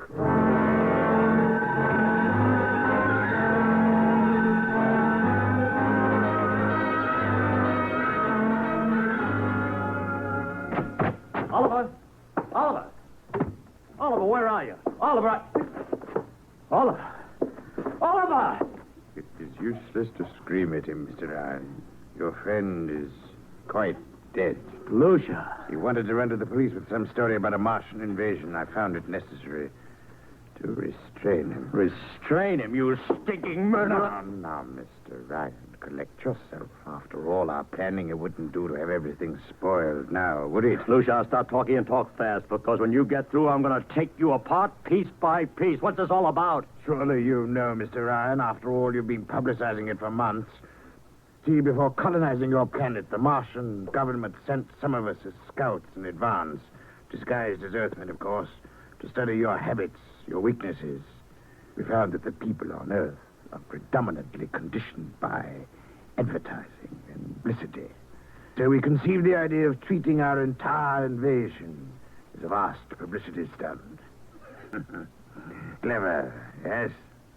After all, Mr. Ryan, who would suspect an invader who advertised his invasion in the newspaper, invited the public to his surprise attack, and spent millions publicizing his plans? Holy jumping. You've done very well, you see. Then there was no product. Ah, but there is a product.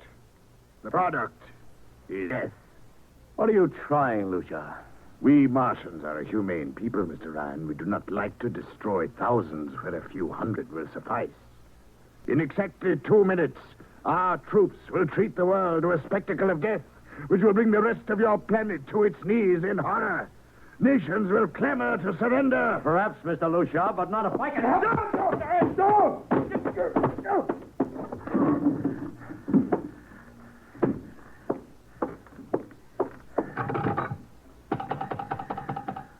Yes, please. Operator, this is Mr. Ryan. Get me the field telephone on the reviewing stand of the Martian Day Parade. Hurry. Anyone in particular? Just hurry. Reviewing stand. Hello? Get me Commissioner Patrick. Hello? Hello. You have to talk louder. I want Commissioner Patrick. Patrick! Wait a minute. Things are quieting down. Hey, what was that you wanted? This is Ryan. I have to talk to the commissioner. It's a matter of life and death. Oh, you can't talk to him now. The Chief Martian is presenting the PBA check to him. The Martians are going to fire a salute. Listen, you gotta stop him. What? Stop him! I'm sorry, Mr. Ryan. I can't. You idiot! The worst is going!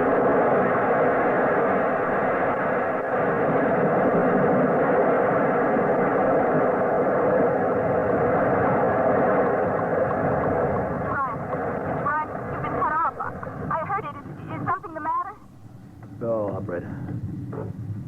Doesn't matter.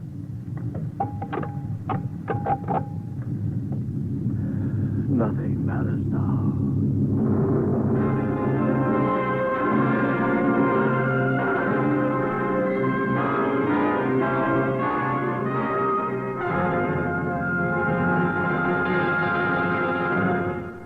Tonight by transcription, X-1 has brought you The Parade. Written by George Lefferts. Featured in the cast were Joseph Curtin as Ryan, Barry Kroger as Lushar, Alexander Scourby as Ron Heilman. Music by Albert Behrman. X-1 was produced by Van Woodward and directed by Edward King. Fred Collins speaking.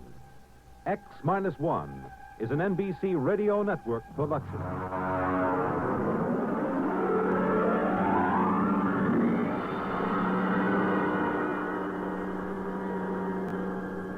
And now, next week, The Cave of the Night. The gripping story of the first man to pilot an Earth satellite beyond the reach of gravitational pull. And of what happened when a watching world learned that something had gone wrong. That he could never return. That he was doomed to die a lingering death in the arching blackness of the sky. The Cave of Night. Hear it next week at X-1. Did you ever stop to realize that 4 American coins show us the importance of elections? The first one is the Washington Quarter. It was George Washington who reminded us that on the unity of our government depends our independence, our peace at home and abroad, our safety, prosperity, and our freedom. The second coin is the Jefferson nickel. It was Thomas Jefferson who said, "No government can continue good but under the control of the people." The third coin is a penny, bearing the likeness of Abraham Lincoln, who said, "Among free men, there can be no successful appeal from the ballot to the bullet." Finally, the Roosevelt dime reminds us of something Franklin D. Roosevelt once said. Every man and every woman in this nation, regardless of party, who have the right to register and to vote, and the opportunity to register and to vote, have also the sacred obligation to register and to vote. These 4 Americans, by recognizing the importance of You've been watching Golden Age Radio, rumble.com/C/GAR. Brought to you by G3PL.com. So many impossible situations. This is a question you'll probably ask yourself tomorrow night when you follow another hilarious adventure of Throckmorton P. Gildersleeve. Yes, Gildy's eye for the ladies and his impulsive temperament managed to entangle him in a web of riotous circumstances. Join the romantic water commissioner, his neighbors, Judge Hooker, Mr. Peavy, and all the loyal Gildersleeve household as they romp through another episode of The Great Gildersleeve tomorrow night. And now stay tuned for X-1 on NBC. Countdown for blast-off. X-5, 4, 3, 2, X-1, fire.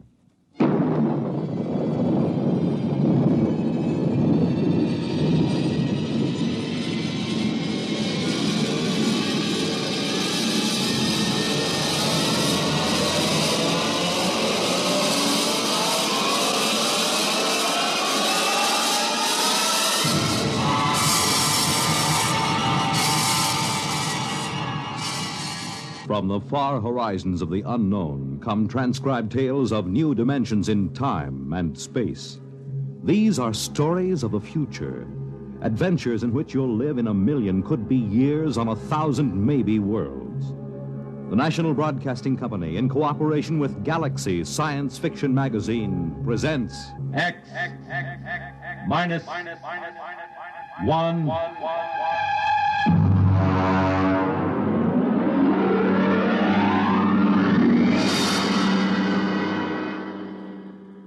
Tonight's story, The Cave of Night, by James E. Gunn. Oh, you want a level, Charlie? Okay. Though yet of Hamlet, our dear brothers, death the memory be... Anyway, how's it, okay? Okay. Check recording, will you? I may go over a half hour. Make sure they've got another reel of tape ready, okay? All right, Look, Bill, I've just put the segments of tape together for the next week's show. I'm going to record my narrations, and we'll listen to it together tomorrow. I know this is unusual, but you're the producer, and I don't want you out on a limb that may be sawed off behind us. This week's show is liable to either win us every award from the Peabody to the Pulitzer Prize, or maybe put the network out of business. Okay, we start with the standard opening. Behind the world, etc., 40 seconds. This is Harry Anders, your editor. At 8 o'clock, after the sun has set and the sky is darkening, look up. There's a man up there where no man has ever been. He is lost in the cave of night. And the fuel tank's empty. Receiver broken. Transmitting and clear. Anyone picking this up, anyone. This is Rev McMillan calling. Notify Goddard Rock, New Mexico. There's no way to get back. There's a man up there where no man has ever been. He is lost in the cave of night. We all know that phrase now, the cave of night. It was written by a poet disguised in the cynical hide of a newspaper rewrite man. But it stuck. It caught the world and held it like a butterfly pinned to a board. It started with a ham, an amateur radio operator, in Davenport, Iowa. All right, Eddie. Roll the first tape in here. It's marked. Am I too close? I was up in the attic. I usually have a talk with WG73. He's in Buenos Aires. We play chess. Well, there was some kind of interference. And then all of a sudden, I heard this voice. I record most of my listening anyway, so I had the tape machine running. After I heard it, I called civil defense. That's what we're supposed to. Look, Bill, I haven't done the final editing on these tapes, so don't worry if they're a little rough. Down out of the night, flung from the darkness, came these words, the first of so many that electrified the world. Notify Goddard Rock, New Mexico. There's no way to get back. No way to get back. I'm stuck up here. No way to get down. What does it take to catch the pity of the world? A man wedged underground in Kentucky. A little girl in the bottom of a well. Somebody alive, waiting for rescue, with the days of his life numbered. Somebody, somewhere, waiting for us to get him out. The story broke in this morning's papers. Orbiting 1,000 miles above our heads was a man, an officer of the United States Air Force in a fuelless spaceship.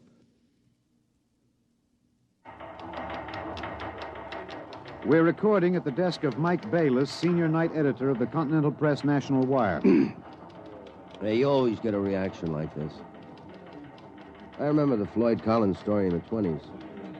Fellow trapped in that cave in Kentucky, remember? Oh, sure. And the whole country hanging on to see if he could get out. Then there was that little girl stuck in the well. Kathy Fiskers? Yeah. We pulled all those stories out and put them on the wire for background. But this hit bigger. We got the first lead from an Air Force handout in New Mexico. They just said an experimental rocket failed to return to base. But by that time, the cat was out of the bag. Ham operators picked up those messages from Boston to Fairbanks, Alaska. Mr. Bayless, you first used the phrase, the cave of night, didn't you? Yeah, I guess so. I mean, you know, you got to get a little purple on a thing like this. People eat it up. You can't spread it on too thick. Anyway, I was lost in a cave once when I was a kid in upstate New York. I waited around for a couple of hours in the dark until they came for me. It kind of reminded me of that. It reminded the world of terrors at night, of struggling awake through nightmares, the fears of loneliness, darkness, falling, suffocation, thirst. It reminded me of Rev McMillan. And perhaps I have an advantage over all the other reporters for newspapers and radio and television because I knew Rev McMillan. I knew him in college and in the Air Force. I knew that he was testing rocket-powered craft at Goddard, but I didn't know they were so close to space. No one knew, till those messages of desperation crackled down through the atmosphere. I remembered Rev when I saw those headlines that morning. Straight black hair, Clark Gable ears, a reckless grin. He ate well, reveled in expert jazz and Mozart opera, and he talked incessantly. His southern speech was no drawl. There was too much to say. And now he was alone, and soon all that might be extinguished. The men from the radio newsrooms rushed to Goddard Rocket Base armed with miniature tape recorders. Gentlemen,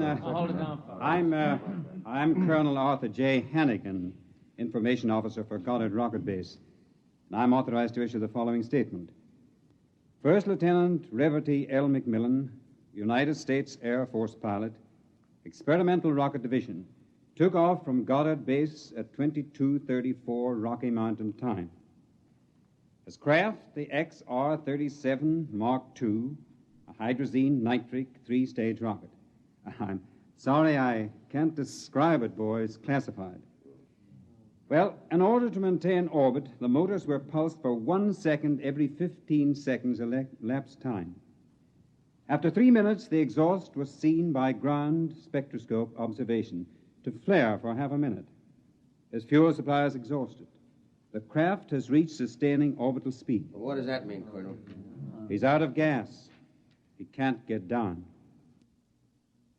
The first mobilization was of the scientific brains massed at Goddard. Few of them knew Rev. Brains at a research project are usually carefully sorted out and salted away from the distractions of the outside world. They designed, they invented, they calibrated and theorized. But they didn't know the short, stocky man with a lopsided grin who rode the fruit of their labor up and out, and now circled the world of his birth, with time ticking out. I covered the hearings in Washington for the network newsroom.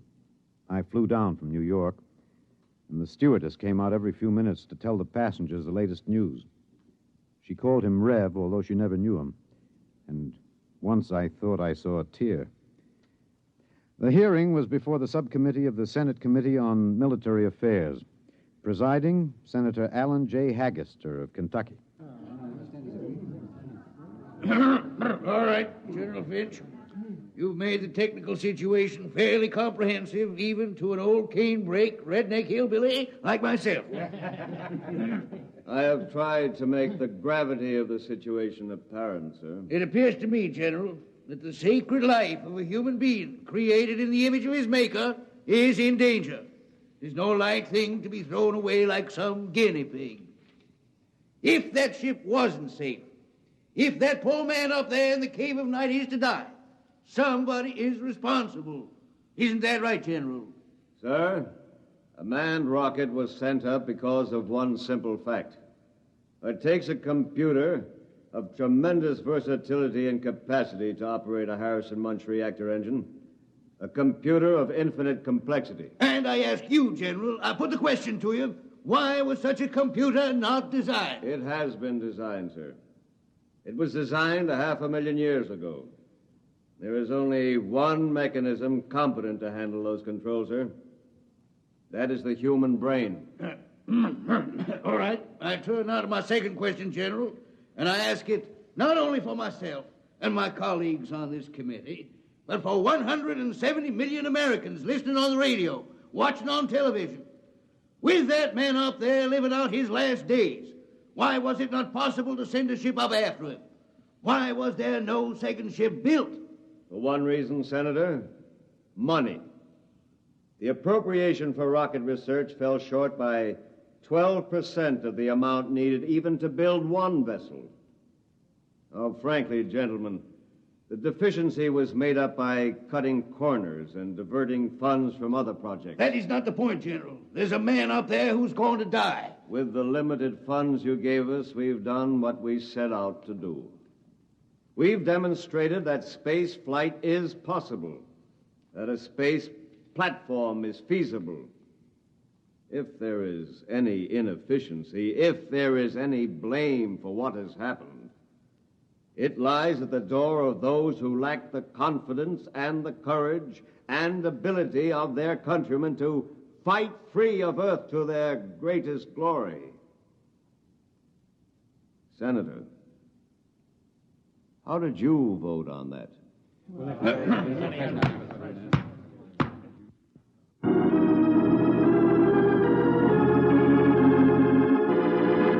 This is Harry Anders in the gallery of the Washington National Cathedral. This is a special prayer service called by the Dean of the Cathedral for the safety of Lieutenant McMillan and for the success of the recently announced rescue plan. The church is filled. There's a sprinkling of high Navy, Army, and Air Force uniforms. I see General Finch in the second row, next to the Secretary of the Air Force and the newly appointed Undersecretary of Defense, Mr. Winokur. Prominently displayed in the center aisle, below the ornate railing separating the pews from the altar, is the small model of McMillan's ship. One by one now, the congregation is filing past, dropping checks, bills. I saw one child drop in 12 pennies, one by one. All contributions are to be used to defray the cost of the rescue effort.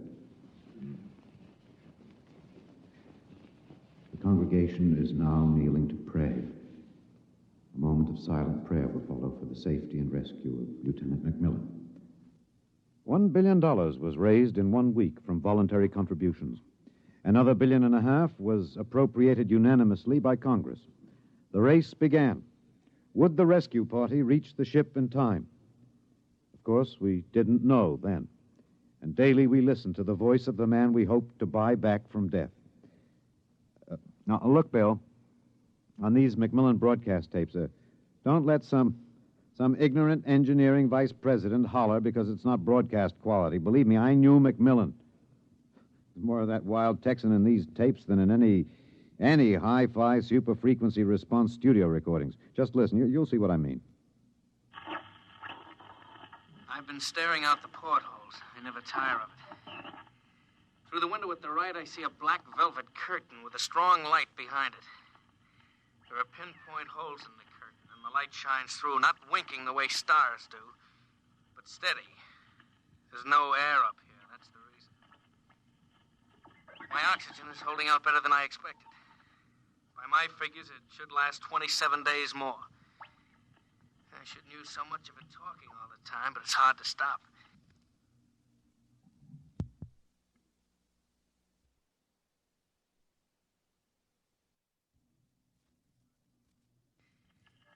Talking, I feel as if I was still in touch with the Earth.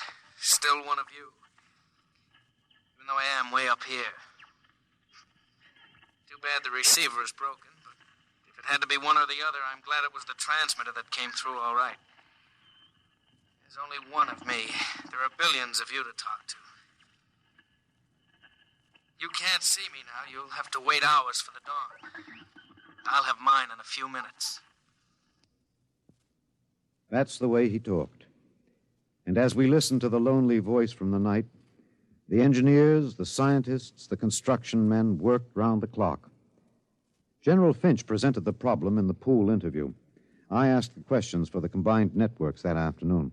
Most of you heard the complete broadcast live as he briefed the world with the clipped, laconic delivery of a soldier.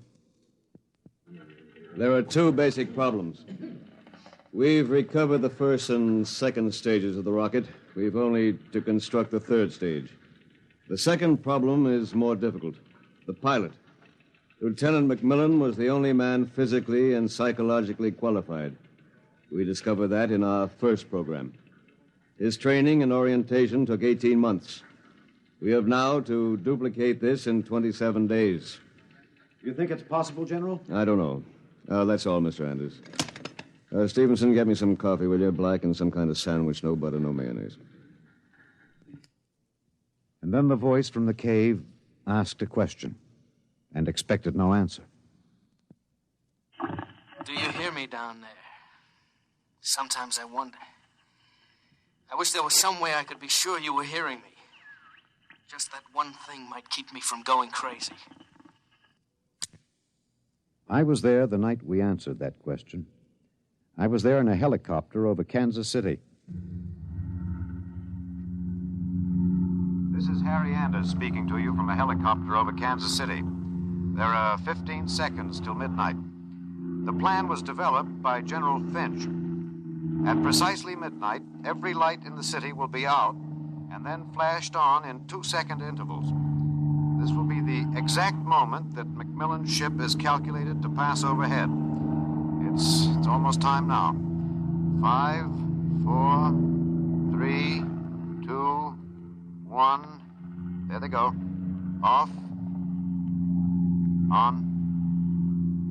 Off. On. Off. On. I see it. I see it. Kansas City winking at me. Oh, yes, I can see it. Thanks. Thanks. You're listening. I know that now. I'm not alone. I'll never forget. I'm waiting for you. We're recording in the press gallery of the Goddard Rocket Base main construction hangar. The vast third stage component stands before us, men swarming up and down the gantry cranes. The Mark III is being built to carry 5 men instead of 1. The pilot selection has been kept a top secret to avoid unnecessary strain on the men selected. The latest progress report gives a possible margin of 6 hours between the launching of the rescue ship and the estimated exhaustion supply of oxygen to Lieutenant McMillan.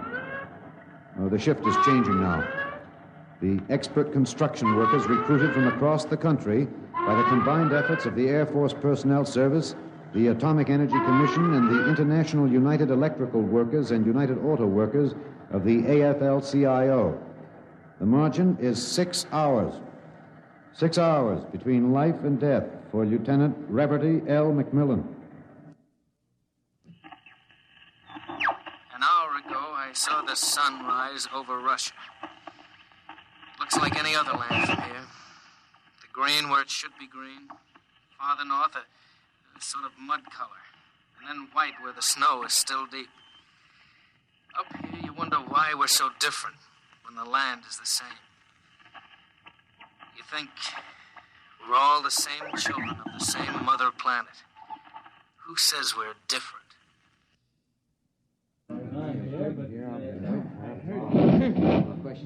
Can you hear me in the back? Hey, you stand a little close. Well, how about this? That's better. That's better. All right, gentlemen, I have exactly 5 minutes for the press conference. Therefore, I'm not going to answer any questions. Progress report is as follows. As a safety factor, we're constructing 2 complete 3-stage rockets and 6 additional 3rd-stage components. The telemetered reports from McMillan's ship have added important additional information, and the first of the rescue vessels should be ready to be launched at the estimated time, weather permitting. Now, don't ask a question. Within certain limitations of air turbulence, the rocket will be ready to lift in time to save Lieutenant McMillan. 21 days. The air is bad tonight. Can't seem to get a full breath. It seems to stick in the lungs. It doesn't matter, though. But I wish you could see what I've seen. The vast, spreading universe around Earth like a bride in a soft veil. You'd know then that we belong out here.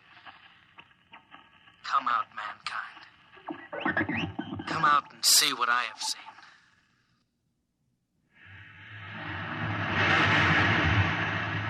This is Harry Anders at Goddard Rocket Base. The Harrison Munch reactor engine for the first 3rd-stage rescue is being tested here at Goddard. You can hear the roaring of the gases in the test chamber behind me. The work has been stepped up as a new calculation based on the increased temperature reading from McMillan's ship indicates that the exhaustion time will be some 6 hours earlier than originally estimated. The margin of rescue will be in minutes. Air very bad. Better hurry. Can't last much longer. Sully, of course you'll hurry. But I don't want anyone feeling sorry for me. I've seen the stars clearly. But more than this, I've seen the earth. There where I have lived and loved. I have known it better than any man. And loved it better. And known its children better. Goodbye. I have a better tomb than the greatest conqueror Earth ever bore. Do not disturb.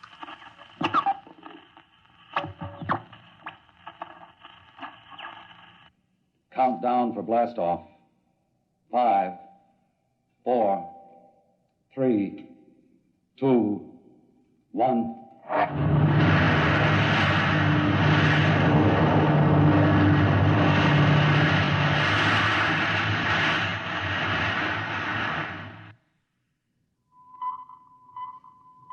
Anders, tape 323.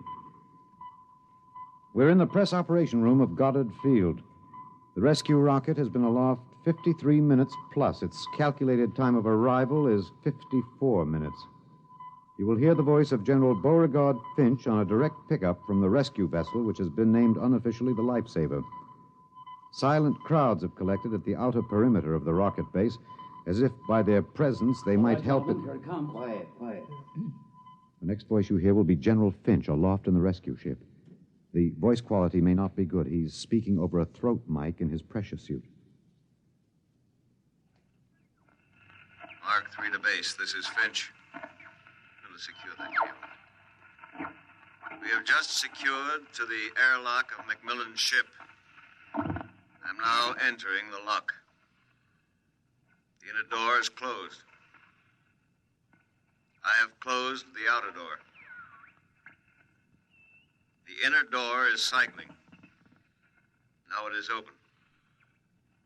Bring in those oxy bottles, will you? The bulkhead to the control room is open.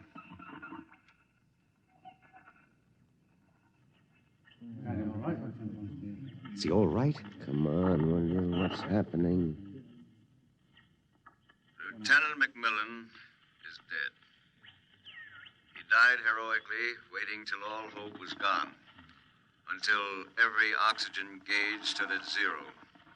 And then, well, the airlock was open when we arrived. In accordance with his own wish, his body will be left here in its eternal orbit. I'm going to leave now. My feet will be the last to touch this deck. Lieutenant McMillan is in his control chair, staring out towards the stars. I'll leave the airlock doors open behind me. Let the airless, frigid arms of space protect and preserve for all eternity this man they would not let go. Well, that's the show, Bill.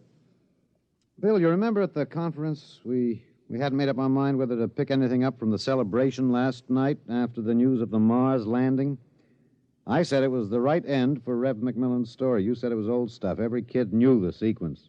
The ships built to rescue Rev, used to set up the satellite base, from the base to the moon and now to Mars. Well, I went out with a mini-tape last night, and I've got the end of the story. Here it is. This is Harry Anders in Times Square. The neon rocket ship at the top of the Times building has just flashed into brilliant light. The signal that the landing signal has been received from the rocket Rev McMillan III. Man has landed on Mars. And a holiday crowd here in Times Square is celebrating like 1,000 New Years rolled into one. I'm being tossed and pushed and clapped on the back all at once. Let's see what the man on the street thinks about man on Mars. You, sir. I'm broadcasting. No. How do you feel about it, sir? How do you feel tonight about man's conquest of space, of the planet? Leave me alone. I'm in a hurry. Just a few words of the... Look, you get your hands off me. Let go of me. I'm not interested. Wait a minute, sir. Wait. Rev! Rev, come back here. Rev! You think I could listen to that voice over and over in a tape editing room and not know every vowel, every consonant? I'm telling you, Bill, I saw him. Rev McMillan. The black hair was gray and those Clark Abe ears were pinned back, but that's a simple operation. I played that piece of tape over and over. It was Rev, I know it. He isn't up there. He's alive. We've got it, Bill. We've got it on our show. We'll break it. Rev McMillan is alive. I haven't written it yet, but we finish it off with this, with a question. Why did they announce he was dead? I'm in the tape editing room now. I've got the reel ready to record the answer. Excuse me, Mr. Anders. I'm... Hey, just a minute. I'm recording. You better see the page outside Mr. at the... Anders, I'd like to talk to you for a moment, if I may. I have a letter of authorization... Just a minute. I'll be through in a minute. Look, Bill, I've got the answer now. Last night, they landed on Mars. But that first ship, the one that circles up there now, there isn't anybody on it. There never was, except a 30 days recording and a transmitter. That's all. He was never up there. They didn't have the money for a manned rocket. They wanted a crash program all out, so they sent a decoy up. And we all broke our hearts to rescue the man who wasn't there. Oh, he must be laughing, General Finch and the rest of them, the ones that knew. I guess they had a problem. What to do with Rev? I wonder if he slipped away from whatever guards they have around him to see the celebration. He looked a little sad. I think sometimes he must wish he was really up there in the cave of night, seated in the icy control room, 1,075 miles above the Earth, staring out at the stars. Mr. Anders, I must insist... What? Bill. Looks as if I won't have to worry about editing this tape. My friends are from Washington. I'd like to call your attention to the last paragraph. What? Oh, no. It's very simple. You won't have to burn it. It's easy to destroy recording tape. I throw this switch. When the tape goes through the erasing head, it's gone forever. Oh, too bad. Would have made one fine show. Okay. So long, Rev.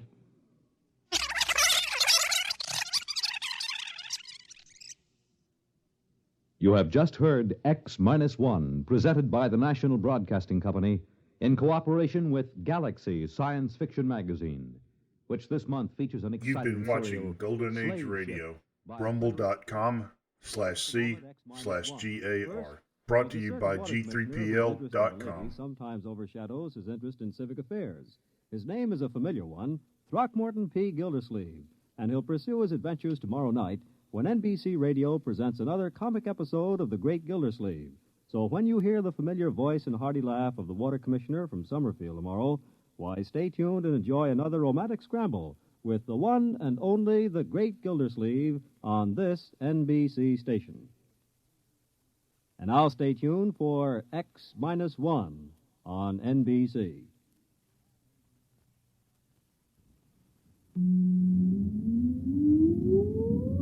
Countdown for blastoff.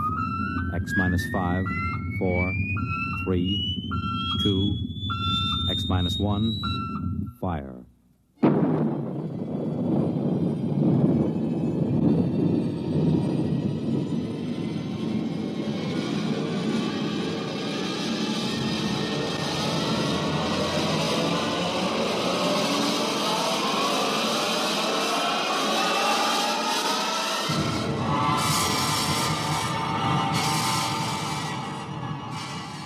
From the far horizons of the unknown come transcribed tales of new dimensions in time and space. These are stories of the future, adventures in which you'll live in 1,000,000, could be years, on 1,000 maybe worlds. The National Broadcasting Company, in cooperation with Galaxy Science Fiction Magazine, presents X-1.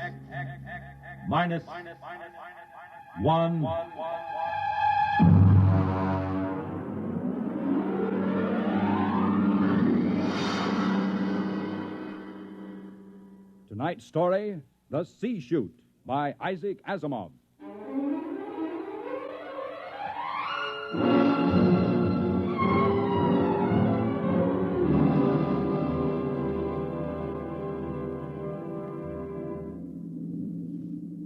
We were on our way home to Earth when it happened. 6 of us, coming home as passengers aboard the merchant spaceship Starfire. At the start of the Second Interstellar War, the one between Earth and the planet Chloro. And then it happened.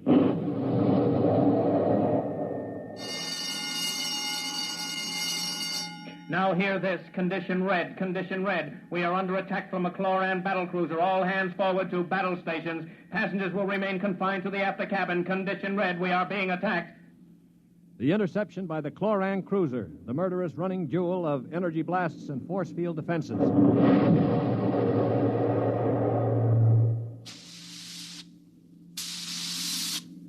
We huddled in the passengers' after cabin, terrified, not knowing how the battle was going.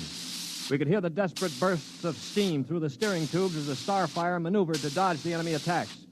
And then...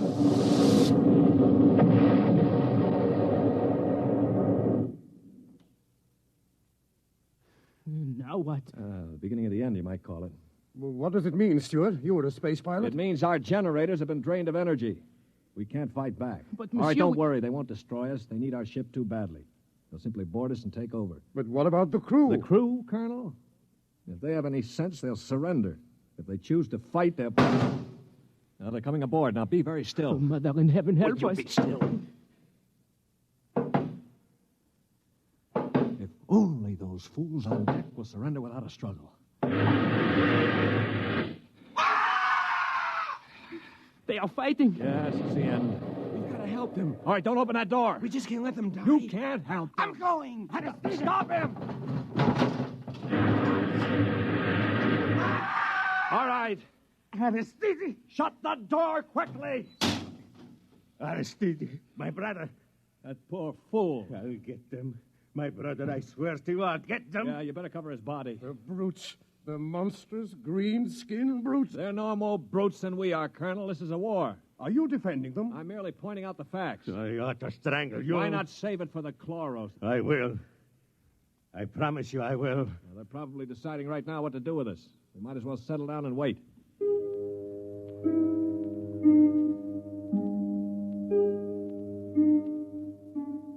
We sat there, the 5 of us, and listened while the Chloran invaders killed off the members of the Starfire's crew. Among us was Colonel Anthony Wyndham, an old Colonel Blimp type with a lame leg. Wyndham had spent his life in the militia back on Earth, but had never seen a battle.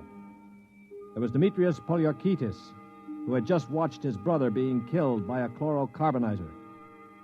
Poli was a huge man. He and his brother had tried truck farming in Arcturus and given it up after 2 seasons. Then there was LeBlanc, a sensitive, frightened young man of 22, and Randolph Mullen, who looked like somebody's caricature of a bookkeeper. A mild, balding, milquetoast little man. And there was myself, John Stewart. I was the only one who'd ever had contact with the Chloro people. I had a pair of artoplasm hands to prove it.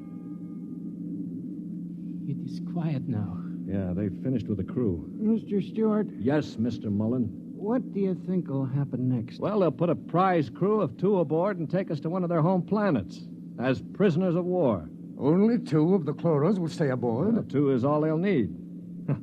Why, Colonel? You're thinking of leading a gallant raid to retake the ship? Well, simply a point of information, Dasher. All right, then let me give you another point of information. If you want to commit suicide quick, just open that bulkhead door. 3 steps inside, you'd fall on your face. But why? Don't you smell anything, LeBlanc? Get close to the door. It smells like gas. Yeah, it is gas. Chlorine gas. They breathe it like we breathe oxygen. They've chlorinated the whole crew's compartment. One big whiff of that and we'd all be dead. So just forget about rushing the Chloros. How do you know so much about their habits, Stuart? I lived on a Chloro planet for 6 months. You see these hands? They were mangled in the oxygenating machinery of my own quarters. They grew these artoplasm things and operated. They're weak, but at least I have hands again. Monsieur Stewart. Yeah. Will they kill us? No. Why do you say that? Because in their own way, they're gentlemen. Probably will be interned for the duration. You call them gentlemen. After they killed my brother in cold blood, you call them gentlemen. You know, Stuart, You sound more and more like a blasted Greenie sympathizer. Blasted, man. Where's your patriotism and loyalty? My loyalty is where it belongs, with honesty and decency, regardless of the shape of the being it appears in. This is a ridiculous war. Why are we fighting these people? We can live only on planets with oxygen, and oxygen is poison to them. They can live only in chlorine atmosphere, which is deadly to us. Yet we're fighting them over a bunch of worthless asteroids that neither of us can live on comfortably. Well, it's a matter of principle. It's a matter of stupid pride and greed. I don't like what you say, mister. Why not?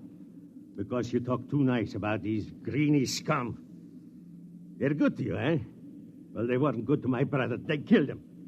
And I think maybe I'll kill you, you rotten Greenie... Mullen, grab him. I can't break his hold.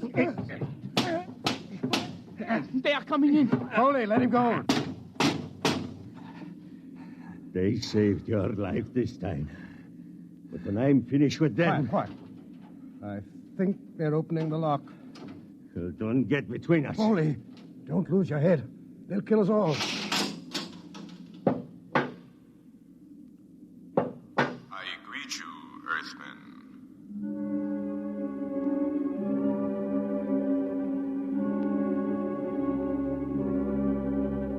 The chloro was not a pleasant sight to anyone unused to it. He was about the height of an Earthman, but the top of him was just a green stalk with eyes.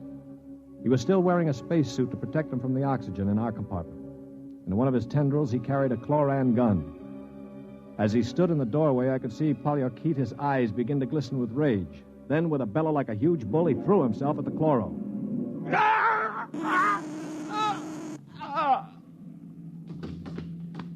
He is not dead, merely temporarily paralyzed. You five will remain together as prisoners of war. We expect to reach our own planet within several weeks, your time. There you will be interned for the duration of the war. If any of you attempts to leave this compartment, we shall be forced to destroy you. That is all I have to communicate.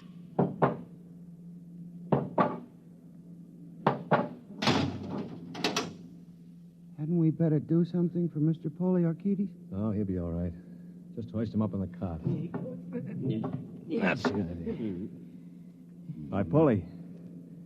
Can you hear me, you stupid brute? His voice is coming back. Yeah. Now, I know what's going on in that thick skull of yours, Polly. You think that when the paralysis wears off, you'll ease your feelings by slamming me around some more. Well, if you do, it'll be curtains for all of us. How do you mean, sir? None of you know the chloros the way I do. Unlike us, they assume automatically that any group of Earthmen they find together comprises a biological grouping, like an ant colony. The result is that they consider the group as something, well, something holy. Now, they'd never break us up. And if one of us did any harm to another, they'd have us all executed as a bunch of chloro-type perverts, a non-functioning group. So call all the names you want, but keep your hands to yourself or we're finished.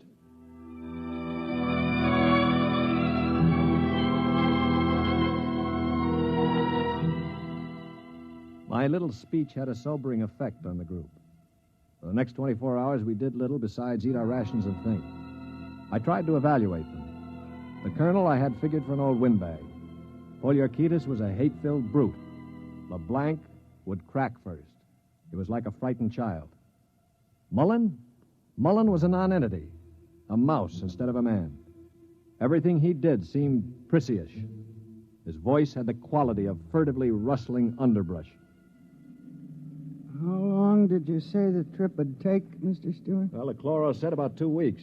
Gentlemen, if I may interrupt. Colonel? Now, it has occurred to me that perhaps you know of some weakness that might enable us to overcome these chloros. The only weakness they've got is that they can't stand oxygen. Oh, but there must be some way to get the best of them, man. After all, there are only two. Before I answer, Colonel, I have to know your motive.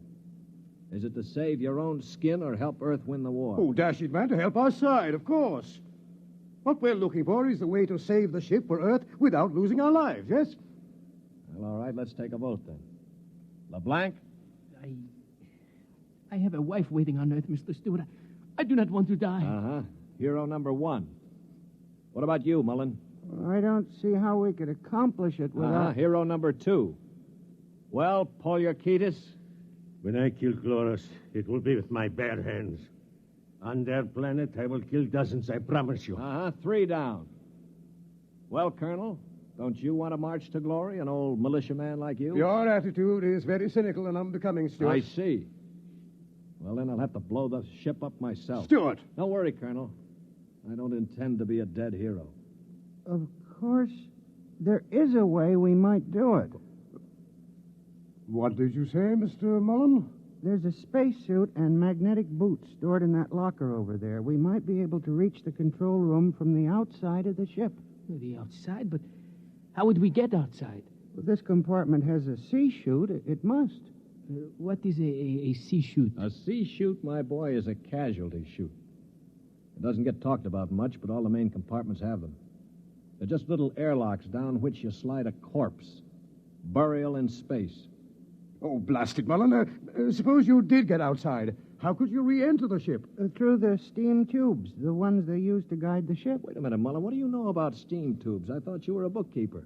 Well, on Arcturus, I got interested in spaceship models. I studied all about them. On my own time, of course. Yeah, naturally. At any rate, I learned that the steam tubes have an access vent directly to the control room for repairs and so forth. And the Chloros, they are in the control room. What do you think, Stuart? Well, it's a video sort of idea, but it might just work. We could get permission from the Chloros to open the C-chute and bury Paulie's brother. And one of us could slip into it, work forward, and climb up through the steam tube. The question being, which one? What about you? You with your loud talk and your sneers. I'm no hero, Paulie. I've already said that. My object is to stay alive. The steam tube let go while you were in it, you'd be broiled like a lobster. Now, how about the colonel here? If I were younger, blasted, I'd trounce you. You know very well with my injured leg. Yeah, of course. Not to mention my artificial hands. Well, now, what unfortunate deformities do the rest of us have? Paulie? You just keep talking, Mr. Big Mouth, and pretty soon we'll kick your teeth in. Of course, that's your standard reply to everything, isn't it? LeBlanc, will you do it? I cannot. Not even to get back to Denise? Please, I cannot. LeBlanc needn't go. I'll do it. What? After all, it is my idea. Wait a minute. Are you serious, Mullen? Yes. Well, how? I don't understand. Why? Why you? Well, it seems no one else will do it. But that's no reason, man. I can't think of any other. Look here. Do you really intend to go through with it, sir? Yes, I suppose I do. Well, dash it, man. Let me shake your hand. You're an Earthman, by heaven. You do this thing, and win or die, I'll bear witness for you.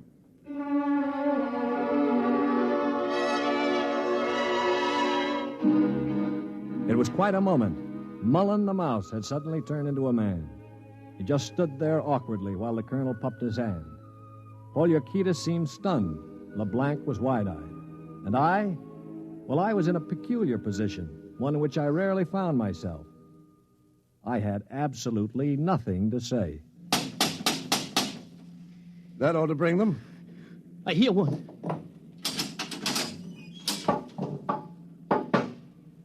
What is it, Earthman? One member of our unit is dead, as you know.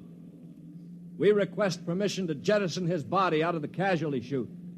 You may do so. You'll have to open the chute lock from the control room. I will do so. Is there anything else? No. Nothing else, thank you. Oh,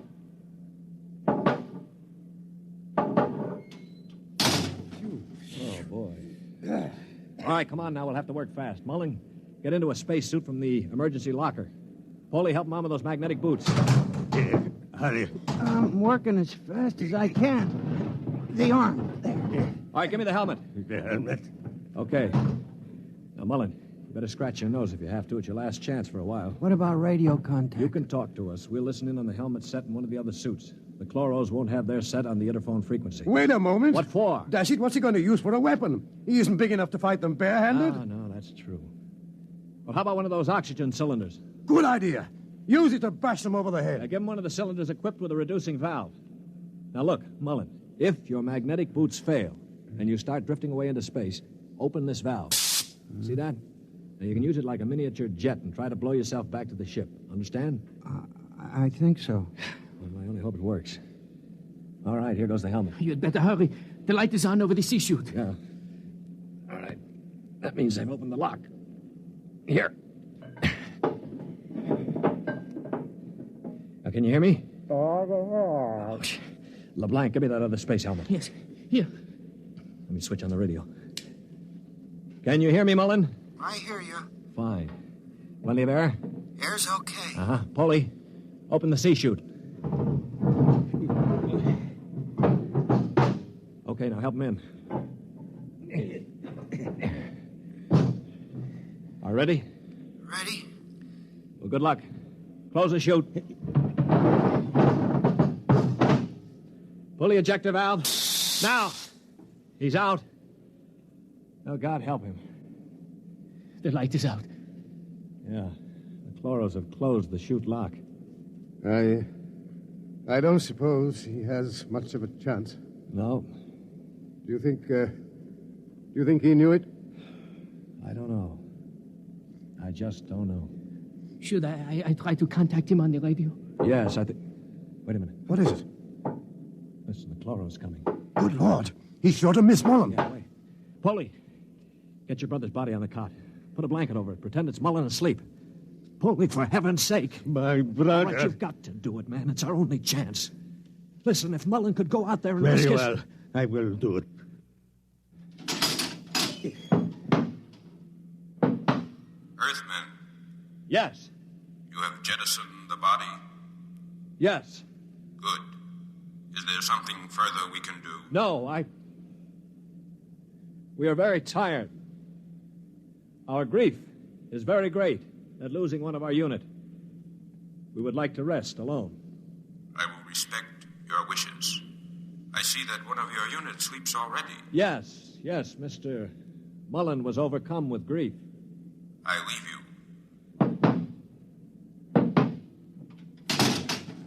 Oh, brother. Polly, I thought sure you were going to rush him. With that brave little guy out there. What do you think I am, anyway? And to think I laughed at him makes me ashamed. Yeah, I guess I've been saying some things that maybe weren't too funny. I owe all of you an apology. Do you think it's safe to try the radio? Yeah, we better. Hello?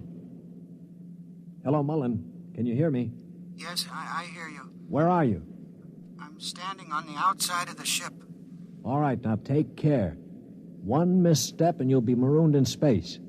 Now, can you find the steam tubes? I think I've found one of them already. I can feel the rim. I just hope it doesn't let go when I get inside. Be careful. I'm going into the tube now. I can feel the ladder rungs they used to repair the inside. Yeah, well, keep in contact. I'm in the tube now. Good Lord. They've let go with a blast. Yeah, well, it may be the starboard tubes. Mullen! Still here. They used the other tubes, fortunately. Now, if they don't try to correct for over-deflection... Yeah, keep moving. I seem to be... Wait. Yes, I'm at the end of the tube now, where it opens into the control room. Good. Now, look, there's a small metal door there. Can you feel it? Yes, I'm afraid it's locked from the other side. Oh. I can't budge it. Mullen, listen to me. Stewart, I'm scared. I'm terribly scared. Yeah, all right. Now, hang on. Don't blow up. Listen to me. Are you listening? Yes. Take the spare oxygen tank. Bang on the metal door that leads to the control room. The chloros are bound to hear you. When one of them comes to investigate, try to hit him with a cylinder. Now, aim for the stalk on top of his body. Try to blind him. Will you do that? I'll try. Well, now, go on. Only one can come. The other will stay at the controls. Now start banging.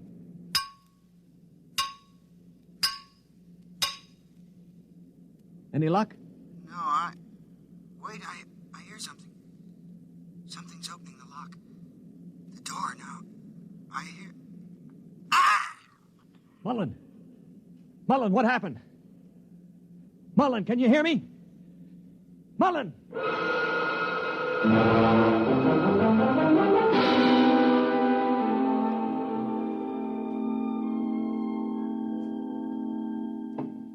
Mullen! Mullen! Oh, it's no use. They must have gotten him. Yeah, he was one brave little guy, that one. But suppose they have just got him in the control room. I mean, maybe he's not dead. Well? Well, then maybe one of us could rush them. We could bang on the door and jump the chloro. Well, the first guy would be a cinch to die. Well, I would be willing to take the chance. You? Why not? I could try. Not you. I'm the strongest. I do it. Now, listen, you chaps. I'm an old man. I've got nothing to live for anyway. Suppose I throw myself at the ray gun. Wait a minute. What's going on here? 20 minutes ago, there wasn't one of you who'd risk his little finger to get us out of here. Now you're falling all over each other. Maybe Mr. Mullen teaches us a lesson, huh? Yeah.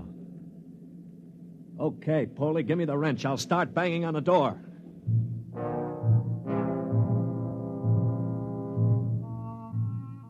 They say that selflessness is contagious. I guess maybe it is. I'd been a cynic all my life, a man who believed in nothing. Well, I'd come face to face with 4 human beings who proved that I'd been living a lie. I knew what I was going to do now. When the chloro came to investigate our compartment, I had it all planned. If only my poor, weak hands would hold out long enough. Ready? Ready. Here goes. That should bring him. Try again. Wait, listen. Shh. It's at the door. Get ready. It's opening the lock. For poor old Mullen now. Steady. No! Let him have it! Wait! Stop it! It's not the chloro! Wait! Good Lord. It's Mullen. Here, get the helmet off. That's it. All right, now lift. Mullen, are you all right? I seem to be quite all right. Well, the chloros. Both dead. At least I hope so. Well, what happened? Well, I banged on the steam tube hatch and a chloro opened it. Yeah? I hit him with a cylinder. It blinded him, I guess, but didn't kill him. He grabbed me and pulled me into the cabin. In the struggle, he broke my transmitter. That's why I couldn't talk to you. Finally, I managed to club him down. Well, what about the other one? The other one almost got me. It must have heard the scuffle and came into the cabin with a ray gun. What I did, I guess, was pure reflex. The cabin atmosphere was chlorine, of course, and the greenie didn't have a spacesuit on. So I just turned on the oxygen valve in that spare tube. It was like spraying an insect with poison. Well, you're a brave man, Mullen. I'd have been scared to death. Mullen, what is it? Mullen.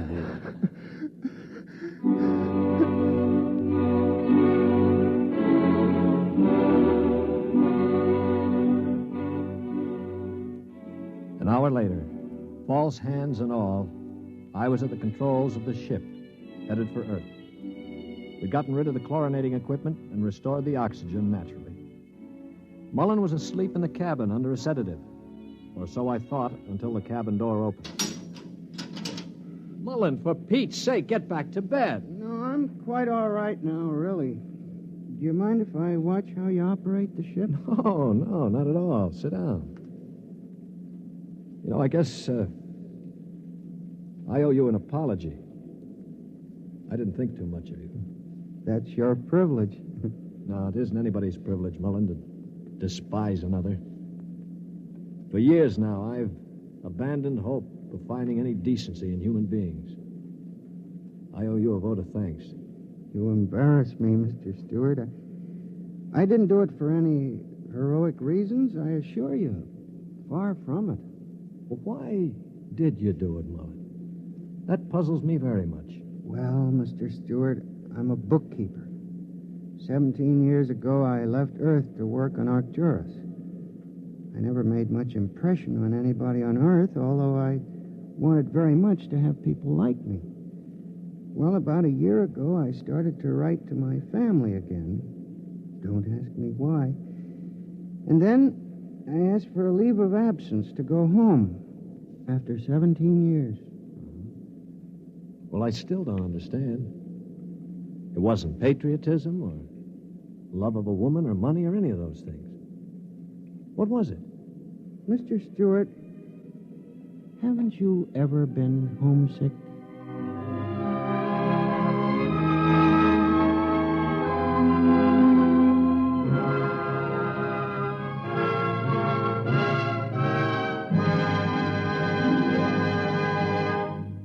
You have just heard X-1, presented by the National Broadcasting Company in cooperation with Galaxy Science Fiction Magazine, which this month features A Gun for Dinosaur by L. Sprague de Camp, a story of hunters in the bloodiest and most ferocious arena of all prehistoric Earth, where hunting reptile heavyweights is no job for human lightweights.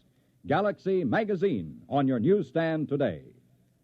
Tonight, by transcription, X-1 has brought you The C-chute, a story from the pages of Galaxy, written by Isaac Asimov and adapted for radio by George Lefferts. Featured in the cast were Lyle Sudrow, Stan Early, Bob Hastings, Mercer McLeod, Danny Ocko, and John Gibson. Your announcer, Bill McCord. X-1 was directed by Daniel Sutter and is an NBC Radio Network production.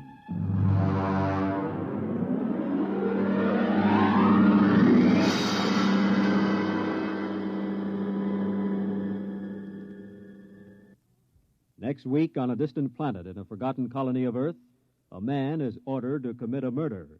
Listen to Skulking Permit on... You've been watching Golden Age Radio. Rumble.com/C/GAR. Brought to you by G3PL.com. But first, how does one man get himself into so many impossible situations? Well, this is a question you'll probably ask yourself tomorrow night when you follow another hilarious misadventure of Throckmorton P. Gildersleeve. Yes, Gildy's eye for the ladies and his impulsive temperament managed to entangle him in a web of riotous circumstances. Be sure to join the romantic water commissioner, his neighbors, Judge Hooker, Mr. Peavy, and all the loyal Gildersleeve household as they romp through another episode of The Great Gildersleeve tomorrow night. And now stay tuned for X-1 on NBC. X-1 salutes our Philadelphia station. Its new call letters, WRCV. Countdown for blast off. X-5, 4, 3, 2, X-1, fire.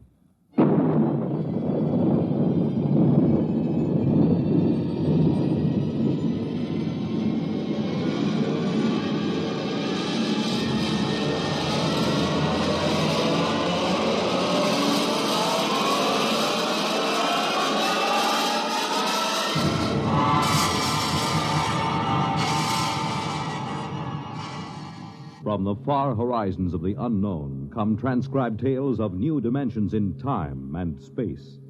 These are stories of the future, adventures in which you'll live in a million, could be years, on 1,000 maybe worlds. The National Broadcasting Company, in cooperation with Galaxy Science Fiction Magazine, presents X-1.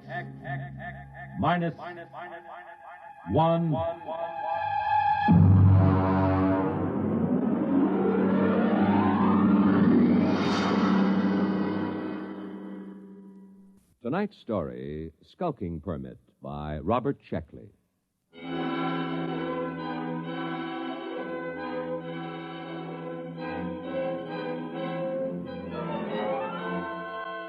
August 16th, year 2204. 2. Central Colonial Administrative Authority, Alpha Centauri Sector. From Colonial Contact Inspector 37. Subject, Planet New Delaware. Following the procedure outlined in manual for contact with lost colonies, open communication by interstellar radio with New Delaware. This is the first contact established in 200 years. And proceeding on overdrive for personal investigation. Situation on New Delaware appears unconventional, to say the least. Hi there. Hi, Billy. Hi, Tom. Got no time for talking this morning. Got to get this sign up. It's a real pretty sign. No aliens allowed within city limits. What's an alien? Beats me. The mayor told me to put it up. He says to me, Billy Painter, you're chief of police, so I want you to paint me a big sign and set it right in front of the town hall. Aliens. Aliens. Oh, it's a real pretty word. Billy Painter, I thought I told you. Take it easy, Mayor. I put the sign up. It's not that, it's the church. I painted it just like you told me. I know, but you painted it wrong. I painted that church with a nice bright red. What's wrong with that? I looked it up. It's a little red schoolhouse, not church house. Churches are supposed to be white. Can't keep track of them all. Schoolhouse, church house, jail, post office. Got along fine enough in New Delaware for 200 years without them. I know, but we need them now, and we haven't got much time. Where are the carpenter boys? I saw Sam and Marv over at Ed Beer's Tavern. Well, Billy, you go down there and tell them that they've got to build us a little schoolhouse, and you paint it red. It's very important. Mayor, when do I get a police chief badge? I read that a police chief always gets a badge. Make yourself one. Now go on. All right, then. Oh, it sure is hot here. I don't know why the inspector couldn't have come in winter. Oh, Tom Fisher. Yeah? Tom, I've got a job for you, a very important job. Well, now, look, Mayor, I'm on vacation. Fish won't be back in these waters. No vacation, not now. He's due any day. Tom, how would you like to be a criminal? I don't know. What's a criminal? Well, come over to my house and I'll explain. I've got to appoint a criminal, and it looks to me like you're it.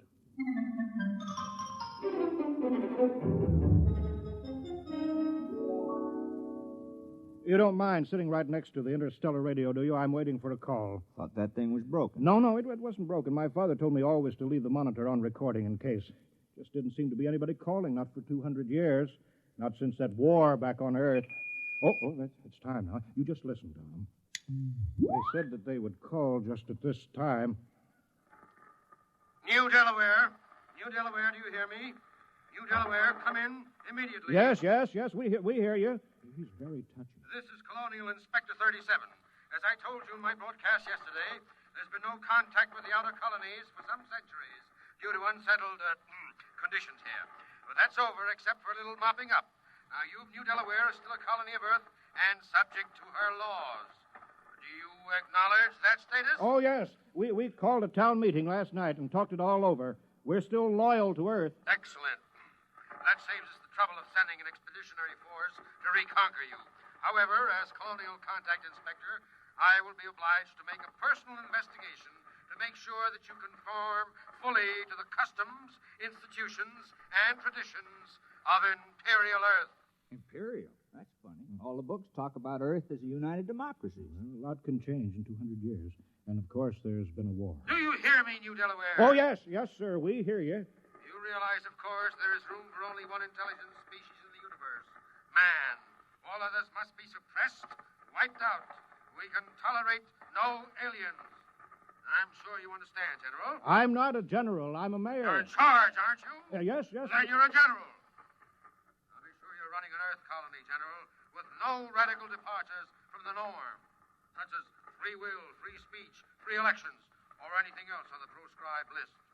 It is impossible to administer an empire where everyone does as he pleases. Get your colony in order, General. I will call to inspect you in exactly 1 week. That is all. Well, you see how it is, Tom. Now, Tom, about your job, I'm appointing you town criminal. I don't see why there has to be a criminal. That's a very important part of Earth society. All the books say so, Tom. The criminal is as important as the postman or the police chief. He works against society. If you don't have people working against society, how can you have people working for it? How can there be any more important job? I don't want to do it. Now, be reasonable, Tom. Put yourself in my position. This inspector comes and he meets Billy Painter, our police chief. He asks to see the jail. Then he says, no prisoners? How can I hold my head up and tell him that we don't have any crime? No crime, he'll say. But Earth colonies always have crime. Don't you see that, Tom? Right there, the whole thing falls through. He'll see that we're not truly Earth-like. We're faking it. We're aliens. And you heard what he said about being rough on aliens. Well, yeah, but why me? Can't spare anyone else. And you've got narrow eyes. Criminals always have narrow eyes. Well, they aren't that narrow. Tom, please, we're all doing our part. You want to help now, don't you?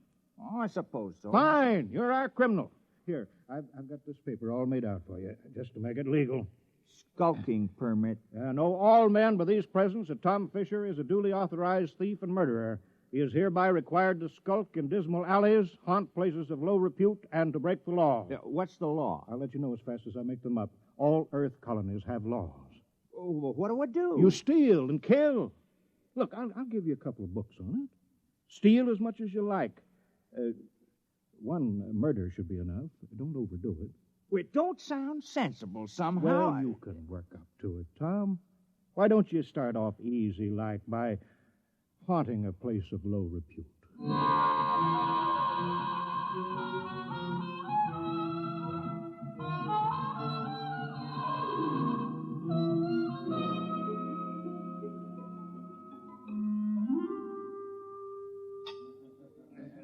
Hello, Tom. I hear you're our official criminal now. That's right. I have a beer. How's it going? Well, I've been studying. I can't put my finger on it yet. Hey, did you get the weapons Mary Carpenter sent over? Yeah, a hatchet, a spear, 2 knives, and a blackjack. Uh-huh. I stuck myself with a spear, Ed. The whole thing ain't sensible to me. I can't figure out what's the purpose of crime. What do people get out of it? Here's the beer. I tried a new route this time. Tell me how you like it.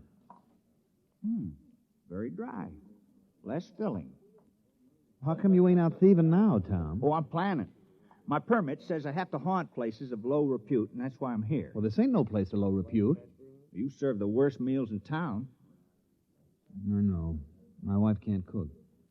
But there's a real friendly atmosphere here. The folks like it, Tom. It's all changed, Ed. I'm making this tavern my headquarters. It's now a criminal lair. Try to keep a nice place, and a lot of thanks you get. Hi, Tom. You steal anything yet? Oh, well, not yet, Mary, no. I'll have a Paracuda, Ed. Don't worry, Tom. You'll catch on. If anyone in this village can learn, you can. Sure, we got confidence in you, Tom. Why don't you steal something right now, Tom? Go ahead. Well, suppose I could. I brought some geefers in my basket. They're real ripe. You could steal those. Well, they are nice-looking geefers, Mary. Real tasty. Go ahead, Tom. Steal it. Well, These are nice-looking geefers. Mind if I take one out the light and look at it? No, Tom, you go right ahead. Now, just a minute there. Hi, Billy. What do you have? I'm on official police business. What were you doing with that geifer, Tom? Just looking at it. I don't think you were just looking at it, Tom. I think you were planning on stealing it. You're a suspicious character. I think I better lock you up for further questioning. No, Billy. What are you doing? I'm doing my duty, Mayor. Tom here is looking mighty suspicious. The book says... I know what the book says. I gave you the book. You can't go arresting Tom, not yet. But there's no other criminal in the village. Oh, Billy, don't you understand? This village needs a criminal record. Acting suspiciously isn't a crime. All right, but I was just trying to do my job. I'll still get you, Tom. Remember, crime does not pay. Hey, that's a real slick way of putting it, isn't it? I thought it was kind of catchy. I read it in a book. Well, Tom, go ahead now. Steal something. Well, I'm not in the mood anymore. Well, better get to it soon, and don't forget the murder. Is it really necessary? Oh, I wish it weren't, but this colony has been here for over 200 years, and we haven't had a single murder. Not one. I suppose we should have one. No, I'll take care of it. Good boy, Tom. We're counting on you. Billy, I want you to paint up a couple hundred signs saying private property, no trespassing, violators will be prosecuted, and a dozen saying speed limit 35 miles an hour. Why? All we got is those quag horses, and they won't go faster than a walk. Never mind. You got to have a speed limit. It's civilized.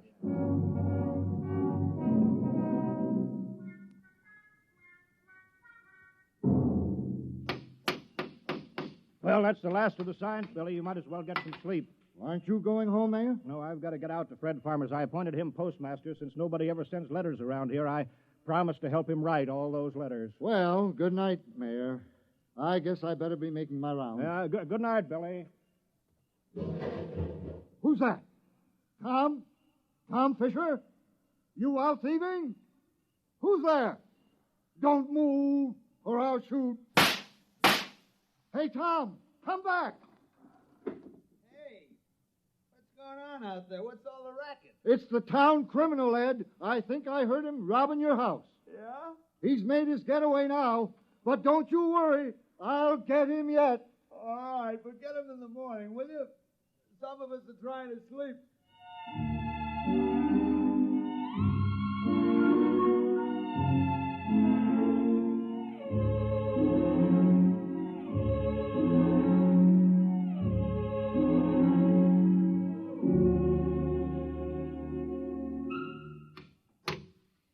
Morning, Marv.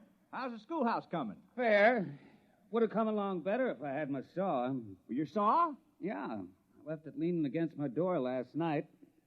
Wasn't there this morning, Tom. Oh, yeah, your saw. Well, you know how it is, Marv. I had to practice some skulking last night. Yeah, sure.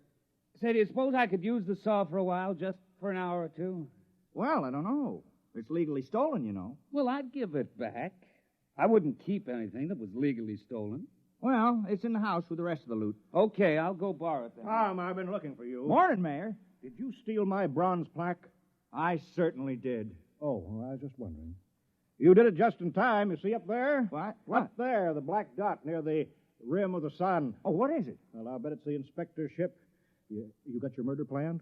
Time is running short, Tom. The inspector may land any hour now. That darn radio's been yapping at me something about a revolt at Deng 4, and all Earth colonies are to prepare for conscription, whatever that is.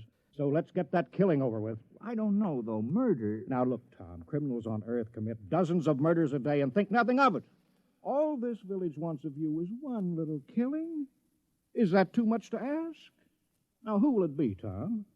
Oh, I guess I'll kill George Waterman. Why? Why? Why not? What's your motive? I thought you just wanted to murder. Who said anything about a motive? We can't have a fake murder. On Earth, every murderer has a motive. Well, I don't like the way George walks, never did, and he's noisy. No. That might be good enough for a crime of passion, but you're a legal criminal. Tom, you're ruthless, cold-blooded, and cunning. You can't kill someone just because you don't like the way he walks. That's silly. I better think the whole thing over. Well, don't take too long. Oh, and Tom, don't forget to leave clues. They're very important.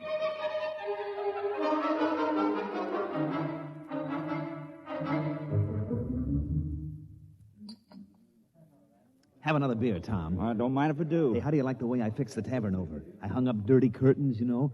That makes it a dismal retreat. Because I figured if this was going to be your headquarters, it ought to be a real criminal's lair. How do you like the bloodstains on the floor? That's only Billy Painter's root-berry red paint. Oh, I know, but it looks like bloodstains. Hey, how's the murder coming? Oh, not so good. No, I've been thinking about it, Ed. You realize I'm supposed to kill somebody? I'm supposed to make somebody cease to exist. I mean, like, take Marv Carpenter. Here he is today working on a schoolhouse, big fella. Now, if I kill him, well, he wouldn't work anymore. I've been trying to imagine it. Marv Carpenter lying on the ground with his eyes glaring open and his mouth twisted and never going to hold a piece of wood in his hands again or never going to sing a song or have a beer or anything. Well, it just made me kind of sick. I mean, I could go on with the thieving, but murder... Yeah, I know, but, Tom, it's your job. It's for the good of the village. Murder. I better have another beer. Hey, what's that? That must be the inspector's ship landing. Come on, let's go see.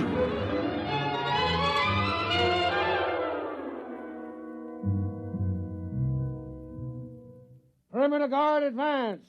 Set up portable generators and rocket launchers. All personnel restricted to immediate area of the ship. Sidearms to be worn at all times. And guards at battle station. Welcome to New Delaware. Thank you, General. I'm the inspector.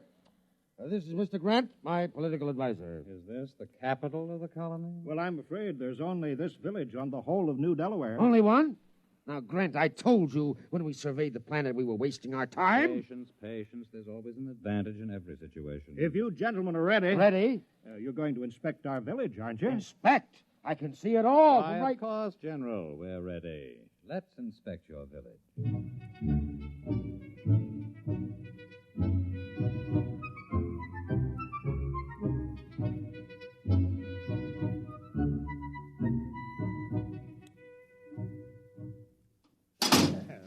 You see, we've got it all. Jail, post office, church, little red schoolhouse. Oh, we're very normal, very earthy.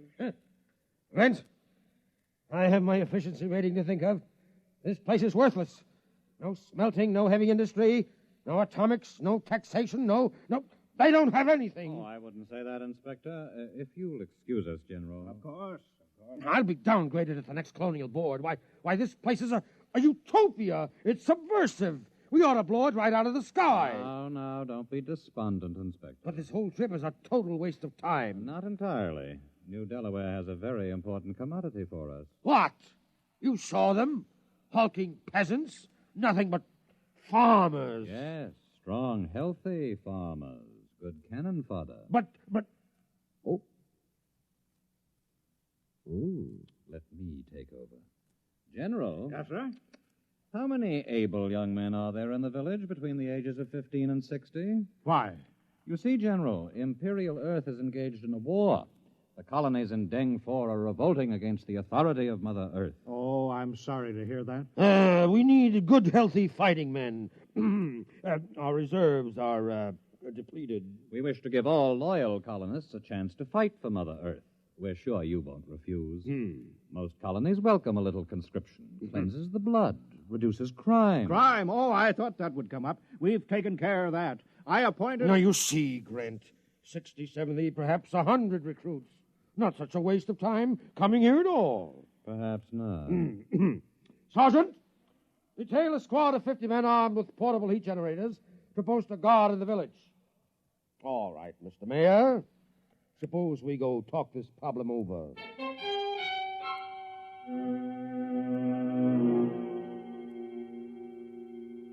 Tom? Tom, you out there? Yeah. I've been skulking out here all day. I'm hungry. Well, I brought you supper. The mayor sent you a message, Tom. He said to hurry up at the murder. He's been stalling the inspector and that nasty little Grint man, but they're going to ask him. They're sure to. All right. And I'll get around to it tonight.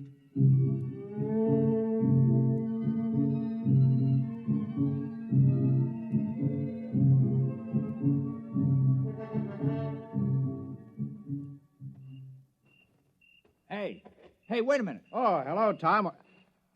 What are you doing? Well, you said there had to be a murder, so Now, wait. I didn't mean me. It can't be me. Well, why not? Well, for one thing, somebody has to talk to the inspector. He's waiting for me. Someone has to Billy show him Painter how to... can do that. You think a knife would be more fatal in the heart or in the throat? Well, nothing personal, of course. Wait. If there's nothing personal, then you have no motive. Oh. Well, I guess I could think of one. I've been pretty sore about you appointing me town criminal. It was the mayor who appointed you, wasn't it? Well, sure. Then look, I'm not a mayor anymore. I'm a general. Look, it's stars, gold braid. Well, what's that got to do with it? Well, you missed the ceremony this afternoon, Tom. Inspector said I had to wear a general's uniform. It was a very friendly ceremony. All the Earthmen were grinning. They were winking at me and at each other. Oh, congratulations. But you were the mayor when you appointed me criminal, so my motive still holds. Yes, but killing a general isn't murder, it's mutiny. Oh, well, I'm sorry. That's all right. It's just that I've read up on it, and you haven't. Well, I better get back. The inspector wants a lot of the men that he can draft. Are you sure this murder is necessary? Oh, yes, absolutely. Just not me.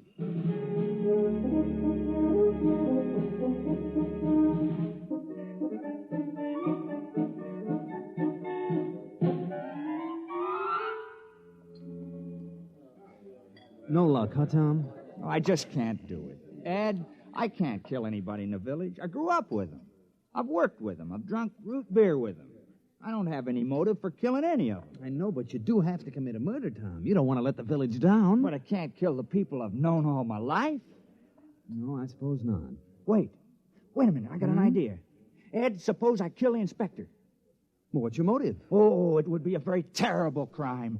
I'd be killing for glory, for fame, for notoriety, and it'll show Earth how earthy New Delaware really is.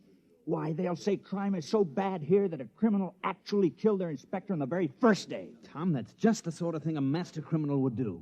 Oh, you think it's a good idea, huh? I think it's great, Tom. But how are you going to do it? Well, one of those soldiers got drunk on a bottle of your Keebler juice and dropped his gun. I picked it up. Oh, is that a gun? Yeah, you push this button here. Hey, look out! I'm sorry, Ed. Now I'll have to get the carpenter boys to fix that hole in the roof. Oh, well, I'll be careful. Did you kill the soldier? Of course not. No point in killing the wrong man. Well, I better get going. I'll wait for him on the path between the mayor's house and the ship. Good luck, Tom. Thanks.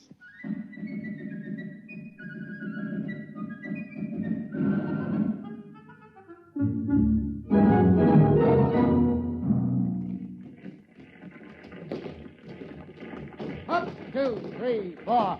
Keep in line there. Ah, what a sloppy crew. All left feet. Well, it's a nice night's work. With those landing parties dying like flies, we can use every new man we can get. Don't say that. What, are you afraid the mayor will hear me? Don't be ridiculous. It's a completely passive population. Sheep-like, obedient. Look at them. No two of them in step. Well, what do you expect from backwood agrarians? Wait till those sergeants get hold of them at the base. They'll whip them into first-class fighting men in no time. Halt! Stand and deliver! What's that? Why, it's Tom. Hands up, Inspector. Huh? I got you covered. Now, the rest of you drop your guns and move out of the way. What? Now, see here. Now, go on now, drop those guns. Now, what's the meaning of this? And who are you? Tom Fisher. I'm the town criminal. I'm going to kill the inspector. Now, please move out of the way. Criminal? So that's what the mayor was prattling about. Now, I know we haven't had any murders in 200 years, but I'm changing that now. Now, move out of the way. Well, I suppose I'd better get out of the line of fire. No, wait a minute, wait. Now, don't move. I know just how to do it. I've been thinking about it. Now, I'll push this button, and you'll die. You'll fall down on the path, and your eyes will open, and your mouth twisted, and no air going in and out of your lungs, and no beat to your heart, and I can't do it. Here's your gun. Take it. I don't want it.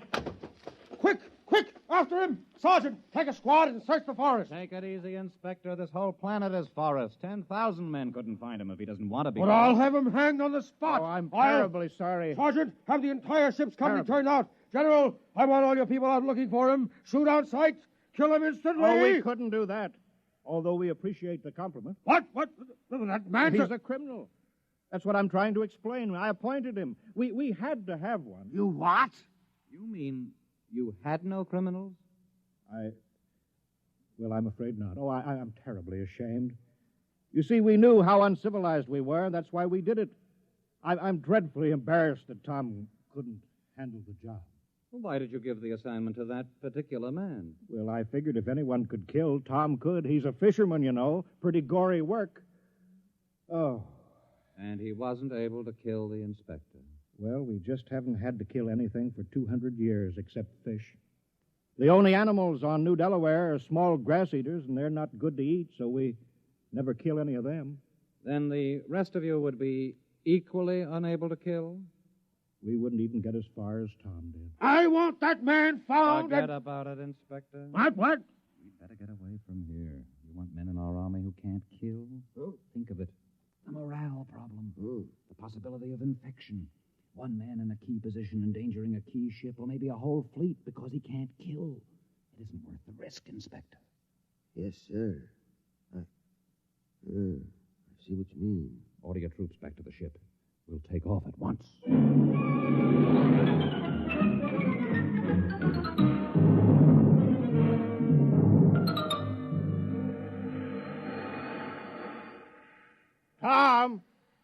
Tom, you can come out now. Tom, they're gone. He's hiding around here somewhere, Mayor. Yeah. Tom! Here I am.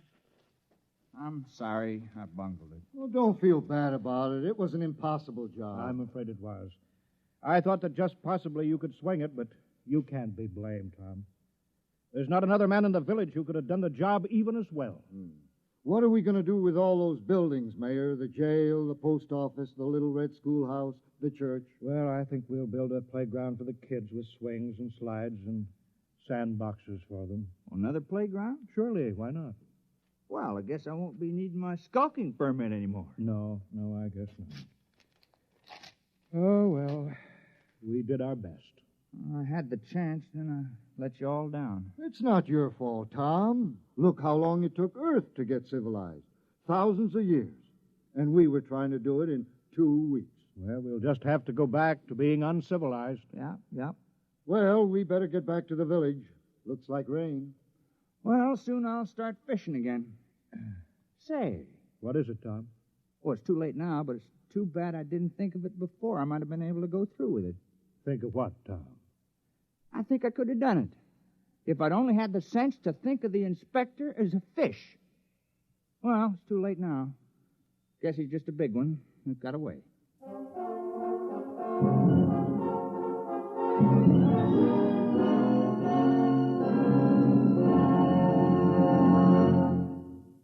You've just heard X-1, presented by the National Broadcasting Company, in cooperation with Galaxy Science Fiction Magazine, which this month features an unusual story by James E. Gunn, Cylana, a story of what happened when crime suddenly invaded a crimeless society, and where the only way to catch a thief was to manufacture a thief. Galaxy Magazine, on your newsstand today. Tonight, by transcription, X-1 has brought you Skulking Permit, a story from the pages of Galaxy, written by Robert Sheckley and adapted for radio by Ernest Kenoy. Featured in the cast were Dick Hamilton, Wendell Holmes, Joe DeSantis, Joseph Boland, Alan Hewitt, Bill Quinn, Mandel Kramer, and Ruby Dee. Your announcer, Jack Costello. X-1 was directed by Daniel Sutter and is an NBC Radio Network production.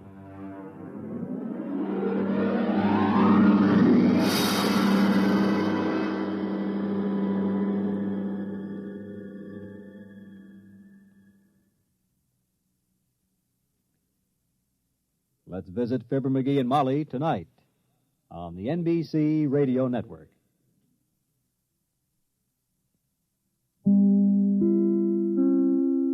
I would like to extend my sincere gratitude to Old Time Radio Research Group for their remarkable efforts in preserving and archiving the captivating world of old-time radio programs.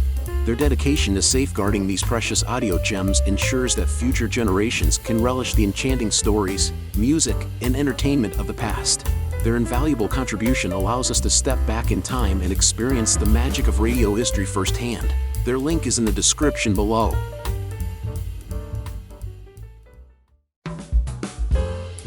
Thank you for tuning into Golden Age Radio. Don't turn that dial. We have more excellent entertainment coming up next.